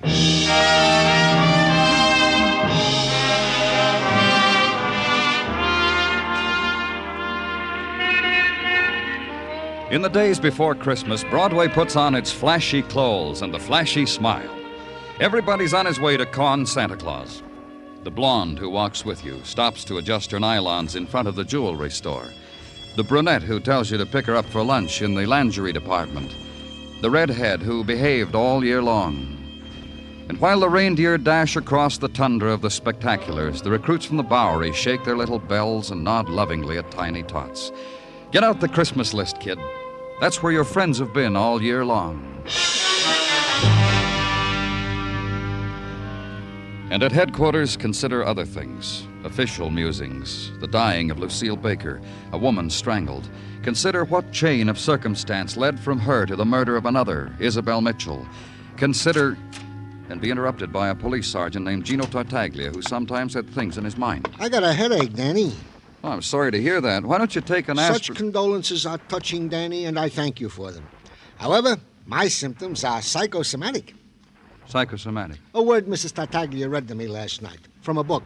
It's the type headache which is prone to deep thinkers, so science explained to Mrs. T, and she to me. You've been thinking deeply, Gino? Indeedy, as concerns the current situation in the murder of Lucille Baker and the subsequent same of Miss Isabel Mitchell. Oh? A theory to wit. Mr. Ted Fletcher's a killer. Murdered the woman whom he loved, Mrs. Baker. Then murdered the girl he flirted with, Isabel Mitchell. But Isabel was his alibi, Gino. Why should he murder her? I got my headache making it sound reasonable to me, Danny. But I think I know why he killed Miss Mitchell. Yeah, I can think of a reason, too. You mean like that, so soon? Well, it'd figure, Gino. You tell me yours, I'll tell you mine. The way it stands now, Gino, Fletcher can't account for his actions of last night. Nobody remembers when he left the party. Let's just assume he left with Miss Mitchell. He took her home and left her... You've been peeking into my brain, Danny. He left her, went to see Mrs. Baker, killed her. Came back to Miss Mitchell and asked her to be his alibi. She refused. Indeed, Danny, indeed. So she was the only one who knew he was a killer. She refused to help him. He killed her. Our theories make a lot of sense, don't they? Maybe. Have Fletcher picked up, Gino. I'm going out. Okay, Danny. Where can I reach you if I need you? At that novelty office. Maybe I can find out why that happy party had so much murder in it.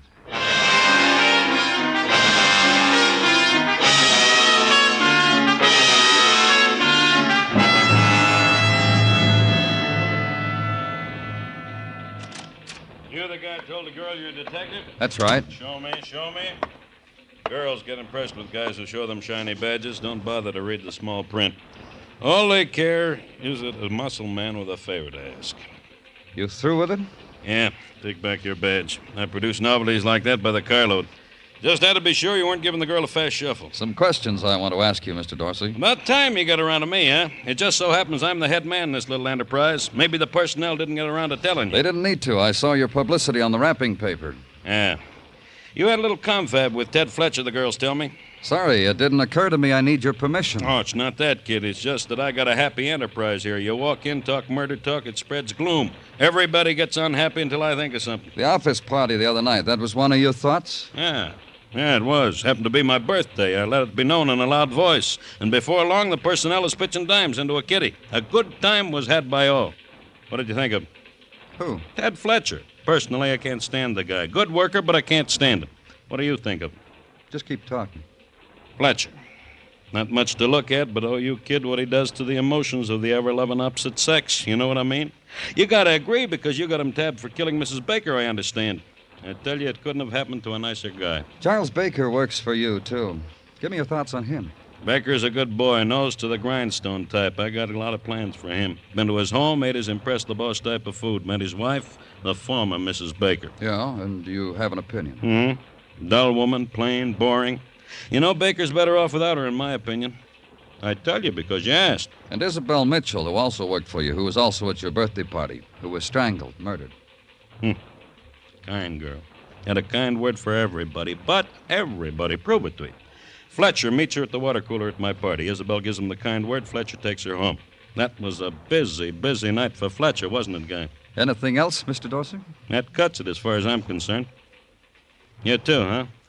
I bet you got loads of things to do, just like me. So goodbye, huh, Guy?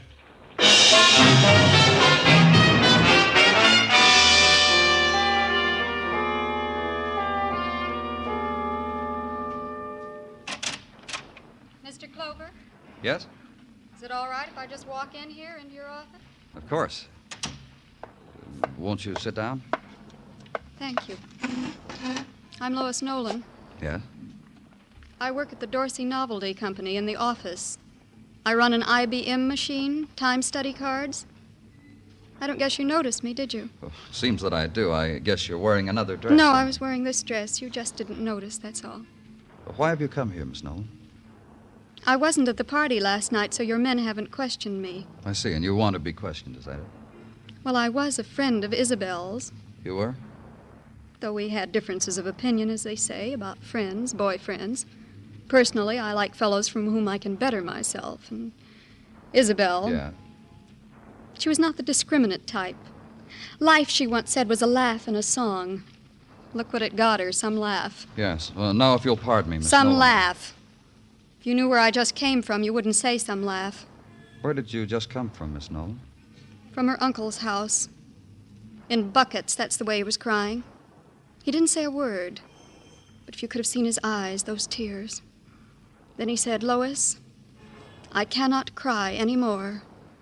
Isabel was a good girl, and now she is gone. I didn't know she had a family. No one's claimed Because that Isabel's. man is a nervous wreck, after all Isabel did for him. Where does her uncle live?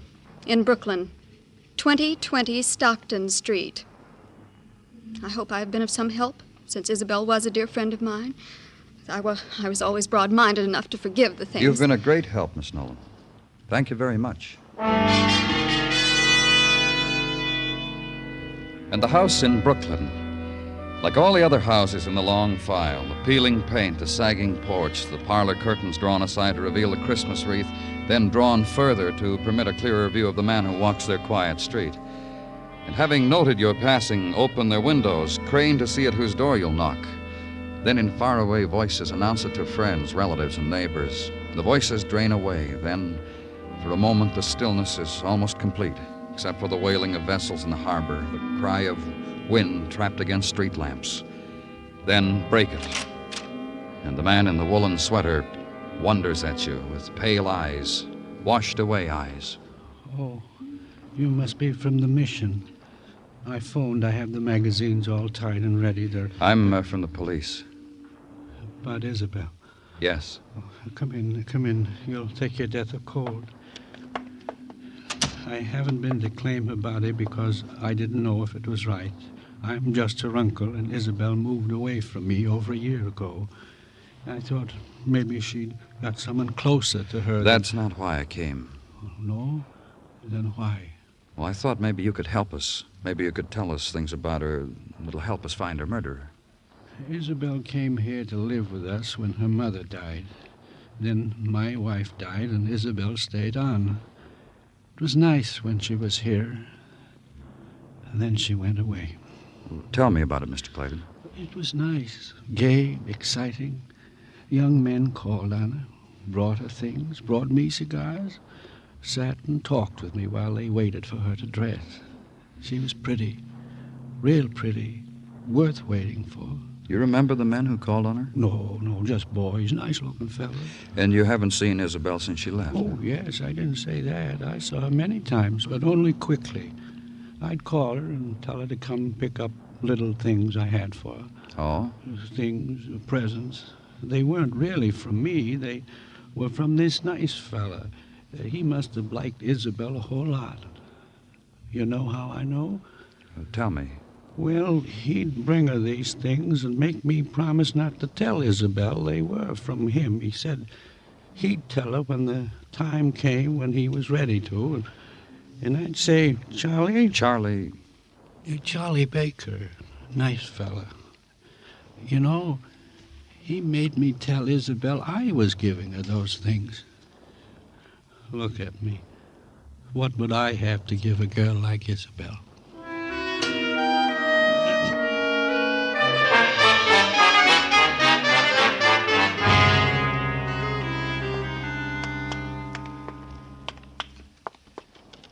This is the first time I've been in a place like this, Mr. Clover. I've passed the jail many times, but I've never been in. These are just the detention cells, Mr. Baker. Detention cells? You mean they're not permanent? You're not sure about Fletcher? Fletcher was picked up as a suspect, and that's still all he is. He's a killer. We'll find out. I still don't know why I'm here. I want to put your story together with his. Oh, then you'll know, huh? Then we'll know. Oh, Fletcher's sleeping. With a conscience like his. Look at him. All right, come on, Fletcher. Wake up. Wake up, killer. On your feet. I brought you a visitor, Fletcher. Hi, Charlie. Hi, Charlie. Hi, Charlie. That what you got to say to me? You my friend, killer? Break it up, I said. Break it up. Yeah. What am I, crazy, dirty my hands on him? You know what they got for you, killer? A chair. And you're gonna sit in it. Fletcher, I told Baker how it was between you and his wife, Lucille. I'm glad you did. We were gonna tell him we didn't get a chance. Lover boy. Killer boy. I didn't kill her. Is that what he keeps telling you, Mr. Clover? Uh-huh. That's why you just keep him in the detention cell, huh? That's right. Look, Charlie. All right, I'm looking. You gotta understand, Charlie, about Lucille and me. I loved her. She loved me. If we could have worked it out, I would have married her. Loved her? Loved Lucille? You? She wasn't a beautiful woman, Charlie. You know that. She was a gentlewoman. Talking with her, you weren't afraid of the world anymore. Well, Fletcher, if that's what she did to you, that's what she did to you. Didn't she do that to you, Baker? You were pretty broken up when she died. Did you ever have a wife who was murdered, Mr. Clover? No? Then don't tell me how it should feel. You and my wife, huh, Fletcher? I didn't kill her. I swear I didn't kill her, Charlie. Yeah, sure. What happened last night, Fletcher? Lucille waved you goodbye and you let your emotions run away with you? It was all over and you couldn't remember a thing, so you say you didn't kill her? Is that what happened, Mr. Fletcher? I told you what happened. Get him out of here. Just a few more things. About a girl who worked at your office, also murdered Isabel Mitchell. You had your hands full last night, didn't you, killer? I ask you, get him out of here. No, I want him to hear something. There's another way this thing adds up. You could have killed your wife, Baker. What are you talking about? I was at the party. Everybody knows that. Everybody will vouch for me. I don't know. A party like that, people coming in and out, nobody remembers much about anything. You building something, Mr. Clover? Maybe. You could have left the party long enough to kill your wife, then go back to it. No one would have known the difference. Then play drunk, have a friend take you home, find your wife dead. Have a seat, Charlie. You might as well. His cots take a little while to get used to. Now listen, Clover. Then early the next morning, cry on my shoulder, be released, go round to Isabel's place and whisper to her the happy news about your wife's being dead. You're crazy. Why would I go to her? Because you were crazy about her? Crazy about her? Isabel? Isabel! What are you laughing at? He's right, Fletcher. You shouldn't laugh. Mr. Baker was crazy about Isabel, gave her presents. What are you talking about? But on the sly. Isabel didn't even know where they came from. After you've gotten rid of your wife, you could tell her, huh, Baker? But she wouldn't have any part of you. You killed her. In love with Isabel. Her? A girl like that? Oh, Charlie, you stupid man. A girl like that when you had your own wife. Shut up! Shut up! Isabel was sweet and she was wonderful. You know how I know? She wouldn't look at me because I was married. That's the kind of a girl she was. She was good. I killed my wife for her, and she took pity on me. She was good. But she still wouldn't look at you, so you killed her. Yeah, that's right. I had no more to live for. Why should she go on living? Why should somebody else have her? Who else would have done for her what I did for her? Nobody, just me. And she didn't want me. She had to die.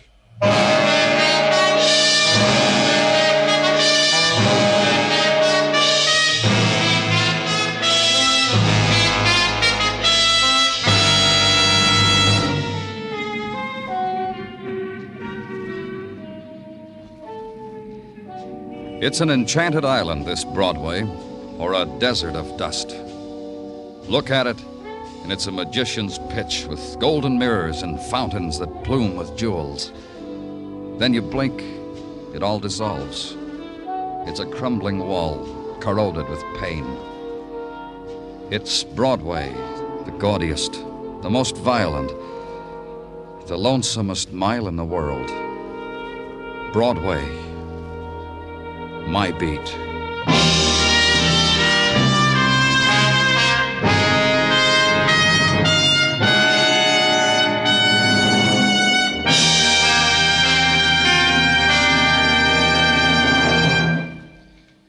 Broadway's My Beat stars Larry Thor as Detective Danny Clover, with Charles Calvert as Tartaglia and Jack Crucian as Muggavan. The program was produced and directed by Elliot Lewis, with musical score composed and conducted by Alexander Courage. Featured in tonight's cast were William Conrad, Harry Bartell, Peggy Weber, Lou Merrill, and Herb Butterfield.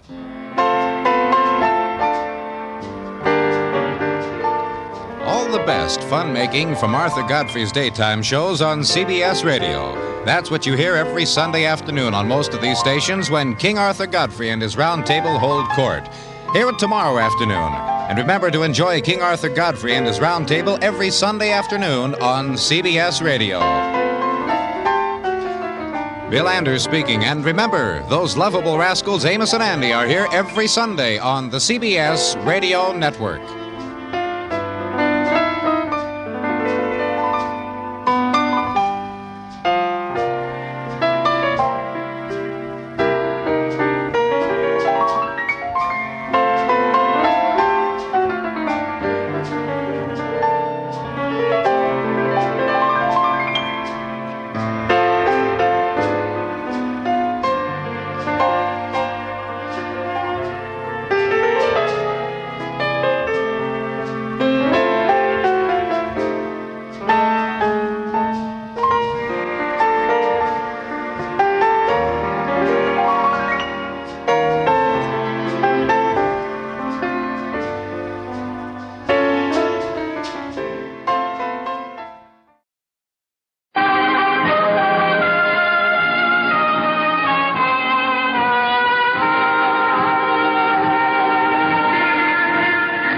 Broadway's My Beat, from Times Square to Columbus Circle, the gaudiest, the most violent, the lonesomest mile in the world.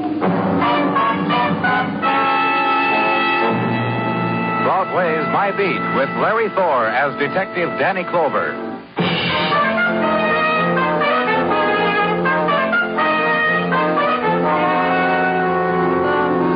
When November settles down over Broadway, everybody's got a lot to cheer about. It's the time of the hot dog. It's the season of the rackety racks and the split T formation. And the coaches, left hand on the pigskin, who swear their boys aren't being brutal out there in the field, just eager. It's the month of the old grad, the co-ed, the bottle, the blanket, and what is known as the nippy tang. It's a time to be alive.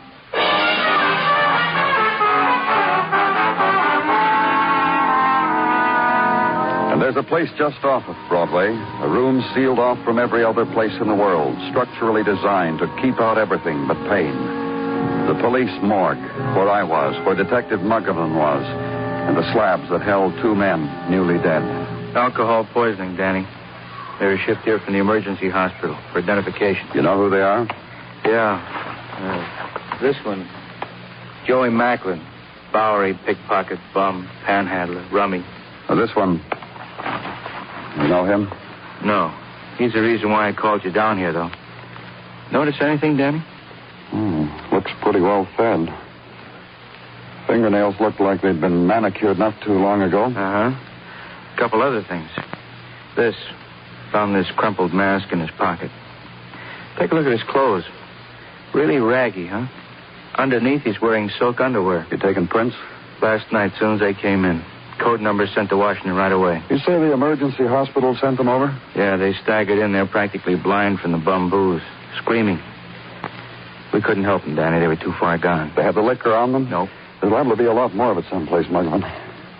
Methyl alcohol and peach juice and beating oil. How can people... I've seen them brought in after they've strained paint through a piece of bread. I've seen them when they tried... Yeah. You're right about this one, Macklin. He looks too patently a bum. That's why he looks out of place. I figured that, too. A little strange, huh?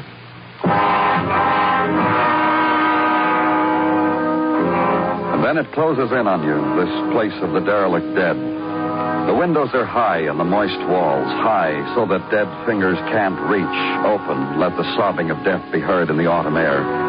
The sunlight feels along the windows webbed with threads of steel, and the warmth is taken and held before it can touch the people of a room that is forever cold. All of it has been yours countless times, and still the shudder comes. You try not to let them see it.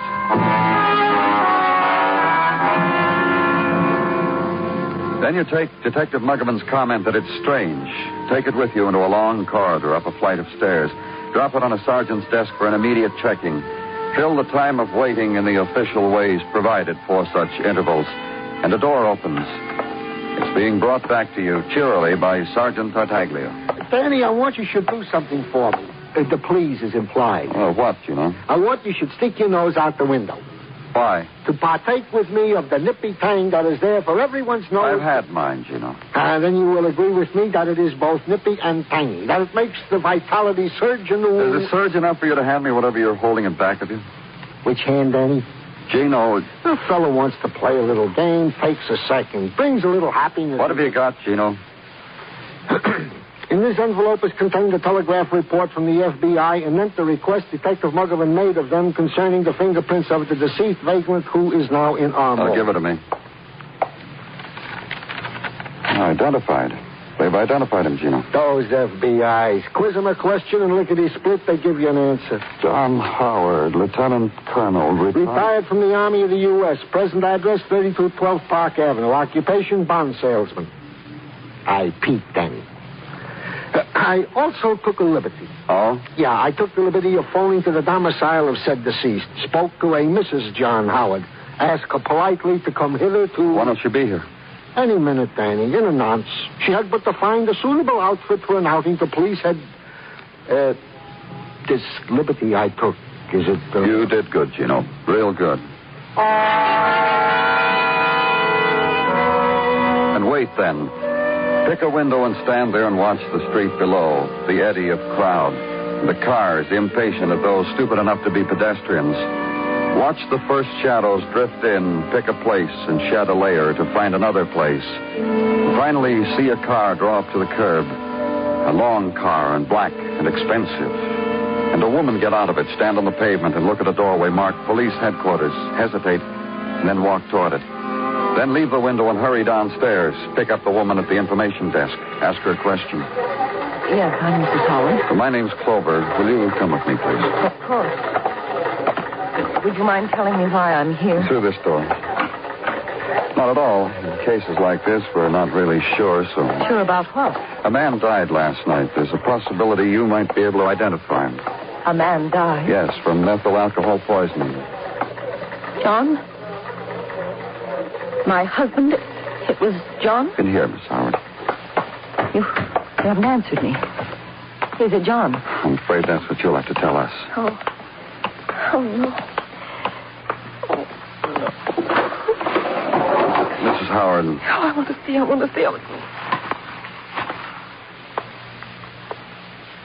This man is my husband. I'm sorry, Mrs. Howard. If you...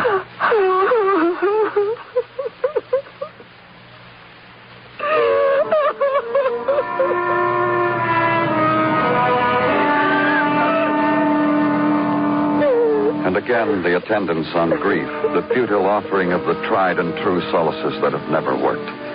Not against the sobbing, anguished, deep. Then finally the whispered cry of some remembered thing they had shared, and the resigning to it. The remembrance will never come again.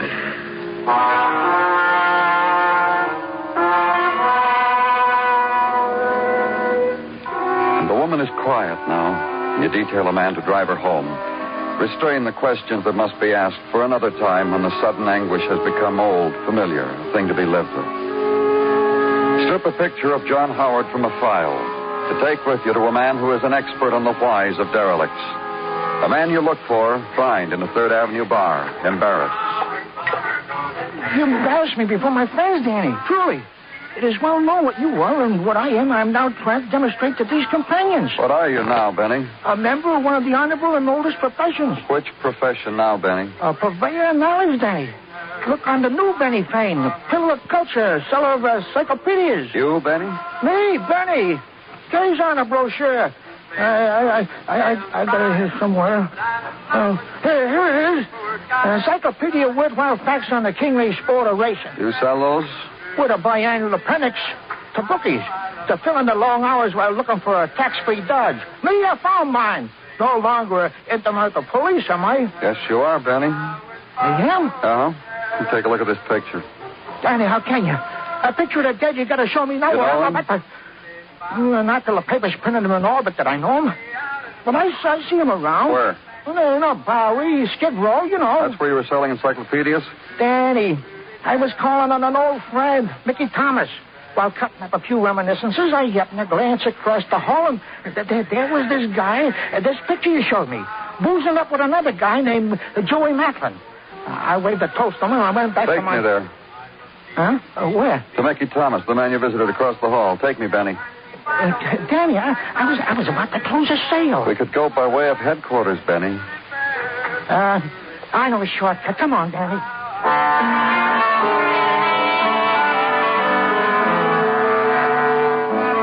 The walk, then, south into the Bowery and east, past Lexington and past the row houses where there's always room for one more tenant, and the street where garbage cans are used for first and third base. The man with you points out an interesting fact. I was going there, Danny, right in that house. Then hit 3rd Avenue. You wouldn't believe how us kids used to lay across the street over there.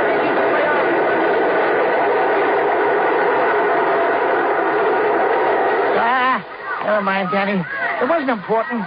The place I was telling you about is right there. Let me open it up for you, Danny. You better watch this floorboard right here. Say this. Oh, I know these places. I really know. Help me! Help me! Hey, that's Mickey. Always raising your roof. It's Mickey. Help me! Help me! What's the matter? What happened to you? I drank it, that liquor. Now I can't see. I'm blind. I'm blind. Help me. Help me.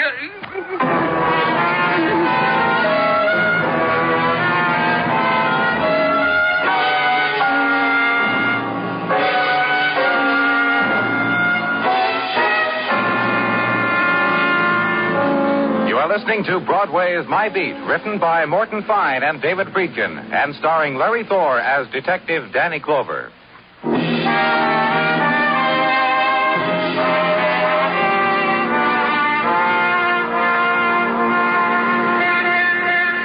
Broadway approaches the new November day softly, politely. You've got to do that, kid. Treat the morning nice.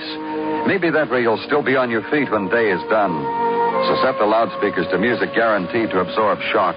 Climb the spectaculars. Remove and replace the Mazdas that died in the night. Polish the neon. Wash the night dust off the mannequin's face. Tighten the bolt. Tilt her body more forward, her head nearer to the shop window, so that her lips are closer to the promise of a good morning kiss. Having made way for another day, find the quiet place to read the papers. And read of the death of retired colonels and pickpockets from lethal alcohol, and of the blindness of a Skid Row vagrant, name of Mickey Thomas, from the same. And skim through to the comics. There, kid, lies happiness. But I was, the new day fell on the sightless eyes of Mickey Thomas, on the fleeting figure that worked against his pain. Finally whispered, "You'd better come back, Lieutenant, later. And leave to another place to ask questions about the dead.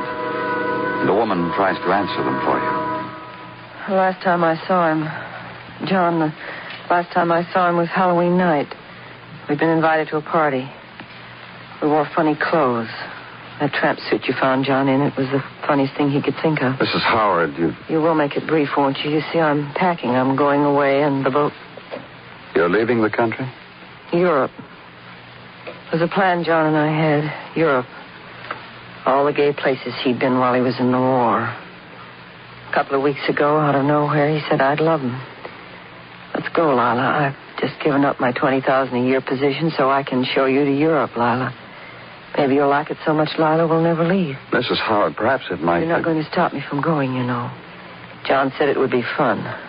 I'll just have to have fun alone now. You're not going to stop me. No, we've no reason to. Now. Good, I'll sleep on the boat tonight. If I slept here, the boat sails in the morning. You said now. Would there ever be a time you could stop me? I don't know yet, Mrs. Howard. All I know now is that your husband, a rich man, died of poison liquor. That he came in off of Skid Row. Well, that's easy to explain. It is? Of course. John got feeling good at that Halloween party. High, you know, high and gay. Whenever he got like that, he'd make bets. He made one that night? Crazy one. The kind he liked. That he could go to Skid Row dressed as he was and live there for a week and never call on any of us for anything. When he thought of it, he grabbed Frank and said, Frank who? Frank Clifton. Frankie was John's adjutant during the war. He grabbed Frankie and made the bet. And you never saw your husband after that until... Till you showed him to me in the morgue. Frankie and I went looking for him one night because I was worried. We didn't find him. I came home. Frankie kept looking. He didn't find him. You have Mr. Clifton's address? It's in the phone book, Sutton Place. For a minute there, Mr. Clover, you actually considered not letting me go on this trip.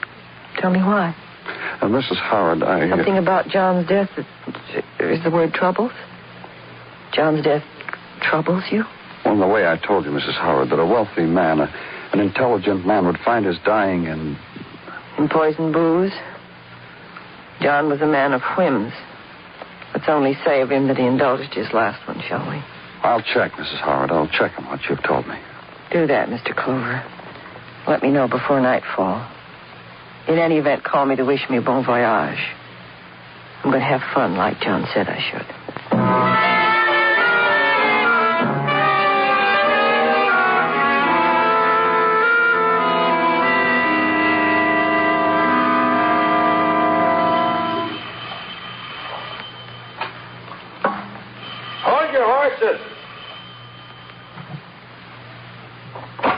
What do you want? Are you Frank Clifton? Come on, mister. The rest of me behind the doors in a towel. What do you want? I'm from the police, Danny Clover. Well, I'm in the... Yeah, I know, in a towel. I want to talk to you. Sure. Come in.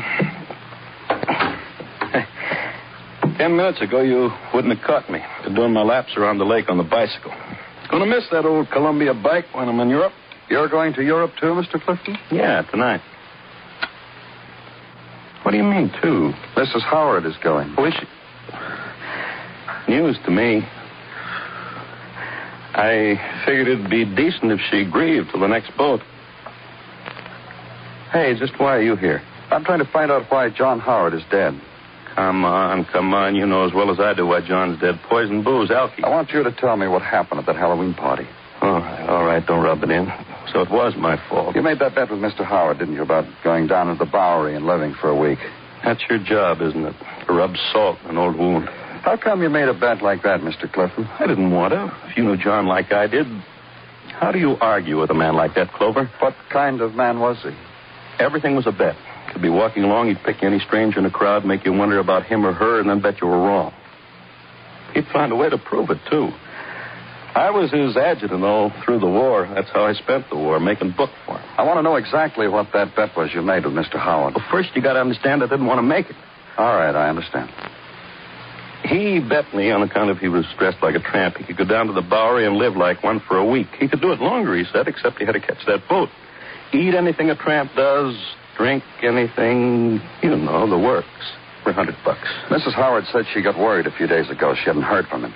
That she went down to the Bowery looking for him. With me. We looked, couldn't find hide or hair. Got late, I sent her home and kept looking. Nothing. Couldn't find him. Then Mr. Howard was a pretty good friend of yours, huh? My CO, from Amsterdam to Essen to Cologne to Mannheim to Berlin. And that's why you're going to Europe, huh? To take another look? Those places, and let us not forget Paris. My old man got over there in the First War. I didn't. He still holds it over me. Look, Clover, you mind if I soak the old body now? Thanks a lot. I'll drop you a card. Walk away from the man eager for the sightseeing of old sights. Walk away with the puzzle still yours. Why a man like John Howard should die of poisoned alcohol? Why a man like Howard would so quickly descend to a state where alcohol from whatever source was so needed that he challenged death for it, and weigh against it the possibility of death cause premeditated murder. And let the thought take you back to a hospital room where a man lay with his eyes bandaged against light, and another sat at his bedside talking quietly. Hartman is doing what he can for you, Mickey. You're getting the best, but... Oh, hi, Danny. How is he? Better, I guess, Danny. He's been asking me... Tell him, Mickey. Who is he? Lieutenant Clover. He's the man that found you, Mickey. Got you here in a hurry. Oh, that makes me have to thank him, huh? Thanks, Lieutenant Clover. Becky, can you answer questions? You feel up to... I've been complaining in a loud voice to this other social worker here. Yeah, I guess I could answer a question or two. Where'd you get the booze? I got it. Tell us where, Mickey. We'll bring him in for you. Nothing I could wish more. To get the guy that... Funny, huh? What is? I don't know where the booze come from. Look, Mickey, you still... I don't know where it come from. All I know is I waited till Joey Macklin and that other character ran out of their room. And I crossed the hall and snitched me what was left from their bottle. They died from it, huh? Lucky boys. Lucky, lucky boys. You stole the alcohol, that's how... Maybe Mickey stole something else, Danny. Found this in his clothes. Huh? Oh, pawn ticket. What's it for, Mickey? A personal belonging. That means it belonged to me. What's it for, Mickey? Me and my back, you'll find out anyway, won't you? Yeah, Mickey, we will. So go find out. And do something else for me, huh, Lieutenant? What? On your way back, pick up a tin cup and a box of pencils. It'll be a favor.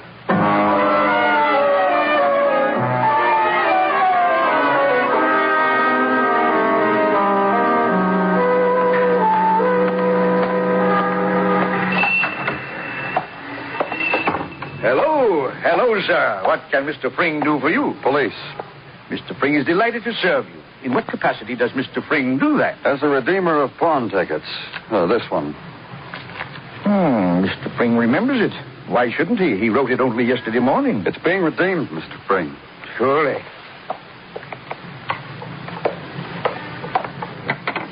A cigarette case. This looks like a pretty expensive item, Mr. Fring. How come you only lent $2 on it? Because he who pawned it was one of our boys. Why do you say our boy? Mr. Fring calls your attention to the fact that all who serve are our boys. I call your attention again, may I? Please do. To the engraving on this case. A screaming eagle with a dagger. An obscure insignia. However, I'm positive an insignia of one of our doughty combat outfits. I know because during unpleasantness number 2, I sold our boys shoulder patches as a sideline. I've just reordered. Mr. Fring. You're taking it. There's $2 plus interest due on it. Yeah. Can Mr. Fring whistle?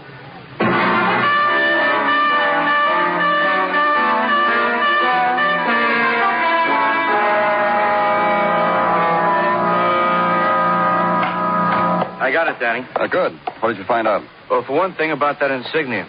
It was assigned to an Army intelligence team. Uh-huh. Well, where'd the team operate? Mostly in Germany. Around Cologne and Essen and Berlin. Yeah, Mannheim, too. Yeah, go on, Macklin. Well, the rest of it's John Howard's record. Civilian and Army.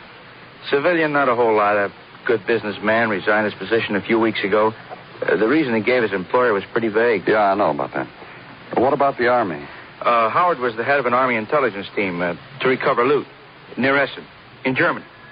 You know, confiscated treasure and stuff. They found some, too.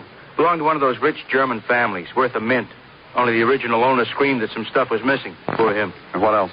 Well, Howard, he was a lieutenant colonel then. Had a couple more men on his team. A sergeant who died in Europe from pneumonia before he got home. And a major named Frank Clifton. You don't need much more, do you, Danny? Nothing. Thanks for a motive.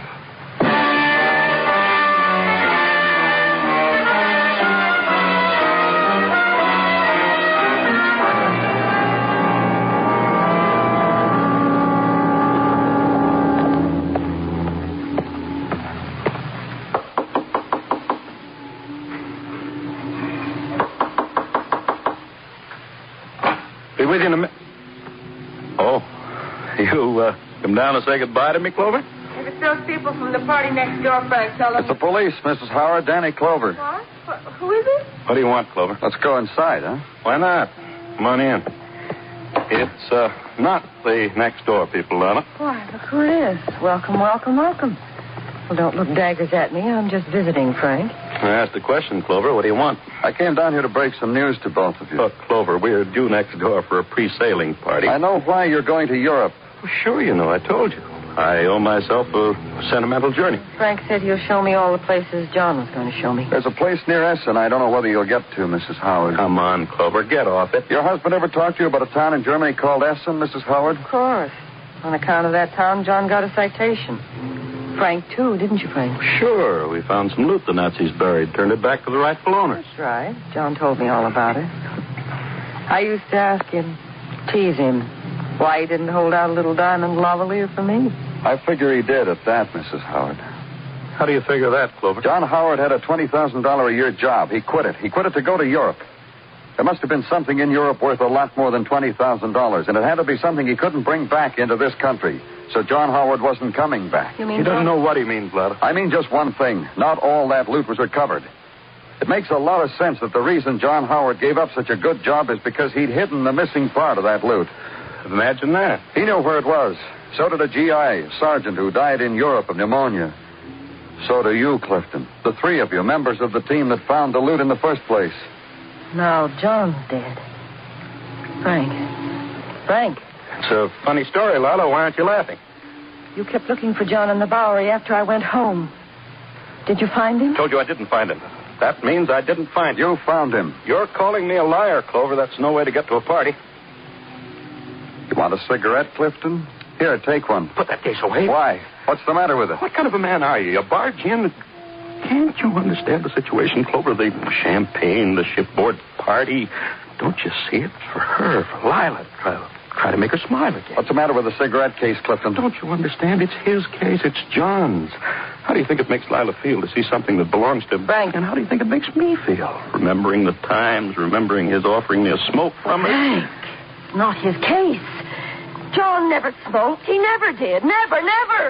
Why, what's going on here? Mr. Clover. I'll tell you what's going on. Frank murdered your husband. Did you, Frank? He comes up with a lousy cigarette case and says murder. Did you kill him, Frank? With poison alcohol. He found your husband, found out where he was staying, found a bum named Joey Macklin who he was living with, gave Joey a jug of poison alcohol. He knew your husband would drink it. That was part of the bet. You coming to the party with me, Lila? But Joey Macklin was also a pickpocket. He stole this cigarette case from Clifton. Then he and your husband drank the booze, died from it. Come on, Lila. They're waiting for us. A man from across the hall, a man named Mickey Thomas, stole the booze that was left. He also stole the cigarette case Joey had lifted. Mickey pawned it. That's how I know you found John Howard, Clifton. You're under arrest.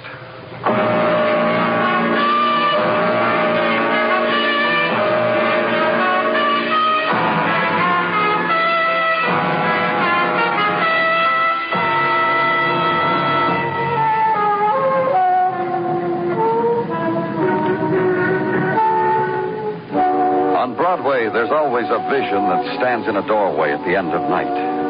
You run after it, but a hand at your sleeve tugs you back. A grinning face whispers there's something better inside.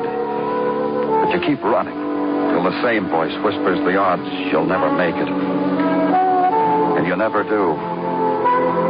It's Broadway, the gaudiest, the most violent, the lonesomest mile in the world. Broadway, my beat.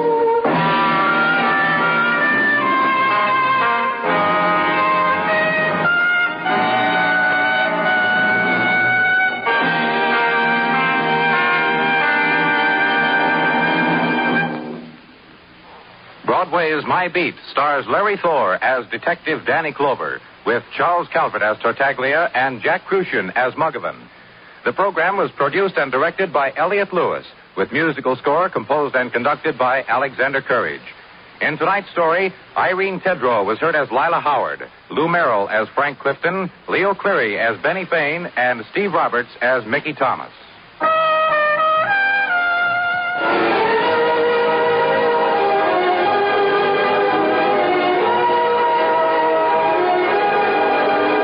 Tonight on FEN Presents, you've been listening to some of the best in radio drama, with Fibber McGee and Molly and Broadway is My Beat.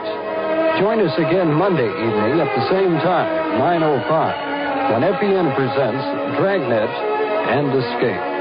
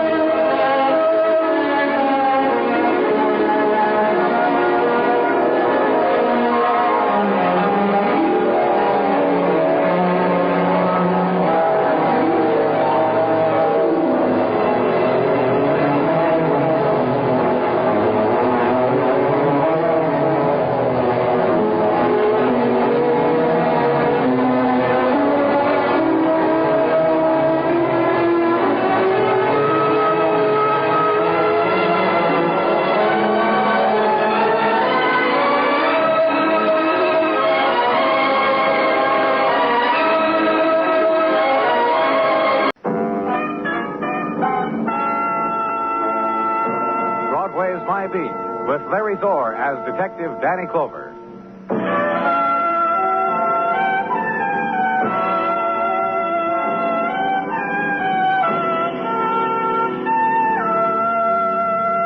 The death of autumn passes not unobserved on Broadway. There's the tolling of bells by thin, shivering fellows in white wigs and baggy Santa Claus suits. And the hands of hawkers are not so nimble and fleet, numbed with winter darkness. And from trumpets, solemn removal of derby for the passing of autumn song, and modulate, quick scream into Rudolph the red-nosed reindeer. And remember, how were the days of the falling leaf? Taste their glow, watch them flicker, watch them die. Then go search somewhere else. Only 25 more shopping days. And north on Broadway and then east, where wealth is fringed by Winter River. The room is paneled wood gleaming in firelight, a carved desk and sheen of wine-red leather chair. The soft glow of firelight also on the face of a boy, dead of a bullet wound between the eyes. And the man over him, proud. Neat shot, wouldn't you say? Yes, it was, Mr. Parker. I'd say he never knew what hit him, wouldn't you say? Eddie, please. Please. We're listening, Cora. What is it you want to tell us? Nothing. Just nothing. Frightful thing, I suppose, for a woman. You see, Mr. Clover, my wife has never looked upon death, not at least to my knowledge. Cora, dear, is this the very first time... Just write it down for me, Mr. Parker, exactly what happened, how it happened. Quite obvious, wouldn't you say? Just tell me. Well, quite obvious, I would say. The open safe, the money he tried to steal, now littering my library floor where I potted him. Eddie, stop it. Why should I, dear? A man asked me. He has to know exactly how it was. That sordid little thief could have killed me if I hadn't got there first. Would you just move away from him, Mr. Parker? Of course. How these things work out. We were off for a second little honeymoon. Cora and me. Reservations, the whole deal. Fun, sunshine, desert. A Rossmore in Palm Springs. Then word at the airport that our plane was grounded. Back here, and then... There's nothing on him. Loose change, pack of cigarettes, no gun, no identification. I was saying, we came back here and we sat for a while, talking, then to bed. Cora fell asleep. I read. There was a sound on the fire escape. I got my gun. I found him here in the library with the safe open. And it was simple. Between the eyes. We'd best hit the sack, Cora. We're leaving tomorrow. Cancel it. Stick around. Look, we've Eddie. Eddie boy. You wish to add something, Cora? You liked it. You liked killing him, didn't you, Eddie boy? A thief, dear. In my house. Oh, come now. Can you think of another way? And the man, named Edward Barker, squared his shoulders, clasped hands behind back, made glinty the eyes, and stood at parade rest in a double-breasted pinstripe. A few minutes later, the men from Technical made their entrance. Mr. Barker made more glinty the eyes. And I left. Home now and one flight up. The magazine story continued next month. Sleep. Life continued next day. Next day, breakfast that explodes when you pour the milk on it. Coffee and back to headquarters. The man sitting in your office waiting for you is Detective Dennison. Morning, Danny. Hi, Dennison. Nippy out, huh? Yeah. You notice how fast Christmas is coming this year? Every year it comes fast, except the payments to the Christmas club. Those week after slow week. Yeah. You got anything for me, Dennison? Zero. No identification on the boy, huh? Nothing. Strange, too, the way he opened that safe. Clean. Real fine professional job. You'd think he had a record. Muggerthan left a notation that the boy's prince check was nothing at all we've got. So Muggerthan sent him to Washington. We'll see. That's all, huh? What you doing for Christmas, Danny? I hadn't thought of it. Now, this sounds real oblong, but my girlfriend got a girlfriend. Warm, sunny, southern type. She used to dance in a... Dennison. I'll think about it. Turn the chair. Through steamed window, the winter city and tread wheel of crowd. And beyond, harbor and freighter. And you know it's barnacled with the coral of summer seas. And turn back into it. Begin a waiting you've known before. Wait on the identity of a boy who lies still and nameless in the morgue. And fill in the time of waiting across the street with coffee and a sandwich. Back then to headquarters. And corridor is swift winter twilight and the new sheaves of violence on bulletin board. And at the turn, it's Detective Dennison. I told the girl to have a seat. Wait till you got back. What girl? The girl who ran out of husband last night, all night. Looked for him all day. Came here for a Oh, where is she? Girl with this problem, where else would she be? Morgue. Need me anymore, Danny? No. Go back. And turn into another corridor. And at the end of it, the swaying light bulb. It's yellow on the winter mist hair of a girl who sits erect on the warm bench. Miss? I was told to wait here. The man said... I asked somebody about Johnny. I don't remember who, but he was tall and kind of... Well, that was Detective Dennison. This, Johnny that you... My husband, Johnny Clark. I'm Peggy Clark. Johnny said he was going out for a little walk last night, and he didn't come back. Oh. I sat up all night. Then this morning I went to where he works, and he wasn't there, and I asked somebody what to do. That's the morgue, isn't it? Through those doors? Yes. Will you take me in, please? Well, Mrs. Clark... If Johnny's in there, I want to know about it. All right.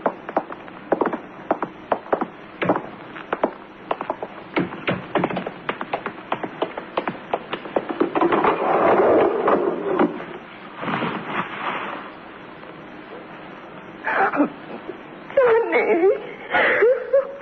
Mrs. Clark, Please don't know. May I touch my husband? I'm going to touch him. I wish to thank you. All of you have been very considerate. Goodbye. No, wait. I could talk to you later, Mrs. Clark, at your home, wherever you... Talk? About Johnny. About why this happened to him. He was a good husband. He worked very hard. They told him at the warehouse they had their eye on him. He was killed while he was robbing a place on the East River. We live in a 2-room flat, and we were saving for a house in Queens or Pelham Bay. I have a girlfriend lives in Pelham. She has a kid. I guess I nagged Johnny about the house. Your husband never do a thing like that before. Steal, rob. Johnny and I went to movies or walked in a park, and I knew where he was every minute. Every minute. We lived quietly. We had a very good friend who said he'd help Johnny buy the house if only I'd stop nagging in his presence. Drove him crazy, he said. What friend? What? Well, who was the friend who was going to help you buy that house? That's Frank Grunner, a man Johnny met at a lunch near where he works. He said he'd help Johnny about the house. He knew an angle. I'll just have to tell him it's no use.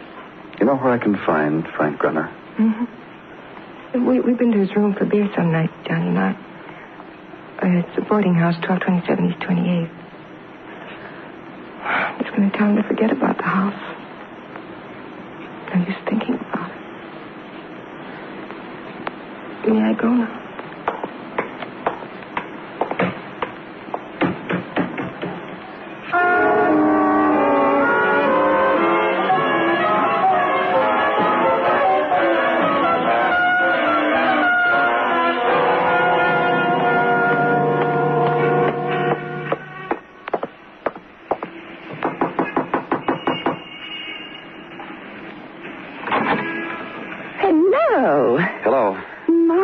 My name's... Come in.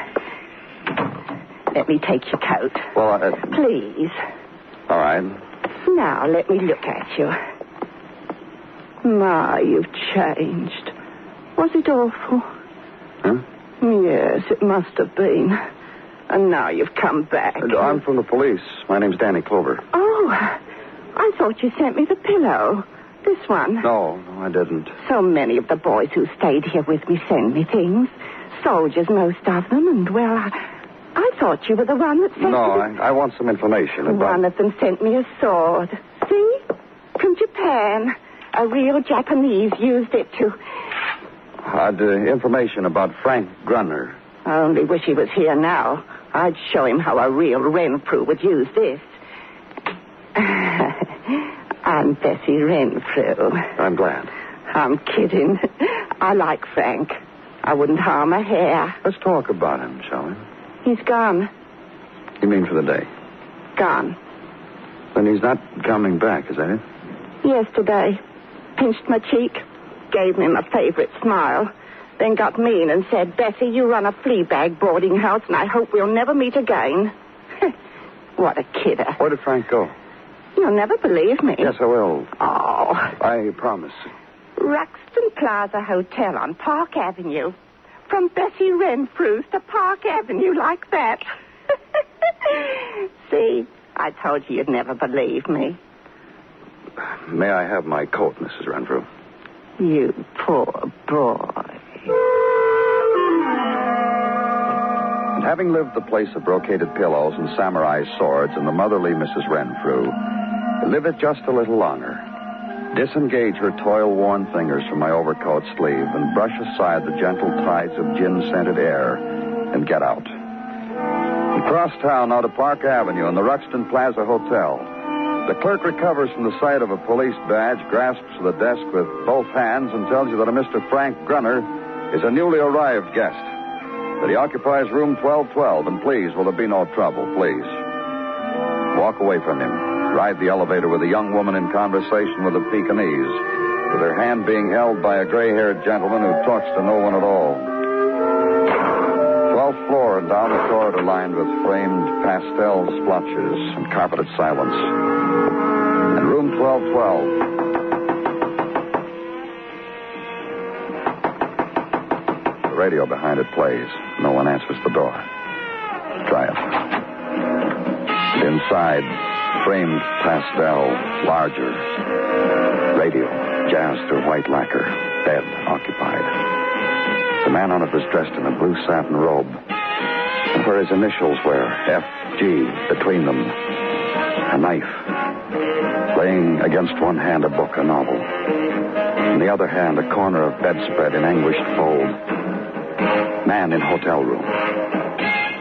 Murdered man.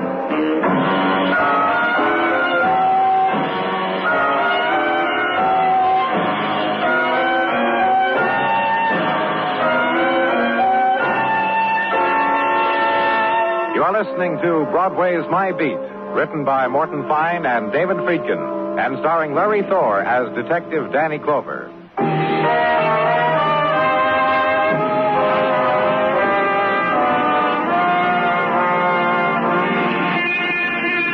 The light of a new November morning taps Broadway's shoulder, breaks the clinch that held it all night long. The beginning of it, the slow moments before going to work time. The gesture, splash water in your face and get ready for this round. Then from somewhere, the warning buzzer, the faraway shriek of a whistle. Get ready to fight it. Forget the bumps of yesterday. Put a clean white shirt over them and a pretty necktie. And get out there. A new day just came out of the corner.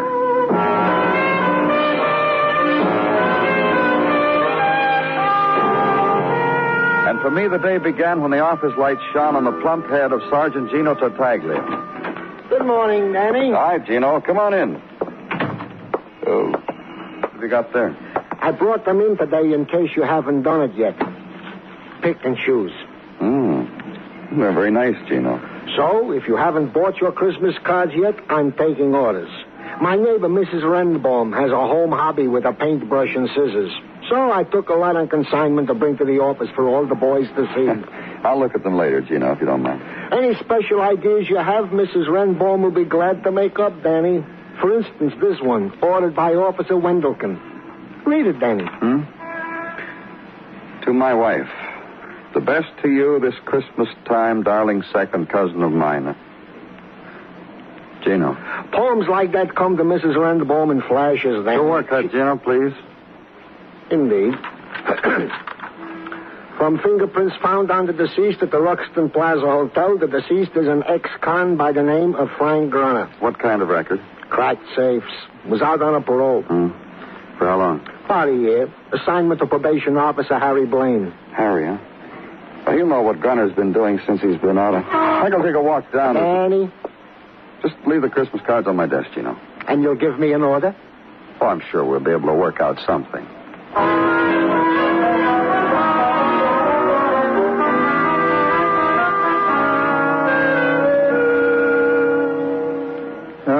Man tries, Danny, does the best he knows how. Reads the books on how to be a good probation officer.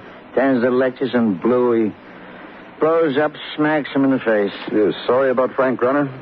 Yeah, if you wish to put it that way, I'm sorry. Ought to be accustomed to it by now. Best years of my life I spent being sorry. About Grunner, Harry? Good boy, I think. On his way to being a good boy. You want to tell me about it? Year out of state prison. Reported to me regular. Did the right things. Said the right things. Go on. You know what he said to me? He said, Harry, you don't bother me. I can't chum with the Denimore alumni. Who needs them? What bothers me, Harry, is I can't vote. A thing like that is very painful, said to me. Harry. Yes, Danny? Grunner was murdered. I'm sorry, Danny. I didn't mean to take up so much of your time. Grunner moved out of a flea bag into a Park Avenue hotel.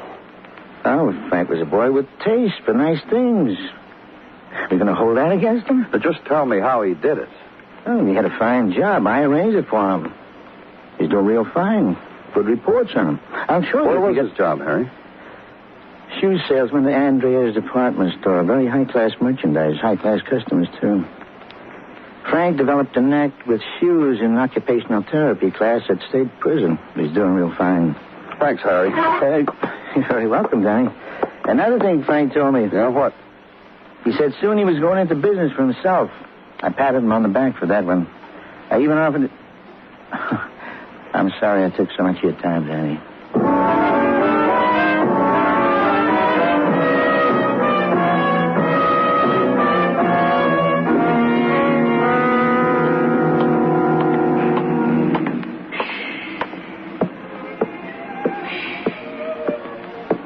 I beg your pardon. Of course.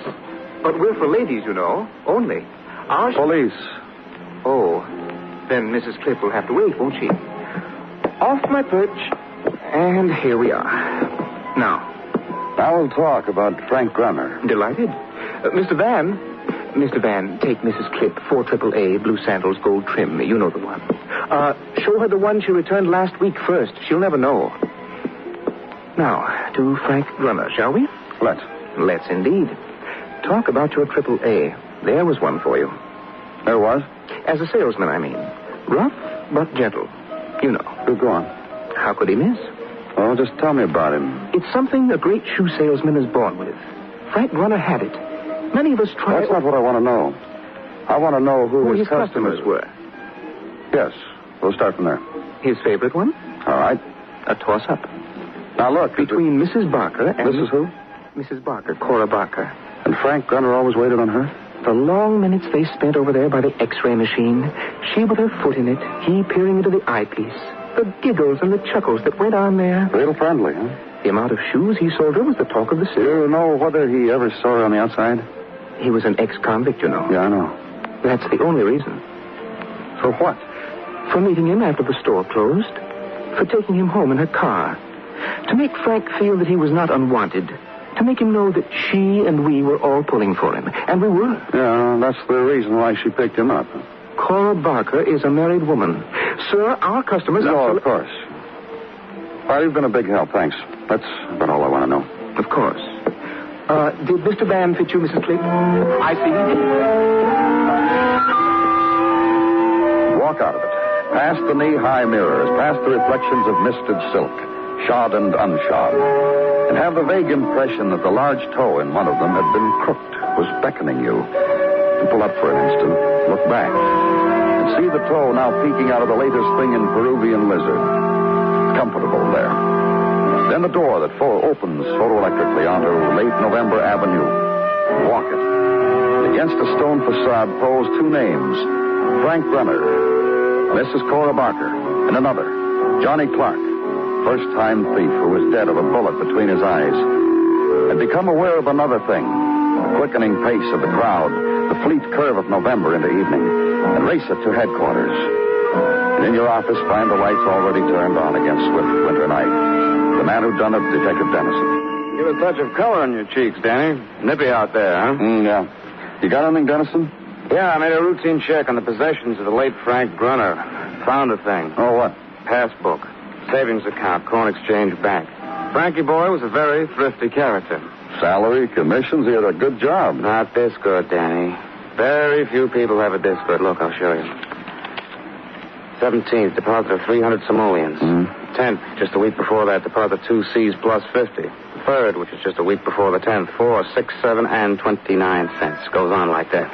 There's something else I got for you, Danny. You're a ball of fire today, aren't you, Dennison? Today, yesterday, other days, there've been rumors.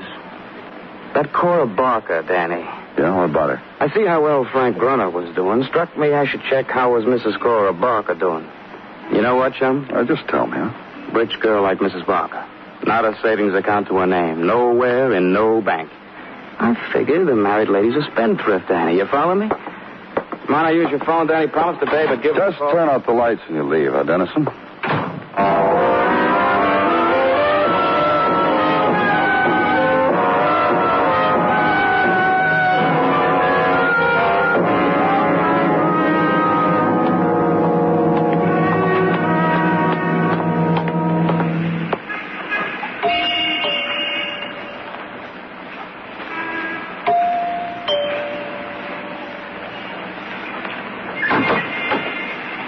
Oh, hello.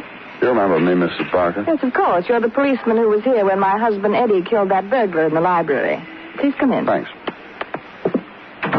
Well, I'd like to talk to you. Well, don't you think Eddie should be here? He's just in his room with his gun. Nice collection. I looked at them when I was here. He spends hours with them. My husband's hobby, guns. I'll call him. Later. Well, how do I entertain you, Mr. Clover? Talk. About what? What possibly could you About and a I murdered have... man.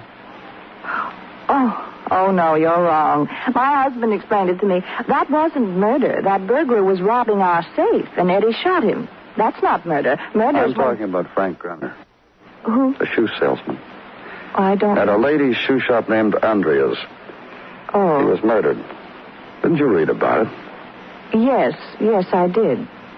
Want to call your husband now, Mrs. Barker? I told you he's cleaning his guns. He doesn't like to be disturbed. Get him. Very well. Eddie, that policeman here again. Which one? Clover. What does he want? He wants to see you. All right. He says you want to see me. What do you want to see me about? Why did you bring the gun along, Mr. Barker? I was cleaning it. In a few minutes, I'm going to go on cleaning it. Nice rifle. I like her. Now, what do you want? I want you in on a conversation I was having with your wife. What were you talking about, Cora? He said something about murder, and I explained to him what you explained to me about killing that burglar. And... Yeah, then we went on to talk about Frank Grunner. What have you got on your mind, Clover? The usual things for a policeman on homicide. Who murdered him? Eddie. What? He's found out I knew Frank Grunner, so he probably thinks I know something about... Listen, Clover, what harm is it for my wife to know a shoe salesman? She told me about it. An ex-con who needed a smile. And is that why you're here, to ask my wife about the smile? About the smile, about the lifts home, about Frank Grunner's bank book. What about it? How he was getting rich on a salesman's salary. You're saying what? Gets back to the boy you killed the other night. Just a kid who opened your safe real neat. A kid without a record. Just a wife and a dream and a need for some fast money. A kid. A shipping clerk at a wholesale house. Well, don't get sloppy about it, Clover. Just say it. Shipping clerk. Friend of Frank Grunner. Frank Grunner, friend of your wife. Frank Grunner, man with growing bank account because of your wife. Cora. Listen, Eddie, we talked about it. You said you'd forget it. I like going over it. I like watching what it does to you. Say it slow, Clover. There's not much more. Just slow. Eddie. Your wife ran out of money to give to Frank. She had no bank account of her own. So go out of town. Go to Palm Springs. Her idea. She's a cutie, isn't she? Give Frank the combination to the safe so he could rob it, get more money. Only Frank wouldn't take any chances. Not Frank with a record. He gave the big opportunity to the boy. Tough about that plane being grounded, wasn't it, Cora? Please, Eddie. And the way you begged me to take a train. Anything to stay away from our house. What about Grunner? Sure, I killed him, too. Him, my wife. Cora told me. I made her tell me. You don't think I'm stupid, do you? How did that boy know the combination of the safe? I didn't tell anyone. Cora must have. What do you want me to do now, Cora? Kill him? Kill you? What? You like guns so much. You like killing so much. Let's have the gun, Barker. Watch me, Cora. Kill him. You scared, Clover? Put it down. He's not scared, honey. He doesn't believe you. He doesn't know you like I do. Oh, what am I, honey? After you killed that boy, after the police left, kill Eddie. Do it again. A real cutie. You want a gun, Clover? Catch. How do you feel, Cora?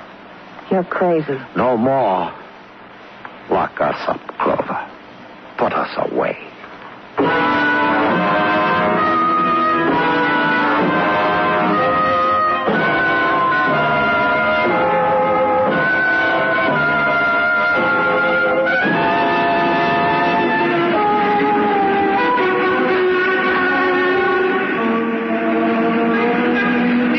It's an enchanted island, this Broadway, or a desert of dust.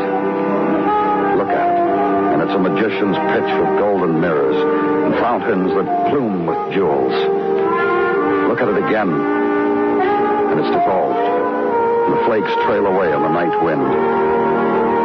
It's Broadway, the gaudiest, the most violent, the lonesomest mile in the world. Broadway, my beat.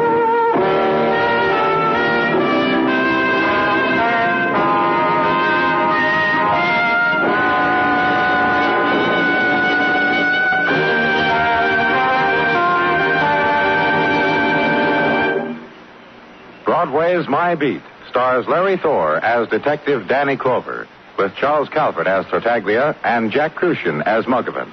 The program is produced and directed by Elliot Lewis, with music composed and conducted by Alexander Courage. In tonight's story, Mary Jane Croft was heard as Cora and Edgar Barrier as Eddie Barker. Featured in the cast were James McCallion, Lillian Baeff, Norma Varden, Leo Clary, and Byron Kane. Bill Anders speaking.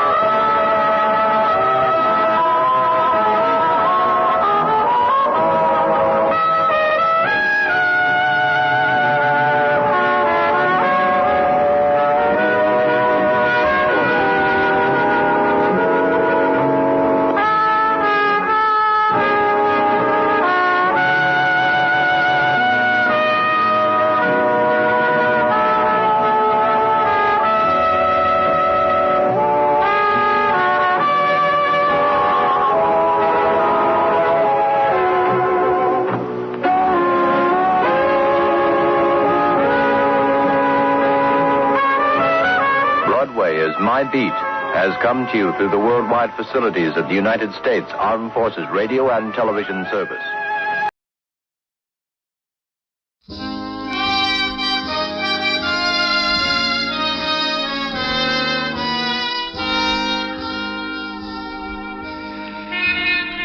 Broadway's My Beat, from Times Square to Columbus Circle, the gaudiest, the most violent, the lonesomest mile in the world.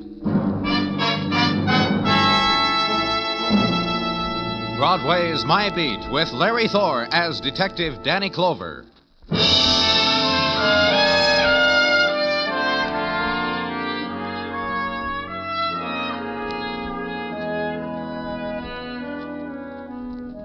When the winter moon dips low over Broadway and hides again behind the scudding mists, Broadway is numbed. The year's ending is too swift.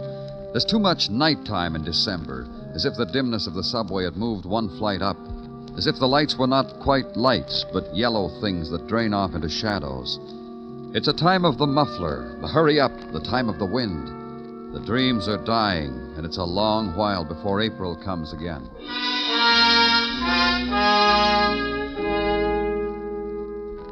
The place where I was, also one flight up above the street of the tired apartment houses and hotels. The avenue leased to anybody on the premise that home is any place where the rent is cheap. Hotel Savannah. The man who walked beside me and explained it all to me. After all, Lieutenant, after all. What? The Do Not Disturb sign has been hanging on the front of the door all day. And here it is almost midnight. So? So, a place like this, rent a room for $350, pull out the old pills, leave the world to its own sorrow. The Savannah's getting quite a reputation for... Oh, this is the room. Now, that's how I found her. Right there on the bed. I could tell right away she wasn't a suicide. That bullet hole, no gun. Who is she? Took the room yesterday. Registered as Mary Smith. I keep a straight face as long as the payment is made in advance. Even she didn't have luggage. So what? Quite a few of my friends have not a presentable suitcase to their names. What about her visitors? This is her home away from home. That's our philosophy here at the Savannah. Why shouldn't she have visitors? Asked you, did she have any? I don't know. People come and go. A regular little world in itself, this Savannah. I remark this to myself often as I stand at the desk. Like I was looking on into a regular little world. That's why I always Don't say it, Mr. Burgess. I'll take it from here. And consider the place where a girl lies dead. A room of transients, a cubicle, allotted, sold to the passer-through. The mark of their passing, the scars where cigarettes were ground into the desktop. The hotel stationery, the postcards with the scenes of gaiety tinted in, ink-stained, finger-smudged, blank. The sign, please turn out lights when departing, leave key at desk. The bed, where passing sleep is sold at the current rate. And in it, Mary Smith, dead by violence.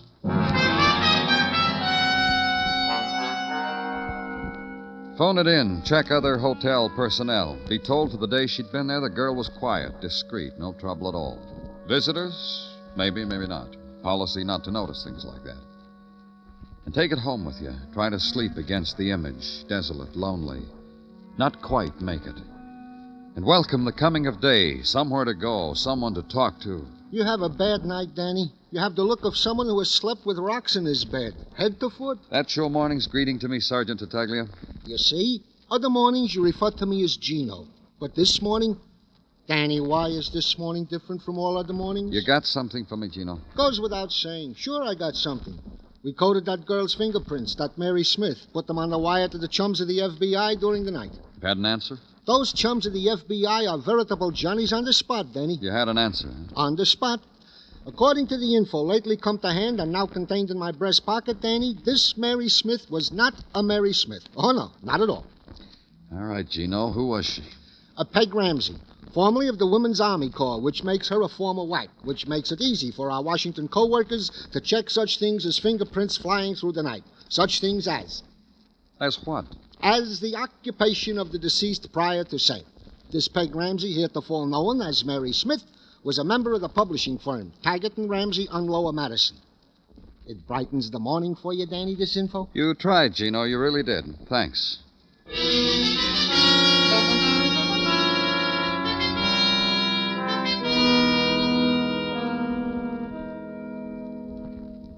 I can't believe it. I just can't believe it. Get around to believing it, Mr. Taggart. Miss Ramsey was murdered in a cheap hotel named the Savannah. We want you to help us. What was she doing there? Was she registered? Look, Mr. Taggart. I can't believe it. I just can't believe it. Let's try it this way.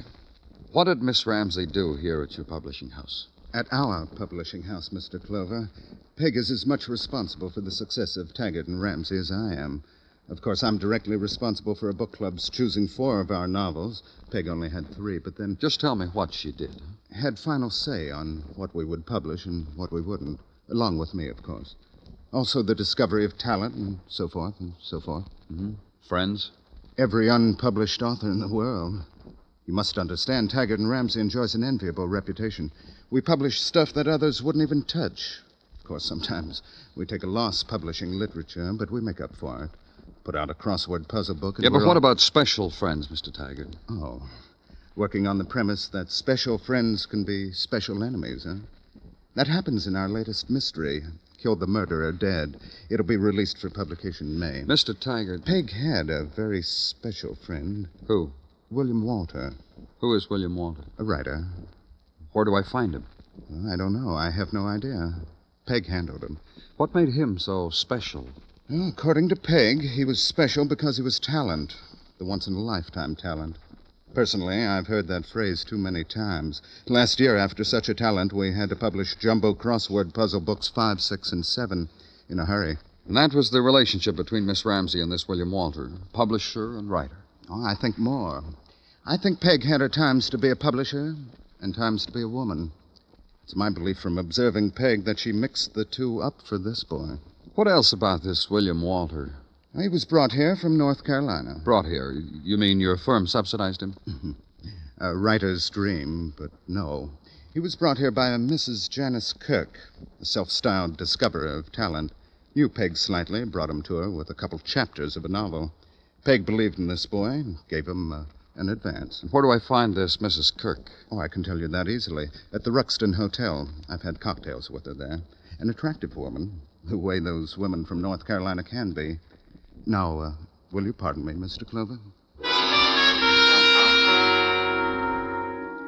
And at the hotel, ask for Janice Kirk. Be told she's been seen entering the cocktail lounge. Go there. The head waiter raises his eyebrows. With an effort, tilts a patrician head slightly to the left, and that way indicates the woman sitting alone, sipping the colorless drink, sipping the colorless music, weaving its frightened way through potted palms. And on her face, the smile of acceptance for the music, for the furtive cocktail-time laughter, for the glances of men, attached, unattached. Hello there, and all that. Mrs. Kirk? I saw Alec tilt his Roman coin head, and that brought you to me. Whatever the reason, I'm glad. It's been lonely. I'm from the police, Mrs. Kirk. You didn't have to tell me that. You could have let me believe you'd walked in here and seen an interesting face sitting alone with her lost thoughts, and you took pity in it. You could have let me believe that. I've just come from Alfred Taggart of Taggart and Ramsey. Alfred, you tell him I'm very disappointed in him. He hasn't asked me to cocktails in, it must be hours now. You tell him that. He said you knew Peg Ramsey. Miss Ramsey, I've taken notice of her. I've talked to her, I remember. I wouldn't call that knowing a girl. Now, why did he go and tell you I knew her? She's dead, murdered. She gave her name as Mary Smith and was killed in a hotel room. Why? Didn't she have a home of her own? I didn't mean to say that. Truly, I didn't mean to be flippant over death. Not a death like that, but an empty way to die. Taggart told me something else. I'm sure he did. It was about the boy, wasn't it? He told me about a boy, a young writer, William Walter. William, sweet William, sweet, sweet William. Maybe you can tell me more about him than Taggart did, Mrs. Kirk. Well, I know I can. I know more about him than I know about myself. Wasn't it I that discovered the burning tree of talent in him? Wasn't it I that beat him, tortured him, soothed him till he put it all on paper? Figuratively, that is. I did that to him, figuratively. Wasn't it I that brought him here, so his poetry could cry out across your metropolitan skies? Where is he now? I don't know. You said that... I said I don't know. First, William stayed here, right here in this hotel, close to me. And he took to living in all kinds of places, dismal places, dirty little furnished rooms, tenements, sordid hotels. Left me just high and dry for months, so's he could taste your city. Then you haven't seen him There in is something... a phone call for you, Mr. Clover. You can take it here. Thank you. Danny Clover speaking. You want it, Danny, right away. Savannah Hotel. Why, Gino? A boy, shot to death in one of the rooms. Savannah Hotel, Danny. The same one. I hate your telephones. They interrupt just when... Something bad's happened, hasn't it? I know it from your face. Something real bad.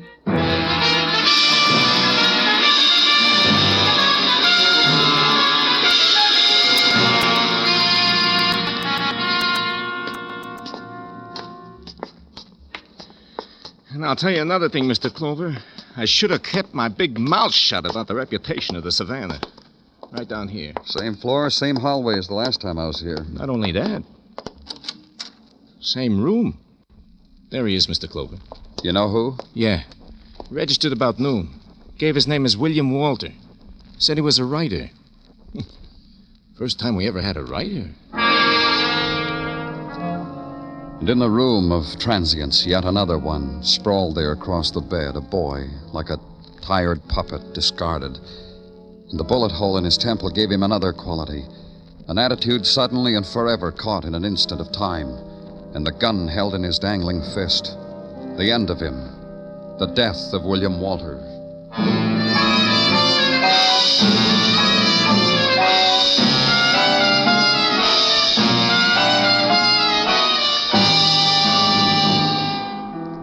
You are listening to Broadway's My Beat, written by Morton Fine and David Friedkin, and starring Larry Thor as Detective Danny Clover.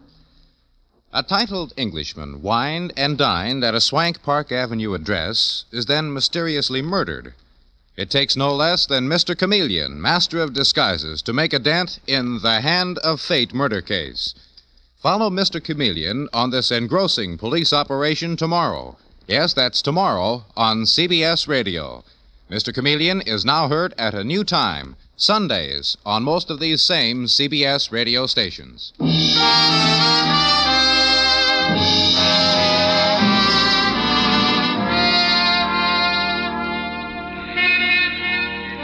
On the eve of the merry holidays, Broadway treats itself to a 10-cent sprig of mistletoe, stands under it, watches the women walk by.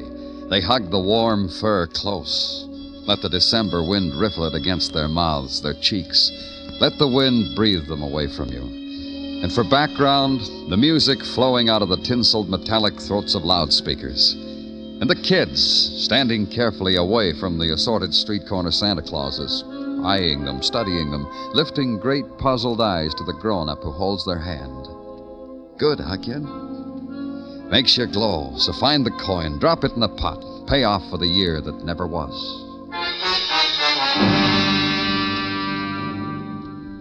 And in a room, again, the place of the dead. Be alone with it for a little while. Be alone with the boy with a bullet wound in his temple. The boy who'd come to the great city with poetry to offer, and in return had been given this, the end of searching, the end of pain. Be alone with it until Detective Muggavan comes back. I had a little talk with Burgess, the manager, Danny, like you told me. Yeah? Says the boy made a big to-do when he registered. Burgess tell you why? Uh-huh. Seems this kid, William Walter, insisted on having exactly the same room where the girl was killed. Manager tried to talk him out of it, offered him other rooms. Kid wouldn't have it any other way. I think I know why. Sure. Boy was a writer. That gives him a right to emotions the rest of us aren't privileged with. That's why he has to die in a room You where... through, Muggavan?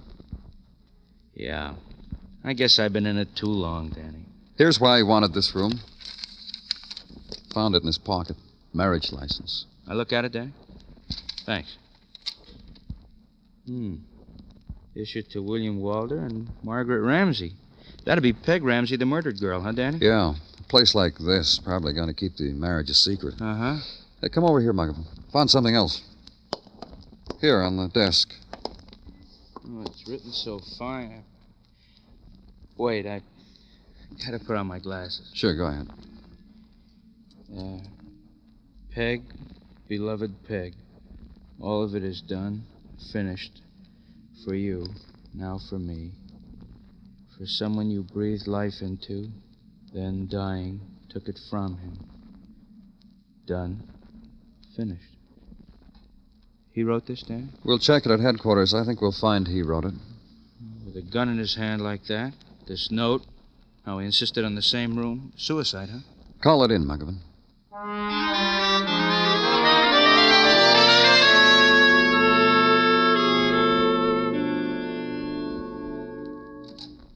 Danny? Oh, come on in, Muggavan. Been down to technical? Yeah, for an hour, more or less. Took me that long to get out of Gordon what he knew as soon as I walked in. Guys like Gordon give mothers a bad name. Gave you a rough time, huh? Yeah, had me looking through microscopes, gave me a short lecture on the theory of spectrochemical analysis. Then when I didn't applaud, he got angry. Anyhow, the gun that William Walter allegedly killed himself with also fired the bullet that killed Peg Ramsey. Murder and suicide, huh, Muggavan? I guess so. What do you think? Take a look at this suicide note. Well, I saw it, Danny. Well, I know you saw it, but look at it again. It's a suicide note. Is it? Hmm? Show me where he says he's going to kill himself. Show me where it says that he... What is it, Gino? Lady outside to see you, Danny. What lady? Name's Janice Kirk. Show her in. This way to see Danny Clover. Thanks. That'll be all, Sergeant. Well, please sit down, Miss Kirk. This is Detective Muggavan. How do you do? Mrs. Kirk? I'm going to leave town tomorrow, Mr. Clover. I see. Yes. This is a lonely city now. I'm afraid of it. I'm afraid of it because so many things, mostly... William Walter? Yes. Oh, I want to say, Mrs. Kirk, how sorry we are. Thank you. Mrs. Kirk, one thing I'd like to ask you. Just what interest... The way you said Mrs., the little glance that just happened between you and this other gentleman. The Mrs. means I was once married. My husband is dead. I see. And just what interest I had in William. He was a great writer. I said I was lonely. Now that William's dead, the world's a little bit more lonely, too, though it'll never know it. Just why did you come here? I want to ask something of you, may I? Of course. I brought William here. I want to take him home. I want to bury him. We've already sent notification to North Carolina to his next of kin. But in this case, don't you see, it should be me who should take, well, call it responsibility. Call it whatever. I'm sorry, Mrs. Kirk. Until we hear from the next of kin, we have no authority. I loved him. Is that what you wanted to hear me say? Go ahead, exchange glances again. Snicker a little bit behind your hands. Mrs. Kirk, what the lieutenant said simply Very means well, that he... you see, it really makes no difference at all.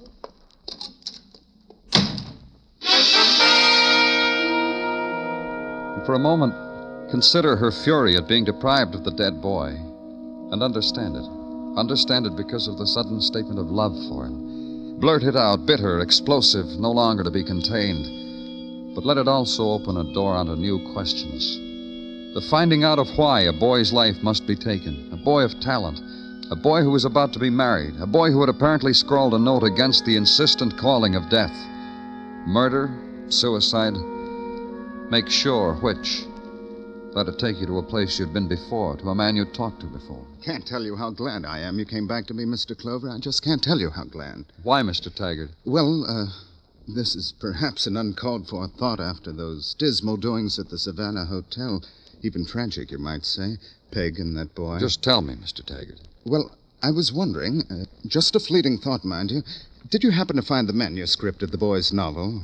Did he perchance die with it there in the hotel room? No, we didn't find it. Why? Well, you must forgive me for this rather scavenger-like idea I've had, but not that we won't take care of the boy's estate, mind you, but it seems a provocative publishing stunt. You want to publish the work posthumously. A boy kills himself, leaves a novel. That would make a splash in the literary world, huh? Yes. I would have tried to put it more tastefully, but that's it, exactly. Sorry, I can't help you. Well, then I can't for the life of me imagine what else we have to talk about. The reason why I came. I'm not sure the boy killed himself. He was going to marry Peg Ramsey. Did you know that? Marry? No, I didn't. Imagine. You said you met the boy when he first came here, that you... Quickly, a quick introduction from Peg. As I said, his work impressed her, so I okayed an advance for him. That's why if you find the manuscript, I feel it rightfully belongs to me. That's all you knew of him, the advance, Peg Ramsey's interest in him, sponsoring of him? That and the money I've already expended on him. For advance publicity on Peg's newfound genius, I even hired Tonto Jones. Who? Tonto Jones, ace blurbist, the Guy de Maupassant of book jackets. Told him to stick with Walter, get to his marrow, find out everything about him, and write it in 100 words to fit the back of a book jacket. I'd like to talk to a man who knew all about William Walter. You have his address? Greenwich Village, somewhere. The girl will give it to you on your way out, Mr. Clover. You were going, weren't you?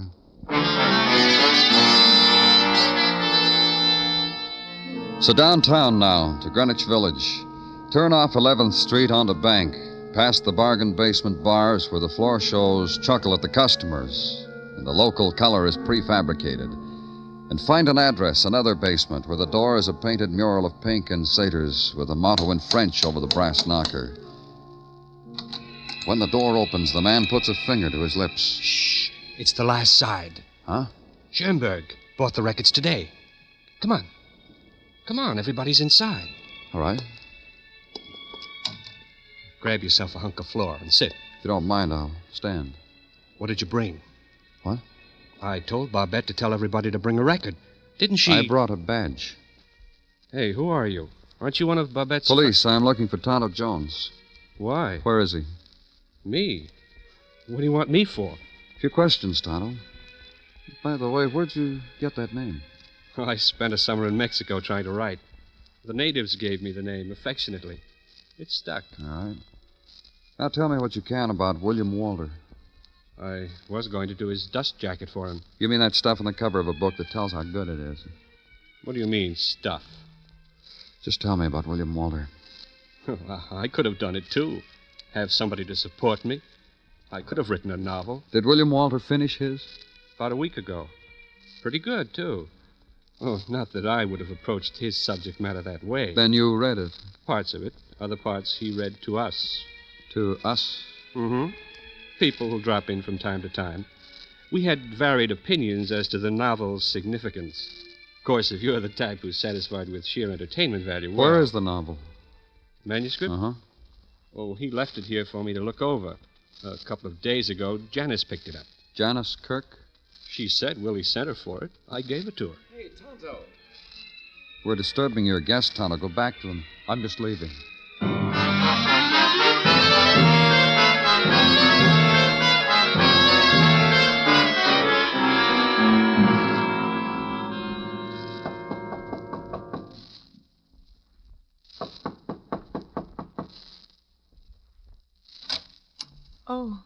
Oh, hello, Mr. Clover.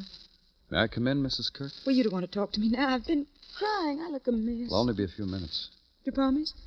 Yes. Well, then, come in. You wait right here. I'll go in the next room and do my face. We can talk. Well, go on. Talk to me. I've just come from Greenwich Village, Mrs. Kirk. I hate it, don't you? I spoke to Mr. Jones. Tonto? That's right, Tonto Jones. You know what Tonto means? No, I don't. Well, I didn't either till I looked it up. It means crazy, fatuous, stupid. No one pays any attention to what Tonto says. I do. How do I look, better? Of course I look better. Can you tell I've been crying? No. Well, now we'll talk. Did you like the novel? Well, be more explicit, Mr. Clover. I'm always reading. What novel did you mean? William Walter's novel. You know something?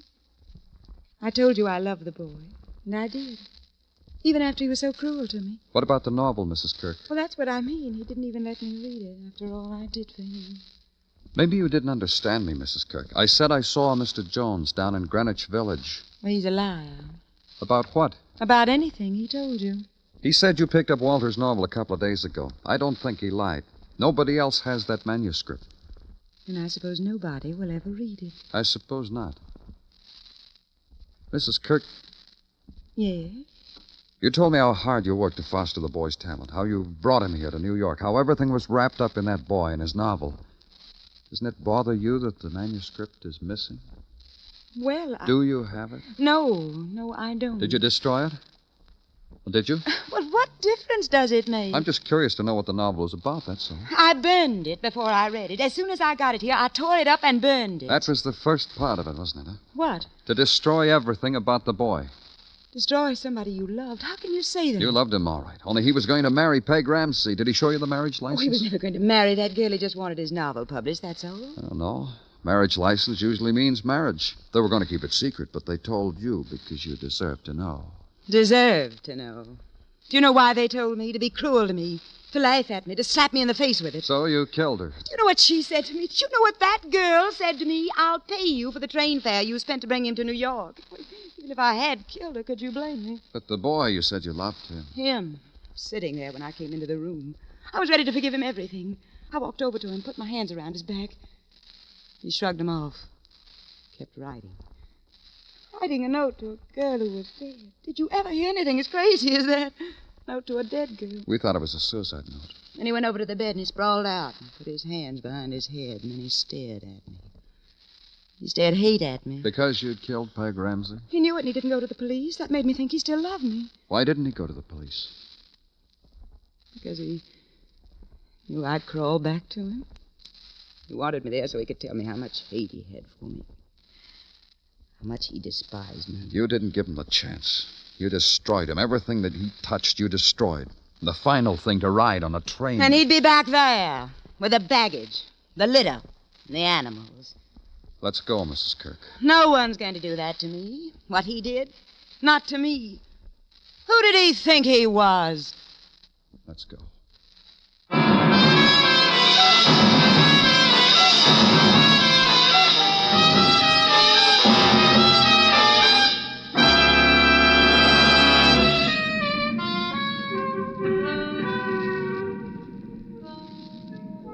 Night bursts open like a sudden flame on Broadway.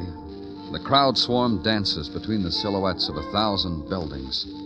Dances its fury away against the time of morning until the night soaks up the sound and pain and color and turns it into dawn. It's Broadway, the gaudiest, the most violent, the lonesomest mile in the world. Broadway. My beat.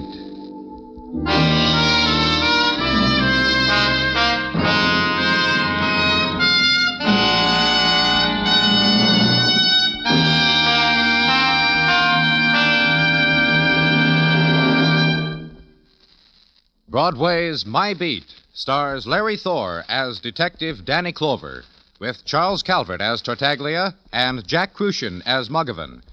The program was produced and directed by Elliot Lewis, with musical score composed and conducted by Alexander Courage. In tonight's story, Betty Lou Gerson was heard as Janice Kirk. Featured in the cast were Stan Waxman, Steve Roberts, and David Wolfe.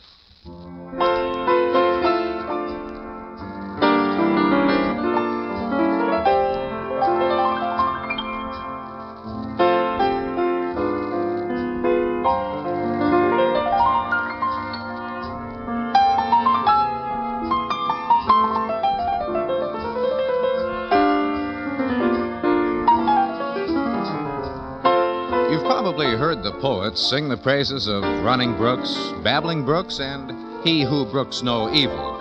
But you'll sing the praises yourself of Our Miss Brooks, starring Eve Arden, Sunday nights on most of these same CBS radio stations. As Connie Brooks, Eve Arden is sometimes running after a man, often babbling about men, and she brooks no evil that interferes with her pursuit of a man. So maybe the poets should sing her praises, too. Our Miss Brooks is fun to hear Sunday nights on CBS Radio.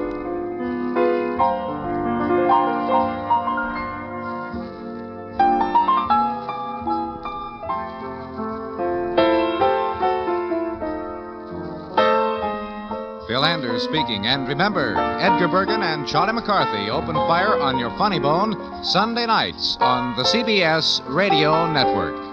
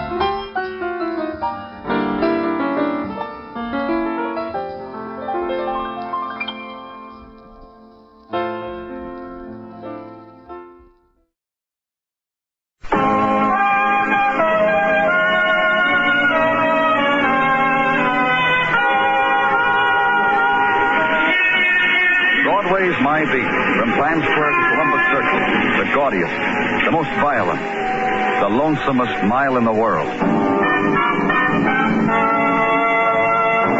Broadway's My Beat with Larry Thor as Detective Danny Clover.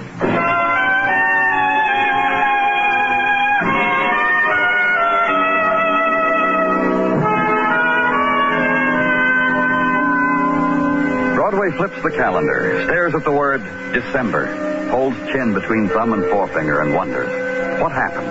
Winter is here, and the year is suddenly dying. Proof positive. The wind, rising from the river that twists a headline around an ankle, lifts it up again, flattens it against the gutter. And there it is in boldface. So many shopping days left. So the evergreens are chopped, mounted, dyed blue, and tinseled. Token of holiday season. Token that time's getting narrow for the layaway plan. So get with it. All you need's $1. It'll hold the dream till Christmas. You follow the decorations downtown and take a left. East 37th, for the season is manifest by holly in apartment windows and electric candles. And the latest thing, Merry Christmas in phosphorus paint to glow in the dark. 11 o'clock time, nighttime where I was, and Miss Gaffney's apartment. And Miss Gaffney. Look at the joint, will you? I'm looking. I've been looking for the last 5 minutes, Miss Gaffney. Now, will you settle down and tell me what... 2 years, I say, to get a full-length mirror. Now look at it. Bing! And now look what I've got. Confetti. You ready to tell me what happened? You know what happened. What's been happening around this neighborhood for the last couple of nights? I mean to you. I was trying on in front of the mirror, that's what. And that sniper took a pot shot at me. Why didn't you pull the blind down? At my age. Well, you're lucky. You see this slug? Huh? Here, look at it. Embedded here in the mirror backing. 38, head high. Like I said, lucky. Yeah. And I was standing right here. 2 more inches and Myrtle Gaffney... That's right. Now, let's take it from the beginning. Did you notice anyone following you tonight when you got home? I could have been killed. Or anyone loitering around outside? He could have killed me, and you stand here and We don't even know what he looks like, Miss Gaffney. We want you to help. He could have killed me. He could have killed me, shot me dead, killed me. And her thin-lipped anger, the tightening hysteria fitted themselves into the pattern of the city's newest violence. And there was the other emotion, that the shattering of mirror had been this close to the shatter and burst of her life. That her life had been balanced on the bad aim of a man with a gun. That her life had been target for indiscriminate fury. And against terror was only this. You protect me, you hear? That's what you people are paid for. To protect helpless, lonely women, you hear? And give her the promise. And phone it in. And leave her now to darkness and bolted doors and windows blinded and locked against another coming of death.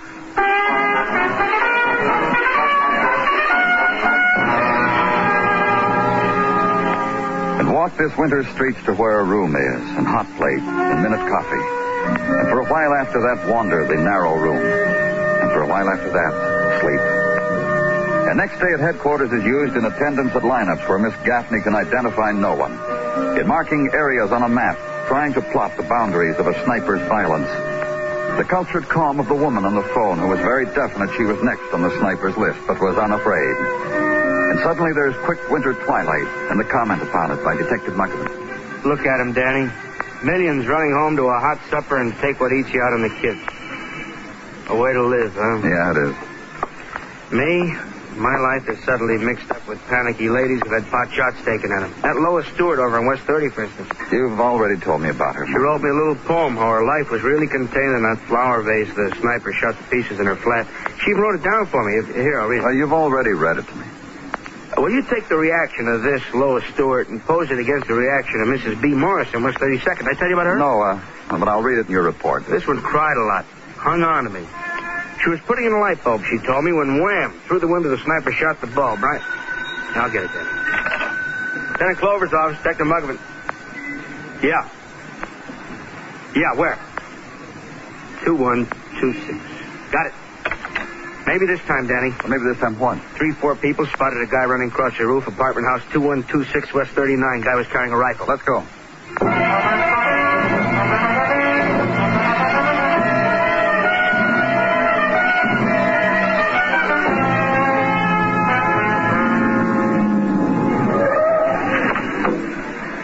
Lieutenant. They got him, Lieutenant. Bringing him down. Good. Yeah. Oh, here they come. Let me go. I want to go home. Let me go. I'll take him, officer. Come on, you. Take your hands off of me. Find the gun, officer? Nobody had a gun. We'll find it. Get him in the car, Macklin. hand me the flash, Muggle. Yeah. Here. He's a kid. What's your name, son? Mickey. Mickey Ruick. How old are you, Mickey? Going on 16. You live near here? No, Brooklyn. What are you doing here? You were on that roof with a gun. What were you doing there? What'd you do with the gun? I want to go home. Go home, Mickey. Later. First, we want to know what you were doing prowling around on that roof with a gun. You like to shoot at women, Mickey? I didn't shoot at anybody. Come on, kid. You just tell us. We'll understand. You like all this publicity you're getting, being called a sniper, scaring everybody. You like it, don't you? Makes you feel pretty big, doesn't it, Mickey? I didn't shoot at anybody. I read... Go on, Mickey. I read in the papers about the sniper. Found the gun, Lieutenant. Here, thanks. In the alley. You must have heaved it off the roof. Take a look, Mickey. Plastic. Tough to tell from the real thing. Is this your gun, Sonny? Yeah, it's mine. Where'd you get it? I took it... All right, I stole it. Department store. This afternoon after I read about the sniper, the toy shop. Look. Yeah? I was playing, that's all. You read books tell you how to play like this? The lieutenant means comic books, things like that. You. What? You're a real lieutenant, huh? Well, what about it, Mickey? Can I see your gun? Turn him over to juvenile, Muggavan. Then you can start looking for a sniper all over again.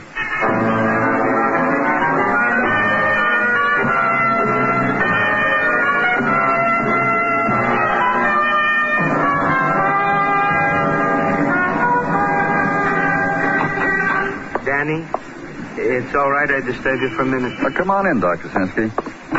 I was just... Yeah, I see what you're doing, Danny. May I also look at the portraits? Serious of them, Doctor. Take your pick. The department artist sketched them from fragmentary descriptions given us by the women who were shot at by the sniper, helpful bystanders, a few crackpots. All different. These are the faces of violence, huh, Danny? Anybody's face. So what you look for is anybody.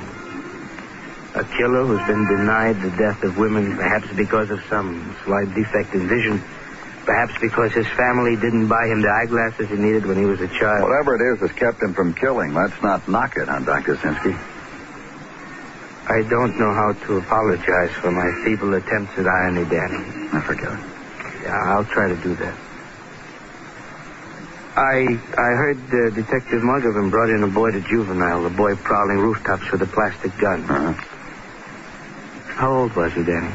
Going on 16, he said. A boy. A child. And images of a world behind window shades and hatred for it. This sniper, Danny. And what about him?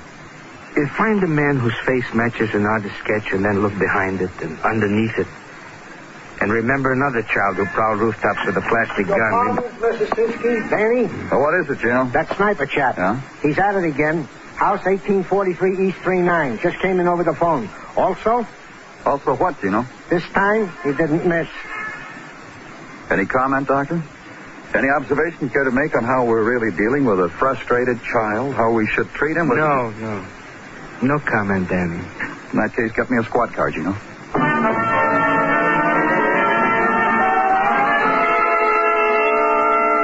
And go there. And what was night-still brownstone house with an early Christmas tree lighted in its living room window, its promise to be viewed from the street, has become this. Cluster and steaming whisper of crowd peering close through window, beyond tree to where lay another promise. The yet unopened and hidden gift of the season's violence. And get past them and inside. And inside is a woman sprawled against fabric of sofa. And a man kneeling at her feet. Blanche, listen to me. Just listen. There'll be a doctor in a minute, and he'll know what to do. Blanche, please. Mister... What? What do you want? I'm from the police. I'll get out of your way. She's dead, isn't she? My wife's dead. I knew it all the time. Must have been quick. Where the bullet struck just above the eye. Had to be quick. Oh, wait a minute. I want to let them know. I want to let those people outside know. She's dead. That's what you're waiting for, isn't it? She's dead. Wait, I'll show you. Now you can have a good look. Look at my wife. Look at my dead wife. Step right up, ladies and gentlemen. Step right up and see this.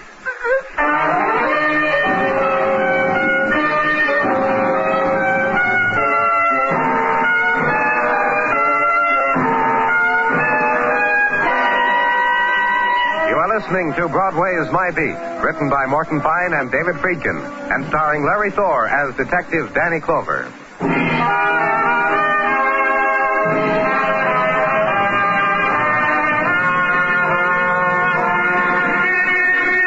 The merry, merry holidays begin their swift curve into the canyon street, and Broadway rushes the season. Against the distant cry of on dancer, on prancer, the sleek dancers, the eager prancers bargain for the sprig of mistletoe, buy it, hang it in the doorway. Under it strike the holiday pose, and watch the winter women walk by, the scented fur hugged close, December wind rippling it against their cheeks, their mouths. The same wind that breathes them away from you. So, shrug a shoulder, kid. Make jaunty the scarf and relax. Under no Yuletide tree will it be barren, according to the advertisements.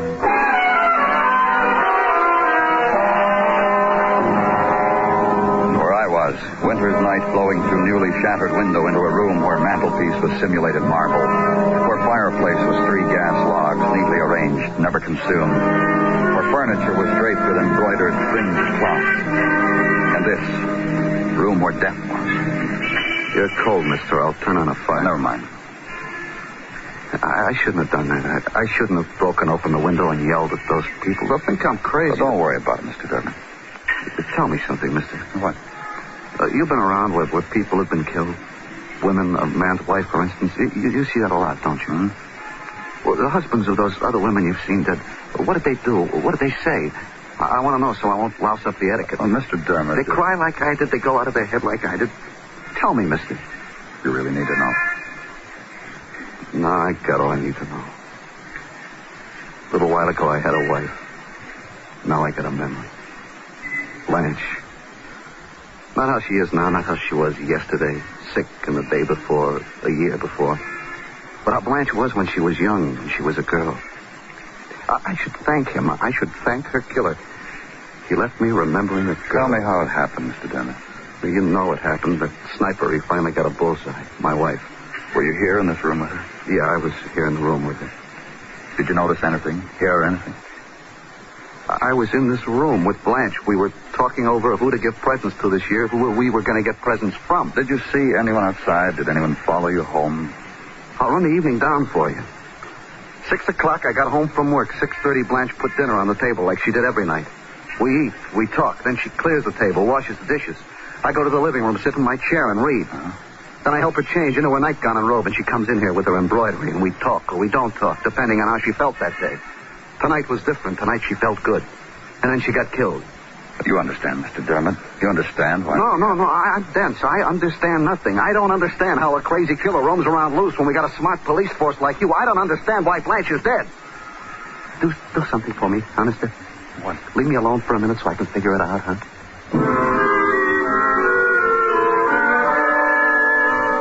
Watch him move away from you to the lonely place. The couch where his wife is dead. And watch him kneel again at her feet. And for a little while, the time he needed. Go to the door, whisper to the official intruders. They understand. It gives them the interval to adjust focus on cameras, to test with current wit the spring and snap of steel tape, to smooth and make neat the folds of shroud. Then their spill into the room, and the man's instant is gone. So leave there and go home.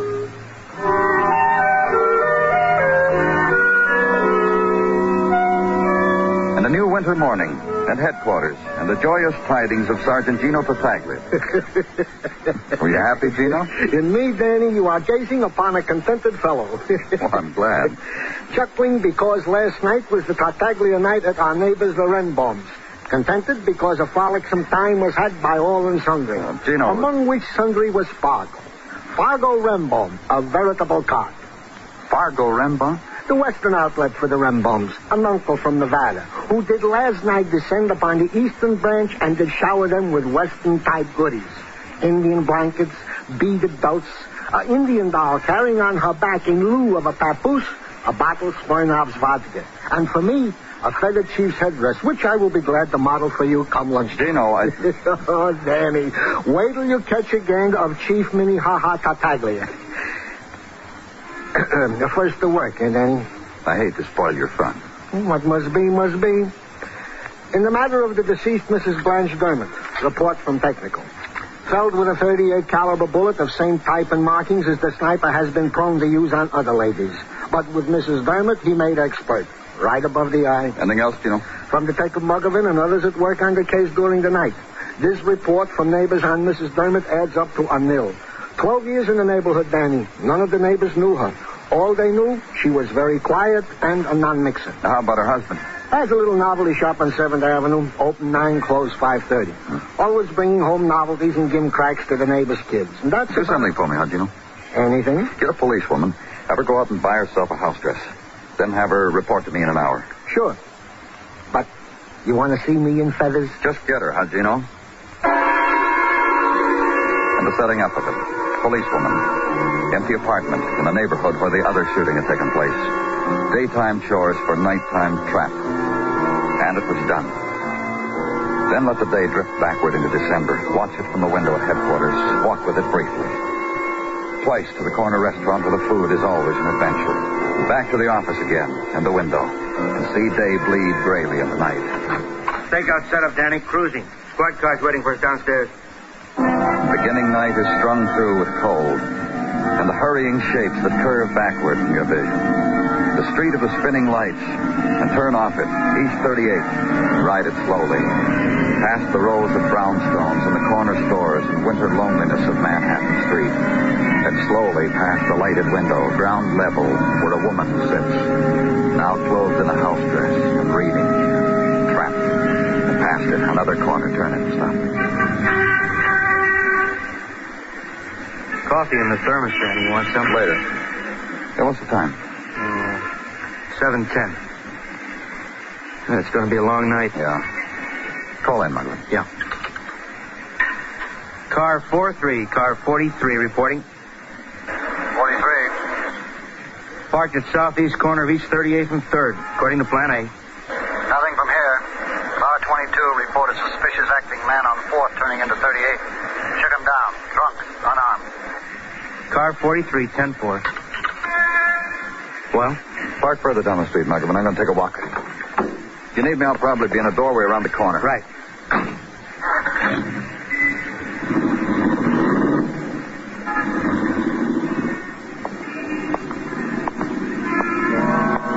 Past the lighted window again. And the woman in the house dress. Policewoman. Reading. Cross the street and watch her. She gets up, frames herself against the light, stares the night. Sits down again, reads again. And the doorway directly across from her is cold plaster that holds 6 mailboxes. Directions to the tenants on how to live. And things to do in case of a bomb attack, illustrated. And in a while, a young woman comes up the steps, cloth coat around her waitress uniform, looks into an empty mailbox, looks emptily at you, goes into the house, trails echo of footsteps. And later a man leaves the house, checks his pockets and goes off happy. Watch him walk down the street. And the squad car picks him up, trails him, drops him. And night becomes 9 o'clock. And the woman across the street sits, reads. Gets up, walks around the room. Sits, reads. And the 9 o'clock wind holds all the cold of the hours before and fills the street. And gusts of it break off and run into doorways, wrap themselves around people who wait there. And the light from the squad car blinks into the night and screams at it. Macklin!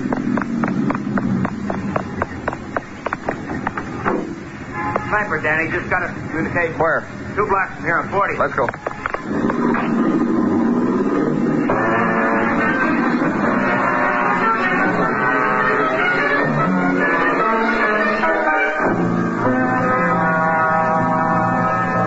Come on, honey. Please wake up, honey. You'll be all right, Mr. Garson. Fainted up, baby. A little drunk, too. So what? You want to tell me what happened, Mr. Garson? Look at her lying there. She was there in bed when she was shot at, right? Poor baby. Wait till she wakes up and finds out she was shot at by the sniper. She'll faint all over again. Just what happened? What? I was reading to her. Go on. I just finished turning the page, and she was giving me my drink, and... What? I turned the page, and she was holding out the glass to me, and then it happened. Shot the glass right out of her hand. Over the book, my pajamas. I think your wife is waking up, Mr. Garson. Oh, it's all right, baby. Little bumbly puppy. I'm here, little pussycat. Everything's all right. Mr. Garson. Look how she wakes up. A doll, baby. I think you better leave us alone now. When Mrs. Garson feels better, I want you both down at headquarters to file a report. Yeah, baby. Drink your carriage. Don't mind him, little lamb. But he's leaving.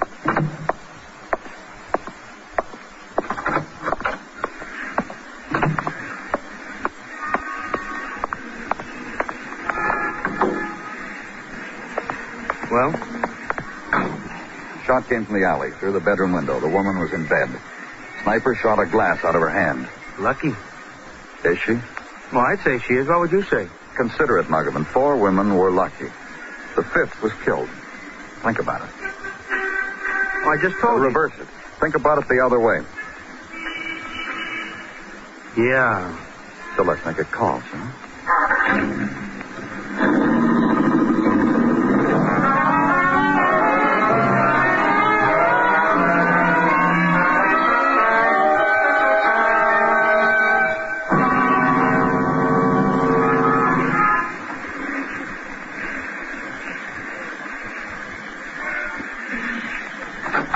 Yeah?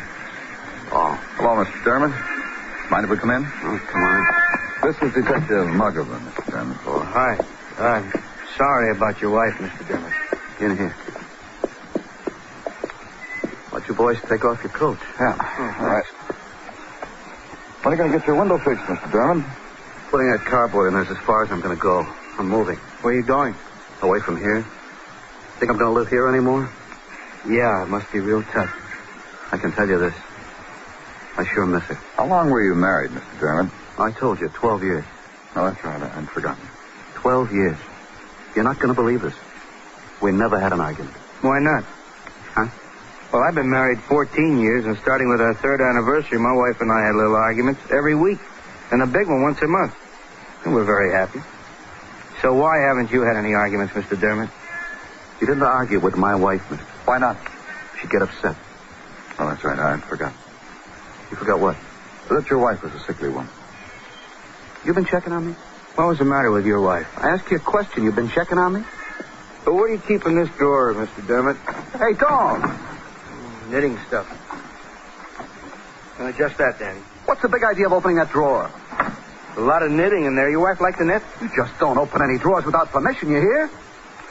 Yeah, she liked to knit. She liked to crochet and tat and hook ruck. So what difference does that make? She must have had a lot of time on her hands. Well, what if she did? Well, hey, now what's the matter with you? I don't want you going around opening things. What do you think? Nothing in here, Danny. A picture album, Christmas decoration.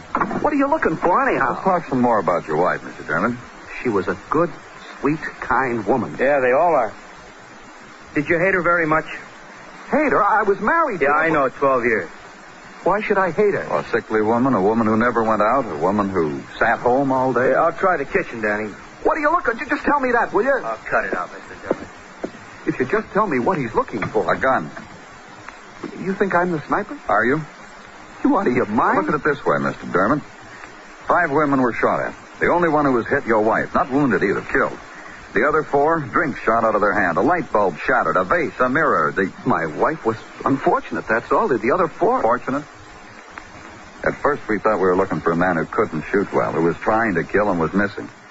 Now we're going on the premise that he was missing on purpose. I don't understand what you're talking about. Missing on purpose. A crack shot who could shoot out light bulbs through windows, who could kill your wife through a window. Danny? What's he doing in there? Let's go see him. What, you're breaking up my house? You hid this marksman medal. Where'd you hide the gun? Here, look, Danny. Expert marksman's medal. Where'd you hide the gun, Mr. Dermit? What do you think I am? Maybe a man who shot at a lot of women to get the word sniper in the newspapers, just so you could get one woman, your wife. And take one last pot shot at a woman drinking booze in bed to clinch it. You're crazy? Why should I kill my wife? Look at it from our point of view, Mr. Dermit. You're a man who likes people, likes to be nice to children. Likes to go outside sometimes, too, huh? Yeah, my wife wouldn't let me do that. Your wife, the woman who sits in a chair and knits. No friends, nobody to stop in. No fun. 12 years of it. Not even any arguments. 12 years to get fed up. You understand how it was? Of course we do. The man figures he gets old soon enough. A wife like that. Sure. You live, you gotta have fun. Can't stay home all the time. Would you? Where's the gun? Oh, you won't find it. Throw it away. Dismantled it, tossed it in the river. Listen, you weren't kidding, would you? About what? About understanding. You're a killer, we understand that. Well, yeah, I know. No, but I mean about my wife. What you said. How a man gets old too fast. How his life runs away from him and nobody to talk to. Sit in a room, feed her medicine, wait on her. Every night you go to sleep, dream about how it would be without her. You understand. I know you do.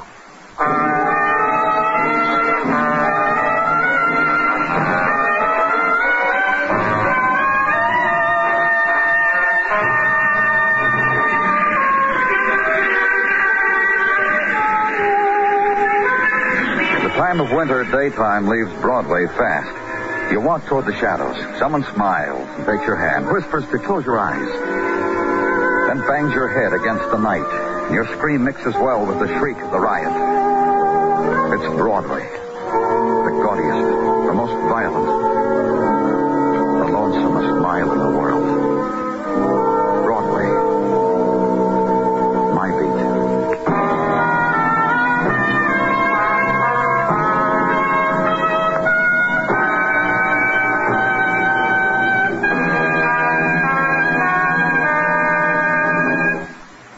Broadway's My Beat stars Larry Thor as Detective Danny Clover, with Charles Calvert as Tartaglia and Jack Crucian as Muggavan. The program is produced and directed by Elliot Lewis, with music composed and conducted by Alexander Courage. In tonight's story, High Everback was heard as Mr. Dermit. Featured in the cast were Elvia Allman, Jerry Farber, Steve Roberts, and Hal Gerard.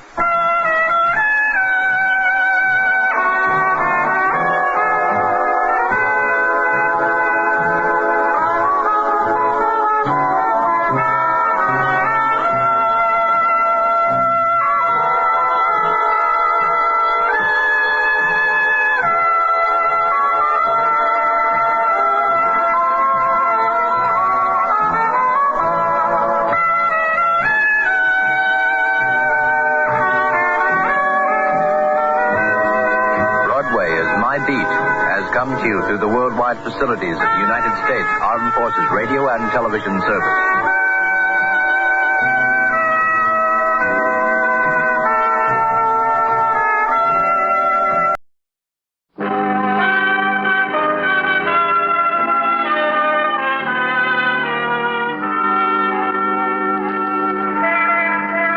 Broadway's My Beat, from Times Square to Columbus Circle, the gaudiest, the most violent, the lonesomest mile in the world. Broadway's My Beat, transcribed, with Larry Thor as Detective Danny Clover.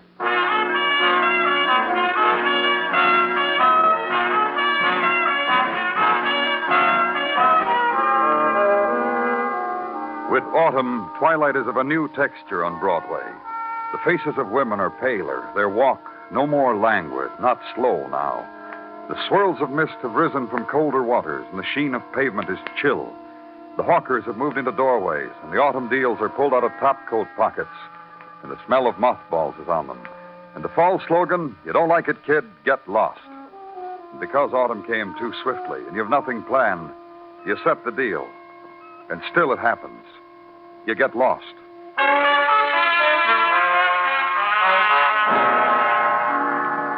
And another quality, autumn twilight on gray stone, the place of drifting and changeling shadows that move slowly or briefly on unending twilight.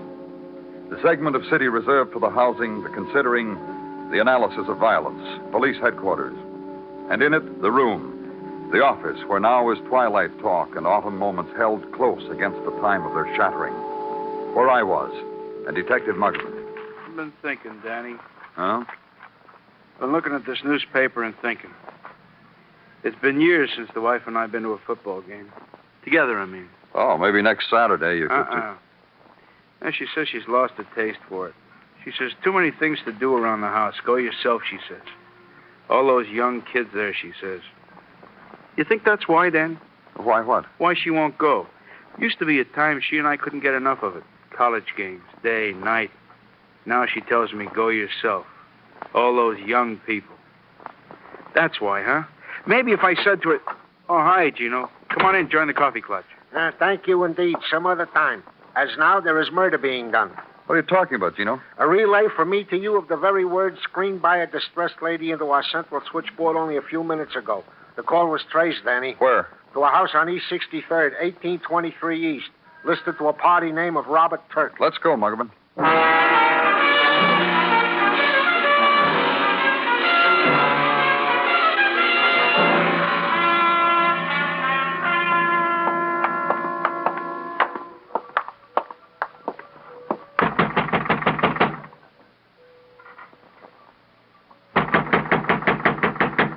Try the door, Muggerman. Come on.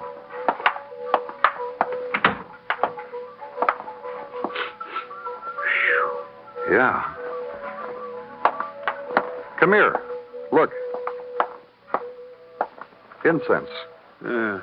Smells real exotic. Yeah. Now take a whiff of this water glass. Make a comment, Muggerman. Something with opium in it, probably laudanum.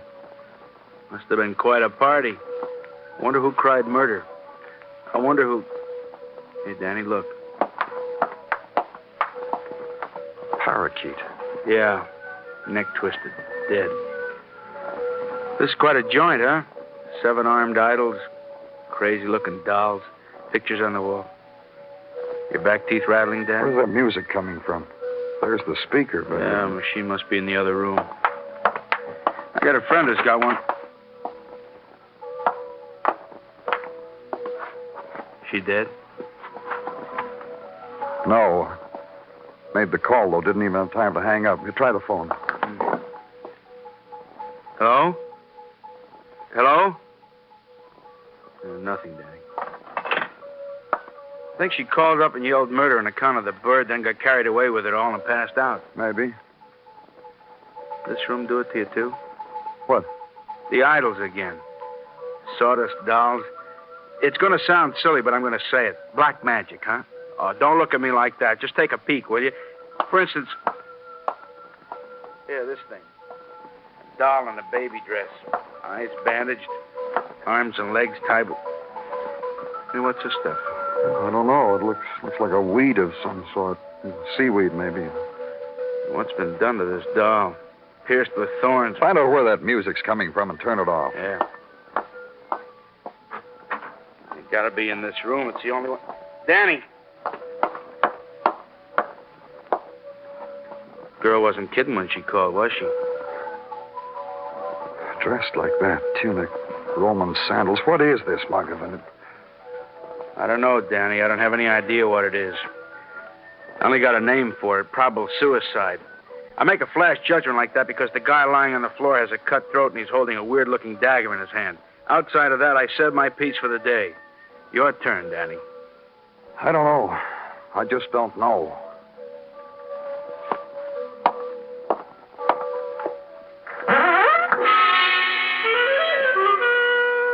And turn and walk once more through the nightmare place. And from effigy and idol, and the brilliant wings of a dead parakeet, the ebb of twilight. On the face of the stilled girl, the lacework of early darkness, the swift stroking of nighttime. And move again through the grotesque violence. From initialed robes of raw silk, from desk litter, other things, confirm the identity of the dead man. Robert Turk. And on the quickening flow of night, the stirring of the girl. Mara, I want to go home. Take me home. And gently get from her finally an address and nothing else. So give her into a physician's care. Arrange that she be taken to her home. Then leave the place of masks and seaweed and death to the swarming of professionals with camera and dust powders. To another place, then, and another room. A simpler room, a plainer room, where sleep is. Only the magic words for it won't come. And suddenly it's a bright October morning. Check in at headquarters. Tell them you'll be at Morris Spencer's. Go there. Darkness is no longer on her face. Only sunlight, the bright smile.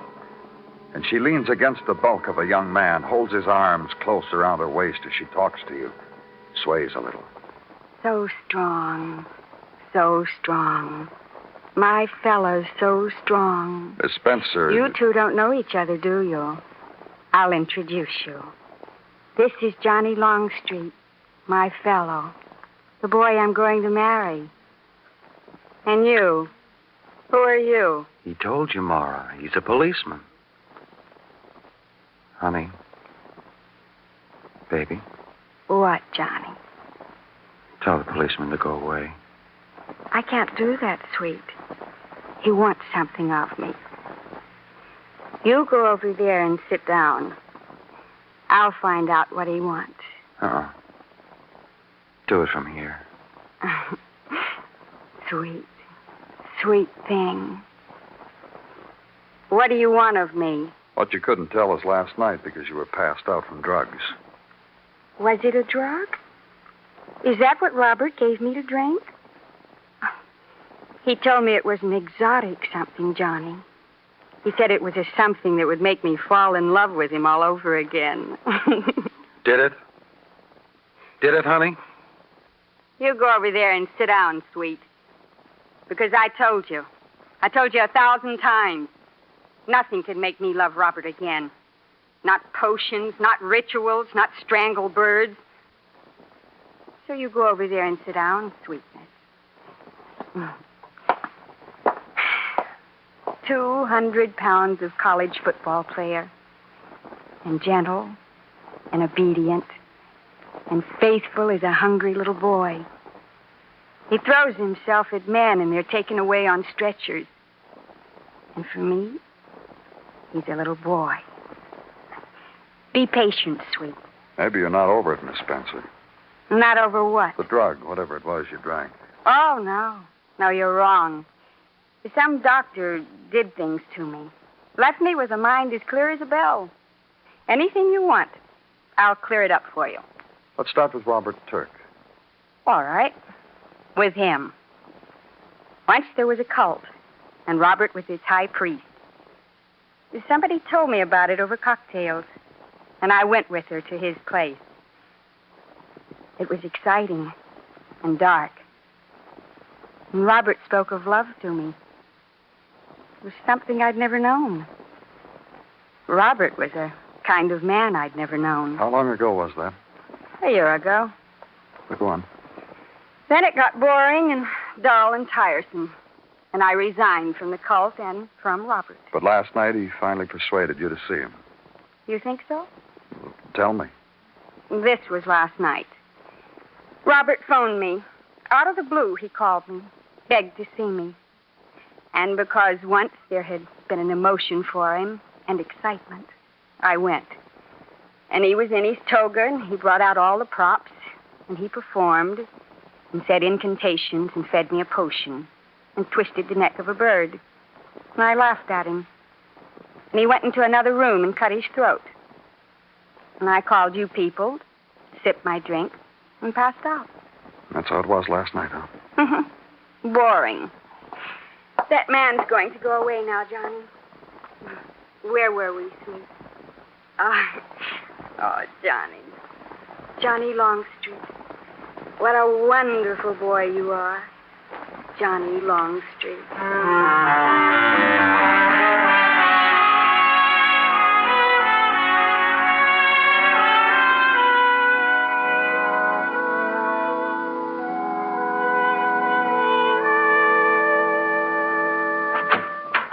Annie?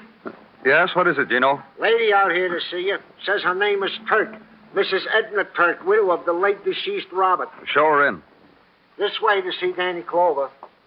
Call me if you need me, Lieutenant. Thank you, Sergeant. Please sit down, Miss Turk.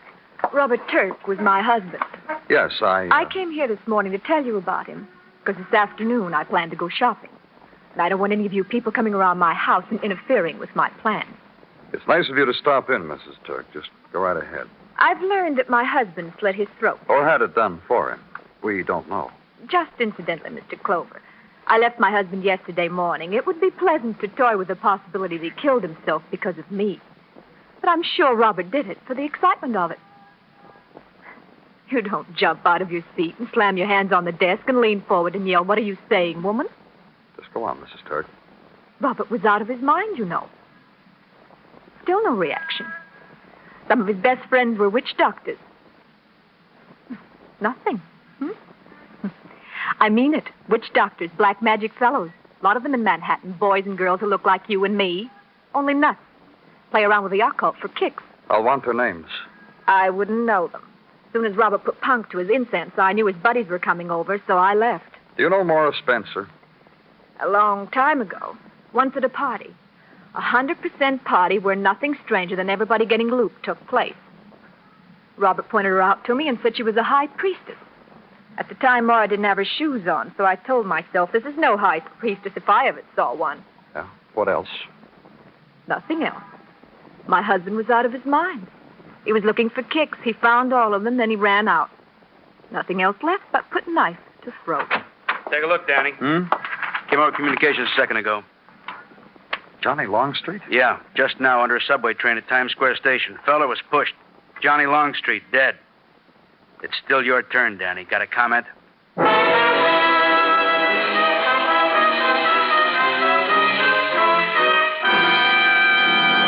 You are listening to Broadway's My Beat, written by Morton Fine and David Friedkin, and starring Larry Thor as Detective Danny Clover.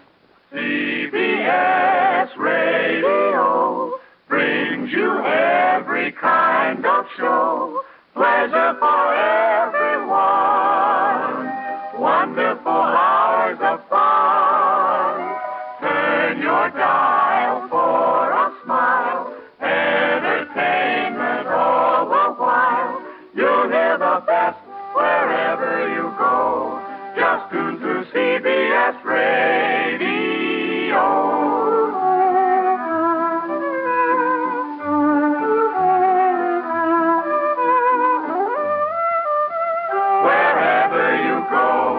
Tune into CBS Radio.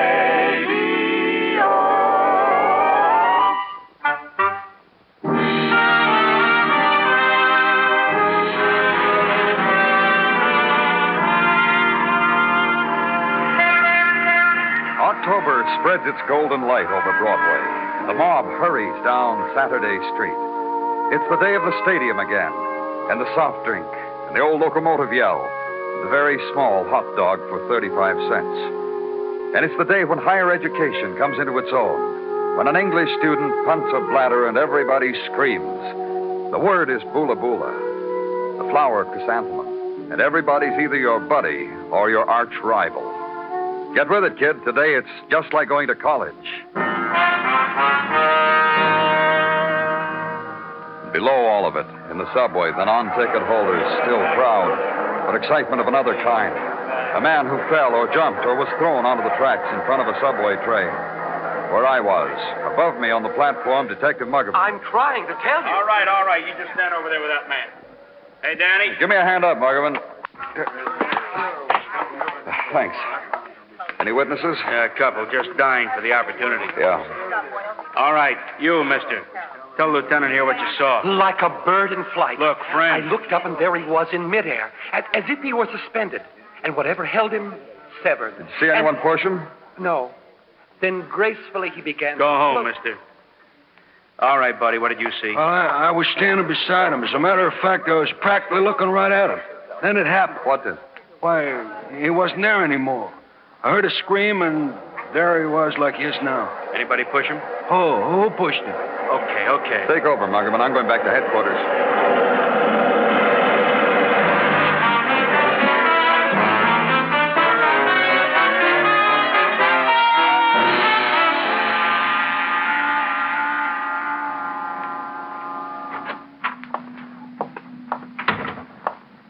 Here, Danny. Put it in the hat. Huh? Our pool, Danny. Our football pool. Don't be coy. Pony up 2 bits. Put it in the hat. All right. What have I got? What you've got. Notre Dame, and you're giving 20 points. Oh. The game's over, isn't it? Forgive me. You lost. The way you've been helter and skelter, I didn't get a chance to collect from you this morning. So I am seizing this opportunity by the horns to collect from you... Besides the hat, Gino. Huh? Besides the 2 bits in the hat, what else have you got? Oh, that. You're a big winner today, Gino, but don't press your luck too far. Don't be harsh, Danny. 'Tis not often I am smiled upon by Dame Fortune. What I've got as follows. Nothing new on the death by subway of Johnny Longstreet, fullback, third-year college boy. Rundown of Morris Spencer I asked for. Have you got that? This I got? Gee, no. Excuse it, Danny. I was making in my mind an explanation to Mrs. Tartaglia how come I got an anonymous quarter to put in the piggy bank. Morris Spencer, huh? Whatever you feel up to it, Gino. Rundown on the lady in question was made as per your request. These items have been found. That she was a finance to the deceased Johnny Longstreet, and that she is a widow of a year and a half standing. Oh? 2.5 years ago, Morris Spencer was married to a fellow Charles Lane by name. Said fellow was found, according to these records, on August 3, 1949, on a sidewalk 8 floors below the window from which he had thrown himself. As per testimony at coroner's inquest by his widow, Bora. Well, let me see those records, Gino. Goes without saying. As you review them, you will come to the place where I have made a pencil check mark, easily erased, besides some information which I personally thought would be of some interest to you. Well, you want to tell me about it, Gino? As long as you ask. This Charles Lane, deceased of a running jump from a window, former husband of Morris Spencer, was in partnership at the time of his death with one Spence Griffin in the novelty and election button business. This Mr. Griffin is now to be had at his home address, 1923 West 18th. I took the liberty this was of some interest to you. No apologies, Gino. You did splendidly. Thank you very much.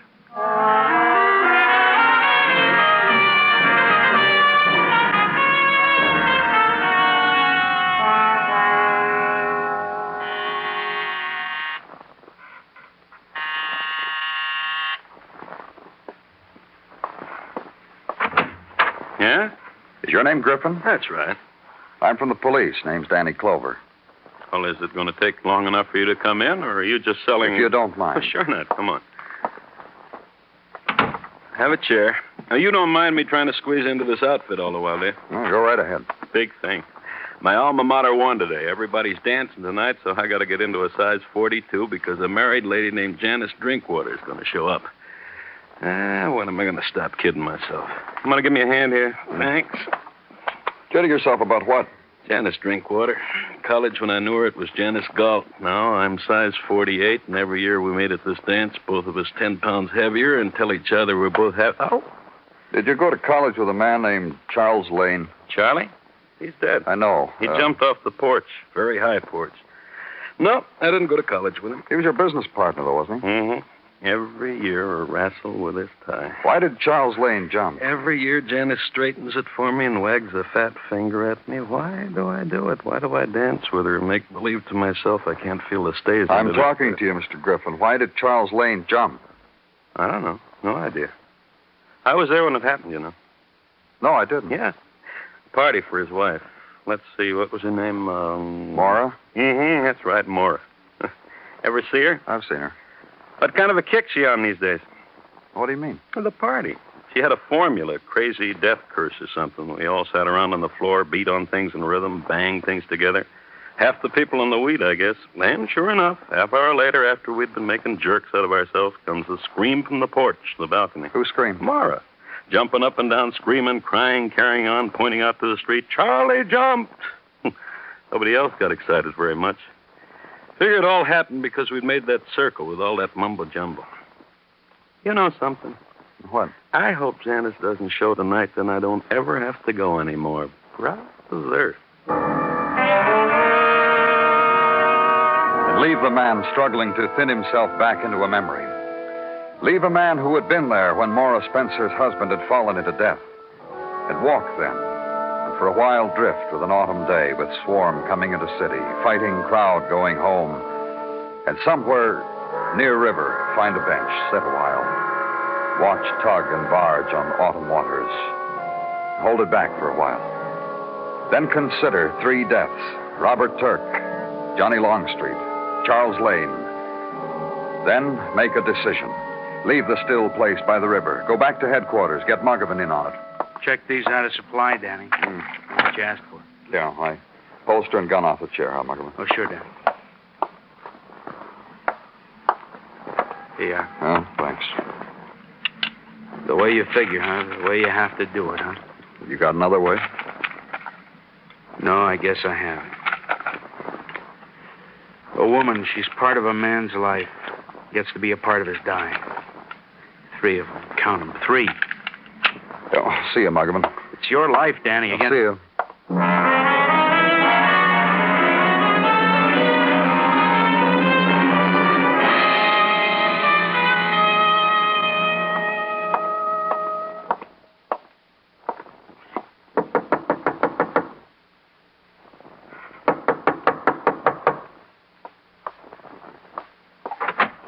Yes. Oh. Oh, it's you. Hello, Miss Spencer. You mind if I come in? I wish you would. Thanks. You alone? Johnny isn't here, if that's what you mean. He's dead. Oh? Didn't you know? No. Happened earlier today. Subway train killed him. Then it really did happen. I just told you. No, that's not what I mean. What did you mean? Something you wouldn't understand. I knew Johnny wasn't coming back. Who are you? Are you all right, Miss Spencer? I haven't been drinking or anything. You're a policeman. I remember. That's right. Do you remember Charles Lane? I was married once to him. He's dead, too. He jumped from a place and died. Jumped? He had to. What do you mean? There were some people, and we crouched together in a circle, and we said some things, and we wished it. And Charles died. Why did Robert Turk die? He cut his throat. You know that. He committed suicide, too, didn't he? Like Charles. He had to. Because you rejected him? That's part of it. But this. These. What are they? Little ivory sticks. They're Chinese. These are why Robert died. You throw them, like dice. And whatever pattern they make when they fall, that's what happens. Do it. You want me to? Sure. You're really interested? I want you to. Listen, Yeah? do you know about me? I want you to tell me. All 3 of them. Charles and Johnny and Robert. I wanted them dead. They died. Yes, I can do that, you know. I know. Miss Spencer. Mara. All right, Mara. I'm going to take my coat off. It's warm. I want you to. And this, my gun, I'll put it here on the desk. Now, show me about the ivory sticks. You stand there, and I'll kneel on the floor. Mm-hmm. Now. Come, look. You see? And what? The pattern it makes. It tells me I'm very beautiful, and I will live a long time. I'd like to try. All right. Here. You kneel. I'll stand here. What do they say? Death. But you haven't looked. They say death. Johnny's dead. And Robert. Charles. Now they say you. And that's why, Mr. Clover, you have to die. Because I want it. And I can do these things. Make men die. There's no more blanks in the gun. It's empty. Die. Die. Die. You killed all of them, didn't you? Yes, and you. Die. Let's go.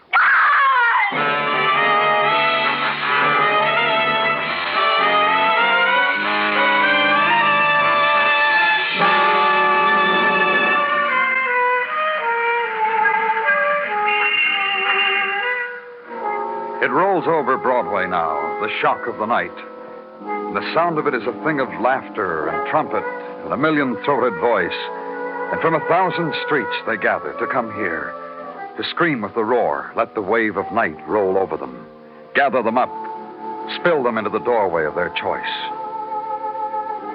It's Broadway, the gaudiest, the most violent, the lonesomest mile in the world. Broadway, my beat.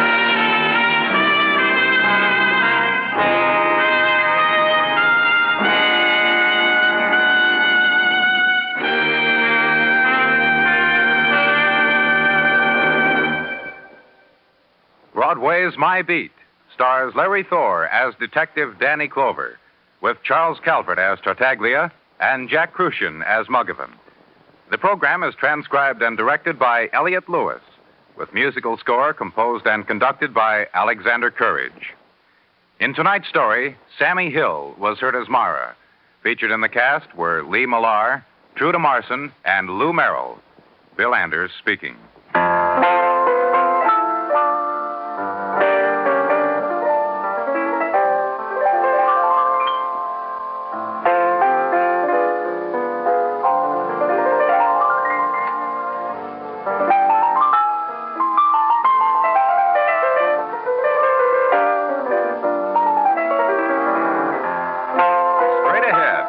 Turns for tonight's Vaughn Monroe show, next on most of these same stations. Tonight, Vaughn sends his songs our way from Duke University, Durham, North Carolina. Also ahead for CBS radio listeners tonight is Tarzan's gripping exploits in the City of Sleep, the capital of the continent's narcotics industry. On Gangbusters this evening, it's the case of the Christmas trio with a strange kind of Christmas spirit involved in an even stranger Christmas time wedding. Enjoy Vaughn Monroe, Tarzan, and Gangbusters all ahead tonight on CBS Radio. And remember, the comedy treat that can't be beat is Jack Benny Time, Sundays on the CBS Radio Network.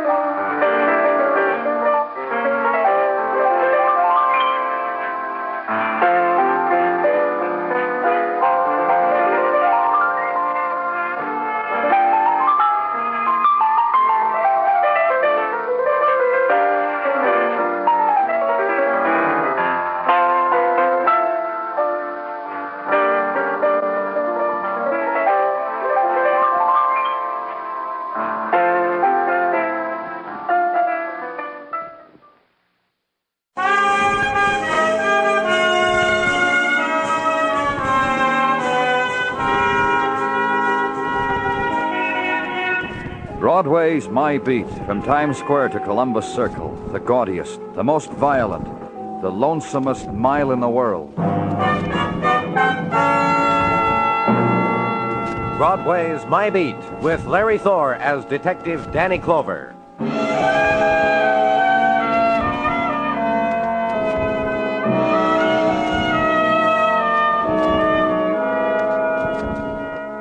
When night comes to Broadway, it drains through neon before it scatters the street, and everywhere shadows are tinged with scarlet. And a crowd gathers, the tribe of twilight till dawn, the roar that coils upon itself before it floods the darkness. Lean against it, walk it. The whirlpool of mob, the puffs of music from winking doorways, the swirl of women's laughter that passes your lips. Let it touch you. Then look backward and see it all change into night wind and drift away.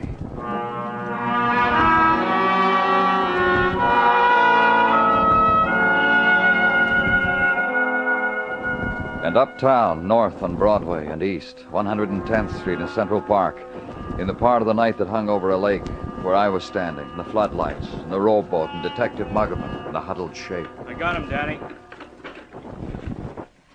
Tied up? Right. Better give me a hand with him. Got him? Yeah. Easy then. Okay, let's move down. Well, for once, the citizen was right, Danny. A man drowned in Central Park Lake, the citizen said. Saw him floating. This boy wasn't drowned, Muggavan. What? Look. Uh-huh. In the back. A small caliber gun. Hasn't been dead too long. About 19. Good-looking boy. Well, nothing. No wallet, pockets empty, no identification. Now, what's he got in his hand, Muggavan? Huh? In his hand, his fist. He could be holding wait a minute. Yeah, he was. Look. Let me have it. Strange-looking ring, isn't it? Antique, no initials inside.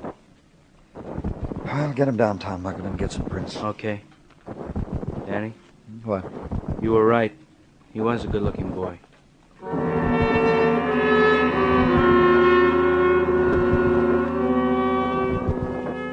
Then the pattern, known too long, repeated too many times, the checking, the waiting. In 3 days, no reaction to the distribution of the boy's prints. In 3 days, many viewers of the dead, many comments, compassionate and otherwise. But no tear of recognition to fall on the murdered boy's face. And finally, something. The ring the boy had held so tight in his dead hand, the antique ring, the strange ring. There was a man who could tell me about it. A man named of Mr. Husted of Husted Jewelry Limited on Lower Madison. Go there. Wait for Mr. Husted to wipe the mist off his rimless eyeglasses, replace them in their allotted furrow, the better to see you with. You were foggy, out of focus. Now you're quite clear, defined, a pleasant sight. Thank you, Mr. Husted. I was told back at headquarters you knew something about the ring we found on... If we could avoid a mention of the dead, it would please me, Mr. Clover. You see, I'm quite old by now, and such things, you understand, of course. Yes. The ring... You have it with you? Yes, May I see it, please? Thank you. Place it on this scarf of velvet, please. Thank you. Yes. Yes. You recognize it? It is a ring. Exactly the same ring, Mr. Husted? Of course it is. The memories, this little circle of gold, the gone, lost days, the days of twilight and waltzing. No time left. Just tell me what there is about this ring, Mr. Husted. I was third clerk then, learning the business. My father let me wait on her, a shining girl. I remember she breathed to her fiancé, she breathed, I like this one for my wedding ring. Her voice was Who's... The girl who a day after became Mrs. Renee Garland, a girl who is dead now. I attended her funeral. She was beautiful. How long ago did she die? 12, 15 years. I have it in an album. I could... See, well, thank you, Mr. Husted. She had a son, left him everything. Earl Garland. He comes here often, asks for me. You have his address? On Fifth Avenue. Great classic mansion. Stained marble here and there. You really must go, mustn't you? Go, Mr. Clover. And leave him with the mist again on his eyeglasses, the better to see the twilight days.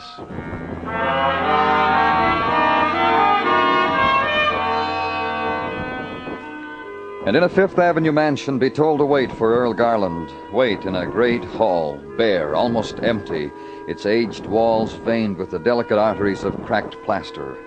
Its only warmth, ashes of candle flame spattering against the darkness from candelabra hanging loose. And from somewhere inside the place, a throbbing of lost music, wandering. Then a man in a far doorway, pausing an instant, then walking toward you. Then offering a gloved hand. I'm Earl Garland. The servant said it was about a ring. You're wondering about my gloves. A little unusual, isn't it, Mr. Garland? You don't seem to be going anywhere. It's only that it's cold in here. A cold house. It's not that I'm maimed or anything like that. You see, 2 hands, complete. Yeah. It is about a ring, isn't it? Not about my personal affectations. About a ring. This one. You must have known it was once my mother's, or you wouldn't have come to my cold house. The boy was holding on to it. A murdered boy we found in Central Park Lake. I read of it. How does it happen he had your mother's wedding ring, Mr. Garland? Now that you speak of it, he could have found it, stolen it, had it given to him by some progeny of my mother's servants. You'll explain it to me, huh? It's not that unusual. When Mother died, she left a poignant note, parceling out her trinkets, her baubles, some jewels of value to her faithful attendants. Our lawyers didn't quarrel with it. It had poignancy. And you never saw the ring after that? No. Mother had left me less tangible things to remember her by. May I have it, the ring? We'd like to keep it for a while, Mr. Garland. Until you identify the boy, naturally. Keep it. You would, of course, have a picture with you of the dead boy, so that I may look at him. Yeah. Here. You know him? Poor, anguished child. Just if you know him, Mr. Garland. No, I've never seen him. You will pardon me, please. Well, Doctor? I have said it to you before, Earl. There's very little more that I can... Nonsense. I have faith in you. You will help her. There are places, quiet and serene. Lisa wants to be with me, what my wife then wants. Take that music away from her. Only sinks her deeper into whatever she's looking for. Once there, you'll never get her back. You'll never... Please. My wife is quite ill, Mr. Clover. I want to go to her. May I? I was just leaving. Good night, Mr. Garland.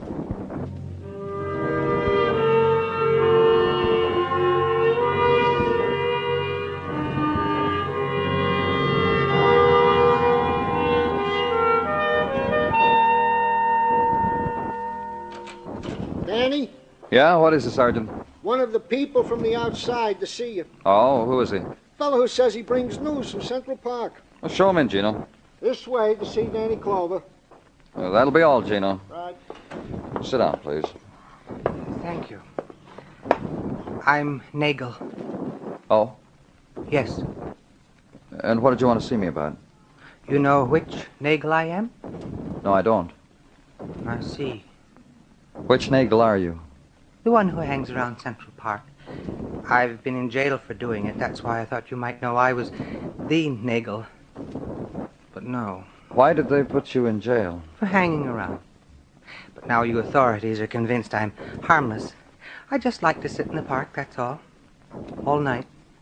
Every so often I choose a place in the park I might like and sit there a few nights and enjoy it. Several days ago, a boy was shot at the lake near 110th Street. I know. Did you see it happen? No. Then what did... That night I was sitting on the mall. The night before last I took to sitting around the lake. Perhaps the fact that a murder had been committed there prompted me to do so. I don't know. I never questioned myself. That's one of the reasons I can sit around and be happy. Don't smile. I'll bet that's more than you can do. Please go on. The night before last I was sitting there. About 1 o'clock a girl walked up to the edge of the lake. She stood there for a while, then threw a flower into the water and walked away. Why didn't you report this before? It was such a charming thing. I had to wait until last night to convince myself it wasn't one of my nicer imaginings. I think things like that sometimes, and I thought maybe this The girl was came last night, too? Yes. Did the same thing. I never did get to see her face. She was too far away. But I imagined she was very lovely. Then you wouldn't recognize her again, huh? No. And you might as well know it. The only reason I'm telling you about it now is I've decided to move from the lake. Tonight I'm going to sit around the museum. Then the man got up, walked over to the door, turned toward me, smiled. Then he did a peculiar thing. He opened the door and closed it behind him, instead of dissolving in a puff of smoke.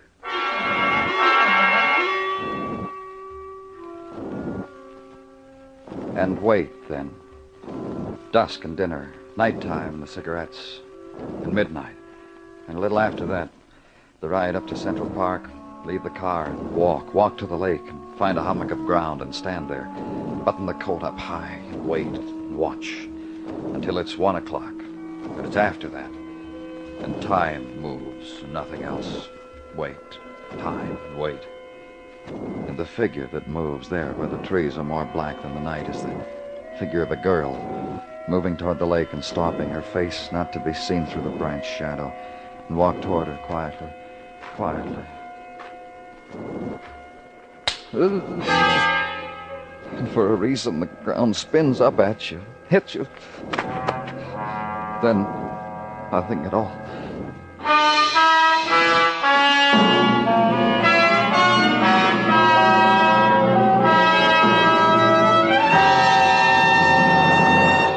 You are listening to Broadway's My Beat, written by Morton Fine and David Friedkin, and starring Larry Thor as Detective Danny Clover. Your 1951 Christmas seals are on their way. You'll be getting them in the mail. Send your contribution as your personal blow against TB.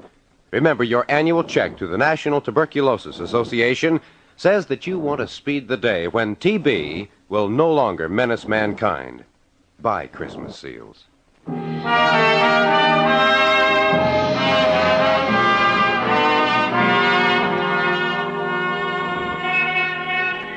The light of the November morning touches Broadway's shoulders softly now, breaks the clinch that held it together in the night. And it becomes the time of the dazed wandering, the search for a place to sit down, hold your head in your hands.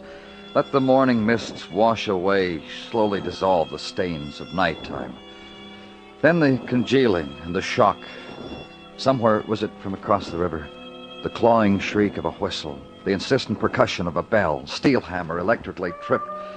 Gather up the pain, kid. Bring it with you. A new day is dawning. But where you are, it's luckier. The hand touches the wound. Gentle, knowing, professional. And it's what wakes you. The pain being carried away in the hands of Dr. Sinsky. You slept good, Danny. Real good. Restful. It's just like the good Dr. Sinsky says, Danny. You slept real good. How would you know, Gino? Well, how does one come to know these things, Danny? What our Sergeant Tartaglia is trying to say, Danny, is that he stayed up all night with you. Here in the infirmary. Here at your bedside. Dr. Sinsky, you have betrayed a confidence. From this moment henceforth, I no longer feel impelled to entrust you with a Tartaglia secret. Oh, you could have gone home, Gino. You didn't have to do that. How does it feel, Danny? Hurts. How should it feel? You go walking by yourself by a lake in the middle of the night. What do you expect?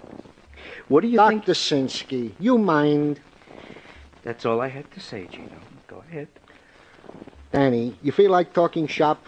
Otherwise, you could wait until the next treatment. Now, what have you got, Gino? Our boys staked out the lake after you were mayhemmed. No lonely girl was found walking alone. The other thing is... What? The man in your office. Whilst you were indisposed, he identified the murdered boy found in the lake of the same location.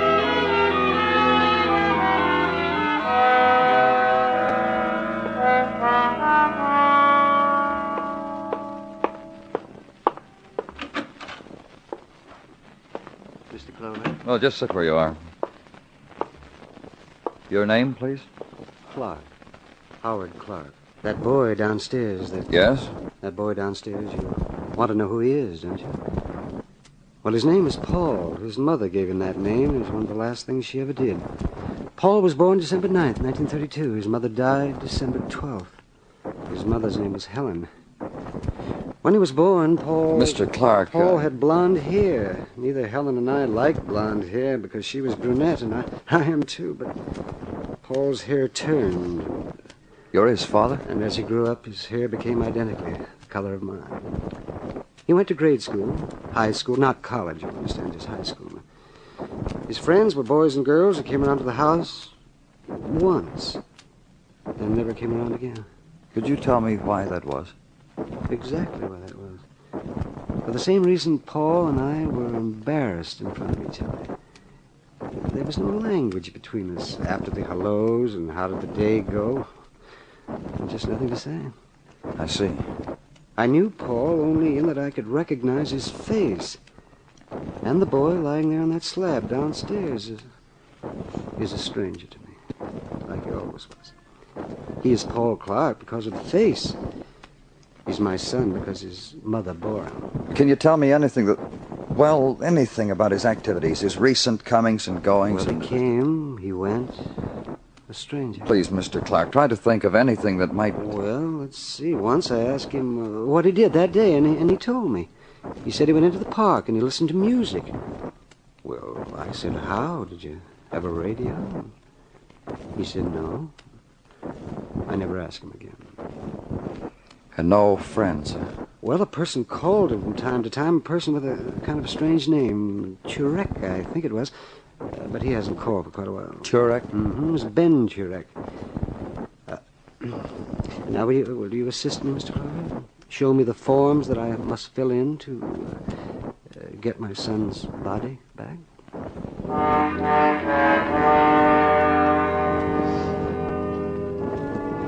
Then search the city's directory for the name Ben Turek, and beside it an address, West 12th, and an occupation, artist.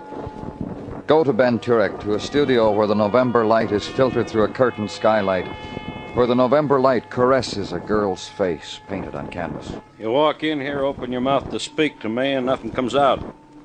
My painting freezes you where you stand. I'm that good, huh?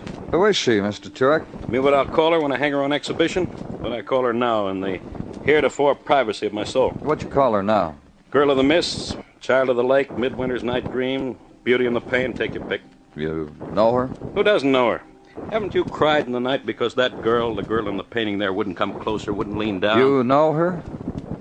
We met her once walking through the park. I never got her name. Never saw her again. That masterpiece you admire is from memory. It's for sale, kid, but at a very high cost. You and who else met her? The boy I know you came to talk to me about. The boy Paul Clark. He was murdered. He lay in the morgue 3 days, more, and no one came to identify him. Why didn't you? I knew the boy as he lived. Now he's dead.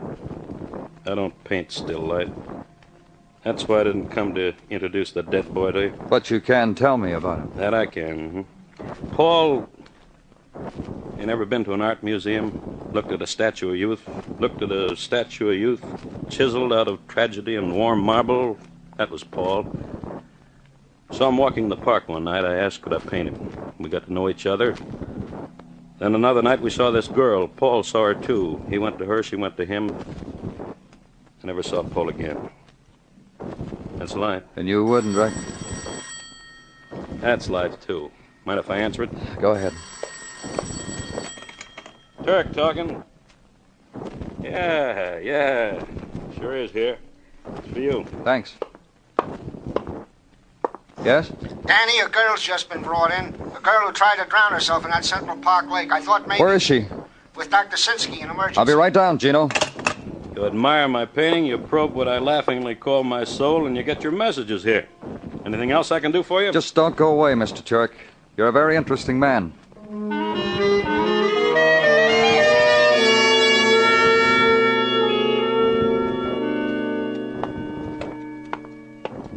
Danny, in here. How is she, Dr. Sinsky? She's a picture of a healthy young woman who's been dragged out of a lake. A little underweight. Can I talk to her? Before you do, Danny. Physically, this girl is all right. But mentally, well, there are headings with subheadings in psychology books why people try to drown themselves. Thanks. Now can I talk to her?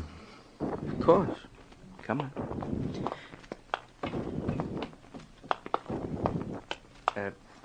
This is Lieutenant Clover, miss. A policeman and a nice man. He wants to talk to you. You see, Danny? She just stares ahead, almost... You wanted to join Paul, didn't you, miss? Paul's dead. Danny. I think I know what's troubling this girl, Doctor. Let me handle her. Miss... Paul's dead. You loved Paul, didn't you? That's why you tried to do what you did. You loved him. I never said so. I never told him I did. Yes. We want to help you, miss. Who are you? Paul's. I never told him that either. But I think he knew. Don't you think he knew? I'm sure he did. There. You see? You used to meet Paul at the lake, didn't you? Oh, yes. And talk. And laugh and touch. Ask her who she is, then. I heard you. I told you. I'm Paul's. I want to give you something, miss. Here, this ring. Oh. Take it. That's right. That's right. Put it on. But it's right that Paul should have it. Wear it again. It's yours, isn't it? Yes. But Danny, who is Don't she? worry about it. I know who she is. I'll take her home.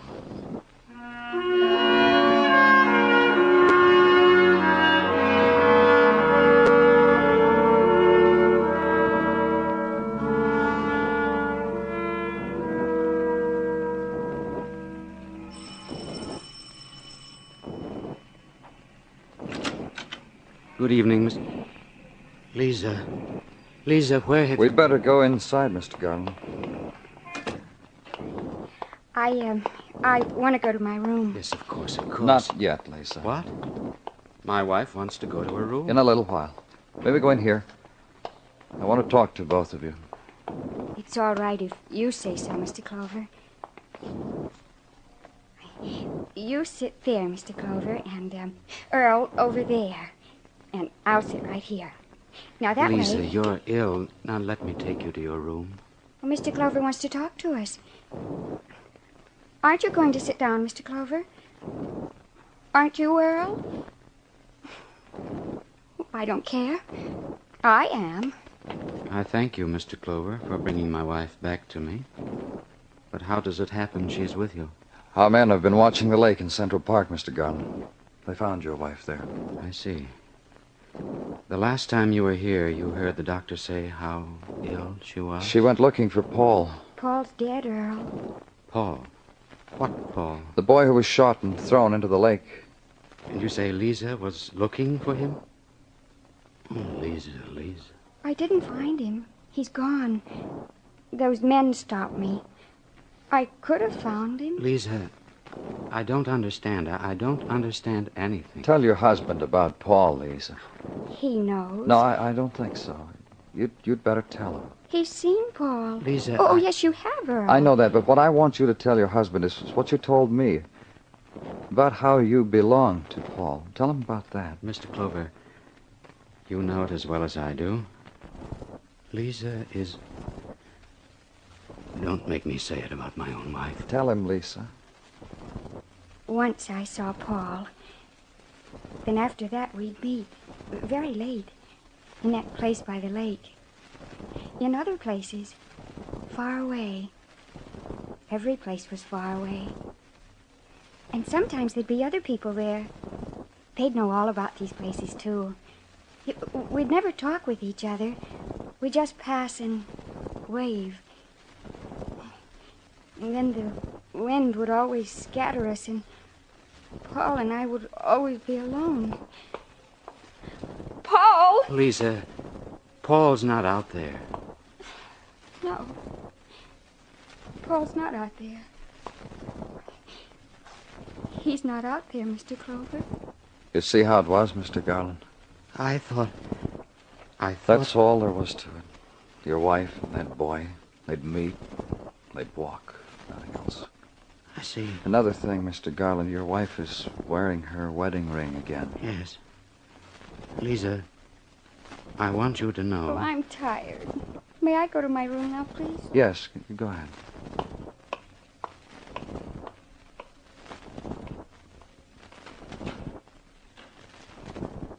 Thank you, Mr. Clover. That was kind of you. I didn't want her to hear. You know why Paul had the ring? I suppose it was just a child's gift. That's right, to another child. You didn't have to kill Paul. When you followed them, eavesdropped on them, you should have known that Paul was as lost as your wife. You should have known that. I thought it was something else. I thought it was a boy who picked up my sick wife in the park and was acting a part for her. You slugged me because if I learned the girl who came to the lake was your wife, I'd know who killed Paul. And now you know. May I say goodbye to my wife? I'd better go with you. All right.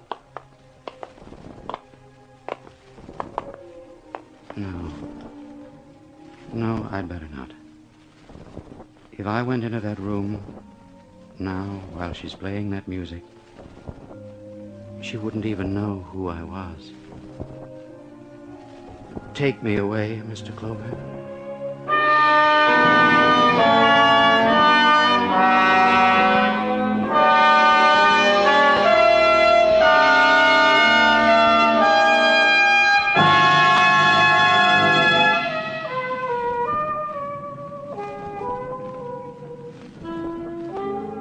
In the dregs of nighttime, the slabs of Broadway lean against the darkness in crazy, tilted angles. The balance is delicate, precise, so the walk must be careful, the talk furtive. It's the never-never time that ebbs toward the edge of the world. It's the time of regret.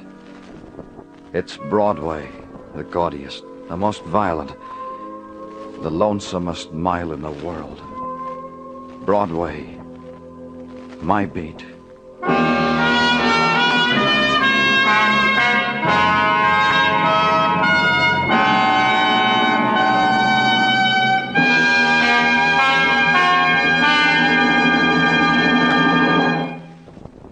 Broadway's My Beat stars Larry Thor as Detective Danny Clover, with Charles Calvert as Tartaglia and Jack Crucian as Muggavan.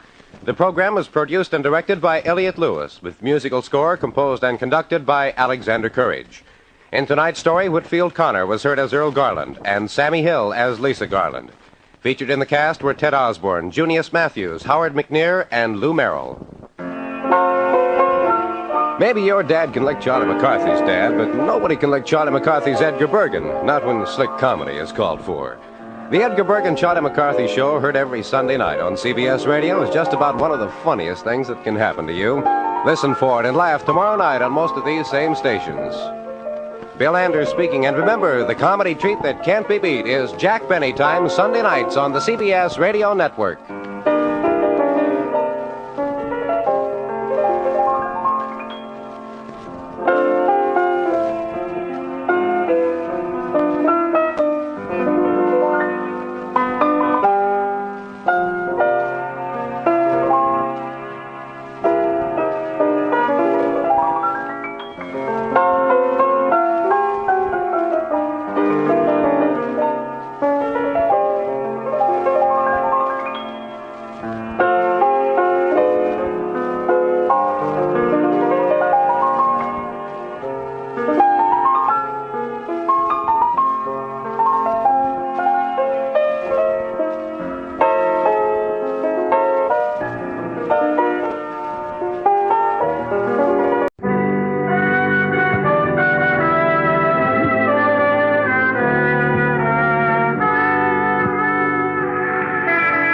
Broadway's My Beat, from Times Square to Columbus Circle, the gaudiest, the most violent, the lonesomest mile in the world.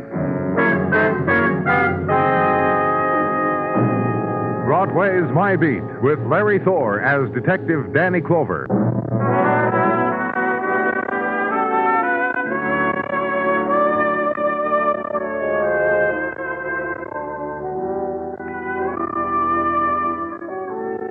March and the young winds of spring begin their reconnaissance of Broadway.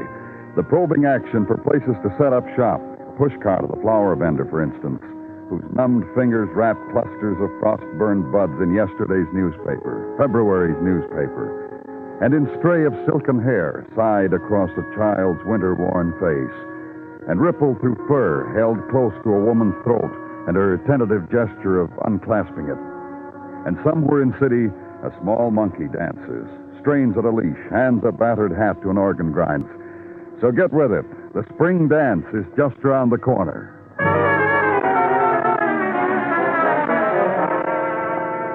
Early afternoon of March, in corridor of a rooming house where winter holds, and to a room, and a man staring into wall, hands clenched white on a rocking chair.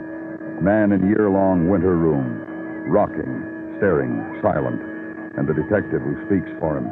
Just like that, Danny. The man hasn't stopped. I've been here 20 minutes now, and he hasn't stopped. I try to get through to him. Nothing. He just rocks. I've been told it's all night now and this morning. Who told you, Dawson? Landlady. He's driving her out of her mind the way he is. The creak the rocker makes through her sleep.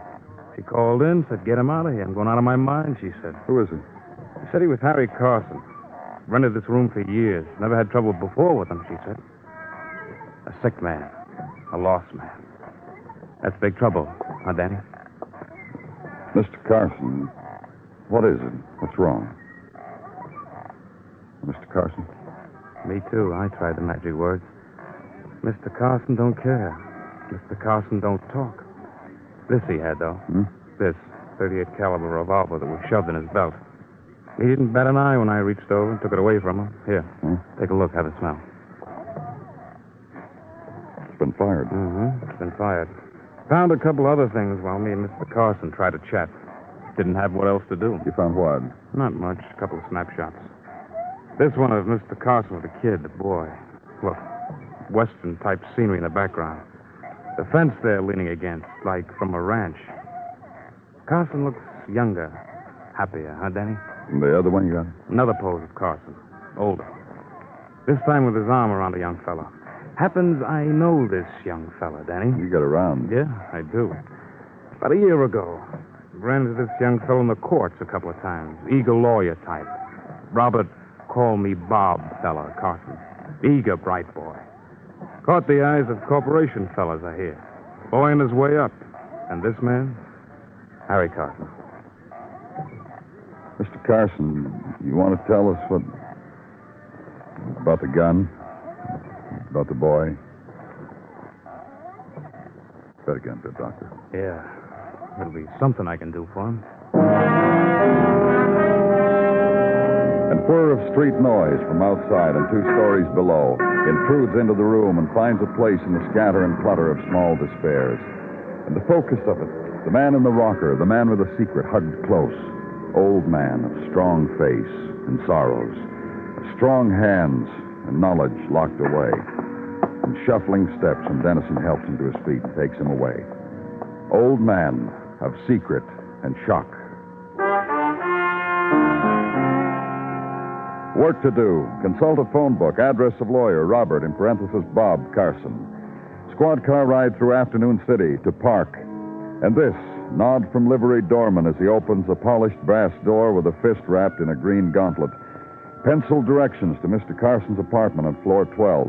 Elevator ride surrounded by just audible and oiled silences. And carved carpet walk through expensively shadowed corridors.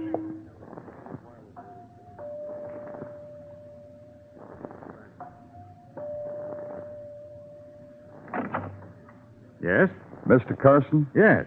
The desk phoned and said to Mr. Clover, a police officer, was on his way up. That's right. Please come in. I'll take your coat. Oh, that's all right. I'll just be a minute. If my wife were here, she'd fix us up something. She's kind of a wizard. It's about Harry Carson. About my father? We found him in his room, Mr. Carson. He'd been sitting for a day or so. My father? He had a gun tucked in his belt. It had been fired. He refuses to talk about it. What's the matter with him? He gone crazy or something? Senile or something? Let me ask you a question, Mr. Carson. Where is he now? It's under medical care. Police physician? Listen, I'll get him all the care. That has to do with the question. How come your father lives in such a squalid room and you... And I'm a real terrible son, huh? Big man on his way up and don't appreciate dear old Dad. Forgot all about the sacrifices of the parents. That drivel. That's the answer? I take care of my father, Mr. Clover. I send him $150 a week each week of the year. He does with it what he likes. The fact that he doesn't live here with us is testimony to my wife's good judgment. The in-law problem. Don't let us start and it won't happen. A gun stuck in his belt? What for? Do you know? Figure an old man. How do I know? You at police hospital? That's right. You going back that way? I'll leave my wife a note. You can give me a lift.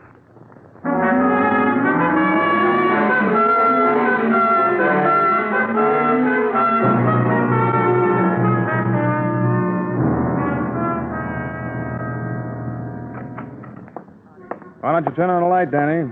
Night's beginning to happen outside. You mind I do it? No, I don't mind. I think I got some things for you. Hmm? Yeah, I made a rundown on the banks. No account credited to Harry Carson. How is he, Danny? Dr. Sinsky called in a little while ago. Carson just stares. He hasn't changed. Go on. $150 a week from his son, Call Me Bob, and living in a room that's maybe $8 a week and all the rocking chair you can handle and all the nothing. $150 a week, free, no strings, and to live like that. Where does it go, all that money, I asked myself. So? All right, so? I walked Carson's neighborhood. I came up with an answer. And a reason, maybe. You want to meet him? What are you talking about? He's waiting outside in the hall. I'll get him. Litchfield? Yeah, you. Come on in. In here. Mr. Litchfield, Danny. Runs a small grocery down the street from where Carson lives. Danny Clover, Mr. Litchfield. Look, fellas, this is the best time in my store, this time of day. I shouldn't have come with you. I should be there, not here. Yeah, we understand, Mr. Litchfield. Just tell the lieutenant what you know about Harry Carson, and then you can go back. Well, what's with Harry? He done something? He steal? He rob? This man here comes into my place, asks questions, says Harry Carson... What do you know about him, Mr. Litchfield? What do I need to know about a man who trades in my place? I already told this man Now here... tell the lieutenant, too, Mr. Litchfield. And like I told this man here, once a week, Monday noon on the dot, Carson comes into my place. He hands me a check for $150 from his boy. I cash it for him. Keep 25 out, give him back the 125 and change. The 25 you keep. And for what, Mr. Litchfield? For groceries, staples, canned goods, beer, fruit. Things to keep a lonely old man alive for a week. For Harry Carson, it comes to 25 a week on the dot, in advance. Never runs over, never is less. It's the arrangement we made, Mr. Carson and me, a long time ago. And also on the dot, the other thing I told this man. I'd like to know, too, Mr. Litchfield. Like this. I get the 25 from Mr. Carson, give him back his change. 125 to the dot. He walks out of my place to the corner. Hands over the change to a fella waiting there. What fella? Who knows? A fella. Every week I notice this. First time by accident I see it, then I make a point to see it. And every week, Mr. Carson, the walk to the corner, the handing over of all that money to a fella. Yes? Tartaglia, Danny, and a good evening to you. Also, a man just brought in to downstairs. I'm busy, Gino. Man shot with a .38 caliber revolver, Danny, dead on arrival. In a vacant lot a block away from the rooming house of Harry Carson, behind the billboard. John Doe now in the morgue, Danny. I thought Thanks, Gino. Dennison. Yeah? Get Carson. Bring him downstairs. Mr. Litchfield. Listen, fellas, I gave you all this time. We'll need a little more. Let's go, Mr. Litchfield.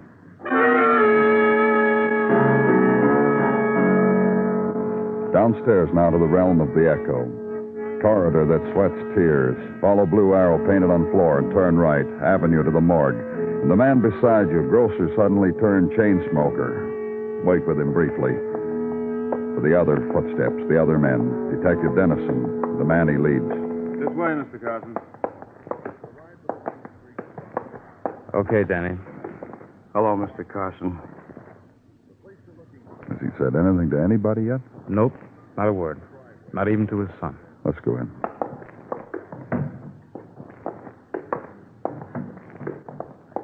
Mr. Litchfield. I'm okay. I just want you to look at this man and tell me. Let's get it over, huh? Yeah. That's him. That's the man who stands on the corner waiting. George? Wait a minute. George? Danny, shut up. George? Death is very becoming to you, George. Yes.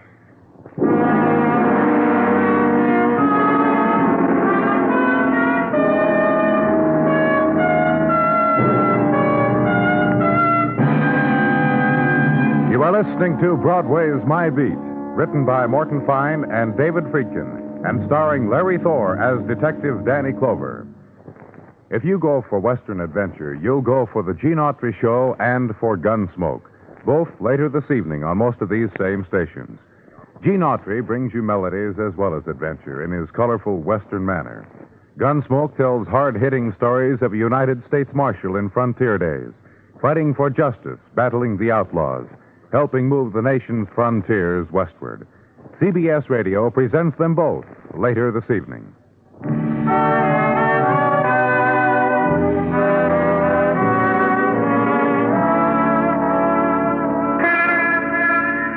When the enormous night finds Broadway and takes it over, the sound is a thing compounded of machine and hiss and the gaudy laugh, and in between, the clack of footsteps, dark whispers, and the silent screams a heart makes. And when the month is March and the rains of beginning spring fall softly, night is partitioned, crowd huddled tightly behind this facade or that, in this doorway, behind that window. So make a phone call, find a friend. The crowd is lonely. And above it, opposite headquarters, night through tracery of rain on window pane. Night caught in droplets of color that slip over glass and coalesce. Watch it, be lulled by it. And the explosion is named Sergeant Gino Tartaglia. I warn you, Danny, never marry a Rigolini. What? Mrs. Tartaglia, a Rigolini by birth, and ask me about What's the matter, Gino? An argument with Mrs. T? Children of the soil, that's all they are. The whole family. Comes March and rain. Go buy seeds for the flower box. This hour, I got to stop and find a place that sells seeds. Gino. Every year she plants. With hand, hoe, and trowel, nothing ever grows. Each year in June, I got to sneak marigolds into the flower box to make her think she's a green thumb like the rest of the regulars. You got something for me, Gino? Yeah. Don't marry... Besides that. Oh. Medical report on the deceased identified as George Harvey. Dead on arrival approximately 36 hours. Go on. He lived in a nicely furnished apartment on West 38, but he is from Allen Springs originally. Where? This is a surmise we must make. Allen Springs? The one in Churchill County, Nevada, not the Allen Springs near Allentown. Oh. Go on, Gino. Newspapers in his room, the local Gazette. A bill of sale from a piece of property there, sold last year.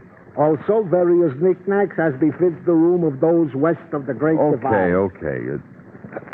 Also, initial questioning of his apartment manager revealed that his checking-in card said Allen Springs. Also, that he has lived at this address for the last year. Willy-nilly. Willy-nilly? Comes and goes. No set schedule. No visible means of support, and that's all I got for you, Danny. Thank you, Gino. Go buy seeds.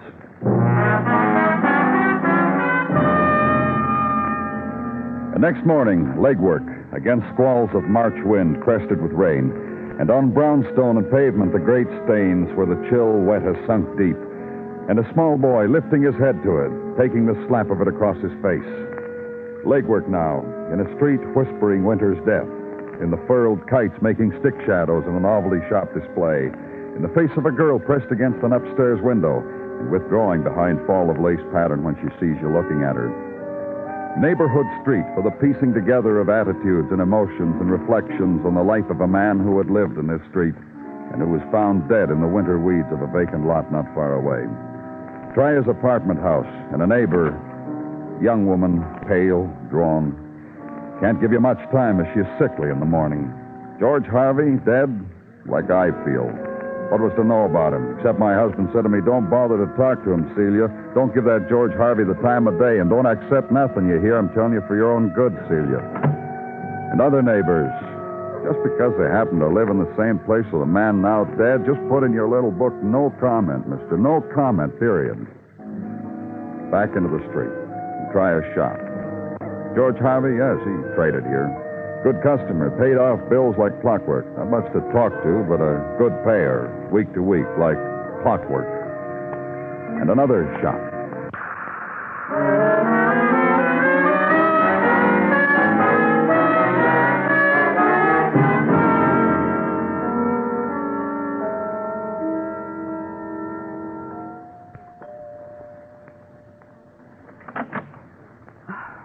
Hello? Hello, is Mr. Carson in? He's in court today. Sorry. Just a minute. You'll have to see Mr. Carson. I'm from the police, Danny Clover. The gentleman who was here talking to Bob yesterday. That's right. Bob wouldn't want me to send you away, now would he? Come in. Thanks. I can phone Bob. Try to, anyhow. If he's finished at court, he'll be having a cocktail. I'll call the bar. Maybe you'd better not bother. Well, I don't mind. It would be something to do. Oh? Well, make up your mind. A couple of questions. Sit down. Thanks. It's about... Just say something exciting, will you? Remark about me and let me giggle girlishly and wag a finger. Better see if you can get your husband on the phone, Mrs. Carson. Just anything. Throw an ashtray through a window and make some noise. Real tough just sitting here, huh? I thought you were the man from the drugs with the double solitaire deck. My neighbor next door comes in later for double solitaire. Oh, go ahead. Go ahead. Your father-in-law, Harry Carson, he's in jail under suspicion of murder. You know that, don't you? Yes, she answered. On suspicion of murdering George Harvey, do you know why your father-in-law would murder George Harvey? No, she answered. Do you know whether your husband knew George Harvey? No, she answered. I'll come back. Wait, please, wait. I'm sorry. Listen. Yes? I'm sorry about what's happening. I don't understand it. I'm apart from it. Like everything else in my husband's life. And I'm rude, and I... What about your father-in-law? I met him at the marriage 4 years ago. I haven't seen him since. My husband relied on him too much. It's not good. I see. Stipulation of marriage. On your own 2 feet if you want me, Bob, she said. Me and whatever my contacts can do for your career. Neither one of us mentioned my bank account. We just look at each other and smile and understand. I'm not what you call a beaut, am I? What else can you tell me? Of course I'm not. But the smart young lawyer married me. And look what happened. What? 2 months ago, just call me Bob, big corporation lawyer. My contacts. His brain. Oh, that's the neighbor, the double solitaire. Her name's Mrs. Jackson, and if you nod to her on your way out and smile, you'll be doing a very nice thing.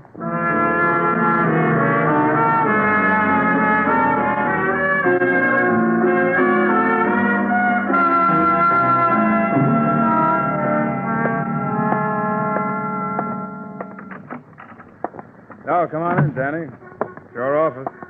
Share it with me. Thanks. You mind? Oh, not a bit. Here, sit down. No. Teletype came in about half hour ago from Nevada State Police. Oh? The fingerprint code we put on the wires yesterday, Harry Carson's, the man was shocked. They got a set in Nevada that matches Carson's to the wall. Carson got a record? I'd call it a record. Look, Easy, boy. Easy, Danny. It's a long, hard life. Yeah, court record. Nevada briefed it for us in the teletype. 1932, 21 years ago, a man, Harry Carson, was acquitted of the sudden death of his wife, Lola Carson. Go on. Seems he was cleaning a pistol. Out west, they do that a lot. Harry Carson was cleaning this pistol, and his wife walked in, and it went off, and she dropped down dead. Their kid, Robert, was there, saw it all. And the peers of Allen Springs, Nevada, pronounced Harry not guilty. 21 years ago, way out west. Allen Springs. Mm-hmm. Same place George Harvey, found dead in a vacant lot, got hometown gazettes from. Same man, this George Harvey, who got a payoff of 125 smackers a week, just for standing on a street corner every Monday around noon. Dennison... Yeah, I'll get him. Meet you in the interrogation room in about an hour.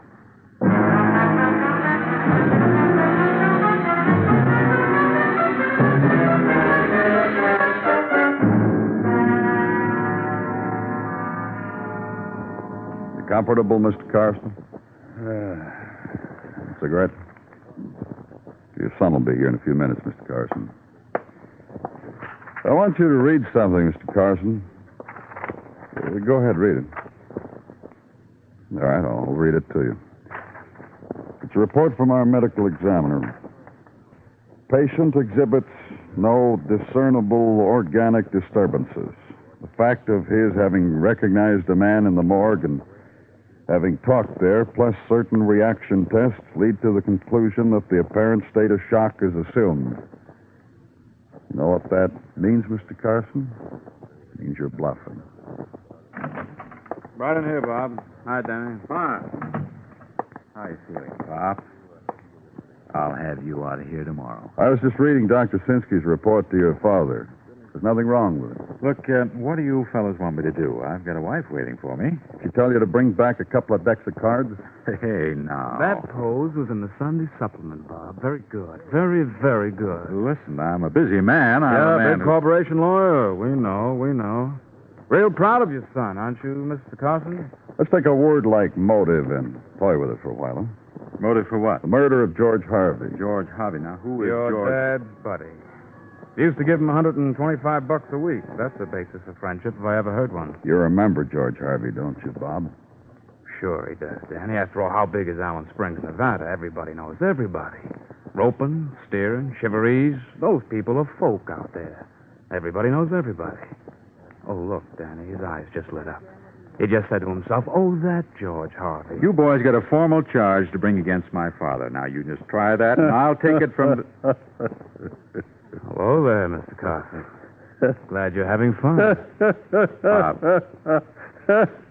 Pop, shut up. Now we can clear it all up, Mr. Carson. We can do what your son said, bring formal charges against you. How you been, son? Just don't say anything, Pop. I ask you how you been. Now, don't be stupid. You're doing fine. You going to fix it, son? As long as you two men are talking, one of you can tell me who killed George Harvey. Don't be coy. Just one of you raise your hand. Son, I want to tell you something. Son. What? I'm tired. Said he's tired, Bob. Let's see what he could be tired about. Paying blackmail to George Harvey? No reason to be tired about that anymore. Harvey's dead. Just about the time when you could afford to pay more blackmail, Bob. Just about the time you got where you wanted to get. Where your wife wanted you to get. Where your father wanted you to get. Up top. Big man. Son, you're my pride and joy, only I'm tired. Listen, Pop. Another scheme? Tired of those, too. The blackmail. Mr. Carson paying it to a man who knew a secret. The blackmail ante went up. The man who knew a secret is dead. Son, you ought to have a good answer for that. You've got a good education. I sure saw you got one. These guys have got nothing, Pop. My educated son says you fellas have got nothing. Then let me just fumble around for a moment, huh? About the secret. About your wife, Mr. Carson. Tell you men something. Go ahead. Silence is a wonderful thing. All this time I've been keeping quiet. All this time I've been faking. Did a lot of good. Most of the time I was left alone. Most of the time I've been thinking. About your wife, Mr. Carson? How she died? How she was killed? All sorts of things a man thinks about, especially at my age. Man takes time to think. He can arrange things orderly. Which one of you killed George Harvey? How's it going to sound coming out legal talk, son? You don't know what you're doing. No, I wouldn't say that. All these years, I guess I knew what I was doing, too. Seeing you got along covering for you, like I figured a dad should do for a son, especially if he's a bright kid like you. Tell him, son, for the love of heaven, be a man for once. Tell him you killed George Harvey. Crazy. How you got me to cover again, convinced me you'd work it all out. Crazy old man. Maybe I am. When a man's got a 12-year-old boy who shoots his mother, he figures it's just a boy in a terrible accident. He tells himself that, and he believes it, and he tries to cover. It's out of his mind, you can see that. Then George comes along, a fellow who knew what happened 21 years ago, found a way to get some money on account of my son was getting important. Well, I'm tired. Get a stenographer, Dennison. Yeah. We'll want to get this all in writing, Mr. Carson. Sure. You wrecked it, didn't you, Pop? I didn't mean to do it honest, Papa. Here, you take the gun. You make it all right. 21 years ago. And again the other day. And 21 years ago, I didn't even whip you.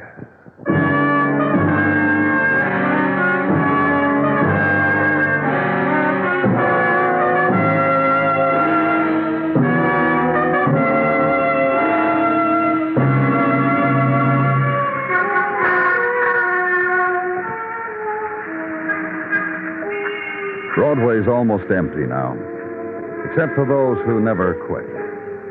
Those who wear peepholes for eyes, the dream walkers, the people who want to laugh. They search behind doorways, in alleys, through shuttered windows. They never go home because they can't. It's Broadway, the gaudiest, the most violent, the lonesomest mile in the world. Broadway. My beat.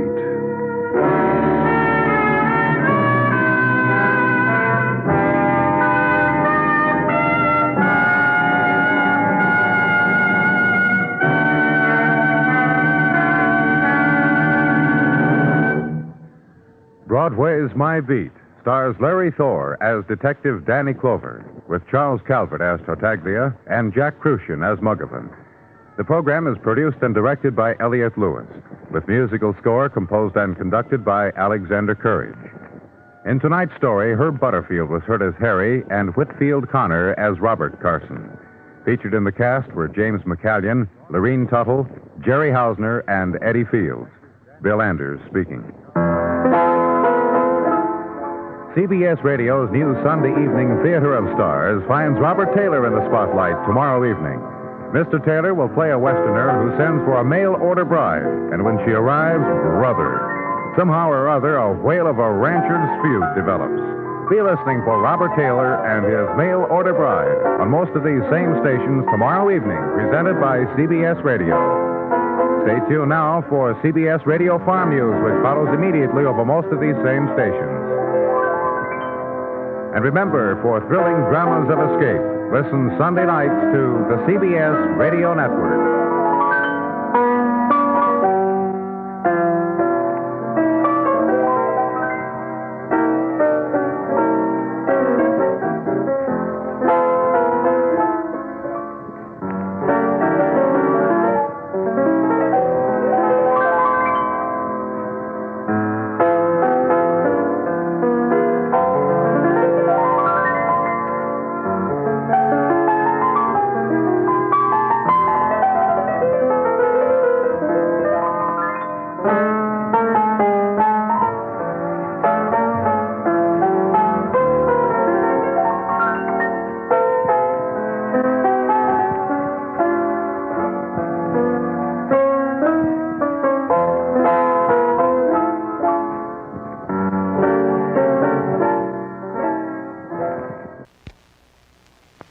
Broadway's My Beat, from Times Square to Columbus Circle, the gaudiest, the most violent, the lonesomest mile in the world.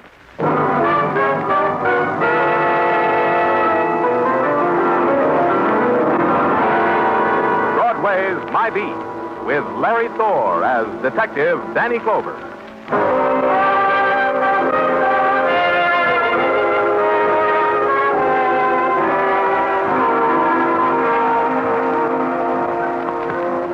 Broadway, where the fury of the night races against the time of dawn. It needs those hours to prove itself. The mob, the grinning faces, the voice that whispers. But hurry. Time's at your heels and the night lasts only so long. That's the word on Broadway. My Beat.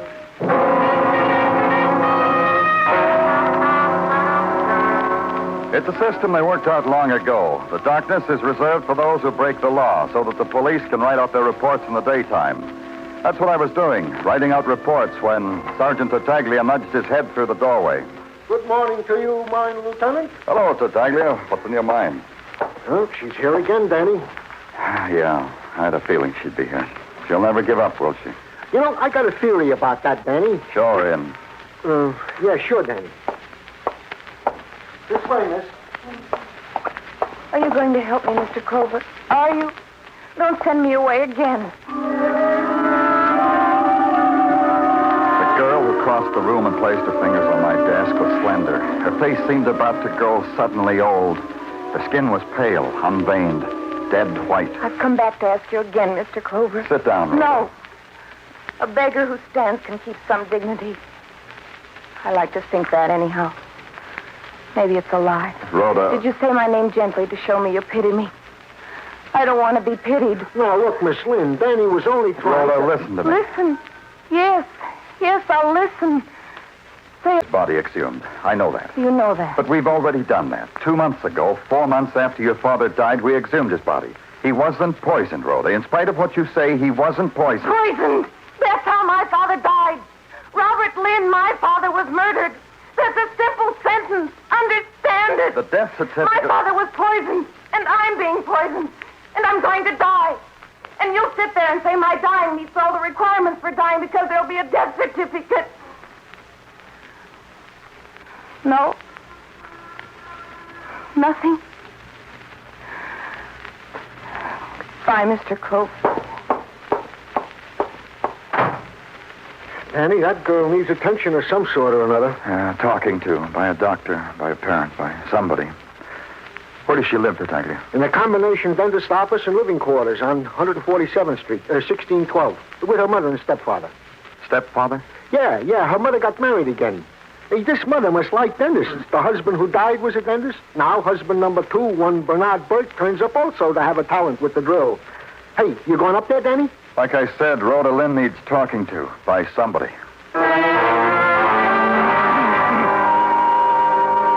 The place where Rhoda lived was a soot-crusted 5-story apartment building of yellow and pock-marked brick. It stood on 147th Street, just around the corner from where Broadway tries to be suburban. And it had 2 things, an open court to grab onto whatever light and air that was left over. And the kids bouncing a ball against a brand new gilt-lettered sign that said, Bernard Burke, dentist, 5 flights up, gas, no pain.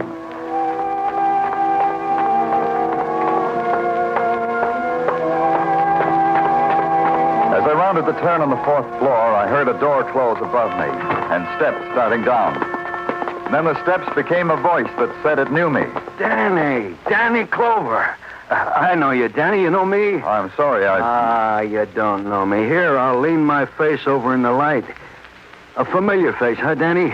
Repulsive, but familiar, huh? Yeah, but I don't quite place... Elliot, Ben Elliot, the private investigator. Your civilian competition. Remember the axe murder case where I was positively useless to you? You remember that, don't you, Danny? Sure. How are you, Ben? Happy as a fagel. Glad to hear it. What are you doing here, Ben? Competing? You deduced this just because I just came out of a dentist's office. Nah, Danny. You got it all wrong.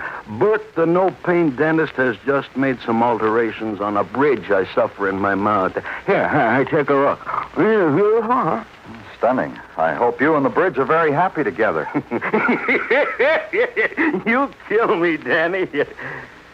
Shut your wit. You, Danny, what's with you? You also got sorrows in your teeth? In every one. So long, Ben. See you around. Yeah, Danny. Take that. I recommend it from the heart. Yes? You had an appointment with Dr. Burke? You'll have to wait. I'll wait.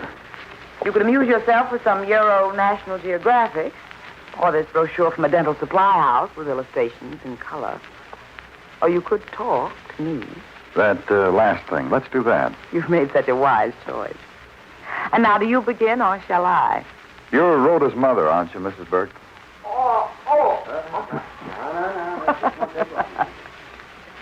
Men are such babies about pain, aren't they? And my husband is such a gentle dentist. You're Rhoda's mother. Yes, I'm Rhoda's mother. And Dr. Burke's assistant and wife. And you? One of Rhoda's numerous and nameless boyfriends? I'm Danny Clover of the police, Mrs. Burke. Rhoda was in to see me again. To ask you to have her father's body torn out of its grave again? Then you know about it. About her coming to me. Of course I know. A girl's best friend is her mother, isn't she, Mr. Clover? Rhoda adores me. She tells me everything. But not in a whisper, in a scream. Like what? What does she tell you, Mrs. Burke? That I murdered my first husband, her father. That I'll murder her. That I... Oh, she's such a sick little girl. So sick. We try to help her, but we can't. She won't let us. The sickness that drains all the sweetness out of her. Sick. She's not like a mother's child at all. She's always so pale, Mrs. Burke. Have you had her to a doctor? Rhoda? Do you think she would let me take her anywhere, do things for her, tell her what she should do, when she thinks that terrible, ugly thing about me? Answer me, Mr. Clover. I just ran into a man, Ben Elliot, a private investigator. What was he doing here, Mrs. Burke? Now. You just go on home, Mr. Raymond. Put a nice pack on it, and here's some sample aspirin. Take 2 every 2 hours, and a hot and cold applications during the night. You'll feel like a new man.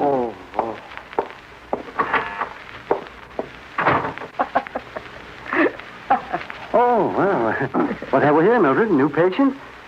You're next, sir. Not a patient, Bernard, a policeman. Danny Clover. He's concerned about Rhoda. Do you think we can help him? Well, I'm glad you're here, Mr. Clover. Will you step into my office, please? Bernard. Please, Mildred. We should have handled it this way in the first place. Will you go in, Mr. Clover? Bernard, I advise you to let it alone. Mildred, will you take care of those X-ray negatives? During office hours, you are my assistant. Thank you, Mildred. After you, Mr. Clover. Sit in the dentist chair, Mr. Clover. Very comfortable. It's almost paid for, too. Yeah, I'll adjust it. Yeah, isn't that nice? Never had it better. Now, Dr. Burke, what is it that you should have handled this way? I only ask because I'm curious. Oh, yes, of course. The theft of the gold I used to fill my client's teeth. Most durable, 14 karat, very expensive. Shines when brushed. Does that? Oh, beautifully. I'm reporting it to you because you're a policeman, and the only proper authority to handle it. Mildred tried to convince me otherwise. She did, too. Oh? Yeah, she looked in the classified and found the name of a private investigator, Ben Elliot. And I had him up here and told him all. I tried to tell her we should report it to the police, but she wouldn't have it. And that's why I'm glad you're here. Because now both Mildred and I have had our way. Yeah, I'm glad. I'll turn it over to the burglary detail, Dr. Burke. I'd appreciate it, Mr. Clover. That's nothing. Now, talk to me about Rhoda, Dr. Burke. Oh, I can't tell you much about her. She never confides in me.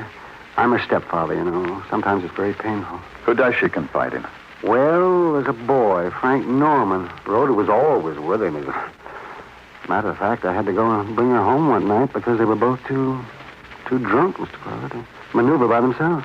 Where was that? Well, it's a bar somewhere on 52nd Street. Well, that street is home for that boy. You'll find my gold, Mr. Clover. It's very important in my business. Yeah, it's a promise, Dr. Burke. The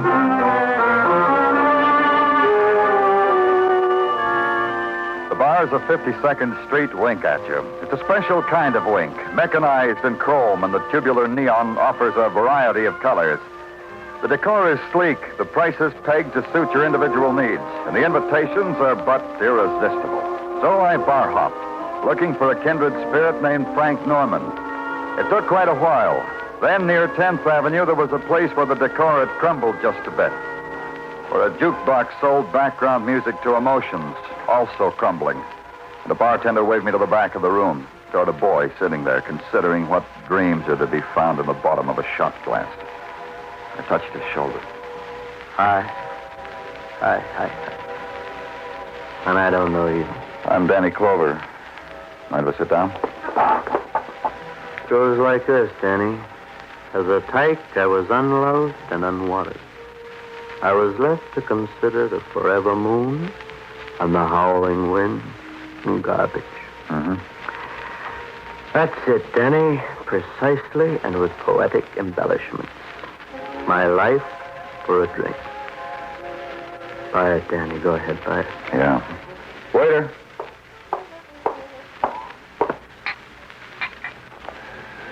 Yours, Frank.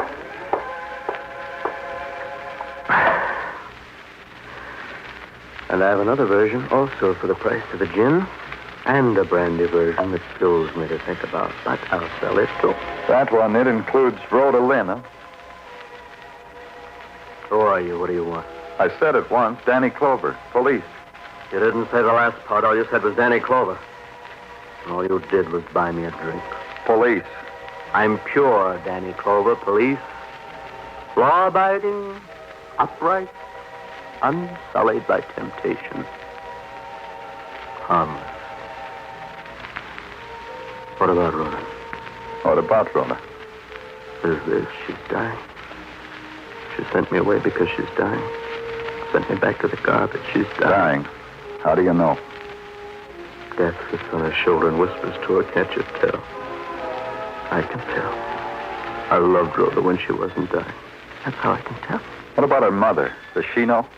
Her mother? Mildred Burke. Yeah. What about her? She married a man 3 months after her husband died. That's a complete biography of Mildred Burke. That explains her. It explains everything about her. Well, that's her privilege. There was even a brother of yours.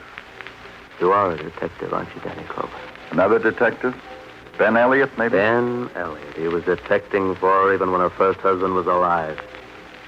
You look surprised. Don't look surprised. Go up to the bartender, give him money, tell him it's from me. Tell him my wish is his command. I stood there for a moment longer, watched him till his voice blurred and his eyes sought something far away. Then I left.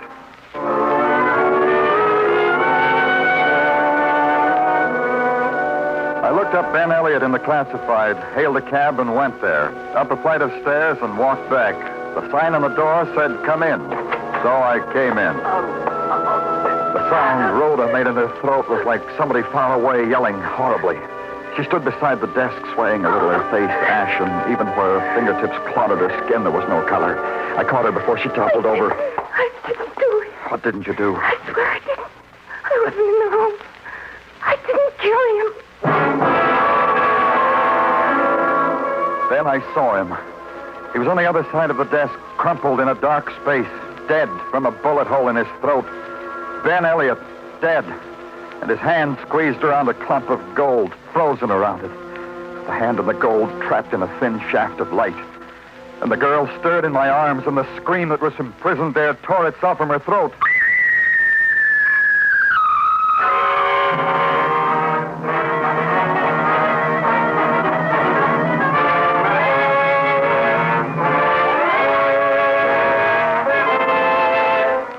You are listening to Broadway's My Beat, written by Morton Fine and David Friedkin, and starring Larry Thor as Detective Danny Clover.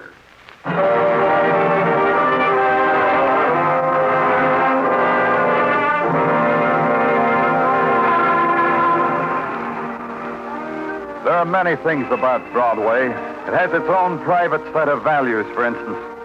It measures the essence of a man's life in terms of light and darkness. Big man, so many masts of bulbs, so many yards of neon to scream his name into the streaming night. Little man, his apportioned share of darkness. Like a spectacular with burnt-out bulbs whispering into nothing. Ben Elliot was a little man. His only claim to distinction that he died holding a fistful of dentist's gold. But there was another thing. His murder was attended by a girl, pale and shrieking as death itself. I had to know a lot of things about her. Dr. Sinsky filled in a few. A very sick girl, Danny. So sick I can't tell you. Well, try, Doctor. Try to tell me anyway. She's dying, Danny, of a rare type of pernicious anemia.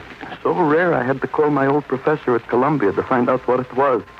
He called me a numbskull, then the Latin word for schlemiel, and then he told me. What type is it? You wouldn't understand. You're a fine type fella, Danny, but excuse the expression, you're also a layman.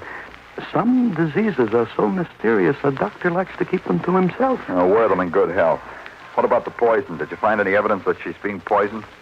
None whatsoever. Only the toxic condition that the anemia itself sets up. Can I be so bold as to offer you some advice, Danny? I've got my own doctor. No. This isn't medical, Danny. It's the milk of human kindness. If you've got nothing on this girl, this Rhoda Lynn, then let her go. Let her die in peace and dignity. Because she's dying, Danny. Take my word for it. Got Rhoda Lynn out here, Danny. Want to talk to us some more? Yeah, bring her in, Muggerman. Come on in, Rhoda. Sit down, Rhoda. Would you like a drink of water or anything else? I just want to sleep. I just want to lie down somewhere and go to sleep. Can I go home, Mr. Clover, to my father's room? I've slept there ever since he died. Rhoda, why were you in Ben Elliott's office? I told you. How many times do I have to tell you? I went there because I thought he knew something about my father's murder. I wanted him to help me. You still believe your father was murdered? Yes. Yes. Oh, leave me alone. Leave me alone. Please, Miss Lynn, please. Here, take this. That's a good girl. Mr. Clover is only trying to find out the truth. I told him so many times. He won't believe me. Try me again, Rhoda. When did you first think your father was being poisoned? Right after Dr. Burke, Mildred's husband. My stepfather became my father's partner. That's when she began to kill him. I hate her. I hate her. Miss Lynn, easy, Miss Lynn. And you went to Ben Elliott because you thought he knew your father had been poisoned or could help you find out. Yes, I've told Then you. you killed him because he laughed at you, because he'd have no part of what you were thinking. No, I didn't kill him. I didn't. Where's the gun, Rhoda? Where's the gun you killed Ben Elliott with? Danny. What do you want, Muggerman? About the gun. The boys went over every nook and cranny and hole in Elliott's office. No gun. We looked outside in the street, in the alley.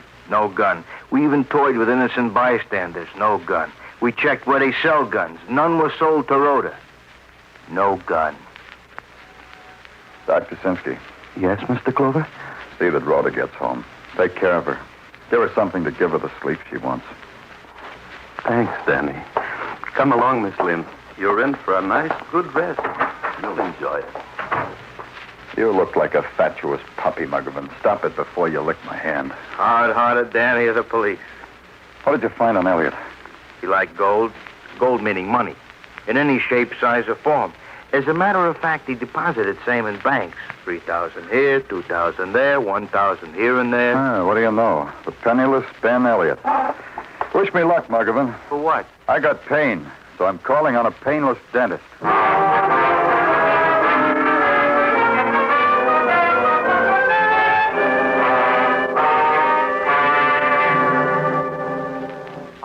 Let me compliment you, Miss Clover. Where did you find the gold? In a dead man's hand, Dr. Burke.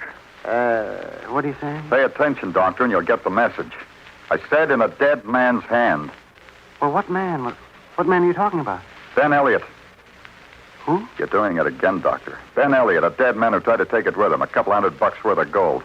But of course I know you're lying. You're trying to make of this petty theft something mysterious. I suppose you detectives must do that to justify... I don't understand you, Doctor. You didn't react when I said Ben Elliott. I reacted. You just weren't perceptive enough to catch my raising of the eyebrows slightly. I raised an eyebrow, Miss Clover. If she were my wife... You're cluttering the trim to the conversation.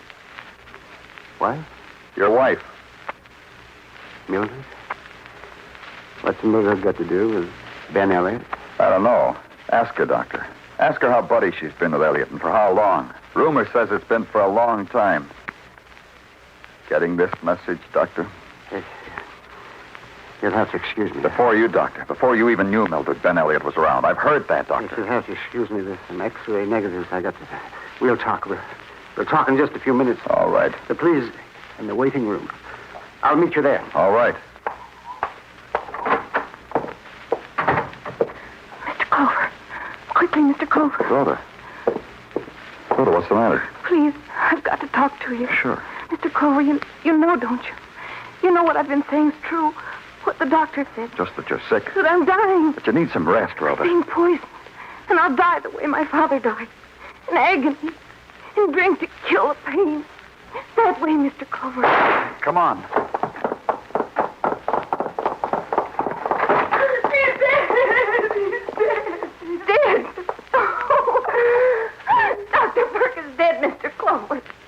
Everything dies that Mother touches. You evil girl. My daughter, an evil, rotten girl. You killed it. You killed him just the way you killed him. Take it easy, Rhoda. I think you'd better get out of here. All right. All right, I will. Mother killed him. You'll see. Tell me what happened, Mrs. Burke. Well, I don't know. I don't know what happened. Did you kill your husband? Are you mad like my daughter is mad? Look at him. Dead. My husband dead. His weakness is death. The gun in his hand says that. Yeah. Could have been suicide, all right. Powder burns. Attitude of his body. Just this. How did you happen to get here before I did? Because you were further away. You were down the hall. I was in the next room. Yeah. What would Dr. Burke want to kill himself for? Who knows the inner turnings of a man's mind, Mr. Clover? Maybe his wife? I did. He was a weak man. I've said that. Yes, you did. Which means you've told me exactly nothing. You'll have to tell me a lot more, Mrs. Burke. Ask me something. I will. First, we got to make this death official, Mrs. Burke. There'll be photographers and print men and a coroner cluttering up your house. But you won't mind that. A woman like you doesn't mind anything, does she, Mrs. Burke?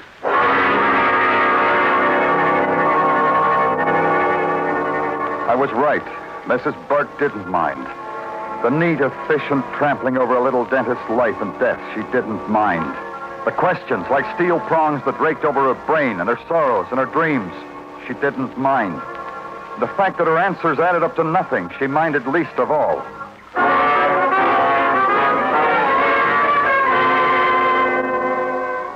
At headquarters, I slept until the reports and analyses and photographs had been cataloged and filed and stacked and restacked and mulled over. Slept until Sergeant Gino Tartaglia had watered them down. Well, you may awake now, Danny. I have digested everything and watered it down to simple terms even a child could understand. Did a call come while I slept, Tartaglia? No, Danny, no calls. You expecting one? From Rhoda Lynn. I made her promise to call me. What have you got?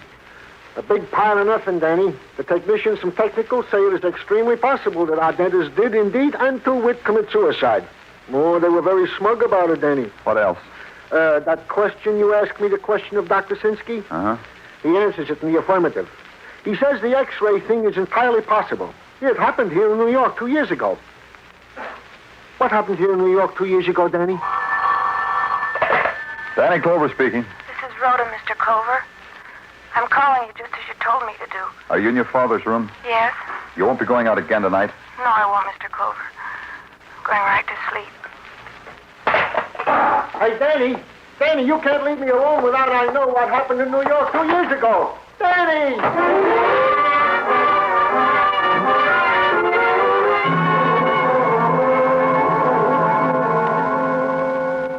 Good enough for you, Danny? Yeah, fine.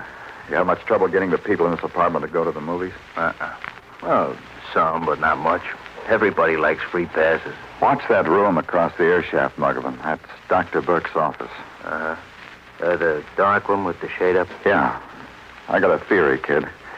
The only way I'll know I'm right is if we see another murder tonight. Oh. Huh? Like this. Go on the premise that Dr. Lynn was murdered. Dr. Lynn, the first husband of Mrs. Burke, the father of Rhoda. Go on that theory, Muggavan. Okay, let's. Dr. Lynn murdered because his wife wanted him out of the way so she could marry somebody else. Don't argue with women, Muggavan. And then there's Ben Elliot. Also dead. Yeah, dead, too. You know why? I'm not a lieutenant, Danny. The deposits Ben Elliot made, the big, Big deposits, and regularly, for a small-time operator. Blackmail, huh? Ben was collecting. The theory says, yeah. The theory says he was bleeding Mildred Burke because he knew she killed her husband. Then Mildred Burke ran out of money. This Kanuka person, Danny, it's happened to me. Mildred, too. She tried to pay Ben with gold. A couple $100 for what she lifted from her husband. Ben sneered at it. Mildred killed him. A theory, huh? Yeah, quite a one. Only it's lousy. From me to you, I say it's lousy. Why? The original premise. Dr. Lynn was not murdered, the books say. He died of anemia. Only I think the books are wrong. I think... Hey, Danny. Danny, the light just went on across the air shaft. Yeah, it's Mrs. Burke, huh? Yeah. Oh, what's she doing, Danny? Turn the x-ray machine around. She x-raying the wall? That, Macklin, is a lesson on how to poison people without leaving a trace of how it was done. Duck, she's walking toward the window. Pulling down the blinds. Let's go. Yeah, I still don't get it. X-rays, they'll go through 8 feet of concrete. Rhoda's sleeping on the other side of that wall in the same room her father slept. Come on, hurry. Here, Danny. Yeah, don't knock. Just enter. This one's locked. I said enter. Oh, you did? Who is it? Who is it, I say? What is the meaning of this breaking in? That machine, Macklin. It's the thing that's killing Rhoda. Turn it off. Yeah, only I don't know how. Turn it off. Okay. Like that? Are you both crazy? What are you doing in here? Oh, the end of the theory, Macklin. Dr. Burke was no suicide. Mildred killed him and made it look like one. You're mad. Killed him because he finally found out about Ben Elliot and his wife. Because he would eventually learn everything. What? Take her, Macklin. Yeah. Rhoda! Rhoda, tell them! I'm your mother, Rhoda! Tell them! Tell them what, Mildred? What they already know. That you murdered my father, and my stepfather, and Ben Elliot, and me. Tell them what? Don't fight them, Mildred. That way they'll have to kill you quickly. Rhoda! Rhoda! Rhoda!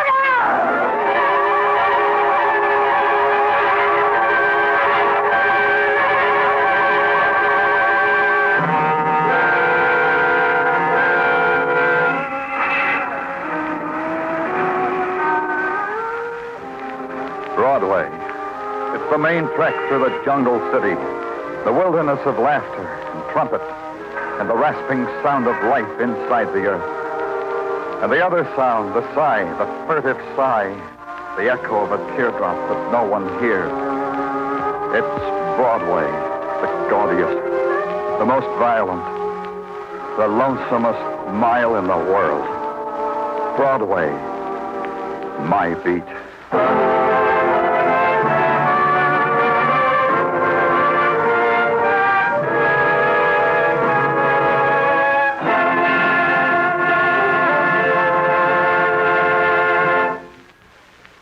Broadway's My Beat stars Larry Thor as Detective Danny Clover, with Charles Calvert as Tartaglia.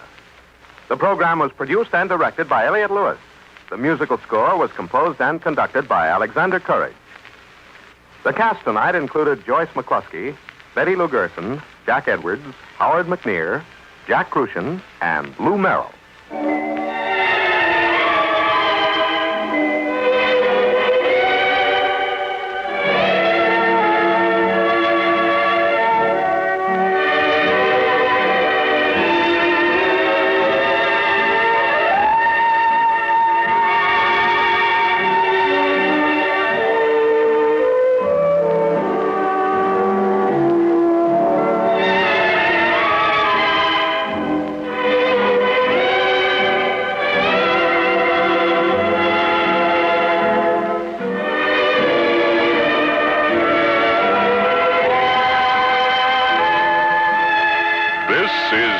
United States Armed Forces Radio and Television Service.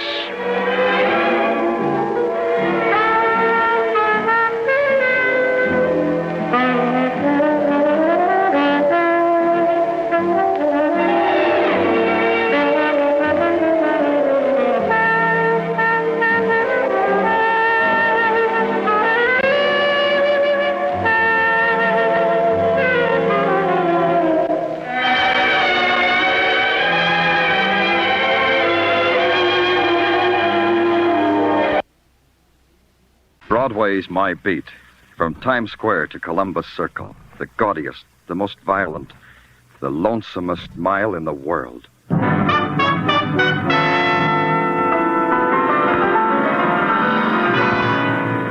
Broadway's My Beat, with Larry Thor as Detective Danny Clover.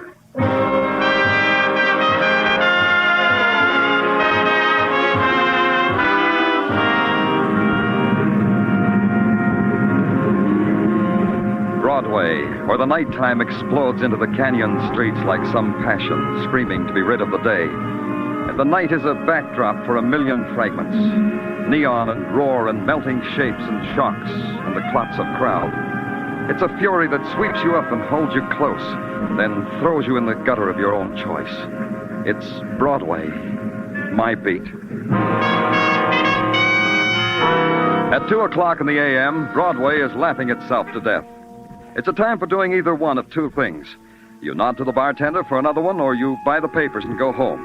Me, I bought the papers, but I didn't go home. Back to headquarters and write out a report on a visiting convention delegate with a wayward buzzer. It had to be done. I owed it to the taxpayers, because the taxpayers had supplied me with a sergeant named Tartaglia.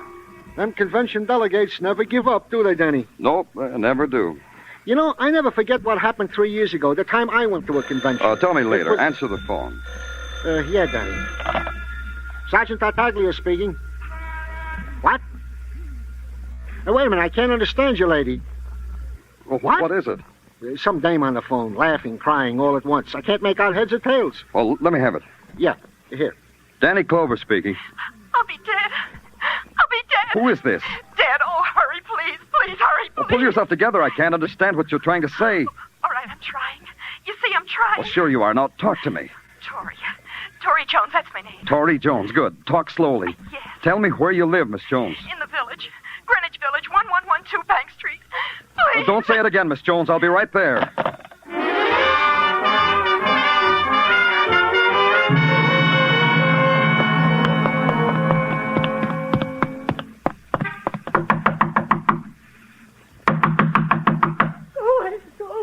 Let me in, Miss Jones. It's Danny Clover of the police.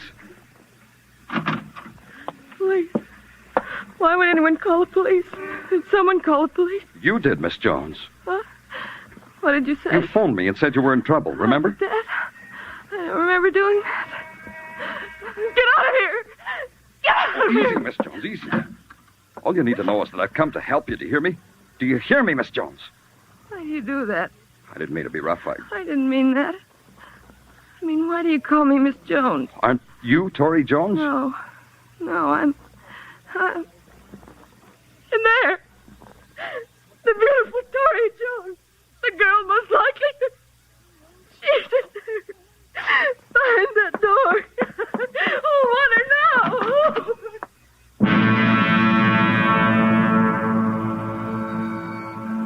Her body hung from a tarnished light fixture with all its bulbs blazing down on her golden hair. And the thing that held her suspended and moved her like a puppet in a slow waltz-like circle was a scarlet sash of silk wound once, twice, 3 times about her throat. A draft from an open window somewhere ruffled her dress, and it was a dance you watched, a slow, dignified, stately dance to the rhythm beat of horror. And on her face was the terrifying smirk of the violent dead. She's in there, isn't she? I didn't make it up. I didn't dream it. Tell me she's in there, policeman. When did you find her like that? A minute, a year, 100 years before you came. I just got home from a date, and he kissed me at the door. I went in and called to Tori. She didn't answer. And I went into the bedroom to see if she was asleep. She wasn't. She was like that. Like that, with that horrible smile. You live here, then? I'm her roommate. Tori's roommate. I'm the plain one, Beth Stafford, the plain one. Tori called me about 15 minutes before I got here. Was she with anyone? Pull yourself together. Was she with anyone tonight? Can you tell me that? I don't know. Leave me alone. I don't know. I think she had a date.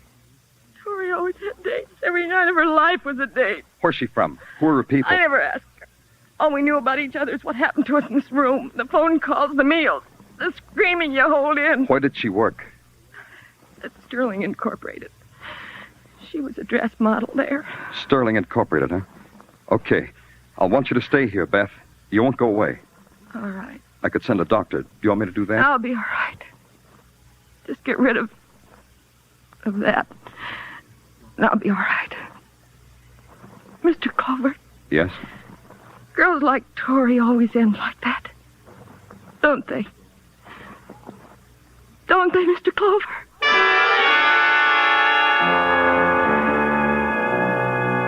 You can call it an advantage that a policeman has. He doesn't have to wake up from a nightmare and scream. He nuzzles the pillow and knows that the dream of a lovely girl hanging by silk from a light chandelier is only a projection of his workaday life. Yeah, it's quite an advantage. When he gets up the next morning, he gets dressed, has breakfast, and goes to work trying to find out who made him have a dream like that.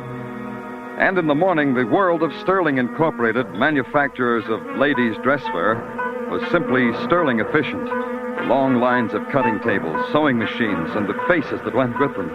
Faces that wouldn't get weary until another hour or so. The face of the office force goes with the company's product. It sees your badge, bites its lip, and announces you into the office of Lionel Conrad. He owns the joint. All of it, Mr. Clover. And just think, 20 years ago, I was peddling elastic bands on Broadway. Yeah, that's... Horatio stuff, eh? That's what you were going to say, Horatio. Still read the stuff. Finest literature a man can lay his hands on. Smoke, cigar? No, I just... But you won't refuse a gumdrop now, will you? Here, have one. Been eating them since I first read that Ned, the fun-loving rover boy, always nibbled them before a big game. Go ahead, have one. No, thanks. You wanted to see me about something, Mr. Clover? Yes, about Tori Jones. Tori Jones? Lovely name. Lovely model. Was. The girl was murdered. Read it in the morning papers. Pardon me. Lionel Conrad speaking. Yes, dear. Yes. But you know you have trouble getting into a size 42. All right, I'll bring it home with me. Goodbye, dear. My wife, Mr. Clover. We were talking about Tori Jones. I don't know anything about her, Mr. Clover, except she modeled our clothes. That's the extent of my information. Our designer sketches the dresses. We make them. Models like Tori model them. Well, I got my tip, Lionel. See you later. Second, Martin, I want you to meet... No time for a salesman. I'm late now. Who was the racket man? My shop manager, Martin Driscoll. Only he don't spend a lot of time in the shop. I gotta talk to him about that. It worries me. You got worries? Plenty. Somebody's stealing my designs, Mr. Clover. Somebody's stealing exclusives and peddling them to two-bit mass production dressmakers. Yeah? How could that be done? I wish I knew. Ira makes the sketches. I okay them. They turn up in basement stores at $12.95 per line. Who's this Ira that sketches? Ira Getz, my designer. Uh-huh. Where do I find him? In the village. That's where his studio is. You'll get the address from the girl at the desk. Will there be anything else, Mr. Clover? Nothing. Thanks a lot. For what? I don't know. Maybe a motive for murder?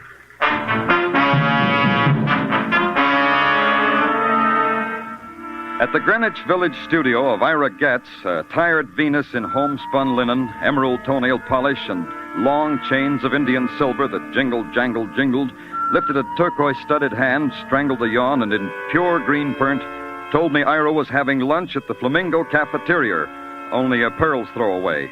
She fell asleep while she was talking, so all I had left was the Flamingo Cafeteria. The Flamingo, 7th Avenue's haughty answer to the left bank. The delicate poets eating chopped herring like it was snails and wine. The girl athletes lobbing Freud and insults across their littered trays. And the fellow who's learning French off a phonograph record. You are looking for someone or something, mon ami? A man named Ira Getz. You know him? Do I know him, the gallant asked. Of course I know him.